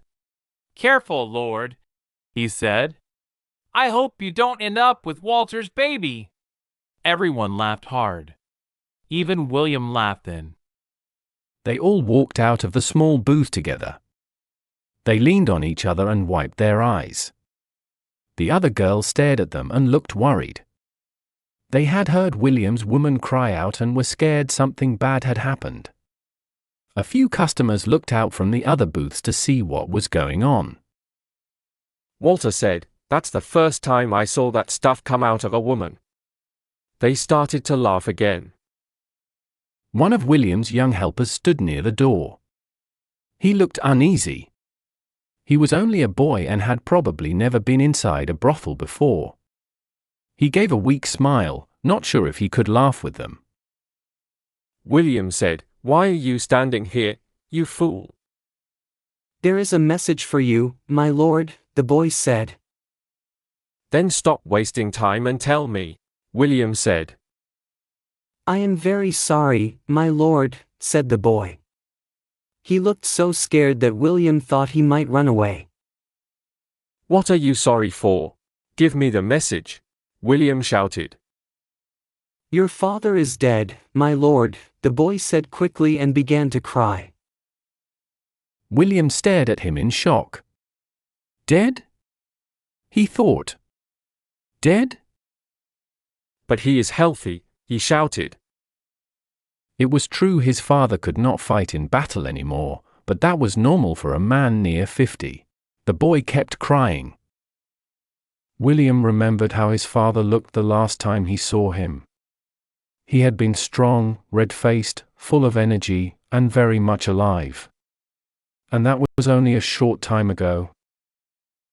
He suddenly understood that almost a year had passed since he last saw his father. "What happened?" he asked the squire. "What happened to him?" "He had an illness, my lord," the squire said with tears. The words slowly felt real. His father was gone. That strong and loud man was now lying still and cold somewhere. "I must go home," William said quickly. Walter spoke softly. "You need to ask the king if he will let you go." "Yes," William said, looking lost. "I need to ask his permission." His thoughts were confused. "Shall I give money to the woman who owns this place?" Walter asked. "Yes," William said and gave him his purse. Someone put William's cloak around his shoulders. Walter spoke quietly to the woman and gave her some coins. Hugh held the door open for William. They stepped outside. They walked through the quiet streets of the small town. No one spoke. William felt strange, almost as if he was watching himself from far away. He could not accept that his father was gone forever. As they walked toward headquarters, he tried to calm himself. King Stephen was holding court inside the church because there was no castle or town hall. The church was small and made of stone. Its inside walls were painted bright red, blue, and orange. A fire burned in the middle of the floor. The king sat near the fire on a wooden chair that looked like a throne. His hair was light brown and he was handsome. He looked relaxed, with his legs stretched out in front of him. He wore soldier's clothes, high boots, and a leather tunic. On his head was a crown instead of a helmet. William and Walter pushed through the crowd near the church door. Guards kept the people back while they walked inside. The king was speaking to a new earl, but when he saw William, he stopped at once. "William, my friend. You have heard," said the king. William bowed. "My lord king," he said quietly. Stephen stood up. "I am sorry for your loss," he said. He put his arms around William and held him for a short moment before letting go. The king's kindness made William feel tears in his eyes. "I want to go home, my lord," William said. "You may go," said the king. "I give you my permission, though not with happiness. We will miss your strong hand in battle." "Thank you, my lord," said William. The king continued, "I also give you control of the earldom of Shiring and all its money until we know who will inherit it. Go home and bury your father. Come back as soon as you can." William bowed again and left. The king began talking again to the earl. Several men came to William to speak kindly to him about his father's death. While they talked, William suddenly understood what the king's words meant. He had said William would keep the earldom until the question of succession was decided. What question? William was his father's only child. How could there be a question about who should have it? He looked around at the faces nearby. He saw a young priest who often advised the king and knew many things. William called him quietly. "What did the king mean by the question of succession, Joseph?" he asked.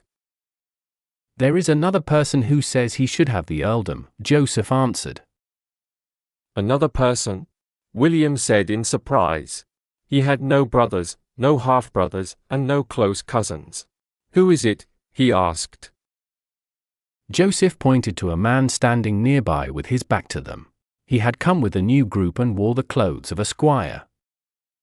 "But he is not even a knight," William said loudly. "My father was the Earl of Shiring." The squire heard his voice and turned around. "My father was also the Earl of Shiring." At first William did not know who the young man was. He saw a tall and strong man, about 18 years old. The man looked handsome and wore fine clothes like a squire. A bright sword hung at his side. He stood with confidence and pride. But his eyes were full of hate, so strong that William felt scared. The face seemed familiar, but William could not remember where he had seen it. Then he noticed a scar on the man's right ear. The lower part of the ear was gone. William suddenly remembered a boy screaming long ago. He saw again in his mind a small piece of skin falling onto a frightened girl's chest. Now he knew who this man was. It was Richard, the son of the traitor Bartholomew, and Aliena's brother. The little boy who had once watched in fear while his sister was hurt had grown into a strong man. There was anger and revenge in his blue eyes. William felt cold fear in his heart. "You remember, don't you?" Richard asked. His voice was calm, but inside it was full of anger. William nodded. "I remember." "So do I, William Hamley," Richard said. "So do I." William sat in a large chair at the end of the table. It was the chair where his father had always sat. He had known that one day he would sit there himself. He had thought it would make him feel very powerful. But now he felt nervous instead. He was afraid that people would think he was weaker than his father. He was afraid they would not respect him. His mother sat beside him on his right. Many times before, William had watched her when his father sat in that same chair. He had seen how she used his father's fears to get what she wanted. He did not want to let his mother control him again. Arthur sat on his left. Arthur was a calm man with grey hair. He had worked for Earl Bartholomew as a reeve. When William's father became Earl, he kept Arthur because Arthur knew a lot about the land. William had never liked that choice. Old servants sometimes stayed loyal to their first lord. King Stephen cannot make Richard the Earl, Mother said angrily. He is only a squire. I do not understand how he became one, William said in an annoyed voice. I thought they had no money. But he wore fine clothes and had a good sword. Where did he get the money? He started a wool business, Mother said. He has plenty of money now. Actually, his sister does. I heard Aliena runs everything. Aliena. It was her again. William had never fully forgotten her.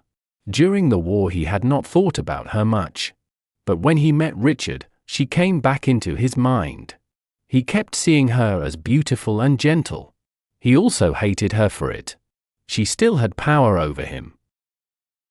So Aliena is rich? He asked, trying to sound calm. Yes, Mother said. But you have fought for the king for a year. He cannot refuse your right to the land. Richard has also fought well, William said. I asked a few people. The worst part is that the king noticed his bravery. Mother stopped looking angry and began to think. So he really could win. I am afraid so. Then we must stop him, she said firmly. How? William asked without thinking. He had wanted to stay in control, but now he had asked her. You must go back to the king, she said. Take more knights, better weapons, stronger horses, and many squires and soldiers. William would have liked to argue, but he knew she was right. The king would give the earldom to the man who looked most useful, not to the one with the best claim. That is not everything, Mother went on. You must look and act like an owl. If you do that, the king will think you are the right man for the job. William felt curious even though he did not want to show it. How does an earl look and act? Speak your mind more, she said. Have opinions about everything.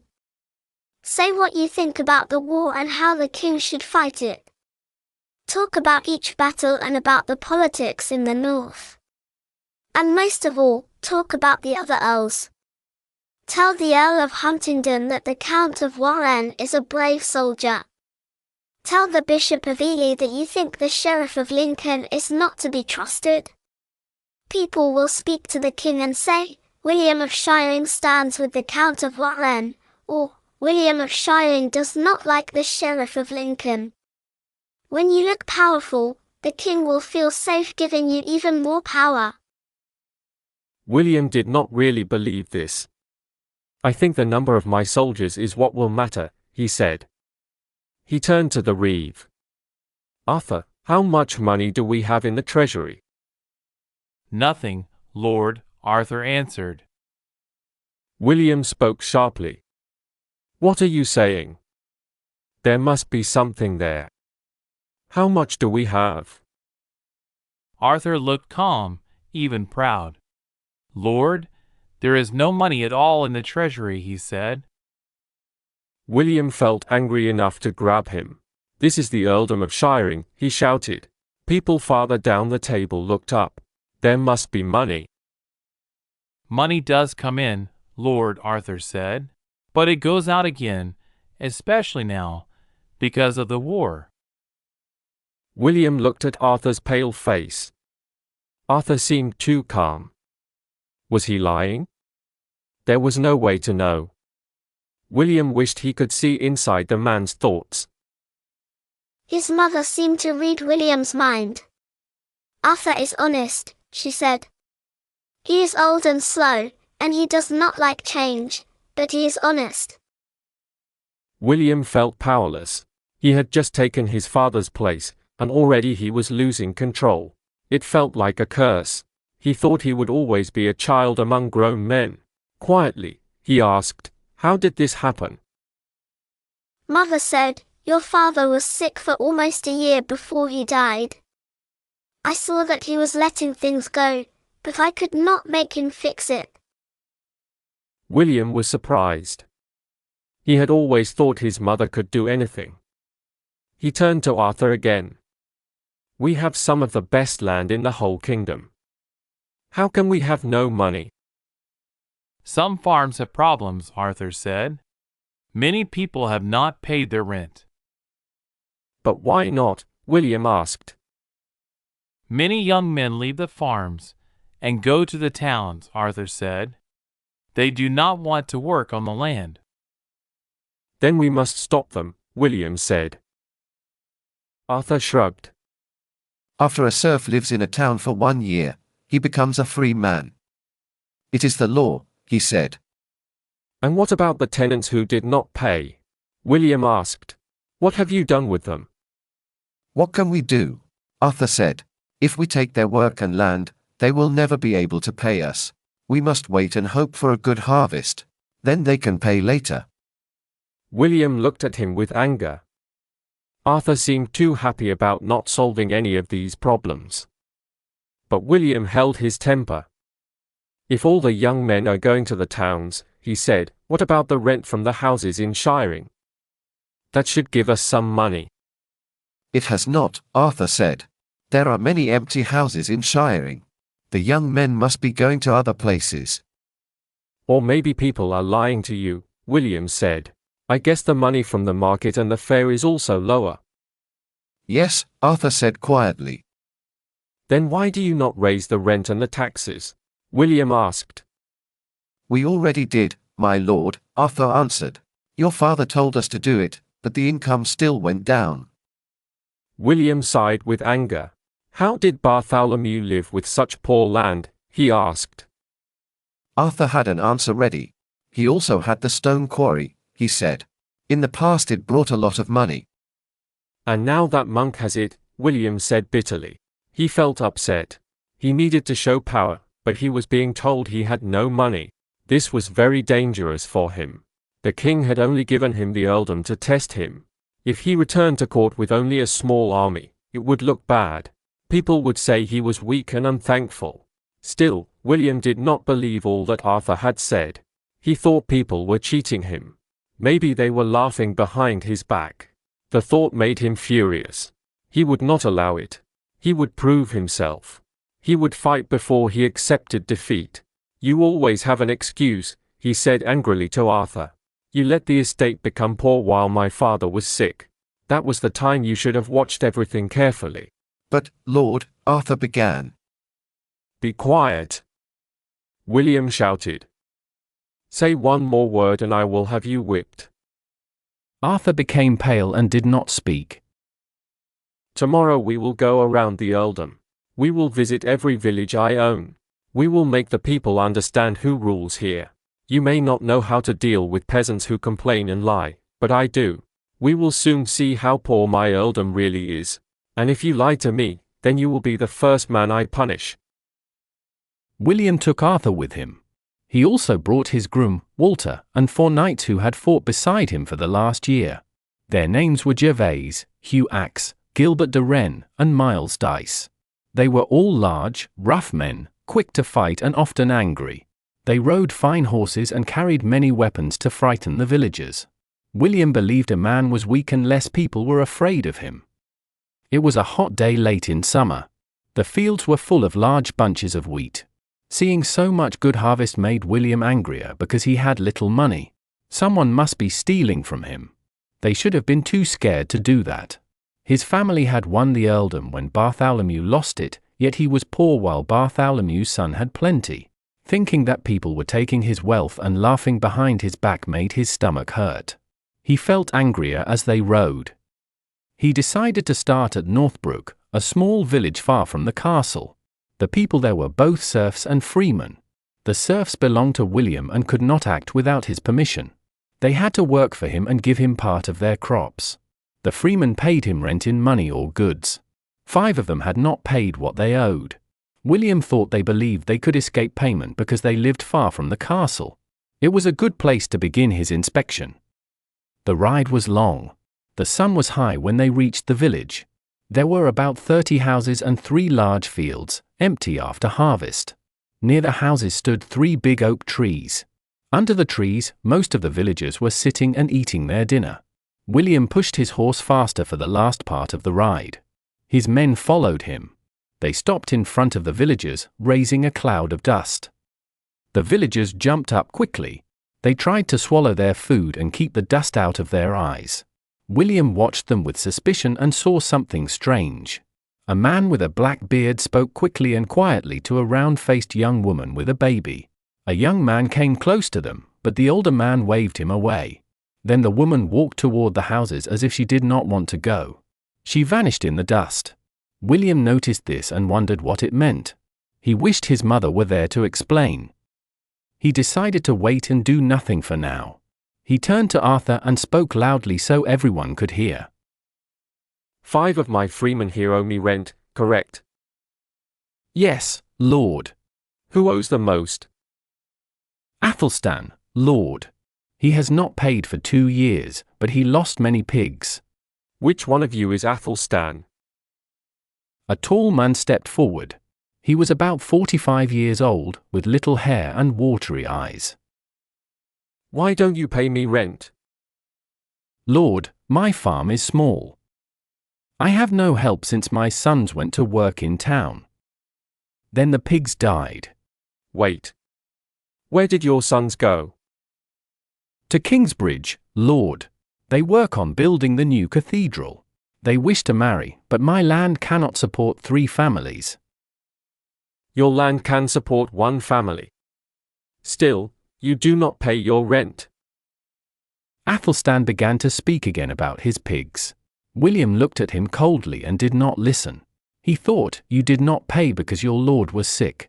You wanted to cheat him while he could not act. The others who owe me did the same. You steal when we are weak. For a short moment, he felt sorry for himself. He was sure these men had laughed at how clever they were. Now they would learn their lesson. Gilbert and Hugh, hold this man still. Athelstan kept talking. 2 knights climbed off their horses and came to him. His voice grew weak and stopped. They took his arms. He turned white with fear. Do you have your chain gloves? Yes, Lord. Put them on. Teach Athelstan a lesson, but make sure he lives to tell others. Yes, Lord. Walter took a pair of leather gloves from his saddlebag. They had small pieces of metal sewn on the fingers and knuckles. He put them on slowly. All the villagers watched him with fear. Athelstan began to cry softly. Walter got off his horse and walked to Athelstan. He hit him hard in the stomach. The sound of the hit was loud and terrible. Athelstan bent over and could not breathe. Gilbert and Hugh lifted him up, and Walter hit his face. Blood came from Athelstan's mouth and nose. A woman, probably his wife, screamed and ran to Walter. Stop. Leave him. Don't kill him, she cried. Walter pushed her away. 2 other women held her back. She kept screaming and fighting. The other villagers said nothing. They looked angry but afraid while Walter continued to beat Athelstan. Athelstan's body became weak. His face was bloody and his eyes closed. Let him go, William said. Gilbert and Hugh dropped Athelstan. He fell to the ground and did not move. The women let his wife go. She ran to him, crying, and knelt beside him. Walter took off his gloves and cleaned them. William no longer cared about Athelstan. He looked around the village. Near the brook, he saw a new 2-story wooden building. He pointed at it and said to Arthur, "What's that?" I haven't seen it before, Lord, Arthur answered in a nervous voice. William thought Arthur was lying. It's a watermill, isn't it? He said. Arthur shrugged.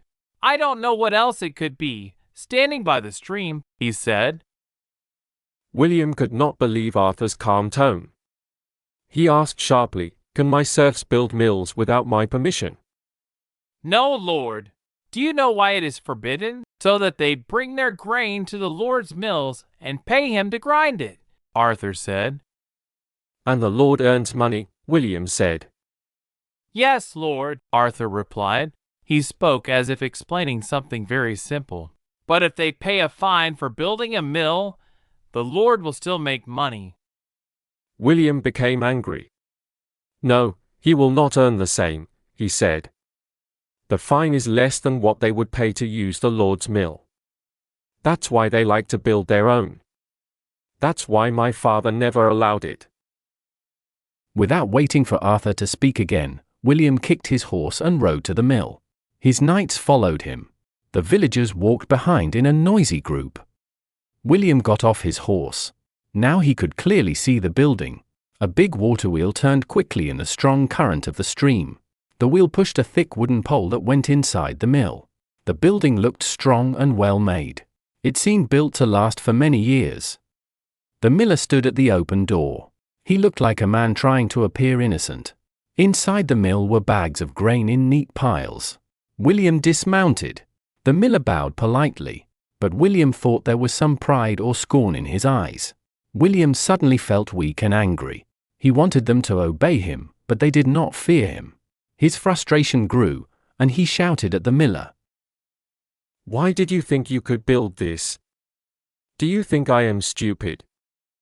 Is that what you think? Then he hit the man in the face. The miller shouted loudly in pain and fell to the ground, though he was not badly hurt. William stepped over him and went inside. The mill's wheel turned a set of wooden gears that made the grindstone move on the upper floor. The grain came down a chute to the lower floor. The heavy grindstone was held up by 4 thick wooden beams. William knew those beams were from his forest. If someone broke the beams, the whole mill would fall. William went outside. Hugh Axe had his large axe tied to his saddle. Give me your axe, William said. Hugh gave it to him. William went back inside and started to hit the wooden beams with the axe. He felt pleased each time the blade hit the wood. The peasants had built the mill to avoid paying him his milling fees. They are not laughing at me now, he thought. Walter came in and watched. William cut a deep mark in one beam and cut halfway through another. The heavy millstone above started to shake. Get a rope, William said. Walter went out. William cut into the other 2 beams as far as he dared. Now the building was ready to fall. Walter came back with the rope.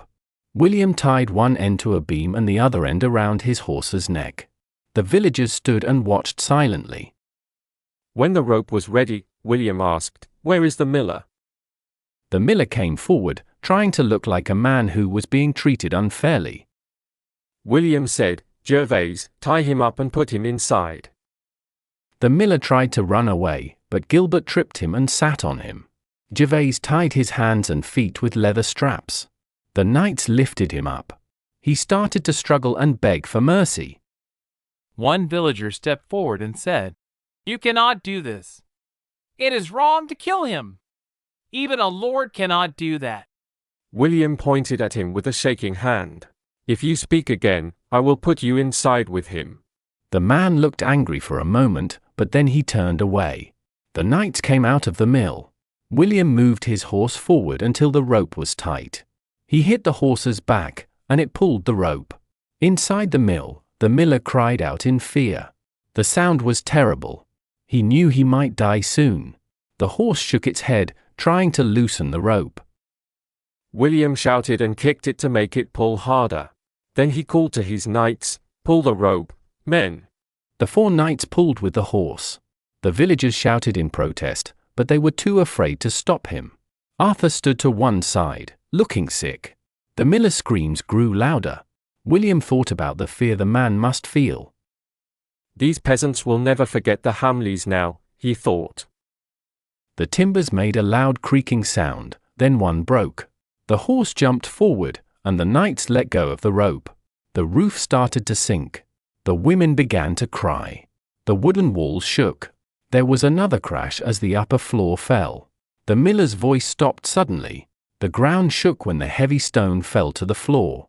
The roof and walls broke, and soon the mill lay in ruins. Inside was the miller, now dead. William began to feel calm again. Some villagers ran forward and started to dig in the wreckage. They would not find the miller alive. William thought that was good. Then he saw a young woman with a round red face holding a baby with the same red cheeks. She stood far back, trying not to be noticed. William remembered that her father, the man with the black beard, had tried to hide her before. He wanted to know why. He looked at her and called, "You, come here." The man with the black beard groaned in anger. William asked, "Who is your husband, girl?" The father started to say, "She has no." But the girl quickly said, "Edmund." "So you are married," William said. "But who is your father?" "I am," said the black-bearded man, "Theobald." William turned to Arthur. "Is Theobald a free man?" "He is a serf, Lord," Arthur said. "And when a serf's daughter marries, is it not the Lord's right, as her owner, to sleep with her on her wedding night?" Arthur looked shocked. "Lord, that old custom has not been used here for a very long time," he said. "True," William said. "The father pays a fine instead. How much did Theobald pay?" "He has not paid yet, Lord, but—" "Not paid. And she already has a child," William said. Theobald spoke in fear. "We had no money, Lord. She was with child by Edmund and wanted to be married. But we can pay now, because we have finished the harvest." William smiled at the young woman. "Let me see the baby," he said. The girl looked frightened. "Come, give the baby to me," William said. She was scared but could not say no. William stepped closer and gently took the baby from her arms. Her eyes showed great fear, but she did not move. The baby started to cry loudly. William held the baby for a short moment, then suddenly threw it up high into the air. The girl screamed and looked up in terror. The father quickly reached out his arms and caught the baby when it came down. While the girl was still looking up and screaming, William grabbed her dress and tore it. Under the torn cloth, her body was young and soft. The father caught the baby and held it safely. The girl started to run, but William grabbed her and pushed her down. The father gave the baby to a woman and turned toward William. William said, "I did not get what was mine on the wedding night, and you did not pay the fine. Now I will take what you owe me." The father tried to attack him. William pulled out his sword, and the father stopped. William looked at the girl on the ground. She tried to cover herself with her hands. She looked very afraid, and William stared at her. Then he said with a pleased smile, "When I finish, my men will have her too." After 3 years, Kingsbridge was very different. William had not been there since the Whitsunday when Philip and his group of helpers had stopped Walleran Bigot's plan. At that time, there were only 40 or 50 small wooden houses near the Priory Gate and along the muddy path leading to the bridge. Now, as William came across the hills toward the village, he saw at least 3 times more houses. They made a brown ring around the grey stone wall of the priory and filled all the land between the priory and the river. Some houses were big. Inside the priory yard, new stone buildings stood, and the walls of the church were rising quickly. He also saw 2 new places for boats beside the river. Kingsbridge was now a real town. The look of the town made William think about something that had been in his mind since he came back from the war. During his travels, when he collected rent and punished people who did not obey him, he often heard people talking about Kingsbridge. Landless young men went there to find work. Rich families sent their sons to study at the priory. Small farmers sold eggs and cheese to the men who worked on the building site.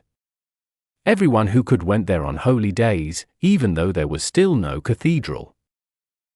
Today was a holy day. It was Michaelmas Day, and this year it came on a Sunday. The morning was mild and soft, a nice autumn day for travel, so many people were sure to come. William wanted to see what brought them to Kingsbridge. His 5 men rode beside him. They had worked hard in the villages. News about William's journey had spread fast. After the first few days, people knew what would happen when he came.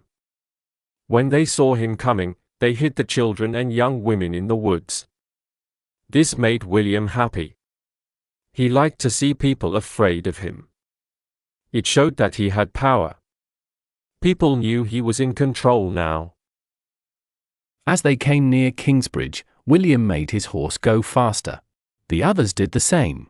He liked to arrive quickly because it looked grand. People stepped back from the road or jumped into the fields to avoid the big horses. They crossed the wooden bridge with a loud sound. They did not stop at the toll house. But the street ahead was blocked by a cart full of barrels of lime. 2 large oxen pulled it, moving slowly. The knights had to stop and follow behind. William looked around as they went up the hill. New houses stood close between the old ones. He saw a cookshop, an alehouse, a smithy, and a shoemaker's shop. The town looked busy and rich. William felt jealous. There were not many people on the streets, though.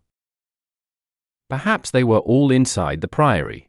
William rode after the ox cart with his knights behind him and went through the priory gates. He did not like arriving this way. He felt worried that people might notice and laugh at him. But nobody looked at him, and he felt some relief. Inside the priory walls, everything was full of life. It was very different from the empty town outside. William stopped his horse and looked around. There was so much to see that he felt confused for a moment. Then he began to understand what was happening. Closest to him, in the west part of the priory close, there was a market. The stalls stood in straight lines from north to south. Hundreds of people moved between them, buying many kinds of things. They bought food and drink, hats, shoes, knives, belts, ducklings, puppies, pots, earrings, wool, thread, rope, and many other useful or pretty things. The market was busy and strong. So much money was changing hands that it must be worth a lot. William felt bitter. He thought it was no surprise that the market in Shiring was failing. People came here instead, to the growing market in Kingsbridge. The rent from the stalls, the tolls on the sellers, and the taxes from sales were all going to Kingsbridge Priory. That money should have gone to the treasury of the Earl of Shiring. A market needed a license from the king, and William was sure Prior Philip did not have one. He guessed Philip would ask for the license later when someone found out, just like the Northbrook miller had done. But this time, it would be hard for William to make Philip learn his lesson. Beyond the busy market, the place grew peaceful. Near the cloisters, at the old crossing of the church, there was an altar under a canopy. A white-haired monk stood in front of it, reading from a book. On the other side of the altar, monks stood in rows and sang hymns. From this distance, William could hardly hear them because of the noise from the market. A small group of people watched the service. William thought it must be the None's Prayer, a service for the monks. The main Michaelmas service would stop all work and selling, of course. At the far side of the priory close, workers were building the east end of the cathedral. William looked at it and thought that Prior Philip was spending his extra money from the market there. The walls were very high, about 30 or 40 feet. He could already see where the windows and arches would be. Many workers filled the place. William noticed something strange about them. After a moment he saw it was their bright clothes. They were not usual workers. The normal paid workers were resting today. These people were volunteers. He was surprised to see so many of them. Hundreds of men and women were carrying stones. Some were cutting wood, some were rolling barrels, and others were pushing carts full of sand from the river. They were all working for free, hoping to be forgiven for their sins. William thought that the clever prior had made a smart plan. People who came to help with the building would also spend money in the market. People who came to the market would give their time to help the cathedral. One group helped the other. He felt jealous when he saw how well it worked. He pushed his horse forward and rode through the graveyard to see the building more closely. On both sides of the open space, he saw 8 big stone pillars, standing in 4 pairs. From far away, he had thought the round arches between them were already built. Now he saw they were not real arches yet. They were wooden frames that would hold the stones while the arches were being built and the mortar was drying. The wood pieces did not touch the ground. They rested on the stone shapes at the top of each pillar. Next to the long line of pillars, the outer walls were also rising. There were spaces left open for windows. Between every 2 windows, a short thick wall called a buttress stood out from the main wall. At the ends of the open walls, William could see that they were not made of one solid layer of stone. They had 2 stone layers with a space between them. The hole in the ground was full of broken stones and old mortar. The scaffolding was made from strong wooden poles tied together with rope. Across the poles were lighter branches and reeds woven into a flat surface. William could see that much money had been spent on this work. He rode slowly around the outside of the church chancel with his knights behind him. Next to the church walls were small wooden huts and workshops for the builders and craftsmen. Most of the huts were locked now because no masons were laying stones and no carpenters were building supports that day. But the main craftsmen, the master masons and the master carpenter, were still working. They told the volunteer workers where to place the stones, the wood, the sand, and the lime that came from the river. William rode around the east end of the church and then to the south side. There, the path was stopped by the large monastic buildings. He turned back and thought about Prior Philip. William was surprised that Philip made his skilled men work on a Sunday and got help from volunteers who worked without pay. He began to understand something important. Prior Philip was the reason shiring was growing poorer. Many young men left their farms to work on this building site. The rich town of Shiring was losing people and money, while the new town of Kingsbridge was becoming bigger. The people here paid rent to Philip, not to William. They bought and sold goods at the market, and that money went to the priory, not to the earldom. Philip even had the timber, the sheep farms, and the stone quarry that had once made William's family rich. William and his men rode back across the wide open area to the market. He wanted to see it closely. He pushed his horse toward the crowd. The horse moved slowly among the people. They did not rush away in fear. When the horse touched them, they looked up at William with annoyed faces. Then they moved aside slowly, as if they did not care who he was. No one seemed afraid of him. It made him feel nervous. If people were not afraid, they might do something foolish. He walked down one row and then came back up the next. His knights followed behind him. He began to feel annoyed because the crowd moved so slowly. It would have been faster to walk, but he thought the people of Kingsbridge would push him if he did. He was halfway along the path when he saw Aliena. He stopped his horse quickly and looked at her. He could not move and just stared. She was not the thin and scared girl he had seen 3 years ago. Her face looked full and healthy now. Her dark eyes shone with laughter, and her brown curls moved around her face when she shook her head. She was so beautiful that he felt dizzy when he looked at her. She wore a red robe with rich embroidery. Rings sparkled on her hands. An older woman stood beside her like a helper. His mother had said that Aliena had money now. That was how her brother Richard had become a squire in King Stephen's army with good weapons. William felt angry. She had once been poor and weak. How did she change her life? She stood at a stall that sold sewing things like bone needles, silk thread, and wooden thimbles. She talked with the short, dark-haired man who sold them. She spoke happily and with energy. Her body stood straight, and she looked sure of herself. She had the confidence of a noble's daughter again. She looked much older now. She was older now. William was 24, so she must be about 21. But she looked older than that.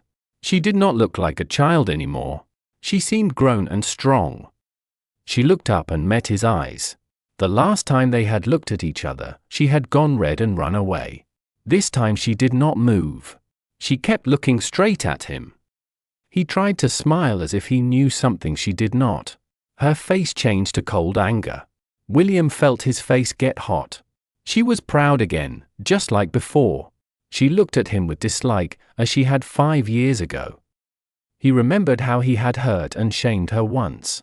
She was not afraid of him now. He wanted to say something cruel to her. He wanted her to know he could still harm her.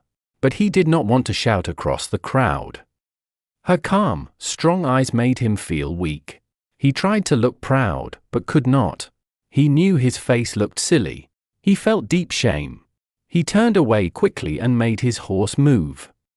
The crowd was too thick to go fast. He moved slowly, inch by inch. He could feel her angry eyes on his back. He wanted to get away from her as fast as he could. When he finally got out of the busy square, he saw Prior Philip. The short Welshman stood with his hands on his hips. His chin pointed forward in a firm way. William noticed that Philip was not as thin as before. His dark hair was already turning grey. He looked older now and sure of himself. He did not look too young for his work anymore. Now his blue eyes were full of anger. Lord William, he called loudly.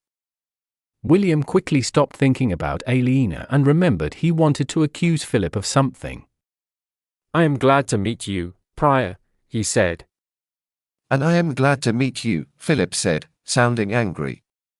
A worried look came across his face. You are holding a market here, William said. So what? Philip answered. I do not believe King Stephen gave permission for a market in Kingsbridge, William said. I do not think any other king did either. How dare you? Philip said. I or anybody. You, Philip shouted, cutting him off.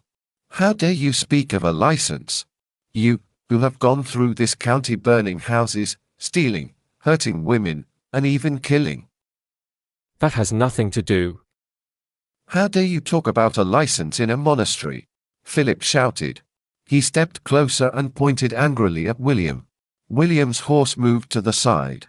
Philip's voice was strong and clear, and William could not speak. A crowd started to watch them, monks, workers, and market people. Philip kept shouting. After all your crimes, there is only one thing you should say. Father, I have done wrong. You should fall on your knees here. You should ask for God's forgiveness if you want to escape the fire of hell. William's face went pale. He was terrified by Philip's words about hell. He tried to stop Philip and said quickly, "What about your market? What about your market?" Philip barely listened. He was full of anger. Ask forgiveness for the terrible things you have done, he shouted. Get on your knees. Get on your knees, or you will burn in hell. William started to believe him. He felt almost sure he would go to hell if he did not kneel and pray right now. He knew he should confess, because he had killed many men in the war and done many other sins. What if he died before confessing? He began to shake with fear, thinking about fire and devils waiting for him. Philip moved closer, still pointing at him and shouting, "On your knees." William pulled his horse back and looked around in panic. The people closed in on him.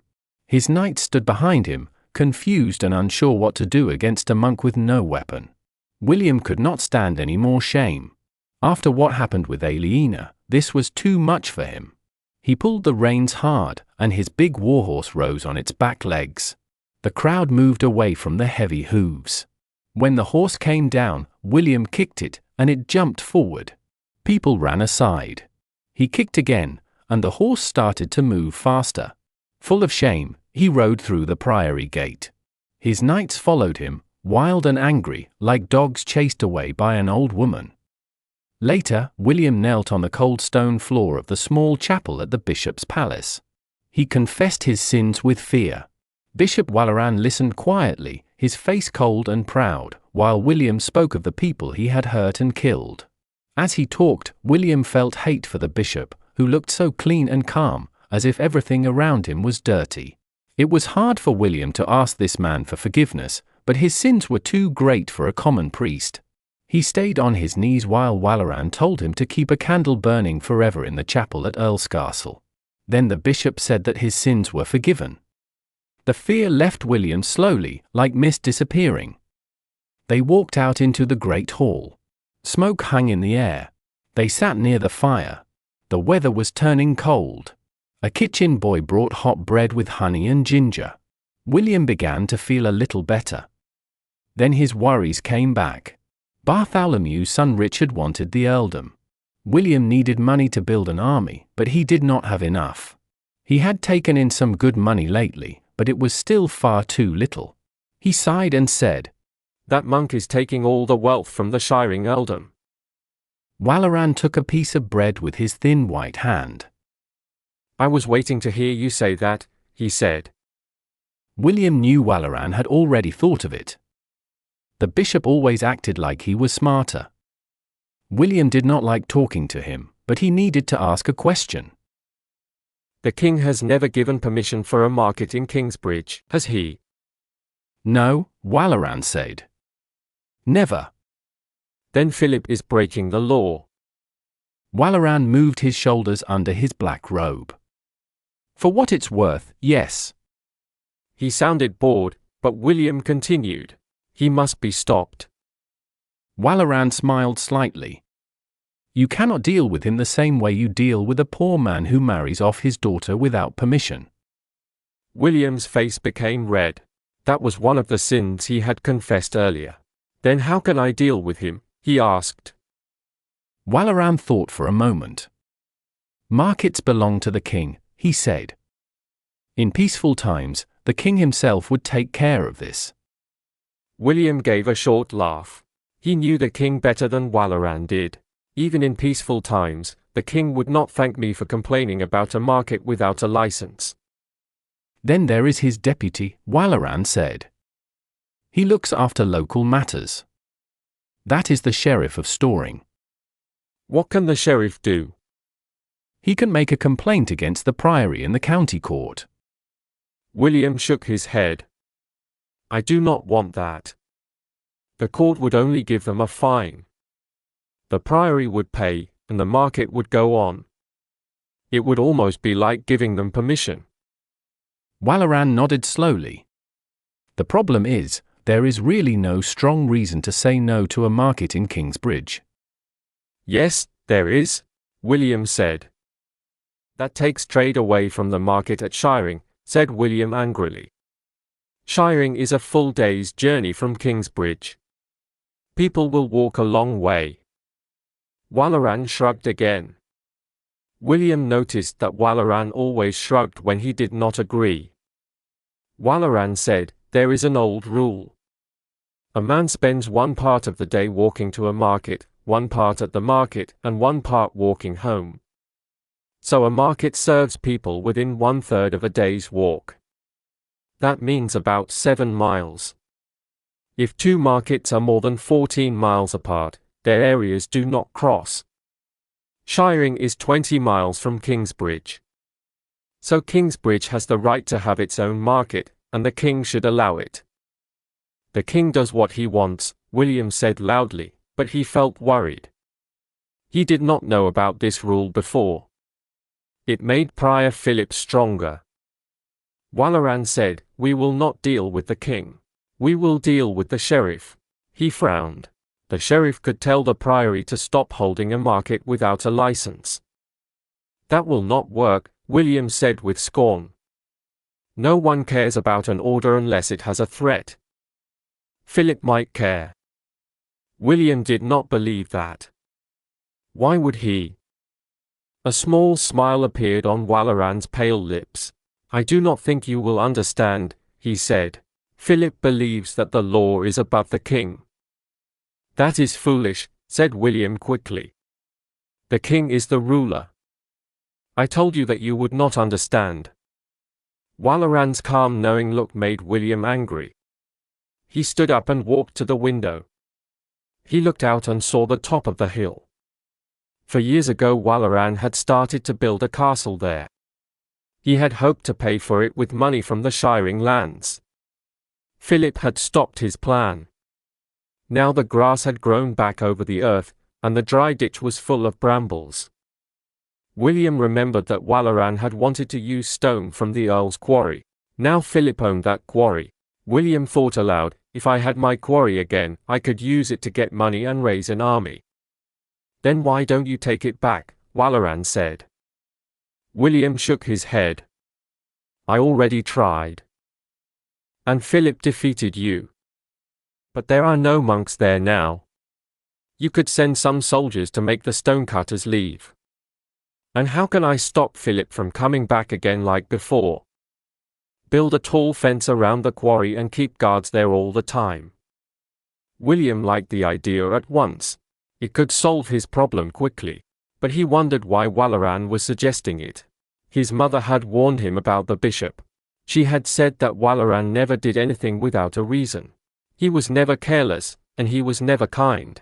Still, Walaran hated Philip and wanted to stop him from building the cathedral. That was reason enough. William studied Walaran carefully. Walaran's career was not going well. He had become bishop when he was young, but Kingsbridge was small and poor. He had surely hoped for something greater. Now the prior, not the bishop, was rich and famous. Walaran was losing power, just like William. So both of them wanted to hurt Philip. William decided once again to work with Walaran even though he disliked him. It was better for his own plans. All right, he said. This might work. But what if Philip complains to the king? You will say you did it because of Philip's market, Walaran said. You will call it punishment for his crime. William nodded. That will do. Any reason is fine, if I can return to the war with a large army. Philip has to buy stone at a high price. He cannot build his cathedral. Then Kingsbridge will lose money and fame. That would help you in every way, William. William did not thank him. You really hate Philip, don't you? He is in my way, Walaran said. For a moment William saw the hard, cruel side of the bishop behind his calm face. William thought about practical things. There are about 30 stonecutters there, he said. Some have wives and children. So what? Walaran asked. There could be fighting. Walaran lifted his dark eyebrows. Is that so? He said. Then I will give you God's forgiveness. 3. They left while it was still night so they could arrive at sunrise. They carried burning torches, and the horses were nervous. William took Walter and 4 other knights, plus 6 soldiers. Behind them came 12 peasants who would dig the ditch and build the fence. William usually planned battles carefully. That was why King Stephen trusted him. But this time he made no plan. It was such an easy task that a real strategy seemed foolish. A few stonecutters and their families could never fight back. He remembered hearing that their leader, Otto Blackface, had refused to fight when Tom Builder came to the quarry long ago. Cold December light filled the sky. Thin mist hung from the trees like old cloth. William disliked winter. In the mornings it was freezing, and in the evenings it was dark. The castle was damp. He ate too much salted meat and fish. His mother was angry often, and the servants answered rudely. His knights argued with each other. This little battle would help them all. It would also help him. He had already borrowed £200 from the Jews in London using the quarry as security. After today, his future would be safe. About a mile from the quarry, William stopped. He chose 2 men and sent them ahead on foot. There may be a guard or some dogs, he warned. Keep your bow ready with an arrow on the string. A little later the road turned left and stopped at the side of a broken hill. This was the quarry. Everything was quiet. Beside the road, William's men were holding a frightened boy. He was probably an apprentice who should have been guarding the place. At his feet lay a dog with an arrow in its neck. The dog was dying. The raiders stopped their horses without trying to be quiet. William looked carefully at the place. The hill looked smaller than before. Wooden scaffolds went high up the hill and down into a wide hole at the bottom. Big blocks of stone lay near the road. 2 huge wooden carts were full of stone, ready to move. Grey dust covered everything, even the trees. Many trees had been cut down, William's own trees, he thought with anger. 10 or 12 wooden houses stood nearby. Some had small gardens, and one had a pigsty. The quarry looked like a small village. The boy had probably fallen asleep on watch, and his dog too. William spoke to him. "How many men are here, boy?" he asked. The boy looked very scared but also brave. "You are Lord William, aren't you?" he said. "Answer me, or I will cut off your head," William said. The boy turned white but spoke with a shaking voice. "Do you want to take this quarry from Prior Philip?" William felt angry and confused. Why couldn't he frighten a small boy? Why did people think they could stand against him? "This quarry is mine," he shouted. "Forget Prior Philip. He cannot help you. Now tell me, how many men?" The boy did not answer. He lifted his head and shouted, "Help! Look out! Attack!" William put his hand on his sword but stopped. He looked toward the houses. A frightened face was watching from a doorway. William decided to leave the boy. He took a burning torch from one of his men and kicked his horse. He rode at the houses with the torch high in the air. He heard his men close behind him. The door of the nearest hut opened. A sleepy man in a shirt looked out. William threw the torch past him into the straw on the floor. The straw caught fire at once. William gave a shout of victory and rode on. He rode through the group of houses. His men followed, yelling and throwing torches on the roofs. Doors opened everywhere. Men, women, and children ran out, screaming and trying to escape the horses. They moved in confusion while the fire spread. William stopped at the edge and watched. The animals broke free. A frightened pig ran around, and a cow stood still, moving its head slowly. Even the young men looked confused and afraid. It was true, William thought, that dawn was the best time for an attack. People felt weaker when they were half-dressed. A dark man with thick black hair came out, putting on his boots and giving orders. It must be Otto Blackface. William could not hear him, but he guessed Otto told the women to take the children and hide in the woods. Then William saw 2 young men run to a small hut. They opened the door, which had been locked from outside. They went in and came out with heavy stone hammers. Otto sent more men to get tools. They wanted to fight. 3 years ago Otto had refused to fight for Philip. What had changed his mind? Whatever it was, it would kill him today. William smiled, pulled out his sword, and readied his horse. 6 or 8 men now stood near the shed with axes and hammers. William charged at them. They jumped aside, but his sword cut one man's arm deeply. The man dropped his axe. William rode away, turned his horse, and came back again. His heart was beating fast, and he felt alive. In battle, there was no fear, only excitement. Some of his men saw him and looked for orders. He waved for them to follow. Then he charged again. The stonecutters could not move fast enough. William struck down 2, and his men hit several more. He moved too quickly to see if they were dead or only hurt. When he turned again, Otto was calling his people to fight. The knights charged once more. The stonecutters ran into the burning houses. It was a smart plan, William thought sadly. The knights followed, but now the stonecutters were spread out and could run more easily. The horses were afraid of the burning houses. William went after an old man with grey hair and a hammer. He almost caught him several times, but the man ran through a house and escaped. William saw that Otto was the real problem. Otto was giving orders and making the men brave. If Otto fell, the rest would stop fighting. William pulled his horse to a stop and looked for the dark-skinned man. Most of the women and children were gone. 2 little ones, about 5 years old, stood in the middle of the fight, crying and holding hands. William's knights were charging between the houses, chasing the stonecutters. Then William saw one of his own men hurt by a hammer. The knight was lying on the ground, bleeding and groaning. William was shocked. He had not expected any of his men to be hurt. A woman ran in and out of the burning houses, calling someone's name. She was looking for her children. When she saw the 2 crying children, she picked them up, one in each arm. As she tried to run away, she almost ran into Gilbert de Rennes, one of William's knights. Gilbert lifted his sword to strike her. At that moment Otto jumped out from behind a small house and swung his axe. He was skilled with the weapon. The blade cut deep into Gilbert's leg and stuck into the saddle. Gilbert screamed and fell from his horse. He would never fight again. Gilbert was an important knight, and William became very angry. He kicked his horse forward. The woman and the children disappeared. Otto was pulling hard on his axe to free it from the saddle. Then he saw William coming. He could have run away, but he stayed to pull the axe free. When he finally did, William was almost there. William lifted his sword. Otto stood and raised his axe to fight. Then William understood that Otto wanted to strike the horse. William pulled the reins quickly. The horse stopped and reared up. The axe fell on the horse's neck.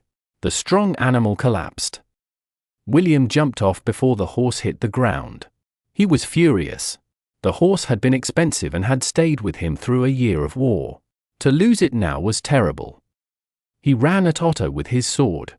Otto fought back with both hands on his axe. He used the hard handle to block William's strikes. William hit again and again, pushing Otto back. Otto was old but strong. William's strikes only made him step backward, not fall. William gripped his sword with both hands and hit harder. Again Otto blocked him, but the sword stuck into the wooden handle. Then Otto started moving forward. William moved back fast. He pulled strongly, and the sword came free. But now Otto was close. William suddenly felt afraid. Otto lifted the axe high. William stepped back quickly and stumbled over the dead horse. He fell into a puddle of warm blood but held onto his sword. Otto stood over him and raised the axe. William rolled to the side just as the weapon came down. He felt air move near his face. Then he jumped up and pushed his sword toward Otto. Otto had missed his strike and had not moved out of the way. He was off balance and open to attack. William's sword hit him in the chest. William pushed harder and the blade cut between his ribs. Otto let go of the axe. His eyes looked surprised, and his mouth opened, but no sound came. His skin turned grey. William knew the look. It was the look of a man who was dying. He pushed the sword again to be sure, then pulled it out. Otto's eyes rolled up. Blood spread across his shirt, and he fell to the ground. William turned around quickly. He saw 2 stonecutters running away. They had seen their leader fall. They called out to the others as they ran.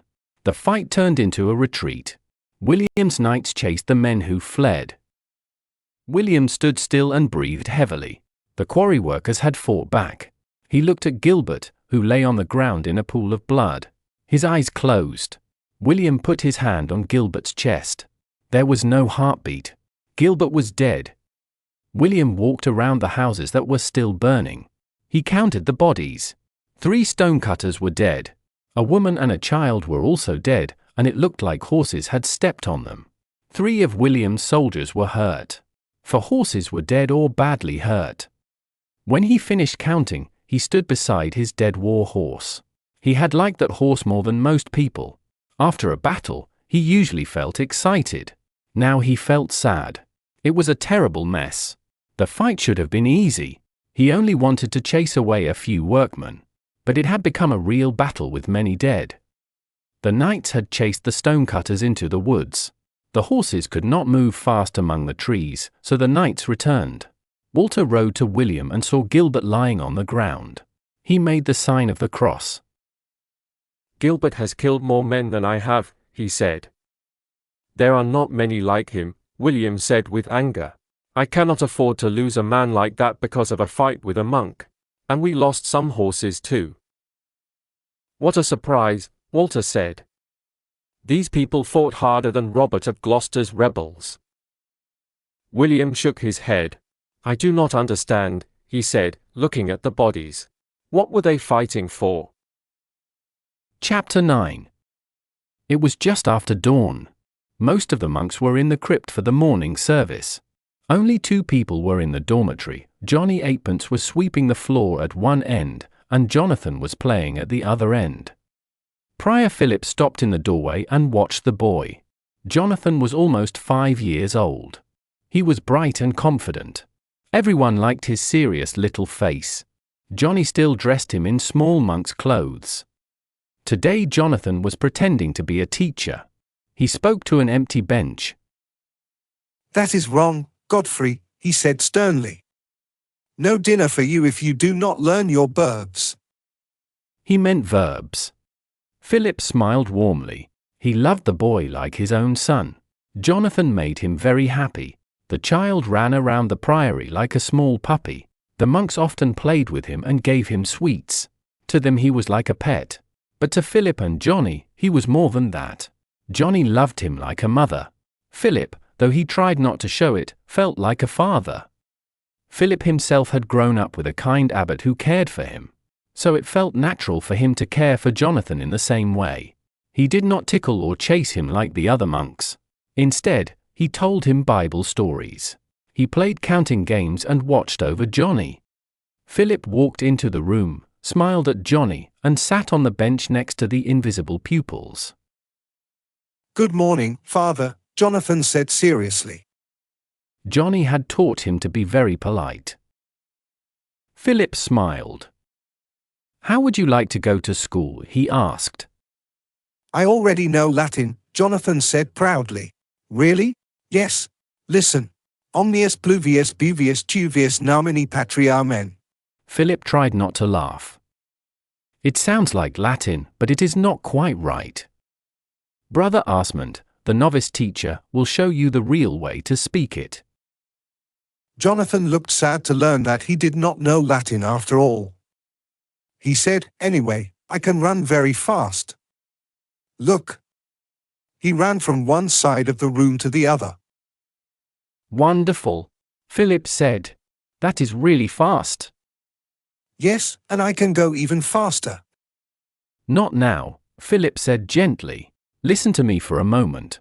I am going away for a while." "Will you come back tomorrow?" Jonathan asked.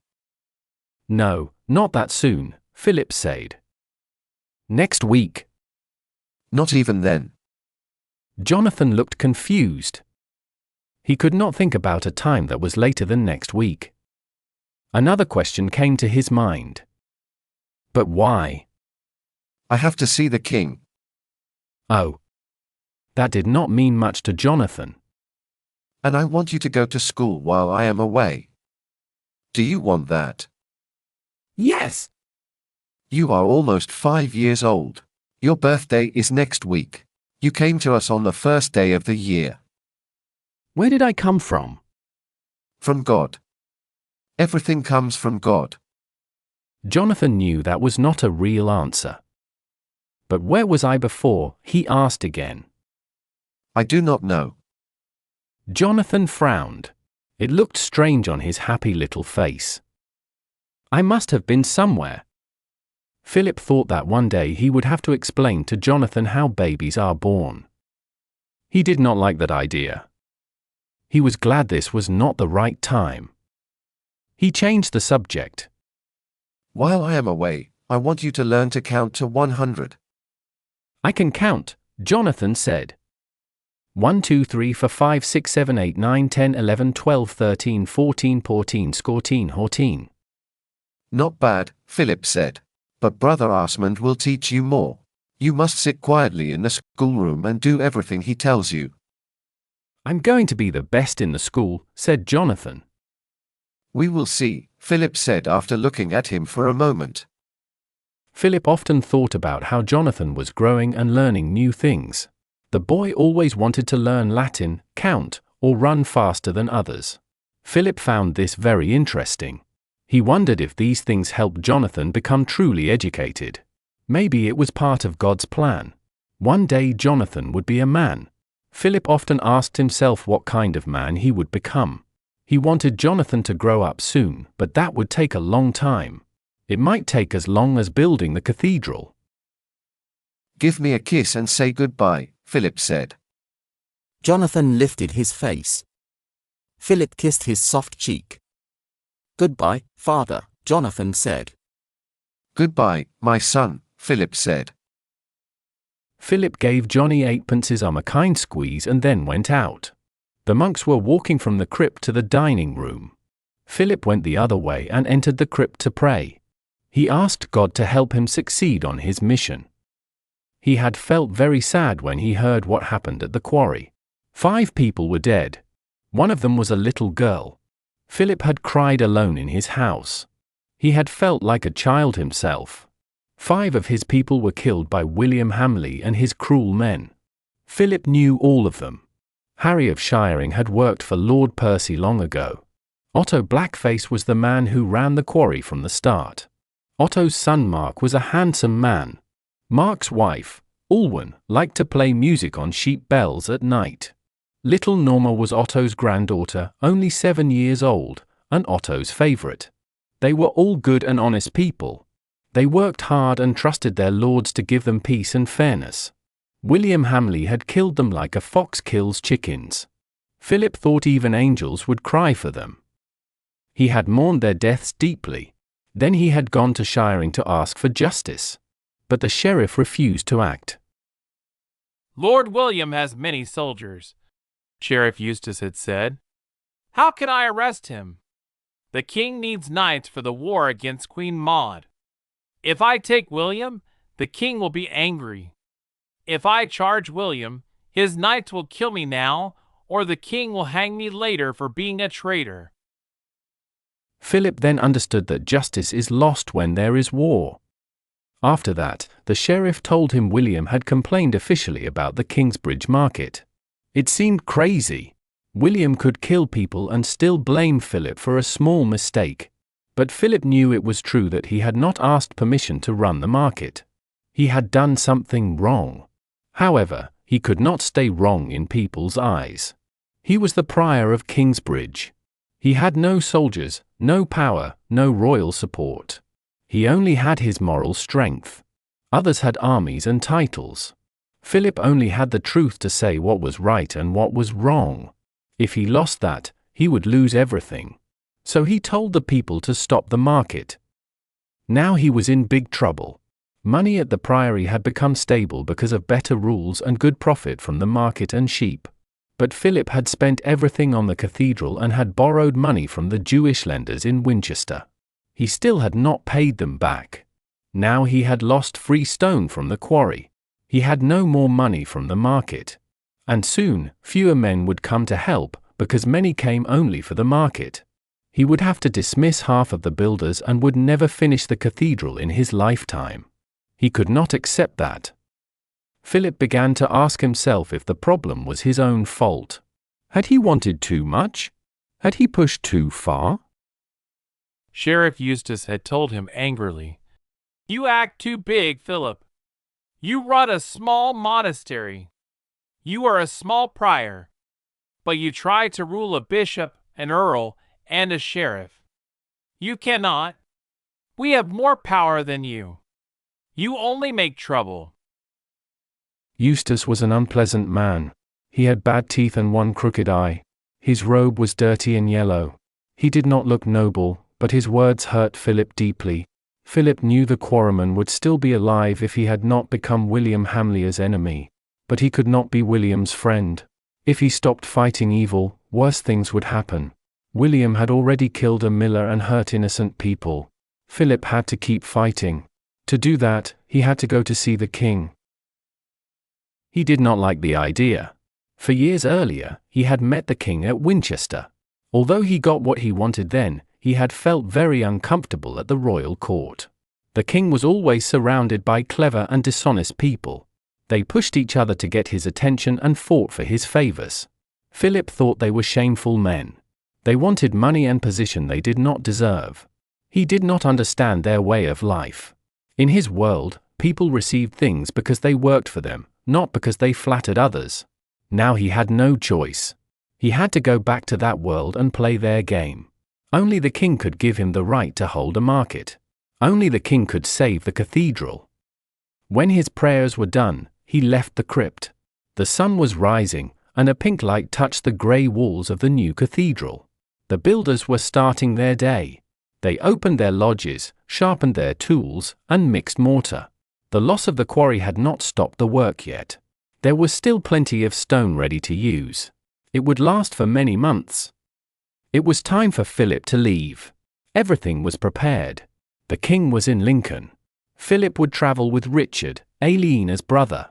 Richard had fought for a year as a squire, and now the king had made him a knight. He had come home to get new weapons and clothes. Then he would go back to the royal army. Aliena had done very well as a wool merchant. She no longer sold her wool to Philip. She now sold it straight to the Flemish buyers. This year she even wanted to buy all the priory's wool herself. She would have paid a little less, but Philip would have received the money sooner. He said no. Still, the fact she could make such an offer showed how successful she was. At the stable, Philip saw Aliena with her brother. A crowd had gathered to say goodbye. Richard sat on a strong chestnut warhorse. It must have cost Aliena £20. He had become a tall and good-looking young man. Only a scar on his right ear made his face less perfect. The ear's edge was cut off, maybe in a fight with swords. He wore fine red and green clothes and carried new weapons, a sword, a lance, a battle-axe, and a dagger. Another horse carried his baggage. 2 men-at-arms rode with him, and a squire followed behind. Aliena was crying. Philip could not tell why. Maybe she was sad her brother was leaving. Maybe she was proud because he looked brave. Or maybe she was afraid he would never come home. Perhaps she felt all of these things. Many villagers came to say goodbye too. Most of the young men and boys were there. They clearly saw Richard as their hero. All the monks also came to wish Philip a safe journey. The stable workers brought out 2 horses. One was a gentle palfrey ready for Philip. The other, a cob, carried his simple baggage, mostly food. The builders put down their tools and walked over, led by Tom with his beard and his red-haired stepson, Jack. Philip gave a formal embrace to Remigius, his sub-prior. He said a warmer goodbye to Milius and Cuthbert. Then he mounted his palfrey. He knew he would sit in that hard saddle for many hours. From the higher seat, he blessed everyone. The monks, builders, and villagers waved and called good wishes. Philip and Richard rode side by side through the priory gates. They went down the narrow village street. People looked from their doors and waved. The horses clattered across the wooden bridge and into the fields. After a while, Philip looked back. The sun was shining through the window space in the unfinished east end of the cathedral. If he failed, that building might never be finished. He could not bear to think of losing after all his effort. He turned and looked again at the road ahead. Lincoln stood on a hill. Philip and Richard came from the south along an old busy road called Ermine Street. From far away, they could see the cathedral towers and the castle walls at the top. But before they reached the hill, they met a city gate. Philip was surprised. The city suburbs must be huge. There must be thousands of people. At Christmas, Ranulph of Chester had taken the city. He was the strongest man in the north and a relative of the Empress Maud. Later, King Stephen won it back. But Ranulph's men still held the castle. Now, as Philip and Richard came closer, they learned that Lincoln was strange at this moment. 2 enemy armies were inside its walls. Philip still did not like Richard after 4 weeks of traveling together. Aliena's brother was full of anger and wanted revenge against the Hamleys. He spoke as if Philip felt the same way. But Philip had different reasons. He hated the Hamleys because they hurt their people. If they were gone, life would be better for everyone. Richard wanted revenge only to feel proud. He thought only about himself. Richard was brave in battle, but he was weak in other ways. He confused his soldiers because sometimes he treated them kindly and sometimes spoke to them like servants. In taverns, he bought beer for strangers to seem important. He often said he knew the right road even when he did not, and sometimes they got lost because he refused to admit his mistake. By the time they reached Lincoln, Philip believed Aliena was far wiser and stronger than her brother. They passed a large lake where many ships sailed. At the bottom of a hill, they crossed a river that marked the edge of the main city. Lincoln was clearly a place where people lived by trade and shipping. Near the bridge was a busy fish market. They went through another gate guarded by soldiers. Now they left the outer area and entered the crowded city itself. A narrow street climbed steeply up the hill. It was completely full of people. Houses stood close together on both sides. Many were made of stone, showing that their owners were rich. The hill was so steep that each house was high above the ground at one end and partly under the hill at the other. The lower part was often a workshop or a shop. There were only small open spaces near the churches, and each graveyard had a market, selling grain, chickens, wool, leather, and other goods. Philip and Richard, with Richard's few men, pushed through the crowd of people, soldiers, animals, and carts. Then Philip noticed the ground beneath his feet. It was paved with stones. He could hardly believe it. Stones in the street! This was real wealth, he thought. Most town streets were deep in mud during winter, but this one was far better, even if still dirty with rubbish and animal dung. They climbed to the top of the hill and passed through another gate. Now they entered the inner part of Lincoln. It was quieter here, but there was tension in the air. To the left stood the castle. Its large iron door was closed. Philip saw shapes behind the narrow windows and guards walking above the walls. The sunlight shone faintly on their helmets. They looked serious and alert. There was no laughter or talk among them. To the right, not far from the castle, stood the cathedral. Philip saw at once that it was being used as the king's base. Soldiers blocked the small road that led to it. Beyond them, knights and armed men were going in and out of the 3 doors of the church. The graveyard beside it had become a camp, with tents, fires, and horses eating grass. There were no buildings for monks here. Lincoln Cathedral belonged to priests called canons, who lived in normal houses nearby. The space between the castle and the cathedral was empty except for Philip and his group. Suddenly, he understood that guards from both sides were watching them. They stood in the middle of a dangerous area between the 2 armed groups. He quickly saw that Richard and the others were already moving ahead and followed them. The king's soldiers allowed them through at once because they knew Richard. Philip looked up at the west side of the cathedral. It had a huge entrance arch and 2 smaller arches beside it. Even the smaller ones looked great and beautiful. To him, it seemed like the door to heaven. He decided that Kingsbridge Cathedral should have tall arches like this too. They left their horses with Richard's squire and Philip and Richard walked through the camp and went into the cathedral. It was even more crowded inside than outside. The long aisles were used as stables. Many horses were tied to the stone columns. Armed men filled the big hall, and people cooked food and slept there. Some spoke English, some French, and a few spoke Flemish, the language of Flanders. Mostly, the knights stayed inside while the men-at-arms stayed outside. Philip saw some men playing games for money and felt sorry about it. He was also surprised to see some women wearing thin clothes for winter.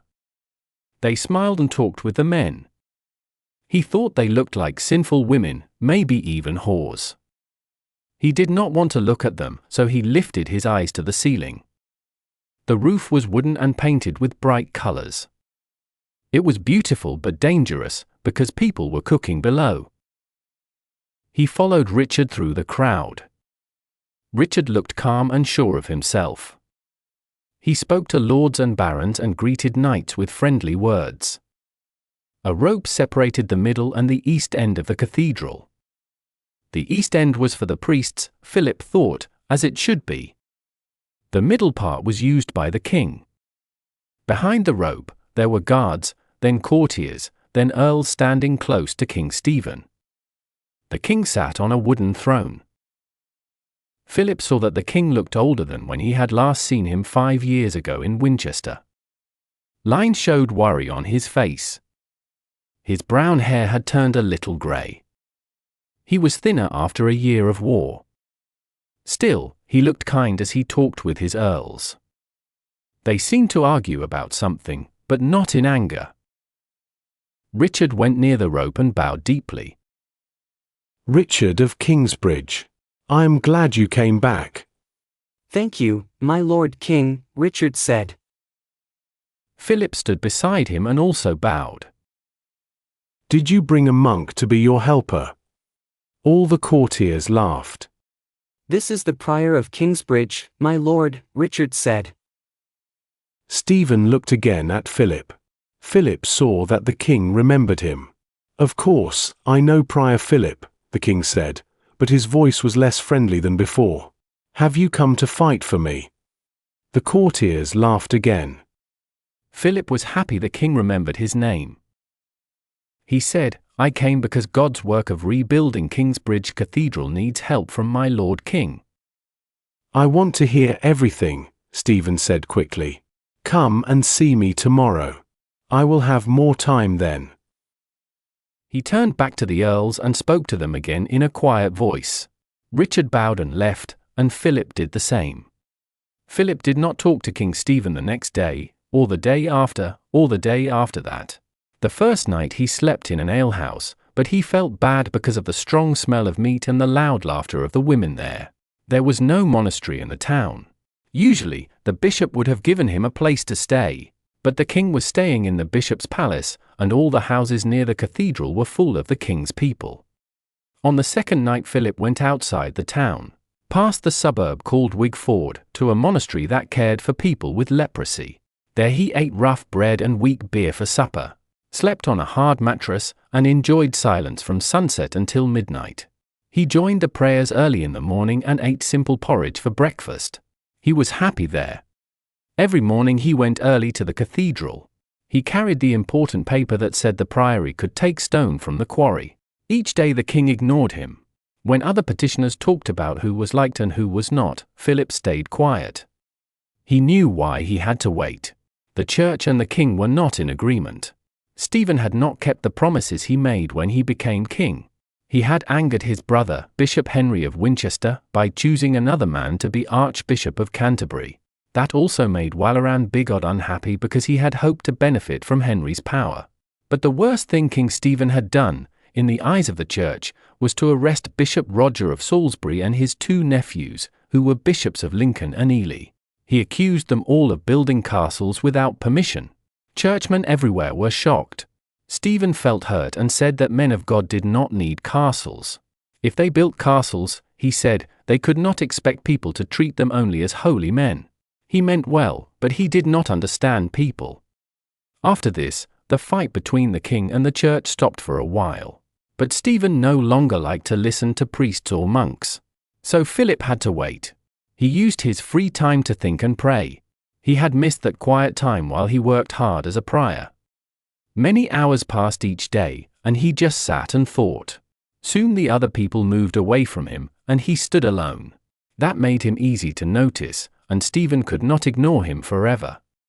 On the morning of his 7th day in Lincoln, Philip was thinking deeply about the mystery of the Trinity. Then he realized someone was in front of him, speaking to him. It was the king. Are you asleep with your eyes open, man? Stephen said with half a laugh and half irritation. I am sorry, Lord. I was thinking, Philip said and bowed late. Never mind. I want to borrow your clothes. What? Philip asked, surprised. I want to look around the castle. If I wear a monk's robe, the guards will not shoot arrows at me. Go into one of the chapels and take off your robe. Philip wore only a thin undershirt under his robe. But Lord, what will I wear? He asked. I forget how modest monks are, Stephen said and called to a young knight. Robert, lend me your tunic, quickly. The knight was talking to a girl. He took off his tunic fast, gave it to the king, and made a rude sign to the girl. His friends laughed loudly. Stephen handed the tunic to Philip. Philip went into the small chapel of St. Dunstan. He said a quick prayer, asking forgiveness, then took off his monk's robe and put on the short red tunic. It felt strange because he had worn monk's clothes since he was 6 years old. He might have felt less strange if he had dressed as a woman. Then he came out and gave his robe to the king. Stephen pulled it on quickly. Come with me if you want, the king said. You can tell me about Kingsbridge Cathedral. Philip hesitated. He first wanted to say no because the guards might shoot at him, and now he did not wear his monk's robe for protection. But he felt this was his only chance to talk to the king alone and explain everything about the quarry and the market. He might never get another chance.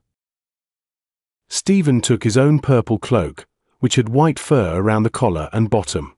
"Wear this," he said to Philip. "You'll make them aim at you instead of me." The other courtiers became silent.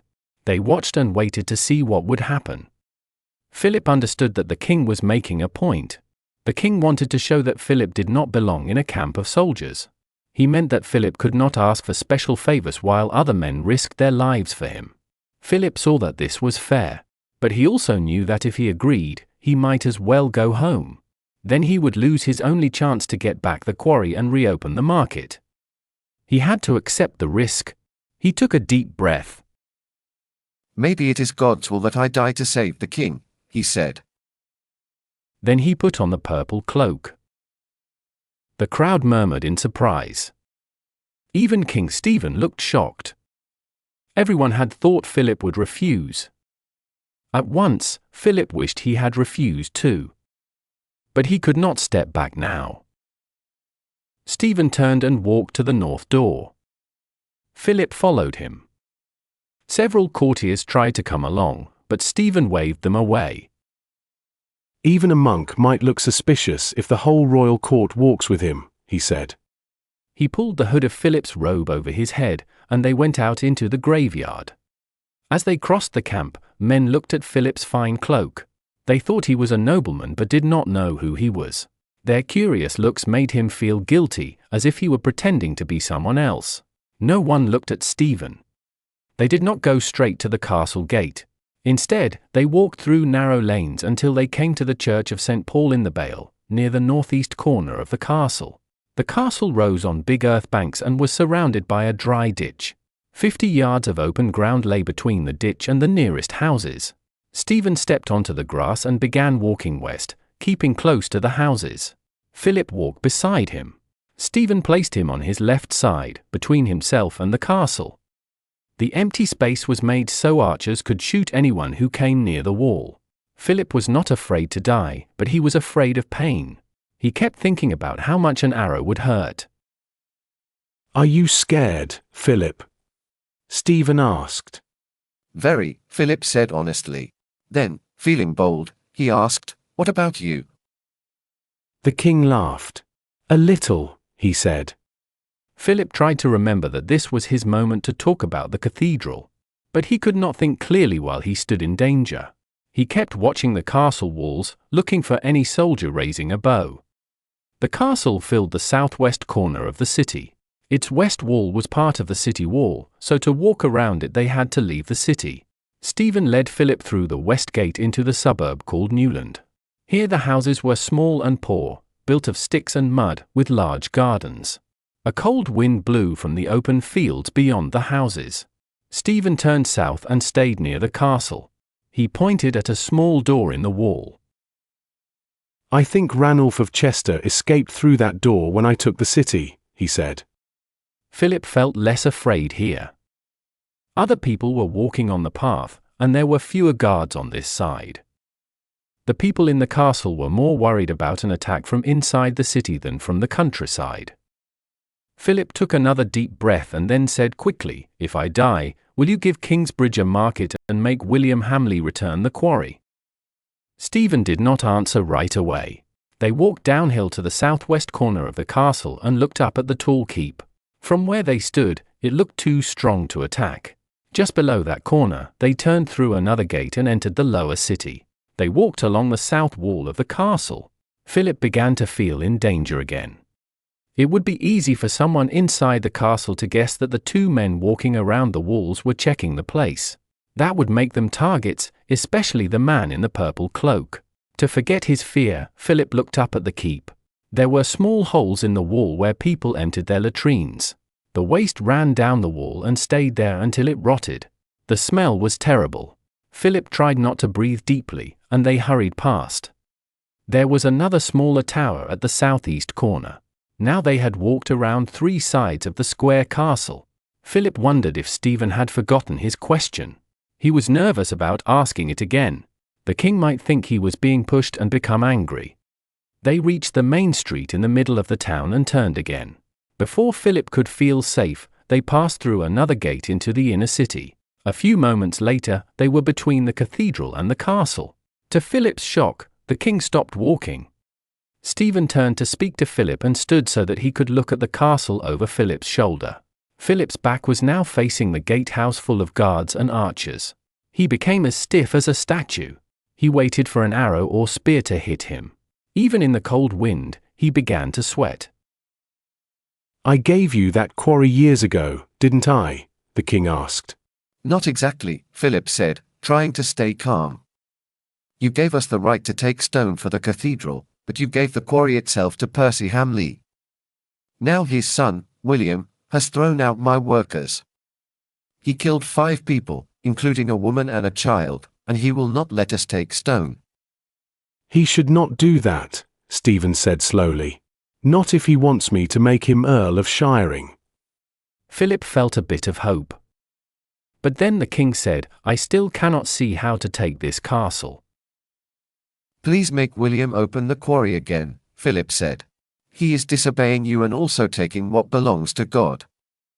Stephen acted as if he did not hear him.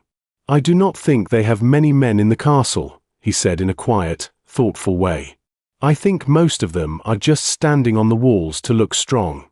Now, what did you say about a market?" Philip decided this was part of a test. The king was making him stand with his back to all those archers. He wiped his forehead with the fur on the king's cloak and spoke carefully. "My Lord King, every Sunday people come from all over the county to pray at Kingsbridge and to work for free on the cathedral. When we first started, a few people came to sell food, wine, hats, and knives to the workers. After some time, a market started there. Now I ask you to give us a market license." "Will you pay for the license?" Stephen asked. It was normal to pay, but sometimes churches did not have to. "Yes, Lord," Philip said. "I will pay, unless you wish to give it to us as a gift for the glory of God." Stephen looked straight into his eyes. "You are a brave man, standing there with the enemy behind you and still talking business with me," he said. Philip looked back. "If God decides that I must die, then nothing can save me," he said, trying to sound brave. "But if God wants me to live and finish Kingsbridge Cathedral, then even 10,000 archers cannot kill me." "Good words," Stephen said. He put his hand on Philip's shoulder and turned toward the cathedral. Philip felt weak with relief. He walked beside the king, feeling safer with every step away from the castle. He thought he had passed the test. But he knew he needed a clear promise from the king before others came to speak with him. As they walked through the line of guards, Philip found his courage and said, "My Lord King, if you could write a letter to the Sheriff of Shiring." He stopped because one of the earls ran up, looking worried. "Robert of Gloucester is coming here, my Lord King," the earl said. "What?" Stephen asked. "How far away?" "Close.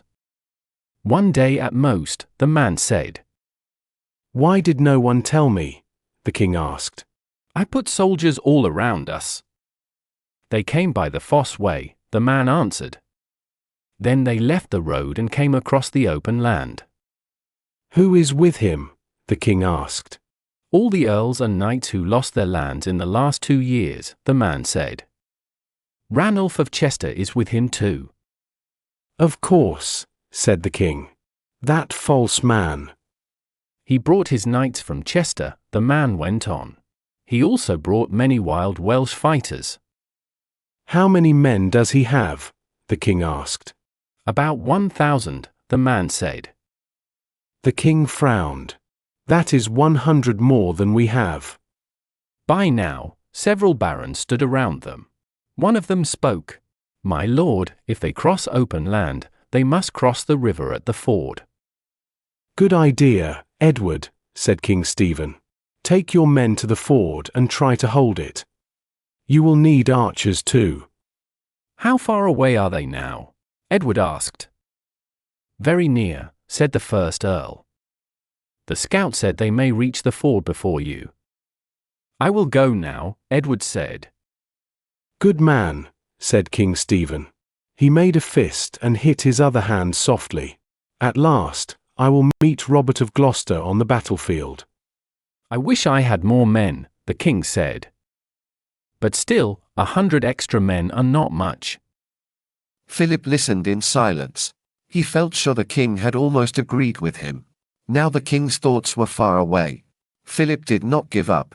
He was still wearing the king's purple robe. He took it off his shoulders and held it out.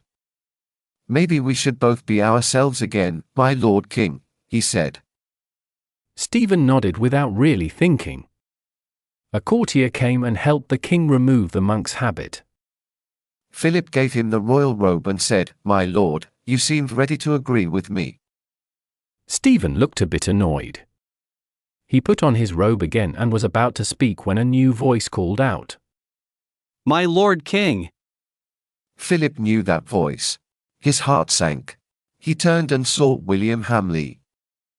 William, my boy, said the king in his friendly, strong voice. You came at the right time. William bowed. My lord, I bring 50 knights and 200 men from my earldom. Philip felt all his hopes disappear. The king looked very pleased. You are a good man, he said warmly. Now we have more men than the enemy. He put his arm around William's shoulders and walked with him into the cathedral. Philip stood still and watched them go. He had been very close to success, but William's army was more important than justice. The courtier who had helped the king now held out the monk's robe to Philip. Philip took it and put it on again. He was deeply disappointed. He looked at the 3 large doors of the cathedral and thought about the big arches he had wanted to build at Kingsbridge. But King Stephen had chosen William Hamley's side. The king had chosen the strength of an army over what was right. Philip thought the king had failed his test. Now Philip had only one hope left.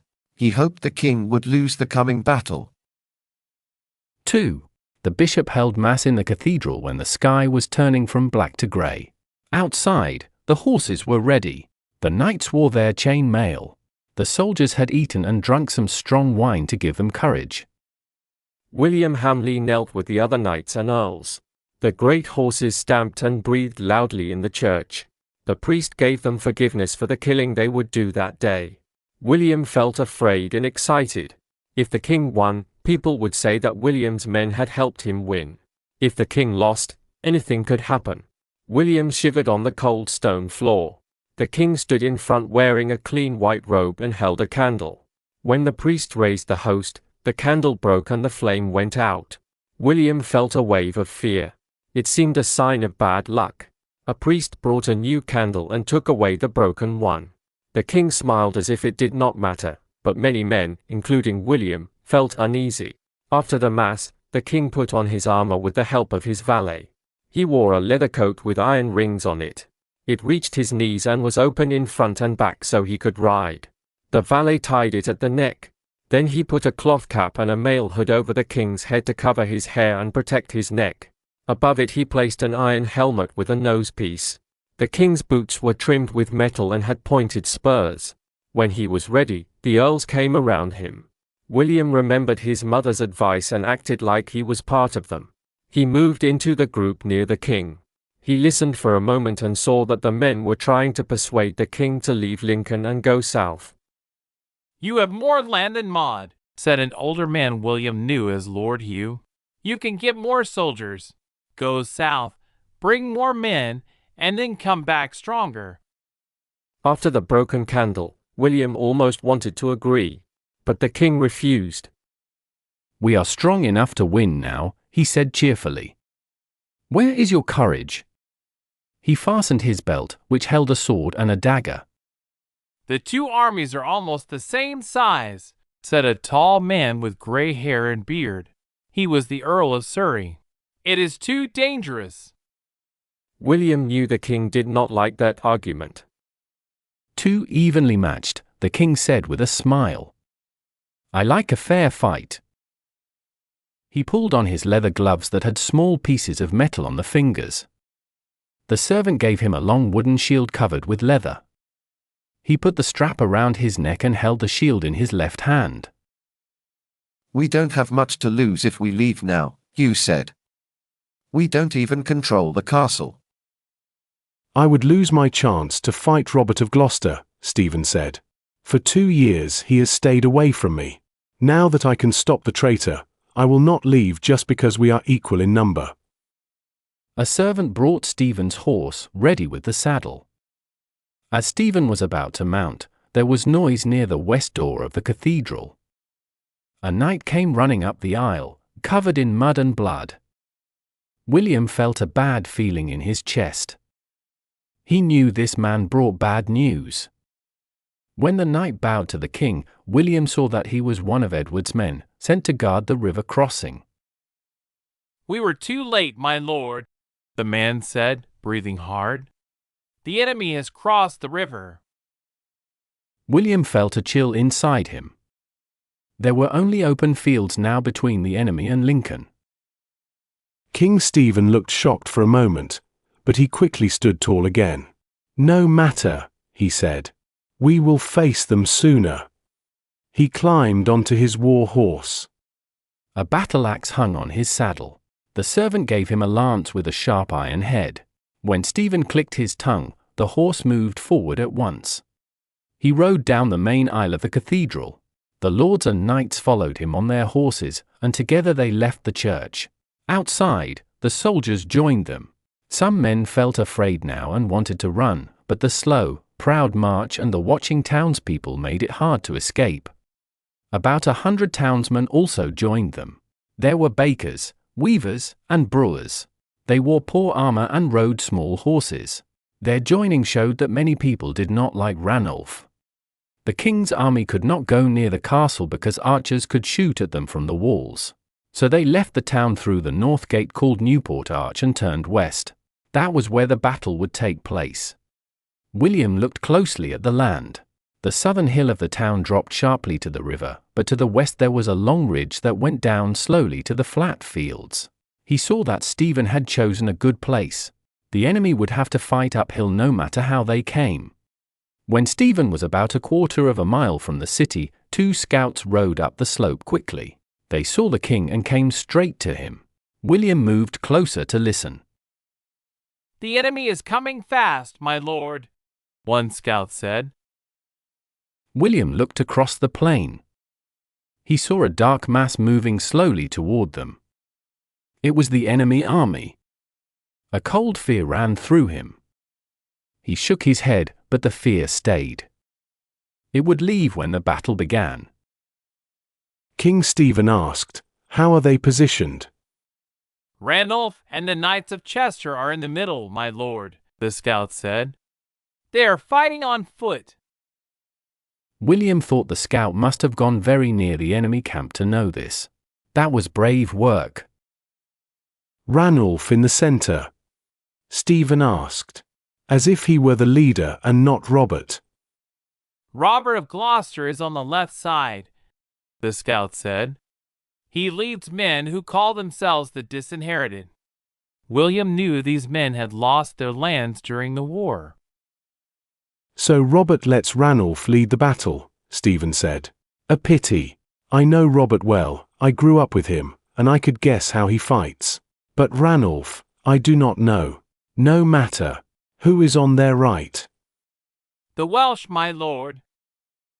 Archers, I think, Stephen said. The Welsh from the south were famous with the bow. "Not these ones," the scout said. "They are wild men with painted faces, singing strange songs. They carry hammers and clubs. Most of them have no horses." They must come from North Wales, Stephen said slowly. Ranulph has promised them plunder, I am sure. God help Lincoln if the enemy gets inside the walls. But they will not. What is your name, Scout? "Roger, called Lackland," the man said. Lackland? You will have 10 acres for this work. The man looked very happy. "Thank you, Lord." Stephen turned to look at his earls. He was ready to give orders. William felt tense and watched to see what job the king would give him. "Where is Lord Alan of Brittany?" Stephen asked. Alan moved his horse forward. He was the leader of Breton soldiers who fought only for money. They were loyal to no one. Stephen said to Alan, "You and your brave Bretons will stand in the front line on my left." William understood this plan. The wild Welsh fighters would face the Breton mercenaries. Both sides were dangerous and hard to control. "William of Ypres," Stephen called loudly. "My lord king," a dark man on a black horse answered and lifted his lance. William of Ypres was the leader of Flemish soldiers. People said they were a little more trustworthy than the Bretons. Stephen told him, "You will stay on my left, behind Alan's men." The two leaders rode away to arrange their troops. William wondered where the king would put him. He did not want to stand in the front. He had already done enough by bringing his army. He hoped for a quiet place in the rear, far from danger.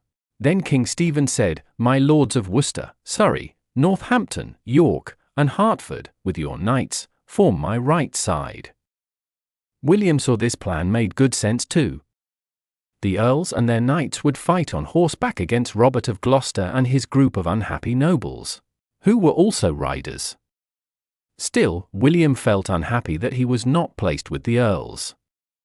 Surely the king had not forgotten him?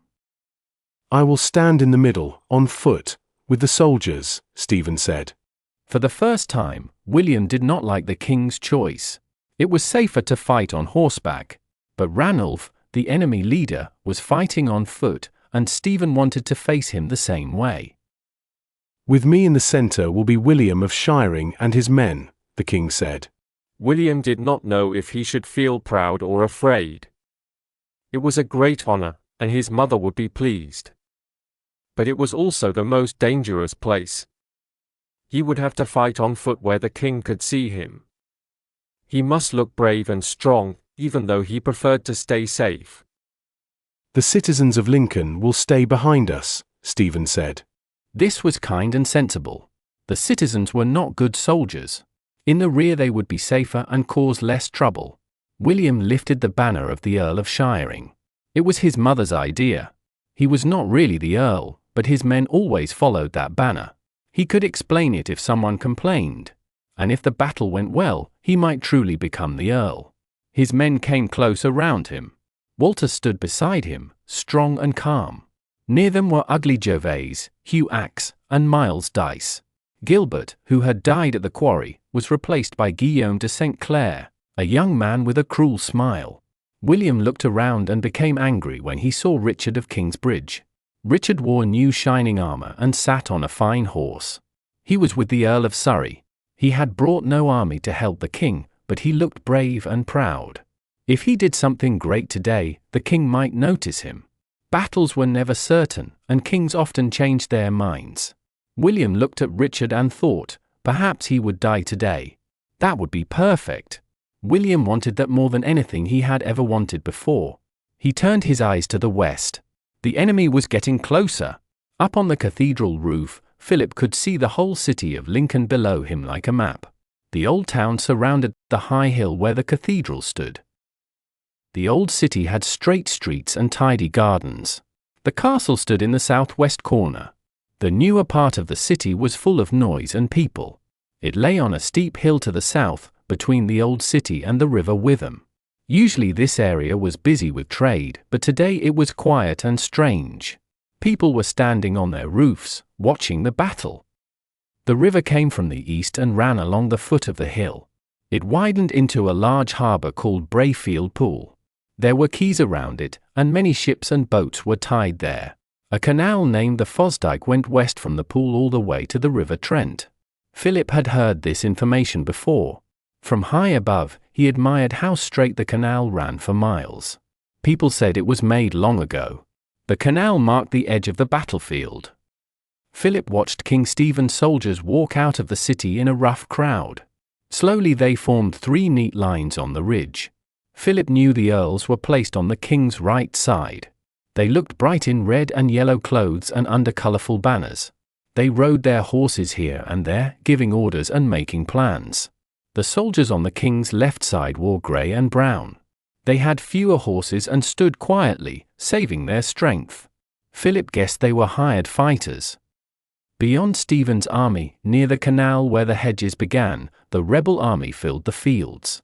At first they seemed to stand still. Then, after Philip looked again, they were closer. If he watched carefully, he could see them moving. He wondered how strong they were. Both sides seemed equal in number and power. Philip could not change the result, and that troubled him. He tried to calm himself and accept whatever was meant to happen. If God wanted a new cathedral in Kingsbridge, he would help Robert of Gloucester defeat King Stephen today.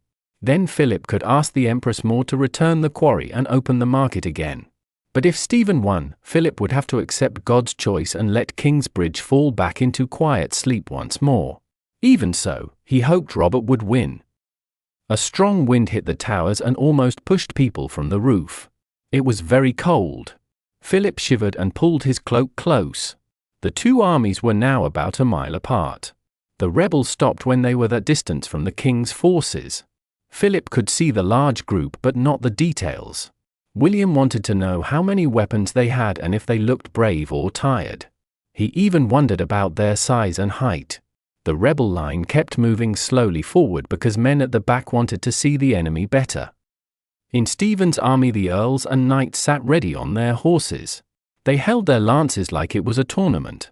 William sent his own horses to the rear. He told his squires to wait there and not go back to the city. The horses might be needed if the men had to escape, though he did not say that aloud. Running away was better than dying if the battle was lost. For a moment nothing happened. The wind grew softer and the horses became calm, but the men stayed tense. King Stephen took off his helmet and scratched his head. William started to feel nervous. He did not mind fighting, but waiting made him sick. Then the air suddenly felt tense again. Someone shouted a battle cry. All the horses became uneasy. A loud cheer began. Then came the crash of hoofbeats. The fight had begun. William smelled sweat and fear. He looked around but saw only confusion. Being on foot, he could not see far. The earls on the right seemed to have started by charging first. Earl Robert's soldiers on the other side charged back together. Soon, shouts rose on the left. William turned and saw the mercenaries driving their horses forward. From the rebels came a wild cry, likely from the Welsh fighters. William could not tell who was winning. He could no longer see Richard. Arrows flew up into the sky like birds. Behind the enemy lines, arrows began to fall everywhere. William lifted his shield over his head. He hated arrows because they killed without aim. King Stephen shouted loudly and started to charge. William took his sword and ran forward. He called his men to follow him. On both sides, the horsemen spread out as they moved ahead. They came between him and the enemy. On his right, he heard a loud sound of iron hitting iron. The air smelled of metal, a smell he knew well. The earls and the men with no land were fighting hard. All William could see were men and horses crashing and turning, charging and falling. The horses cried out, and their sounds mixed with the men's shouts. He could hear terrible screams from wounded men. He hoped Richard was one of them. William looked to the left. He was shocked to see the Bretons moving back from the strong attacks of the wild Welsh fighters. The Welsh were wild, shouting and pushing each other to reach the enemy. Maybe they wanted to steal things from the rich city. The Bretons only wanted their pay. They fought weakly and stepped back. William felt disgusted. He was angry because he had not yet fought anyone. He was surrounded by his knights. In front of him were horses from the earls and the Bretons. He pushed forward, just a little ahead of the king. There was fighting all around, fallen horses, men fighting fiercely, loud swords, and the bad smell of blood. But William and King Stephen were stuck in one place for a moment. Philip watched everything, but he did not understand it. He did not know what was happening. It all looked confusing: bright swords, fast horses, banners flying and falling, and the noise of battle carried by the wind. He felt very frustrated. Some men fell and died. Others fought and stayed up. Philip could not tell who was winning or losing. A priest from the cathedral stood near him wearing a fur coat. The man looked at Philip and asked, "What is happening?" Philip shook his head and said, "I don't know." But while he was talking, he saw something move. On the left side of the battlefield, some men were running down the hill toward the canal. They wore dull clothes and looked like hired soldiers. Philip saw that they were the king's men running away, and the painted tribesmen were chasing them. He could hear the loud cries of victory from the Welsh. Philip felt his hope rise. The rebels seemed to be winning already. Then the fight changed on the right side. There, the horsemen of the king were moving back. At first it was a small movement, then more, then faster. Soon many of the king's men turned their horses and ran from the field. Philip felt excited. He thought this must be God's plan. Could the battle really end so soon? The rebels were moving forward on both sides, but the middle line was still strong. The men around King Stephen fought harder than the rest. Philip wondered if they could stop the retreat. Maybe the king and Robert of Gloucester would fight each other alone. Sometimes one fight between leaders could decide everything. It was not finished yet. Then the battle changed again very fast. Both sides were fighting hard, and then suddenly the king's men started to fall back. William felt very worried. On his left, the Breton soldiers were running down the hill and the Welsh were chasing them into the canal. On his right, the earls with their horses and flags turned away and tried to escape to Lincoln. Only the center stayed strong. King Stephen was there, fighting hard with his large sword. The men from Shiring fought close around him like wild animals. But the line was weak. If the sides kept running, the king would soon be surrounded. William wanted him to move back. But the king was brave and did not stop fighting. William felt the battle tilt to the left. He looked around and saw the Flemish soldiers coming from behind and attacking the Welsh. The Welsh stopped chasing the Bretons and turned to fight the Flemish. For a short time, everyone fought in one great mix. Then Ranulph of Chester's men, who were in the middle of the enemy line, attacked the Flemish too. Now the Flemish were trapped between the Welsh and the men from Chester. When the soldiers came together again, King Stephen shouted for his men to move forward. William thought Ranulph had made a mistake. If the king's men could reach Ranulph now, Ranulph's army would be trapped on two sides instead. One of William's knights fell in front of him. Suddenly William was in the fight himself. A big man from the north came at him with a bloody sword. William blocked the strike easily. He was still strong, but the other man looked tired. William tried to hit the man's face but missed. He blocked another blow. Then he lifted his sword high, leaving his chest open. The other man stepped forward to stab him, but William moved aside and brought his sword down with both hands. He hit the man's shoulder. The strike broke the armor and the man's collarbone. The man fell to the ground. William felt a burst of joy. His fear was gone. He shouted, "Come on, you dogs!" Two more men stepped in to fight William after the knight fell. They came at him together. He blocked their blows, but he had to move back. Then there was a rush on his right side. One of his enemies turned away to fight a red-faced man with a meat cleaver. The man looked wild, like a butcher. Now William had only one enemy left. He gave a hard grin and moved forward. The man became scared and swung wildly at William's head. William bent low and pushed his sword into the man's leg, just above the knee. The man fell to the ground. William looked around. No one came at him. He stood still and breathed deeply. For a moment he had thought the king's army would run away. But they had come together again, and now both sides seemed equal. He looked to his right, wondering what caused the rush that had helped him. He was shocked to see the people of Lincoln fighting hard against the enemy. Maybe they fought so bravely because they were protecting their homes. But who had led them after the earls ran away?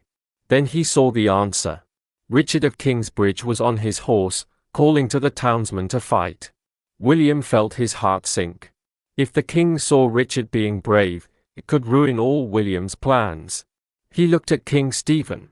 The king met Richard's eyes and waved to him with approval. William cursed quietly in anger. The townsmen's attack helped the king for a short time. But soon, on the left side, Ranulph's men defeated the Flemish soldiers. Ranulph turned and moved toward the center of the king's army.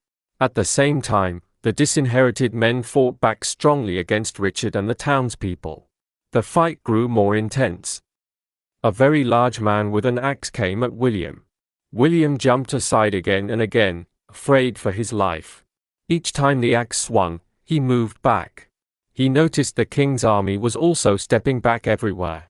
On his left, the Welsh soldiers came up the hill again and began throwing stones. It looked foolish but worked well. William now had to watch for both the flying rocks and the big man's axe. It seemed that many more enemies had come. William began to lose hope. He felt sure the king's soldiers were too few. Fear filled his throat. He thought the battle was lost and that he might die. He wanted the king to run away. Why was the king still fighting? It was madness, they would all die. The big man lifted his axe. William's fighting instinct woke inside him. Instead of stepping back, he moved fast toward the man and pushed his sword up under the man's chin. The sword went in deep. The man's eyes closed. William felt thankful to be alive. He pulled his sword free and jumped back, avoiding the falling axe. He looked at the king, who was fighting close by. He saw Stephen hit a man's helmet so hard that his sword broke in two. William felt a rush of relief. Now the battle would stop. The king would flee and live to fight again. But that hope died quickly. A townsman ran up and gave the king a woodsman's axe. Stephen caught it and kept fighting. William felt despair again. He wanted to run, but when he looked to his right, he saw Richard still fighting on foot. Richard moved like a man with no fear. He hit enemy soldiers on all sides. William could not run while his rival still fought bravely. Then a short man in light armor came at him fast. The man's sword flashed in the sun. William felt how strong and skilled he was. He had to fight hard to stay alive. He blocked the blows, but his strength was leaving him. He wished for one good chance to strike back. When he saw an opening, he swung his sword. The man dodged and stabbed. Pain ran through William's arm, and it went numb. He was hurt and frightened. He stepped back again and again. The ground seemed to move under his feet. His shield hung from his neck, too heavy for his weak arm. The small man pressed his attack. William saw death coming and felt a deep fear. Then suddenly Walter appeared beside him. William moved back. Walter lifted his sword with both hands and struck hard. The small man fell dead.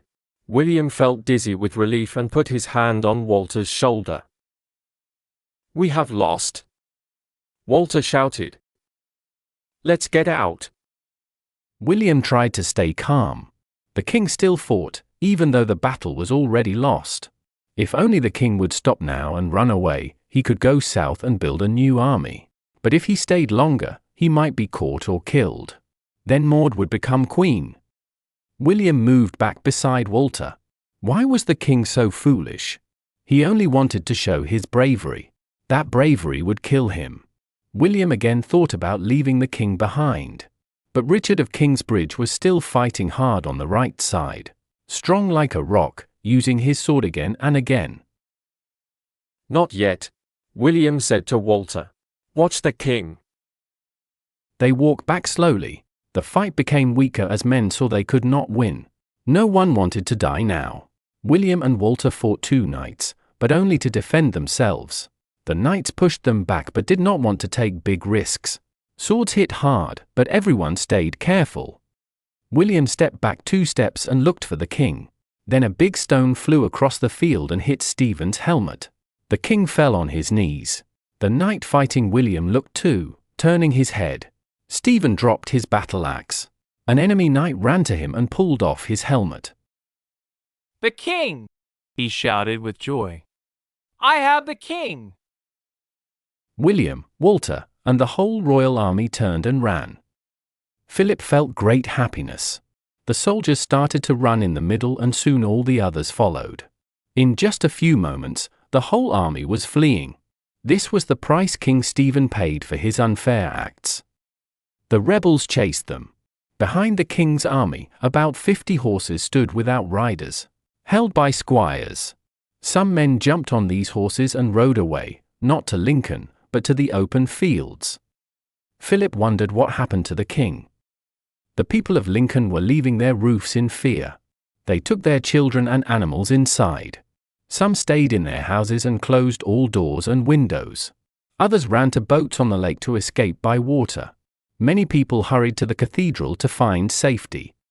At every gate of the city, people tried to close the big strong doors. Suddenly Ranulph of Chester's men came out from the castle. They split into several groups and ran to each gate. They hit the people around them and opened the doors again for the rebel soldiers to come in. Philip decided to leave the cathedral roof. The other canons did the same. They all went through the small doorway into the tower. Inside they met the bishop and the archdeacons, who came down from higher up. Philip thought the bishop looked very scared, and that was sad. The bishop needed to be brave today. They all went carefully down the long, narrow stairs and came into the main part of the church. About 100 citizens were already there, and more were coming through the big doors. Philip looked out and saw 2 knights enter the churchyard. They were dirty with blood and mud and rode fast from the battle. They came inside the church without leaving their horses. "The king is captured!" Philip's heart jumped. King Stephen was not only beaten, he was taken prisoner. The king's followers around the whole country would soon give up. Many thoughts filled Philip's mind, but then he heard Bishop Alexander shouting, "Close the doors!" Philip could not believe it. "No," he shouted. "You cannot do that." The bishop looked at him with fear and confusion. He did not remember who Philip was at first. Then he said, "This is my cathedral, Prior Philip, not yours. Close the doors." Several priests moved to obey him.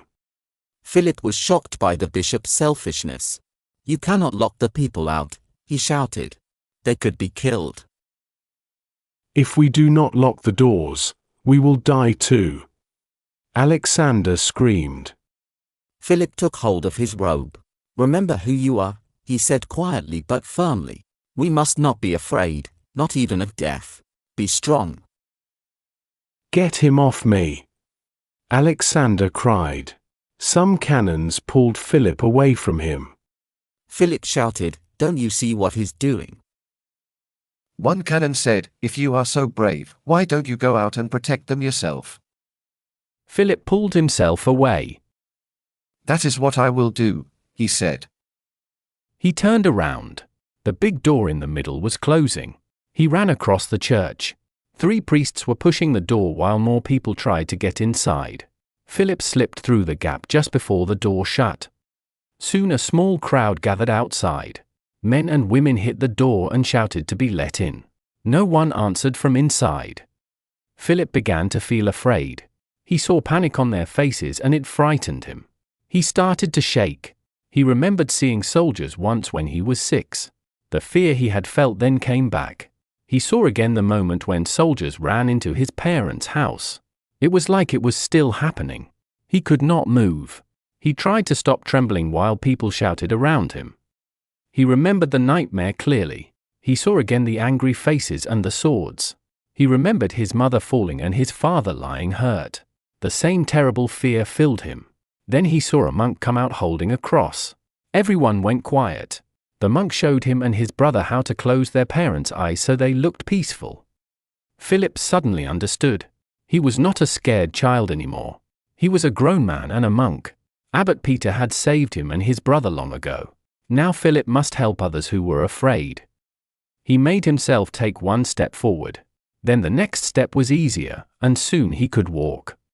When he reached the street that led to the west gate, a large group of people ran past him. They were carrying bags and crying. Old people were tired. Girls screamed. Mothers held crying babies. The crowd pushed him back. He fought to move against them. He saw they were running toward the cathedral. He wanted to tell them the doors were shut.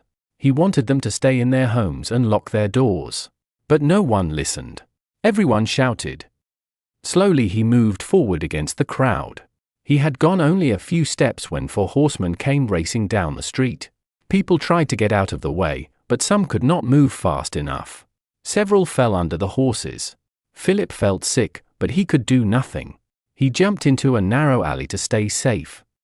Soon the horsemen were gone, and the street was empty. Bodies lay on the ground. Philip saw one man move. He wore a red cloak and tried to crawl, but his leg was hurt. Philip crossed the street to help him.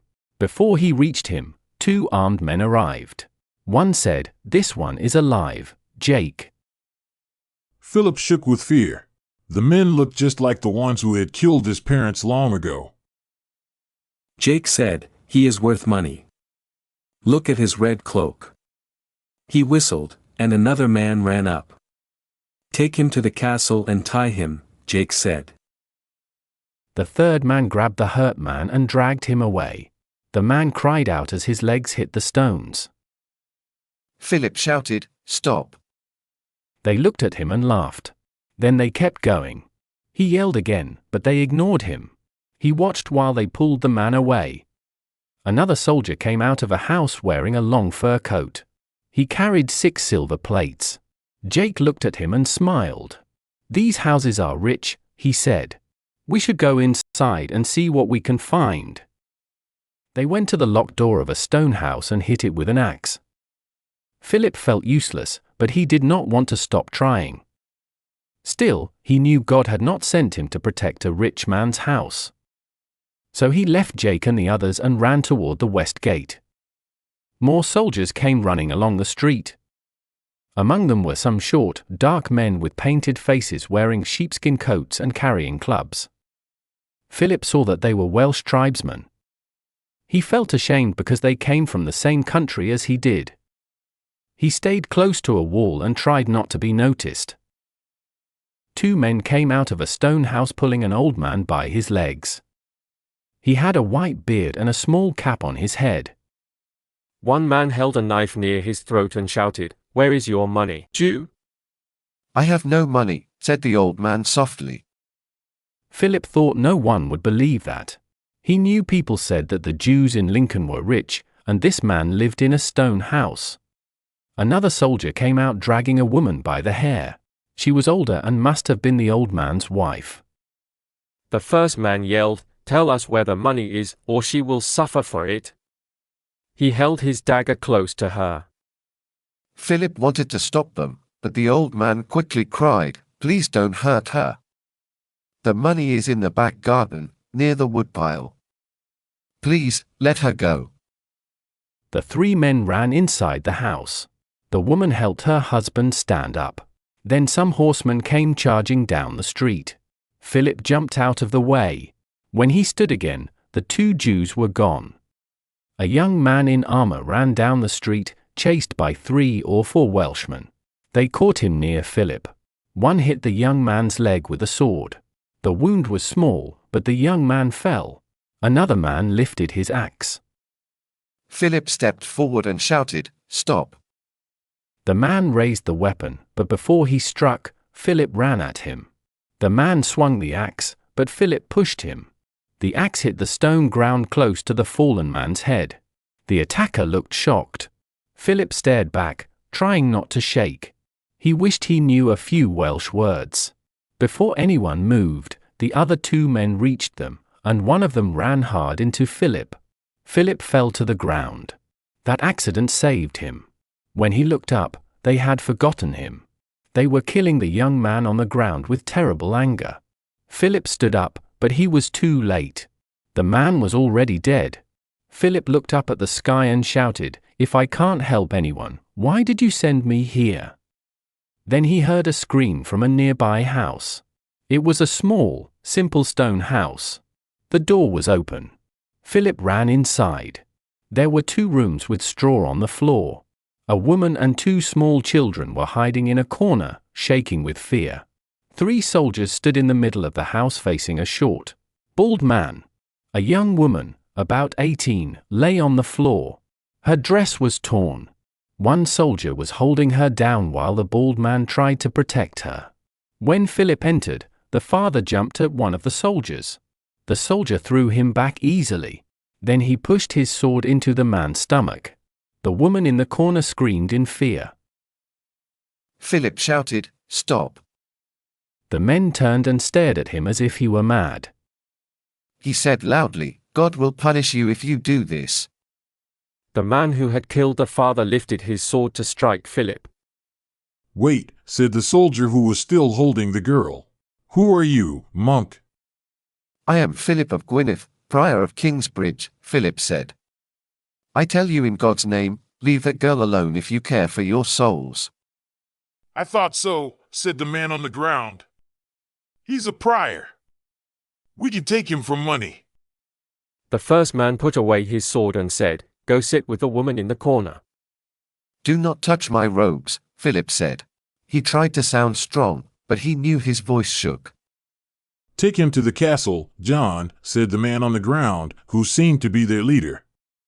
"Go away," said John. "I want her first." He grabbed Philip's arms and pushed him hard into the corner before Philip could stop him. Philip fell beside the mother on the floor. The man called John pulled up his tunic and forced himself on the girl. The mother turned away and began to cry.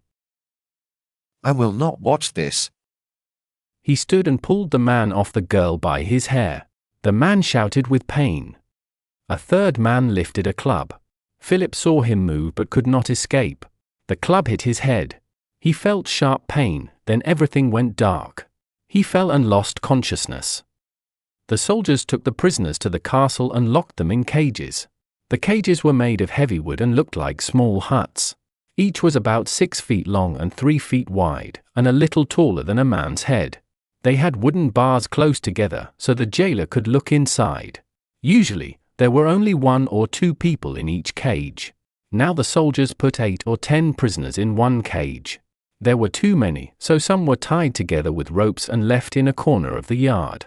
They could have tried to run away, but they did not. It was safer inside the castle than outside in the city. Philip sat in one corner of a cage. His head hurt badly. He felt foolish and useless. He had not saved anyone. He had not stopped a single attack. The people of Lincoln would have been no worse if he had stayed away. Like Abbot Peter, he could not stop the cruel things happening. "I am not the man Father Peter was," he thought. He had also lost his chance to win favors from Empress Maud when she became queen. Now he was her prisoner, and people would think he had been fighting for King Stephen. Kingsbridge Priory would have to pay money to free him. Maud might hear about him and think badly of him. Philip felt sick and full of regret. More prisoners came through the day. By evening the cages were full, but outside, the city was still being destroyed. Philip could hear shouting, screaming, and crashing from far away. Late at night the noise became quiet. The soldiers had drunk too much stolen wine and were too tired to hurt anyone else. Some came to the castle, laughing and fighting with each other, then fell asleep on the ground. Philip also slept. He had no room to lie down, so he sat in the corner with his back against the bars. He woke at dawn, cold and stiff, but his head hurt less. He stood up and moved his arms to get warm. The castle was full of people. The stables were open, and men slept inside the stalls while horses stood outside. Some soldiers slept in the kitchen doorways, and their legs stuck out. The few soldiers who were not drunk had made tents to sleep in. Horses were everywhere. In one corner stood the keep, a strong stone tower built high on a mound.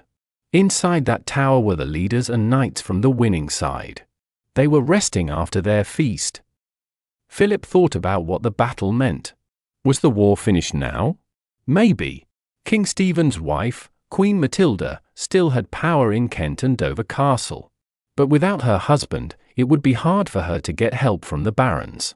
She might keep Kent for a while but would not win more land. Empress Maud's troubles were not finished either. She needed to keep her army strong, get the church's support, and be crowned in Westminster. If she was wise, she could succeed. That would be good for Kingsbridge if Philip could escape and prove he was not a supporter of Stephen. There was no sun, but the air became a little warmer. The other prisoners woke slowly. They were cold and sore. The rich citizens and the captured knights all groaned and stretched. Did anyone see what happened to Richard of Kingsbridge? He wanted Richard to still be alive because of Aliena. A man with a bloody bandage on his head said, "He fought very hard. He gave courage to the townspeople when things went badly." Did he live or die? Philip asked. The man moved his head slowly. "I did not see him at the end." And William Hamley? Philip asked. He hoped William had died. "He was with the king for most of the fight," the man answered. "But he escaped at the end. I saw him riding fast across the field ahead of everyone." Philip sighed. His small hope disappeared. His problems were not easy to solve. They stopped talking, and the cage was quiet again. Outside, the soldiers were walking around. They looked tired and sick from drinking. They checked what they had stolen and made sure the prisoners were still locked up. They went to get breakfast. Philip wondered if prisoners were also given food. He thought they must be, because prisoners were needed for ransom. If they died, nobody could pay for them. But who would bring food to so many people? He started to ask himself how long he would stay here. His captors would send a message to Kingsbridge to ask for money. Then the monks would send someone to talk about his release. Maybe Milius would go, but the sub-prior, Remigius, might choose someone else or go himself. Remigius was slow to act. He would take a long time to decide anything. It could be months before Philip was free. Philip became more sad. Some prisoners had better luck. After sunrise, families began to come to the castle. They looked afraid at first, but later they felt braver. They came to buy freedom for their loved ones. They argued with the guards, saying they had little money. They offered small jewels or other things. Then they made deals and went home. Soon they came back with the money that was needed. The piles of stolen things grew bigger. Many cages became empty. By midday, half of the prisoners were gone. Philip guessed they were local people. The others must have come from far away and were likely knights. Later, the constable came and asked the names of those still locked up. Most were knights from the south. Philip saw one cage with only one man inside. The man's hands and feet were locked in wooden stocks. Someone really wanted him to stay there. Philip looked for a while and then understood who he was. "Look," Philip said to the men near him. "That man alone over there, is it the one I think?" They looked too. "By Christ, it is the king," said one man. The others nodded. Philip looked at the dirty man with light brown hair, sitting awkwardly in the wooden stocks. He looked just like the rest. Yesterday he was the King of England. Yesterday he had refused Kingsbridge a market. Now he could not even stand without permission. Philip thought the king got what he deserved, yet he still felt sorry for him. In the early afternoon, the prisoners received food. It was cold and left over from the soldiers' meal, but they ate quickly. Philip waited and let others take most of it. He believed hunger was something to fight, not something to fear. He thought it was good to go hungry sometimes and test his spirit. While they were finishing, Philip saw a group of earls coming from the keep. 2 of them walked in front, and the others followed with respect. They must be Ranulph of Chester and Robert of Gloucester, but Philip did not know who was which. They stopped near the cage of King Stephen. "Good day, Cousin Robert," Stephen said, putting stress on the word cousin. The taller man answered, "I did not want you to stay in the stocks overnight. I ordered you moved, but my men did not obey. You seem to be alive, at least." A priest walked away from the group and came to Philip's cage. At first, Philip did not pay attention. He wanted to hear what would happen to the king. Then the priest asked, "Who is the prior of Kingsbridge?" "I am," Philip replied. The priest turned to one of the soldiers who had brought Philip there. "Release this man," he said. Philip was confused. He had never seen the priest before. Someone had found his name from the prisoner list. But why had they chosen him? He was glad to leave the cage, but he did not dare to feel happy yet. He did not know what was coming next. The soldier said, "He is my prisoner." "Not anymore," said the priest. "Let him go." "Why should I free him without money?" the man asked angrily. The priest spoke firmly. "First, he is not a soldier or a man from this town, so you have no right to keep him here. Second, he is a monk, and you did wrong by touching a man of God. Third, the Queen's secretary says you must let him go. If you do not obey, you will be the one in the cage very soon. So do it now." "All right," the man said in a low voice. Philip felt very unhappy. He had hoped that Queen Maud would never learn he was locked up here. But if her secretary had come to see him, that hope was gone. He felt as if nothing could get worse. He stepped out of the cage. "Come with me," said the priest. Philip followed him. "Will they let me go free?" he asked. "I think so." The priest looked surprised. "Do you not know who wants to see you?" "I have no idea." The priest smiled. "Then it will be a surprise." They walked across the yard to the main building and climbed the long steps up to the gate. Philip tried to think why the Queen's secretary would care about him, but he could not guess. He walked after the priest through the gate. The round stone tower had houses built along the inside wall. In the center was a small yard with a well. The priest took Philip into one of the houses. Inside, another priest was standing by the fire with his back to the door. He was about the same size as Philip, short and thin, with black hair. His head was not shaved, and his hair was not turning gray. Something about him looked very familiar. Philip could not believe his eyes. A big smile came to his face. The priest by the fire turned around. He had the same bright blue eyes as Philip and was smiling too. He opened his arms. "Philip," he said. "Thank God," Philip said with surprise. "Francis." Chapter 3. The royal hall in Winchester Castle looked very different now. The dogs were gone. King Stephen's plain wooden throne and the benches were gone too. The animal skins that had hung on the walls had also been removed. Now the room had bright cloth hangings, soft carpets, bowls of sweets, and painted chairs. The smell of fresh flowers filled the air. Philip never felt comfortable in the royal court. When the court was full of ladies, he felt even more nervous. The Empress Maud was the only person who could help him reopen the quarry and the market. But he did not believe that this proud and stubborn woman would make a fair choice. The Empress sat on a beautiful golden chair. She wore a blue dress that looked like spring flowers. She was tall and slim, with dark proud eyes and straight shiny black hair. Over her dress she wore a short silk coat that reached her knees. It was narrow at the waist and wide at the bottom. This style came from abroad, and many English women were copying it now. She had been married twice, first for 11 years and then for 14. Still, she looked younger than 40. Everyone said she was very beautiful. Philip thought she looked sharp and cold.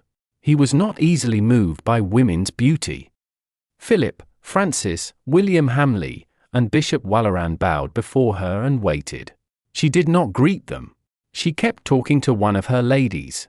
They laughed together, not about anything serious. Maud did not seem ready to speak to her visitors at all.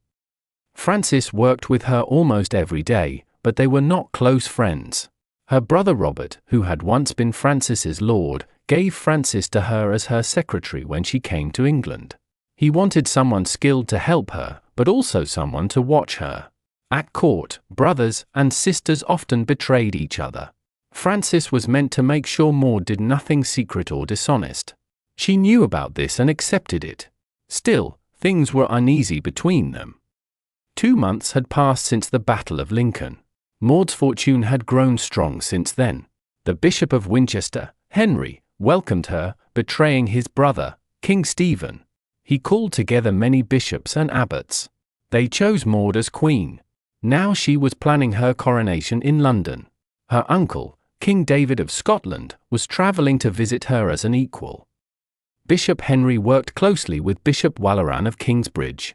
Francis had told Philip that Waleran convinced William Hamley to change sides and follow Maud. William had come to court today to get his reward for that. The four men waited. William stood beside Bishop Waleran. Philip stood beside Francis. Philip looked at Maud for the first time. Her rich clothes and proud face made him feel uneasy. She looked lively but careless. When Maud finally stopped talking, she turned toward them with a look of victory. Her eyes seemed to say that even her lady's small talk was more important than their visit. She looked straight at Philip for a few seconds. He began to feel shy and uncomfortable. Well, Francis, have you brought me your twin? My brother Philip, lady. He is the prior of Kingsbridge. I am too old and grey to be a twin, lady. And Sir William Hamley, she said, who fought bravely against my army at Lincoln but now sees that he was wrong. William bowed and said nothing. You are asking for permission to hold a market, she said. Yes, my lady, Philip answered. All the money from the market will be used to build the cathedral, lady. On which day do you want to hold your market? Sunday, Philip said. You holy men are usually against Sunday markets, she said. Do they not stop people from going to church? Not for us, lady. People come to work on the building and to pray, and they buy and sell there too. So the market has already started, she asked sharply. Philip suddenly understood his mistake. He felt ashamed. No, lady, he said. They are not holding the market now. It began in a small way, but Prior Philip stopped it until he could receive your license. That was true, but not all of the truth. Maud seemed to believe it. Philip quietly asked God to forgive Francis. Maud asked, Is there no other market nearby? William said, Yes, there is one in Shiring, and the Kingsbridge market has taken customers from it. Philip said, But Shiring is 20 miles from Kingsbridge. Francis said, My lady, the rule says markets must be at least 14 miles apart. So Kingsbridge and Shiring do not break the rule. Maud nodded. She looked ready to accept what Francis said about the law. Philip thought, It is going well for us so far. Maud said, You also ask to take stone from the Earl of Shiring's quarry. We have used that quarry for many years, Philip said, but William drove out our workers and 5 of them were killed. She stopped him and asked, Who gave you that right? King Stephen did, he said. The usurper, she said sharply. Francis quickly added, My lady, Prior Philip agrees that all orders from Stephen are invalid unless you approve them.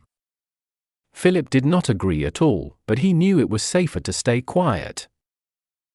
William shouted, I closed the quarry to punish him for his illegal market. Philip was amazed. He thought it strange how unfair things could look fair when they were argued in court. Maud said, This argument started because Stephen's first order was foolish. Bishop Waleran spoke for the first time. I agree completely, my lady, he said smoothly. Maud said, It was a mistake to give the quarry to one person but let another use it. It must belong to one side or the other. Philip thought she was right. If she followed Stephen's original idea, the quarry should belong to Kingsbridge. Then she said, My decision is that the quarry shall belong to my noble ally, Sir William.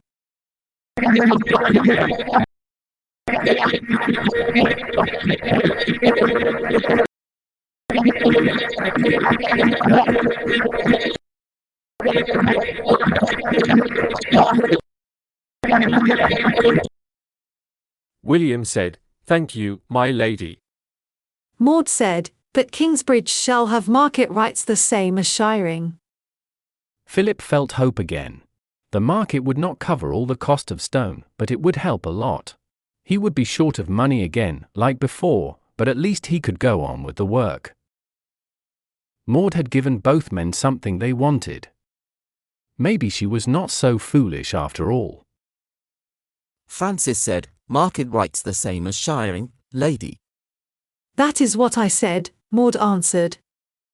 Philip did not know why Francis had repeated her words. It was normal for new market rights to copy the rights of another town. That way things were fair and easy to write. Philip planned to read shiring's charter carefully later. There might be limits or extra rights hidden there. Maud said, "So you both have something now. William gets the quarry, and Prior Philip gets the market. In return, each of you must pay me £100. She turned away. Philip felt shocked. £100. The priory did not even have 100 pennies now. How could he find so much money? The market would need many years to earn that. It was a terrible problem that would stop the building work for a long time. He stared at Maud, but she was speaking again with her lady-in-waiting. Francis touched his arm. Philip started to talk, but Francis put a finger on his lips. Philip said, "But..." Francis quickly shook his head. Philip understood Francis was right. He lowered his shoulders and felt defeated. He turned away and walked out from the royal hall. Later, Francis was impressed when Philip showed him Kingsbridge Priory. "I came here 10 years ago, and it was a mess," Francis said. "You have really made it alive again." Francis liked the writing room very much. Tom had finished it while Philip was away in Lincoln. It was a small building next to the chapter house. It had big windows, a fireplace with a chimney, a line of writing desks, and a large oak cupboard for books. For monks were already working there, standing at tall desks, writing on sheets of parchment with quill pens. 3 monks were copying books. 1 copied the Psalms of David, 1 copied St. Matthew's Gospel, and 1 copied the Rule of St. Benedict. Brother Timothy was writing a history of England. He had started with the creation of the world, and Philip thought he might never finish it. The room was small because Philip did not want to use too much stone from the cathedral. But it was warm, dry, and bright, perfect for working. Philip said, "The priory has very few books, and they are very expensive to buy. This is the only way to make our collection larger." In the undercroft, there was a workshop. An old monk was showing 2 young ones how to stretch sheepskin for parchment, make ink, and bind the pages into a book. Francis said, "You can sell books too." Philip answered, "Yes, the writing room will earn back its cost many times." They left the building and walked through the cloisters. It was study time. Most monks were reading. Some seemed to be meditating, but Francis thought it looked more like sleeping. In the northwest corner, 20 schoolboys were learning Latin verbs. Philip stopped and pointed. "See the little boy at the end of the bench?" Francis said, writing on a slate, with his tongue out. Philip said, "That is the baby you found in the forest." Francis looked surprised. "But he is so big." 5.5 years old now, and very clever, Philip said. Francis shook his head slowly. "Time goes so fast. How is he?" Philip smiled. "He is spoiled by the monks, but he will be fine. We managed, and he will too." Francis asked, "Who are the other boys?" Philip said, "Some are young monks. The others are sons of merchants and local noblemen learning to read and count." They left the cloisters and went to the building site. The east part of the new cathedral was more than half finished. The great double line of tall columns was 40 feet high. All the arches between them were done. Over the arcade, the tribune gallery was being built. On each side of the arcade, the lower walls of the aisle stood with their strong buttresses. When they walked around, Philip saw the masons building half arches. These arches would link the tops of the buttresses with the top of the tribune gallery. This way, the buttresses would hold the roof's weight. Francis looked at it all with great wonder. "You did all this, Philip," he said. "The writing room, the school, the new church, and even all these new houses in the town. It all happened because of you. Philip felt moved. No one had ever said that to him before. If someone asked him, he would say that God had blessed his work. But deep inside, he knew Francis was right. This busy and growing town was his own creation. The praise made him feel warm inside, especially because it came from his clever and sometimes mocking younger brother. Tom Builder saw them and walked over. "You have made great progress," Philip said. "Yes, but look over there," Tom answered. He pointed to the northeast corner of the priory yard, where stone from the quarry was kept. Usually, hundreds of stones stood neatly in rows, but now only about 25 were left. "Our progress is good," Tom said, "but it means we have used up all our stone." Philip's good mood quickly faded. Everything he had built here could fail because of Maud's unfair decision. They walked along the north side of the building site. The best masons were working at their benches, shaping stones with hammers and chisels. Philip stopped behind one worker to watch him. He was making a capital, the large stone that stands on the top of a column. With a small hammer and chisel, the mason was cutting a leaf pattern into the stone. The leaves were deeply shaped, and the work looked very fine. To Philip's surprise, he saw that the worker was young Jack, Tom's stepson. "I thought Jack was still learning," he said. "He is," Tom answered. When they walked a little further, Tom spoke quietly. "The boy is amazing," he said. "Some men here have been carving stone since before Jack was born, but none of them can do work like his." Tom laughed a little, looking proud and shy at the same time. "And he isn't even my own son." Tom's real son, Alfred, was a master mason with his own group of workers. Philip knew that Alfred's group did not do the fine or careful building work. He wondered how Tom felt about that deep inside. Tom started thinking again about the cost of the market license. "Surely the market will bring in a lot of money," he said. "Yes, but not enough," Philip answered. "It may bring about £50 a year at first." Tom looked unhappy. "That will only pay for the stone," he said.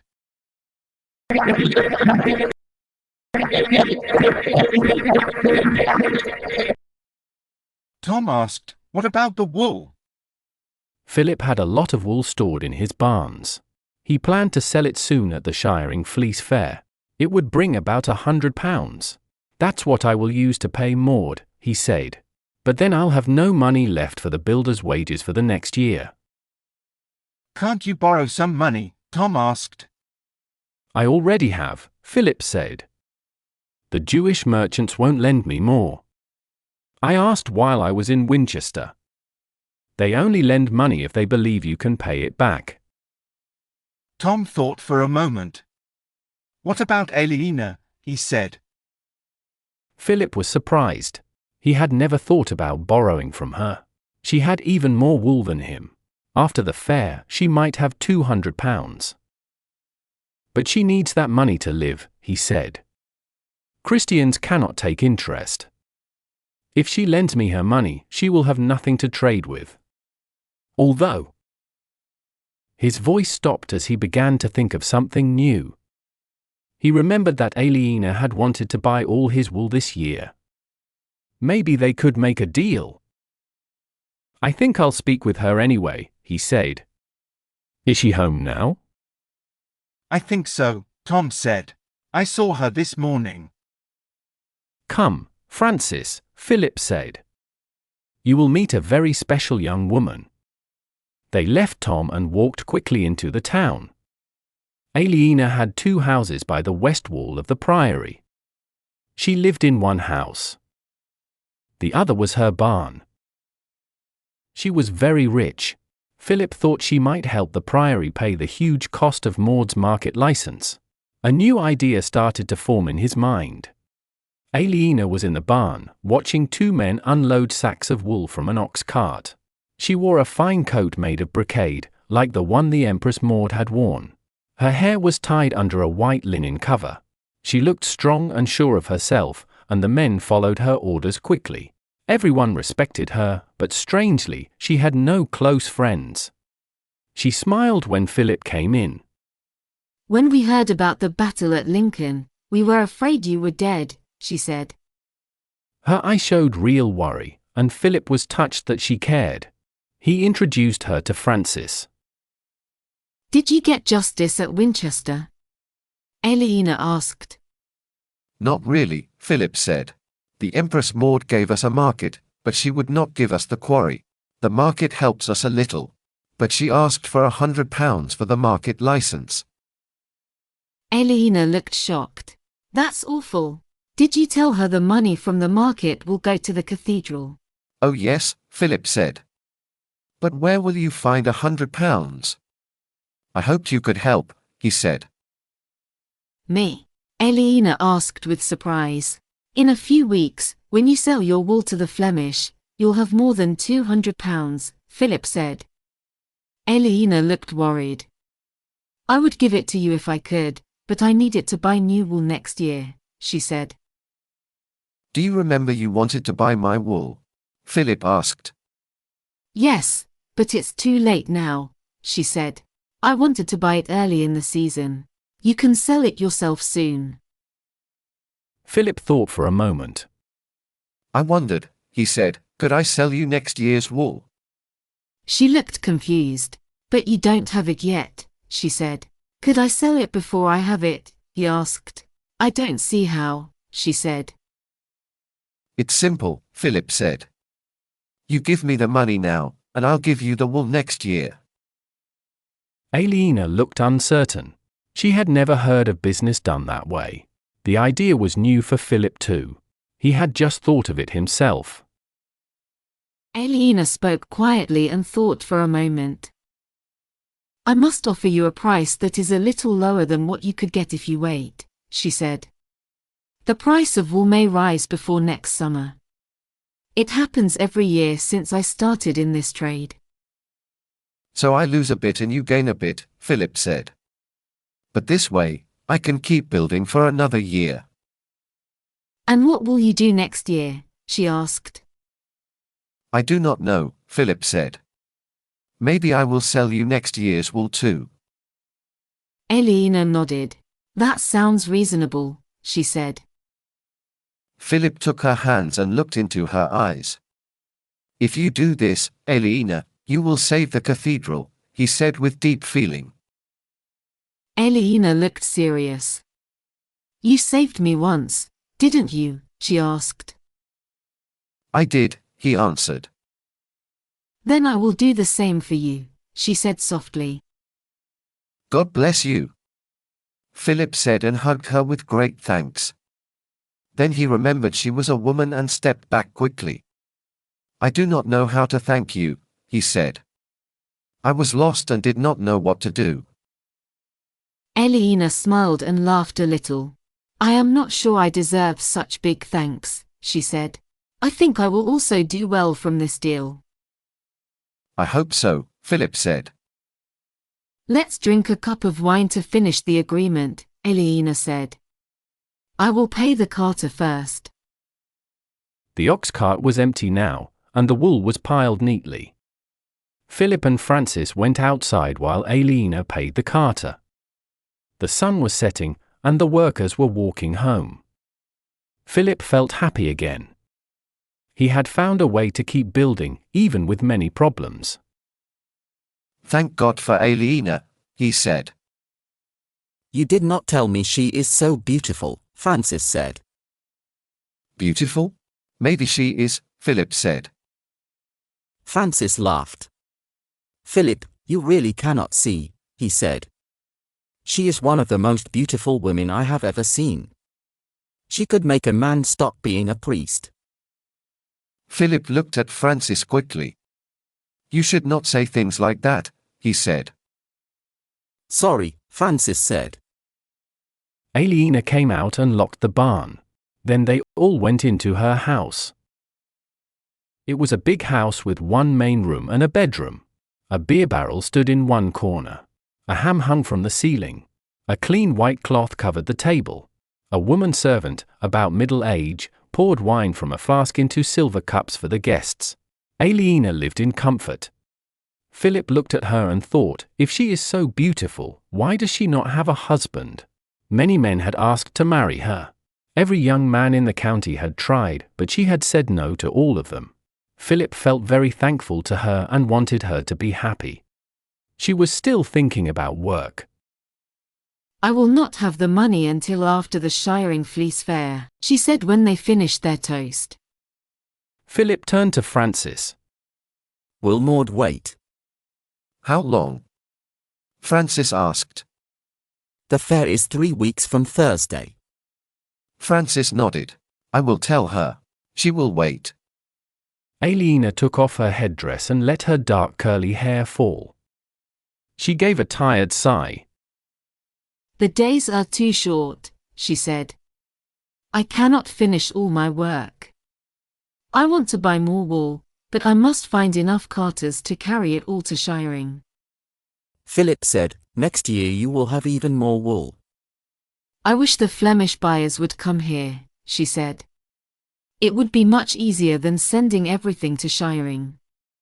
You can make them come, Francis said. They both looked at him. Philip asked, how? Hold your own fleece fair, Francis said.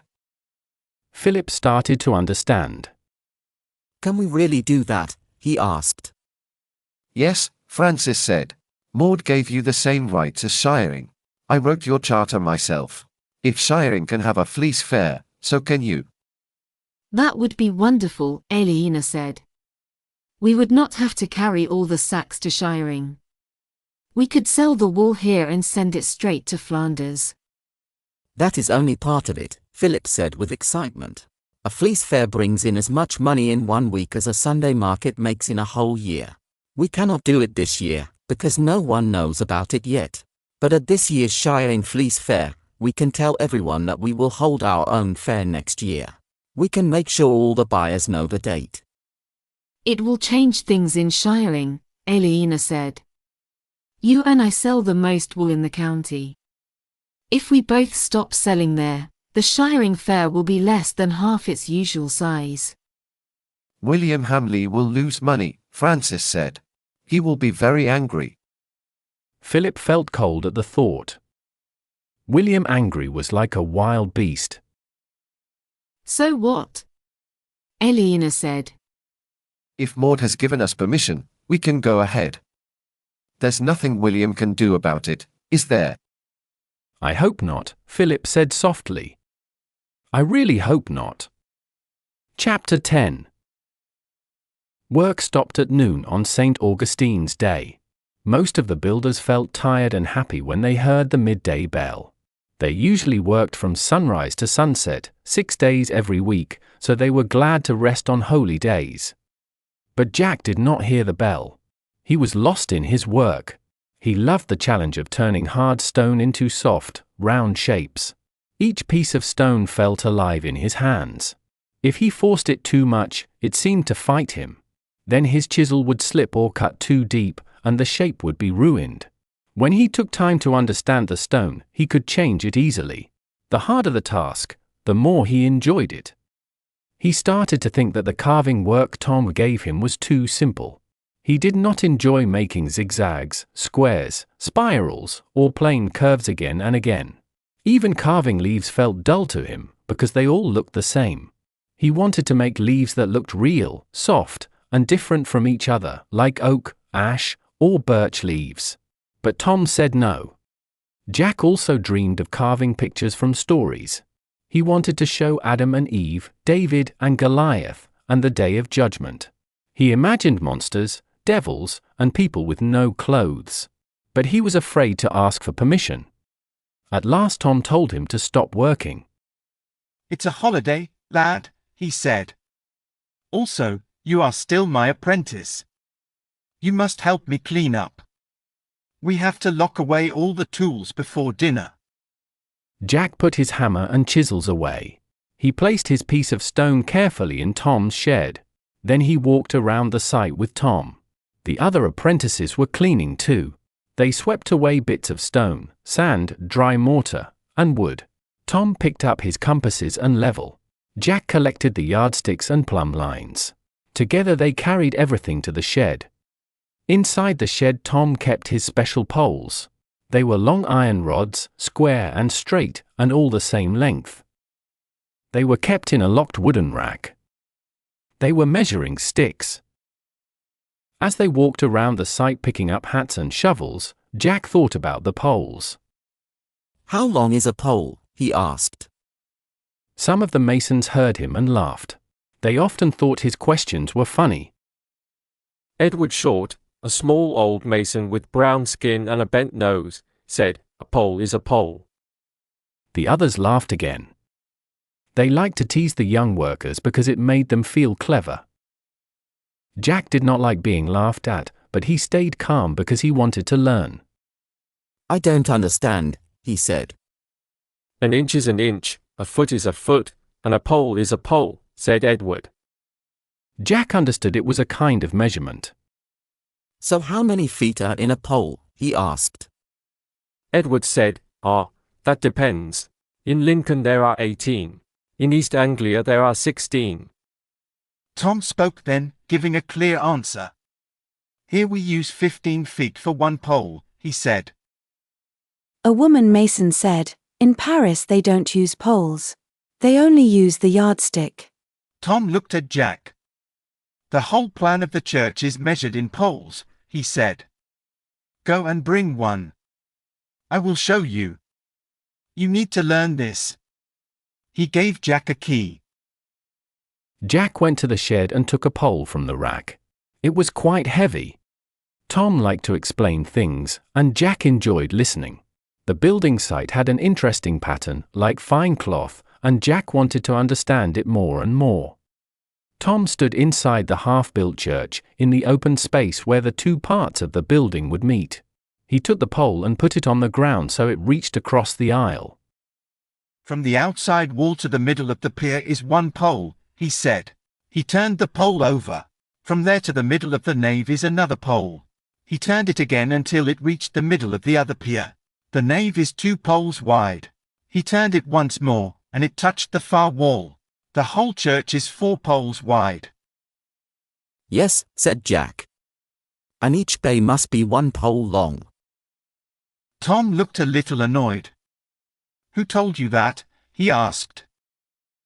"Nobody," Jack said. "The base of the aisles are square, so if they are 1 pole wide they must also be 1 pole long. And the base of the nave are the same length as the base of the aisles. It's clear." "Clear indeed," said Tom. "You should be a thinker." His voice had both pride and irritation. He was glad that Jack understood things quickly, but also a bit upset that a boy could learn the stonemason's secret so easily. Jack did not notice Tom's feelings. He was too interested in how it all fitted together. "Then the chancel is 4 poles long," he said. "And the whole church will be 12 poles long when it is done." He paused and asked, "How high will it be?" 6 poles high," Tom answered. 3 for the arcade, 1 for the gallery, and 2 for the clerestory. "But why do we measure everything with poles?" Jack asked. "Why not just build it like a house?" Tom smiled. "First, it is cheaper this way," he said.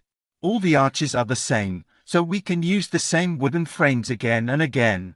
We do not need many different shapes of stone, and I do not need to make many patterns. Second, it makes the work easier. Everything fits together in a simple plan, and it is easier to know how much paint or lime we need. When things are simple, we make fewer mistakes. Mistakes cost the most money. Third, when we use the same measure, the church looks right. Good proportion makes beauty."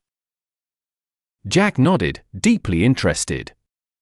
He liked how such a big and complex job could be made simple by these clear rules. He liked the idea that order and repetition could make something beautiful. But he was not sure that true beauty came from proportion. He liked wild and free things, the tall mountains, old trees, and Aliena's hair. He finished eating quickly and left the village, going north. The early summer day was warm, and he walked with bare feet. Since he and his mother had come to live in Kingsbridge and he had started working, he often went back to the forest.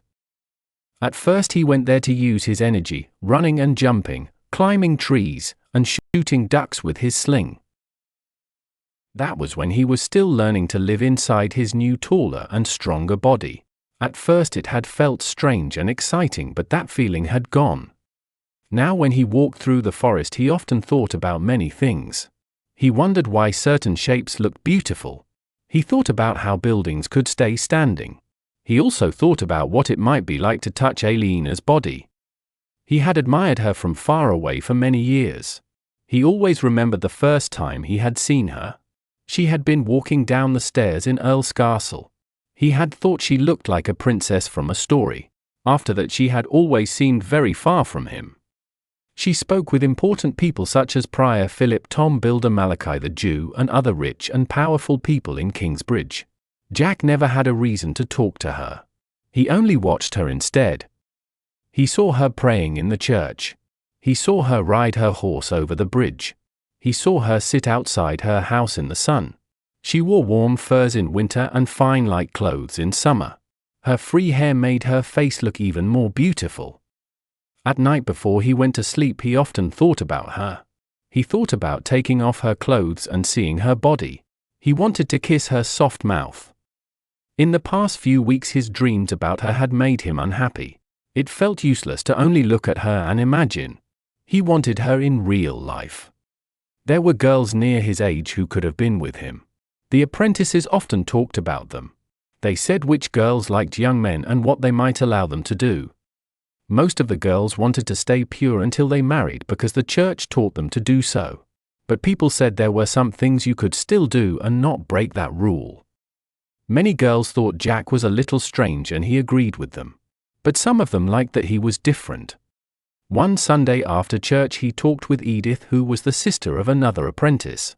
When he told her how much he loved carving stone, she started to giggle. The next Sunday he went walking in the fields with the blonde daughter of the tailor. He did not talk much, but he kissed her. Then he asked her to lie down with him in a green field. He kissed her again and touched her breasts. She kissed him back happily at first. But then she moved away and said, "Who is she?"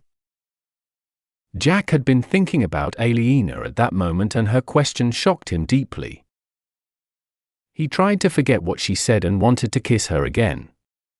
She turned her face away and said, "Whoever she is lucky." They walked back to Kingsbridge together. When they stopped and said, "Do not waste time trying to forget her. You love her, so you should try to win her," she smiled kindly and said, "You have a nice face. It may not be as hard as you think." Her kindness made him feel worse. He felt ashamed because the other apprentices said she liked boys, and he had bragged that he would try to touch her. Now that talk seemed childish and made him uncomfortable. If he had told her the name of the woman in his mind, and might not have been so kind.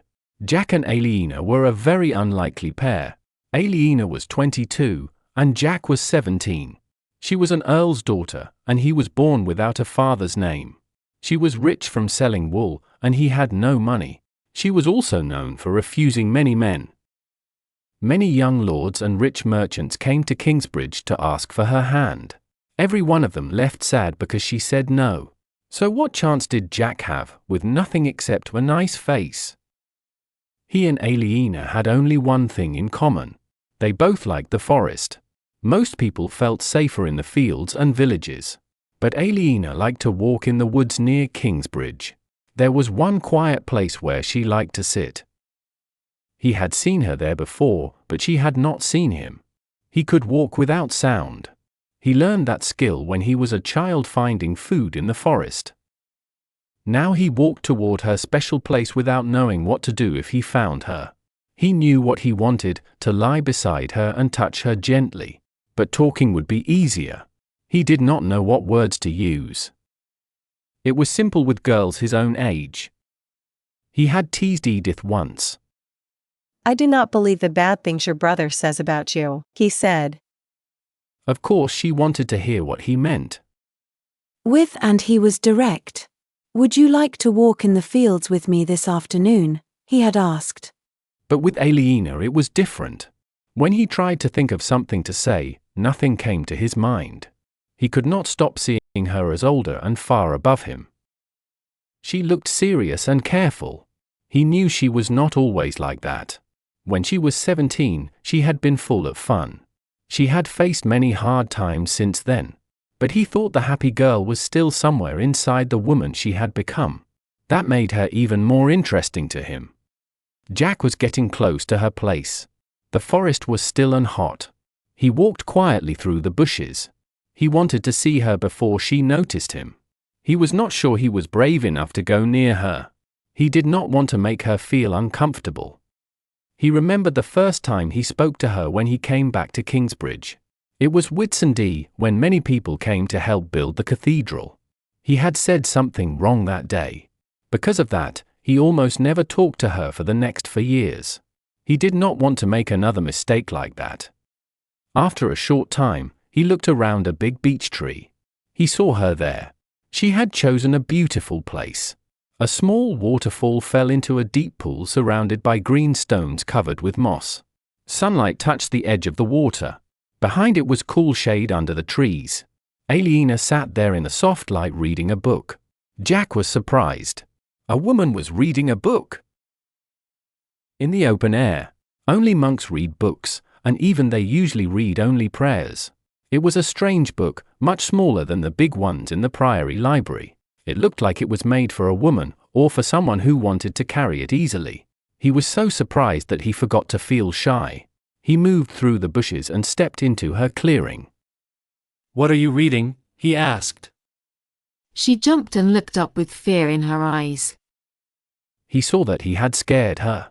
He felt awkward and worried that he had made another bad start. Her right hand went to her left sleeve. He remembered that she once kept a knife there. Maybe she still had it. A moment later she knew who he was, and her fear went away fast. She looked relieved but also a little annoyed. He felt that she did not want him there. He wanted to leave and go back into the forest. But if he left now, it would be harder to talk to her another time. So he stayed and faced her cold look. "Sorry I scared you," he said. "You didn't scare me," she said quickly. He knew that was not true, but he did not argue. He asked again, "What are you reading?" She looked down at the book on her knee, and her face turned sad. "My father bought this book on his last trip to Normandy," she said. "He brought it home for me. A few days later, he was put in jail." Jack moved closer and looked at the open page.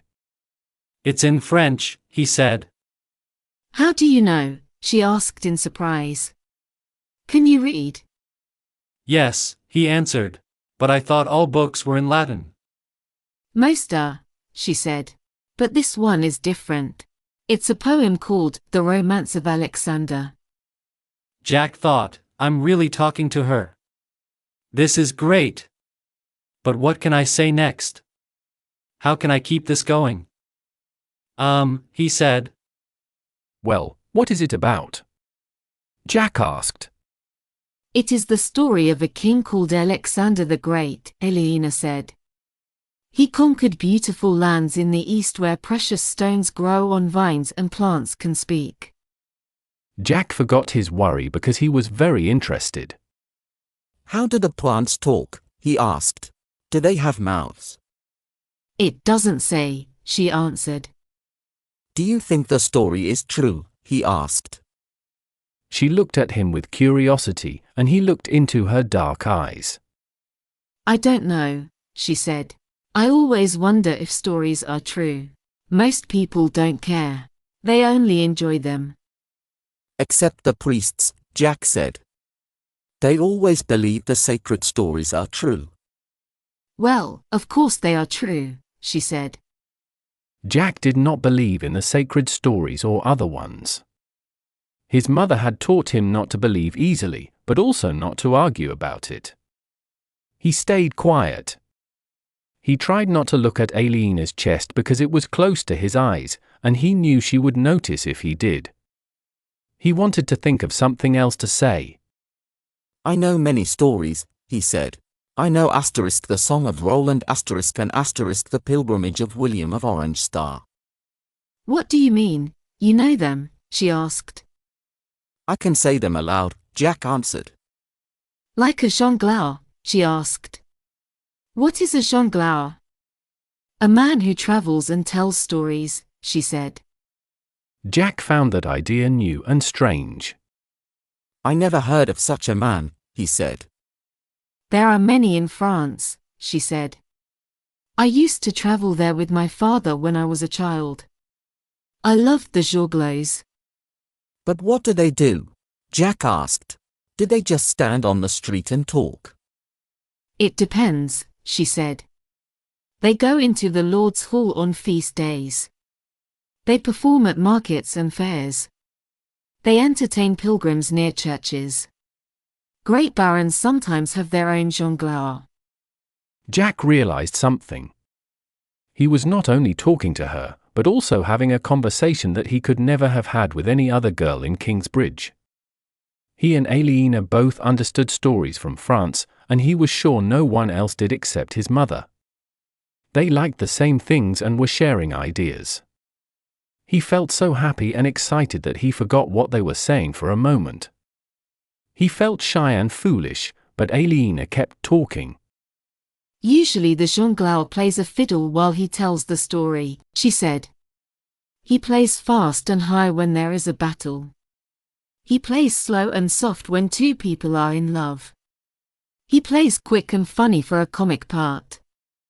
Jack liked that thought very much. Music with a story made it sound more exciting. I wish I could play the fiddle, he said. Can you really tell stories? She asked.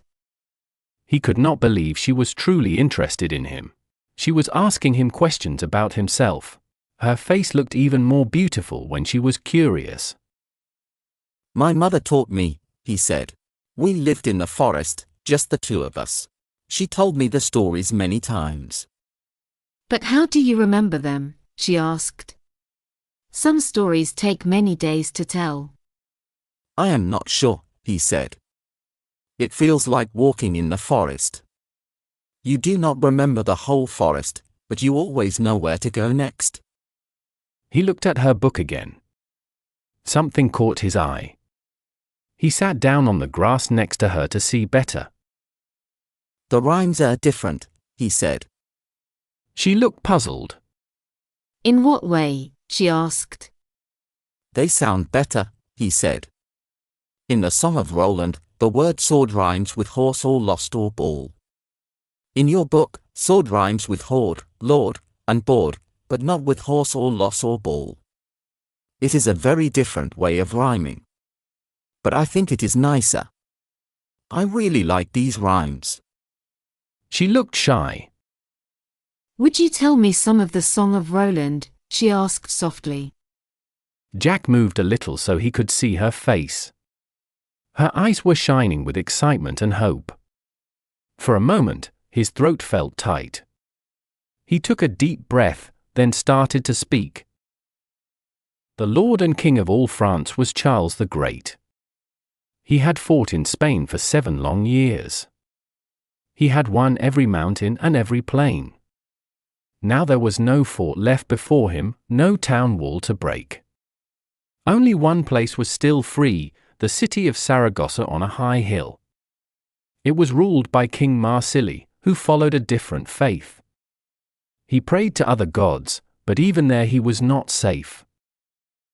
Jack stopped speaking. You know the words. You really do.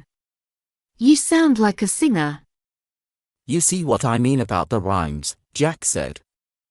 Yes, but I love the stories, she said. Her eyes were bright and happy. Tell me more. Jack felt dizzy with joy. If you want, he said softly. He looked into her eyes and began the next verse. 2. The first game on Midsummer Eve was eating the how many bread. It was an old custom that made Philip a little nervous. He knew some of these games came from old beliefs.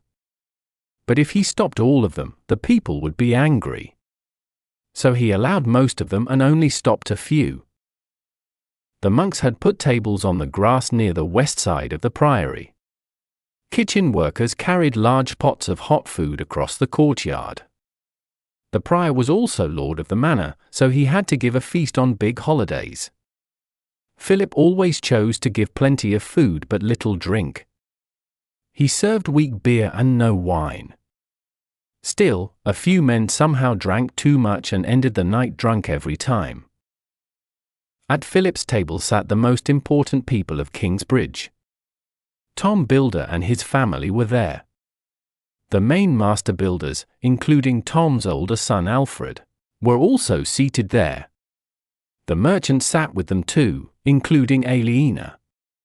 Malachi, the Jew, would come later after the service. Philip asked everyone to be quiet and said grace. Then he gave the how many loaf to Tom Builder. As the years passed, Philip trusted and respected Tom more and more.